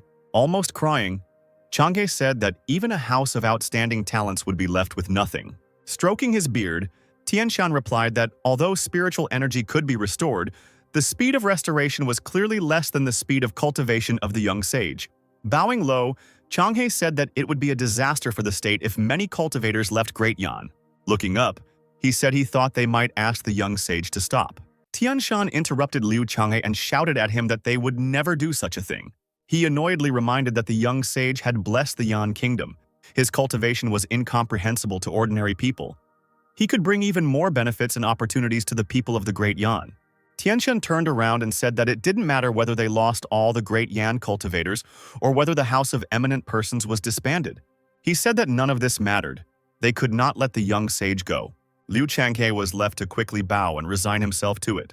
Meanwhile, the Black Emperor left Changqing's estate and followed his trail. After some time, he reached a place where there was an abundance of spiritual energy, and he decided that this was the very place. The Black Emperor rose up on his hind legs and knocked on the door. He shouted loudly for his daughter-in-law to come out, because her acquaintance had come. The doors swung open and a voice was heard from behind them, asking him what kind of nonsense he was talking about. Upon entering, the Black Emperor noticed the 13th princess in the form of a fox rolling on the ground, and he asked her what she was doing. The princess did not answer, but only said that she felt as if she was going to explode. The Black Emperor did not understand anything. Bowing his head, he asked her if there was no toilet for women in the courtyard. The fox got angry and hit the dog in the face with her paw and screamed that this meant she was full of energy for cultivation. Stroking her bruised cheek, the Black Emperor told her that she had to break through to the next level then. Otherwise, she would explode if she continued to suppress the energy. The princess looked back at Changqing's room and said that if she did it right here, she would definitely disturb the master, and he already had a lot of problems. Instead of answering, the Black Emperor raised his paw and lifted the princess by the scruff of the neck. He threw her on his back and quickly ran away, saying that he would take her to a secluded place outside the city. Meanwhile, Changqing was sitting in the pavilion with Yingxing and Xing. Yingxing asked the man if he was cultivating now. Changqing shuddered at this question. Smiling awkwardly, he said that he had just had an epiphany, and he himself thought that if they found out that he had locked himself in the room to swallow the stone, it would be too humiliating for the young sage. Looking at Xing, who had bags under her eyes from exhaustion, Yingxing thought that the girl was exhausted, and Master Ye had just had an epiphany. Yingxing remembered how she tried to stop Xing from releasing her powers, and she resisted. She smiled and thought that this was what one would expect from a young sage who was above all beings in level. Xing looked at Changqing with a smile and thought that she had witnessed such a grandiose phenomenon. She was ready to offer all her spiritual strength and not regret it. Changqing suddenly noticed that Yingxing was from a royal family, and Xing next to him was from a famous cultivator family. So he was sure that they had seen a lot. Yingxing said that she had spent a lot of time with the elders since she was young, and she had seen and used many rare and precious cultivation treasures. Xingzhu remarked that it was not bad, and said that her master had also given her many things. Changqing then extended his hand and asked them if they knew the name of this stone. Looking at this, Yingxing wondered if this could be the original stone, the wondrous treasure of heaven and earth. Xingzhu noticed that he was even bigger than the one they saw on the master's table last time, and his threats were more sophisticated. Changqing wondered if it was okay for him to ask such a question if he was a young sage. Clearing his throat awkwardly, he added that he was just checking on them, so it was okay if they didn't know. The girls nodded to each other, thinking that the master would not be satisfied with a simple answer. Original stone? This was a test for them, and they began to actively rummage through the books. Yingxing said that they would immediately find out what it was. Changqing thought that he really just asked the glasses what it was. After a while, Xingjue slammed the book down and said that this item was called a birthstone. It was a rare treasure that was hard to get. The man began to listen to them attentively, not expecting that it was this particular stone. He smiled, thinking that he had not expected this little stone to turn out to be a treasure. Yingxing continued, saying that this stone absorbs the essence of heaven and earth. Even though it contains enormous spiritual energy, ordinary cultivators cannot refine and absorb it. It can only be found occasionally in remote and uninhabited places in the Yao territory of the southern range. Changqing clutched the stone in his hands and thought with displeasure that this was a thing from Yao. Xingzhu said, with shining eyes, that this stone in his hands was especially rare, as it was of the highest quality. She said that even in the entire world of cultivation, there is no other like it. Changqing looked at the stone in his hand. All the words about the value of this stone flashed through his mind once again. With trembling lips, he muttered that it was good. Just great. Yingxing said that although even the great imperial palace did not possess such a treasure, she was sure that it was nothing in the eyes of the young sage. Changqing thought sadly that Yingxing's insults were becoming more and more sophisticated. Standing up from the table, Changqing bowed to the girls and thanked them for making him understand the value of the stone. And then he left the gazebo.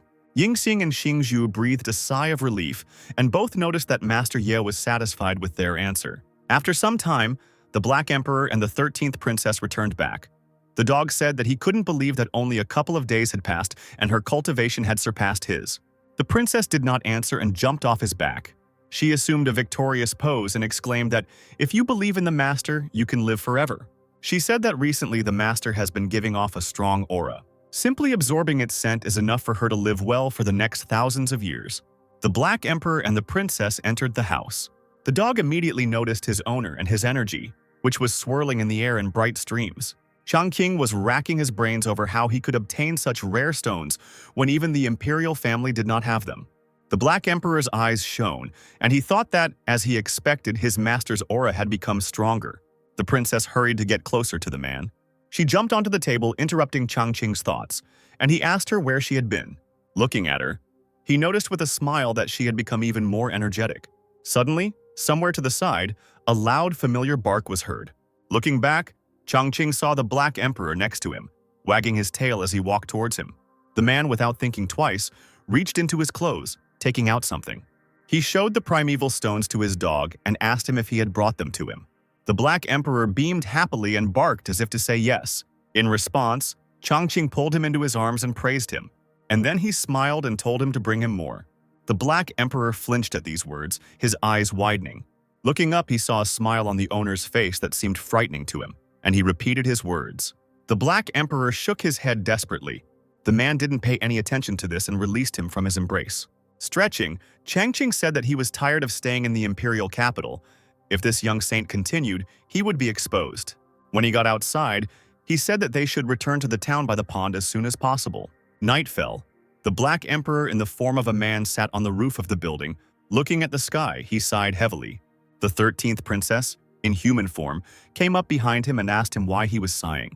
The man told her that the master needed more stones for cultivation. He sadly lowered his head and said that he had already brought all the stones from the Fox clan's forbidden area.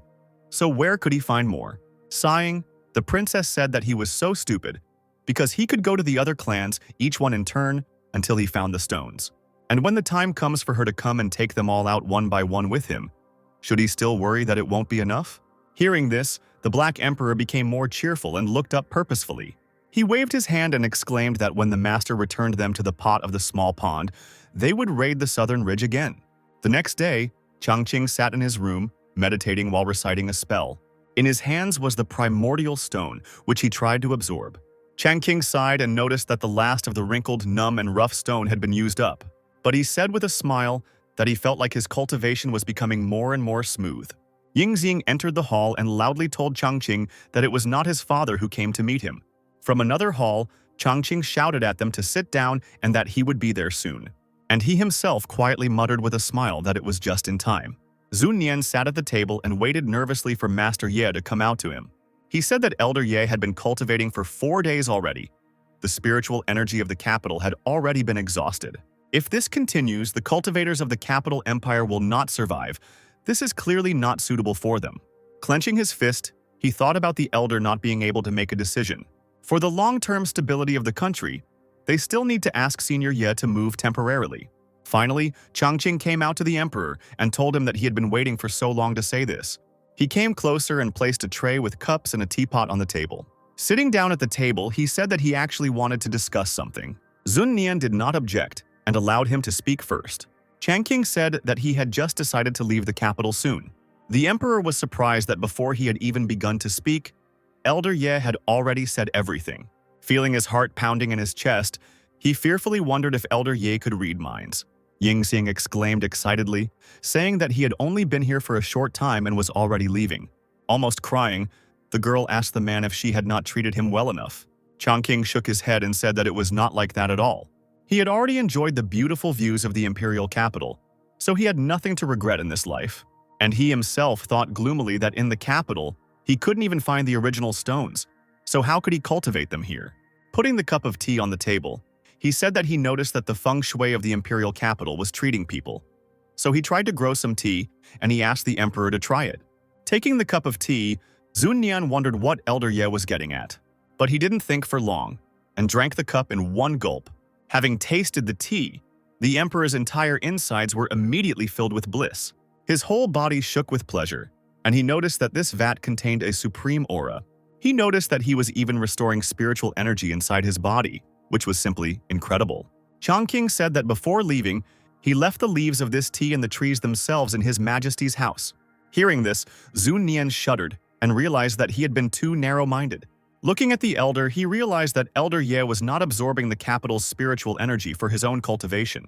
He purified and improved the spiritual power and returned it to everyone by planting tea trees. Almost crying with happiness, he thought that the elder really cared about them. Sun Nian stood up from the table and hurriedly fell to his knees in front of Changqing. Changqing rushed to lift the emperor, saying that he could not accept this. Standing up from his knees, the emperor said that Master Ye must have his own reasons for leaving. But the people of Great Yan would never forget his kindness. With a wave of his hand, the emperor exclaimed for everyone to spread his order. He ordered that temples of Changqing be built as quickly as possible in all 12 countries and 50 cities of the Great Yan. The man exclaimed that he wanted the name of Saint Changqing to be heard throughout the lands of Great Yan.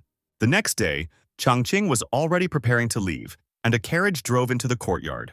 With a heavy expression, Changqing muttered that this simply couldn't be. As it turned out, all the most influential people in the palace came out to say goodbye to him. Changqing almost screamed that this was so embarrassing to him. A female voice was heard from the side calling out to Changqing, and it turned out to be Xing Shui. The girl asked the man if she could go with him to Xiaoqizhen. Changqing asked her why she needed it. The girl responded with excitement, saying that her skills were not good enough and that she had recently encountered new problems related to music. Bowing, she said that he could be sure that as soon as she had cleared up her doubts, she would leave immediately and would not cause any more trouble. Changqing scratched his head and smiled at her and said that she was being too polite, and if she wanted to, of course she could go. He would be only glad. Tianshan spoke up, telling Changqing that if he had time, he could always visit them. He confidently said that the people of Dian would never forget his mercy. Changqing waved his hand and brushed off these words, saying that Elder Yang was too polite. The palace officials bowed to him and shouted in unison that, seeing off the great sage, they wished him to enjoy immortal blessings forever and live as long as heaven and earth exist. Changqing bowed slightly to the officials, thanking them for their concern. And he himself thought gloomily that he was beginning to envy the way the young sage was treated. At the same time, Li Zhu was in the clear wind and falling moon pavilion. She told Changqing that she thought of him day and night. Liu Ruyi walked into the room and thought about how the mistress had been depressed during the days when she couldn't see Mr. Ye. She raised her voice and told the woman that Master Ye would be leaving the capital today towards the eastern mountain. Li Zhu asked her how his departure could be connected with this sitting. Liu Ruyi told her that she heard that Mr. Ye had no plans to return to the capital anytime soon.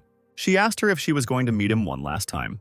Li Zhu asked the woman if this was true, to which she replied that she would dare to lie to her. Turning around, she screamed, asking why she hadn't told him before. Then, Li Zhu quickly jumped out of the window and ran towards the palace. Watching the mistress from the window, Liu Ruyi said that women, in the end, cannot escape love. Yingxing pulled Changqing's hand, stopping him and telling him that he should think about her.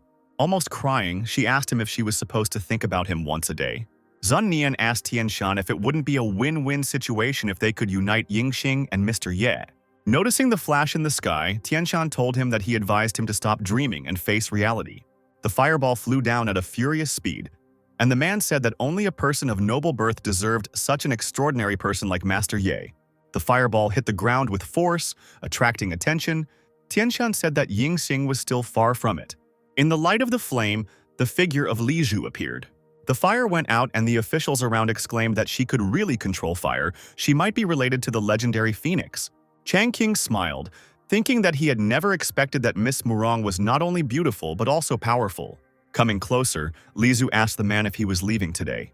Chang Qing nodded his head and told her that he was indeed leaving today. Li Zhu didn't say anything, but only looked at Chang Qing with sincere eyes. Seeing this open gaze, Master Ye felt embarrassed and thought that if she continued to look at him like that, he would begin to suspect that she had fallen in love with him. And then he thought that she must be looking not at him, but at Chang Qing. Biting his lip in frustration, he thought that if he had not been a young sage, he would never have known such a look in his life. He thought that now that he had a spiritual root and a suitable cultivation technique, if he trained even harder, he would be able to win her heart. Coming a little closer, Chang Qing began to talk about how they met by chance. Smiling, he said that he thanked her for honoring him with her presence and seeing him off. Li Zhu responded with sad eyes, thinking that she was nothing more than a casual acquaintance to him.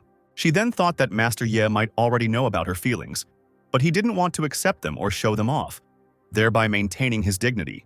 She thought humbly that it must be so. Everything was just like this. Looking at Yingxing and Xingxue, who were not leaving the man's side, she thought that a saint who walked the earth was surrounded by beauties. So why would he be interested in her? Xingxue chuckled as she looked at Li Zhu, and she thought that, as expected, no one could resist Master Ye's charm. Glancing slyly at Chang Qing's back, she once again thought that her judgment was not correct. Zun Nian bowed to Chang Qing and told him that the preparations were complete. The array was ready to be activated. Chang Qing thanked the emperor for his concern. He headed towards the portal that was glowing with blue light together with Xingxue.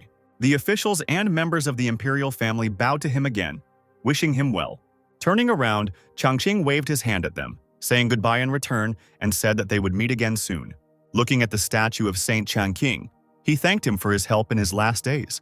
He thought that it was convenient to be him, but he also had to become incredibly strong. Somewhere in the Yonglu Mountains of the ancient Great Xia Kingdom, there was a city. In this city, there was a centuries-old Dao sword sect, a set of 10,000 swords. There were shouts from the entrance of the sect that no one should miss this opportunity. Such opportunities do not come every day. Today, they could witness a demonstration of the authentic sword technique of the sect. Meanwhile, in the courtyard of the sect, 3 masters were sitting in a glowing magic circle. Sword Sect Master Jian Zhengyuan sat with his eyes closed, holding up 2 fingers as he recited an incantation. Next to him sat the elder of the 10,000 Sword Sect, also reciting a spell, and next to him sat his clone. Spiritual energy began to flow from the men's fingers, raising the 3 swords, which touched at the tips. The Barker said that this was one of the best techniques of their master and elder. However, the crowd did not show the necessary enthusiasm and only remained silent. The Barker didn't stop. He stepped forward and said that their sect was the best sect among the sword cultivators. He exclaimed that if anyone was interested in joining them, they should follow him. Another tried to persuade the man to come in and watch the performance. Words were heard in the crowd that this sect was quite third-rate. Someone said that he had heard that this sect had been in decline for a long time. Soon the crowd lost all interest and people dispersed. The elder asked the sect master if she would be able to recruit disciples this year, since the Azure Land had become popular recently. He said that all this was because the Purple Sect Lord Shu Jitian had received an extraordinary opportunity. Zheng Yuan said there was no need to panic. He still had 1 treasure left. He said that he personally went to the mobile sword pond next to the sword family today and examined everything thoroughly. Their ancestor is there in seclusion, and vibrations of life still emanate from there. The sword energy under the sword burial pond is extremely hot and intense. The master said with a smile that he thought that if nothing unexpected happened, the ancestor would soon emerge from seclusion. The elder said that the ancestor had been in the great vehicle stage for many years and would probably ascend soon, so why would he come out of seclusion now? The elder's clone replied that the ancestor could not bear to see such low morale from the sect, and could not abandon his descendants. Zheng Yuan pointed his finger behind the two disciples and told them to immediately spread the news that their sect's strongest ancestor would soon emerge from seclusion. The disciples bowed and exclaimed in unison that they understood. Zheng Yuan said that the Purple Sect and the entire world should know about this. The man beamed and exclaimed that as long as their ancestor was here, their 10,000 sword sect would still be the leader of the sword Dao of the central province. Suddenly, everything around started shaking. Books and vases began to fall from the shelves, breaking and shattering. Zheng Yuan exclaimed that this rumble was coming from the Sword Family Mountain. He realized that there was some movement in the sword burial pool.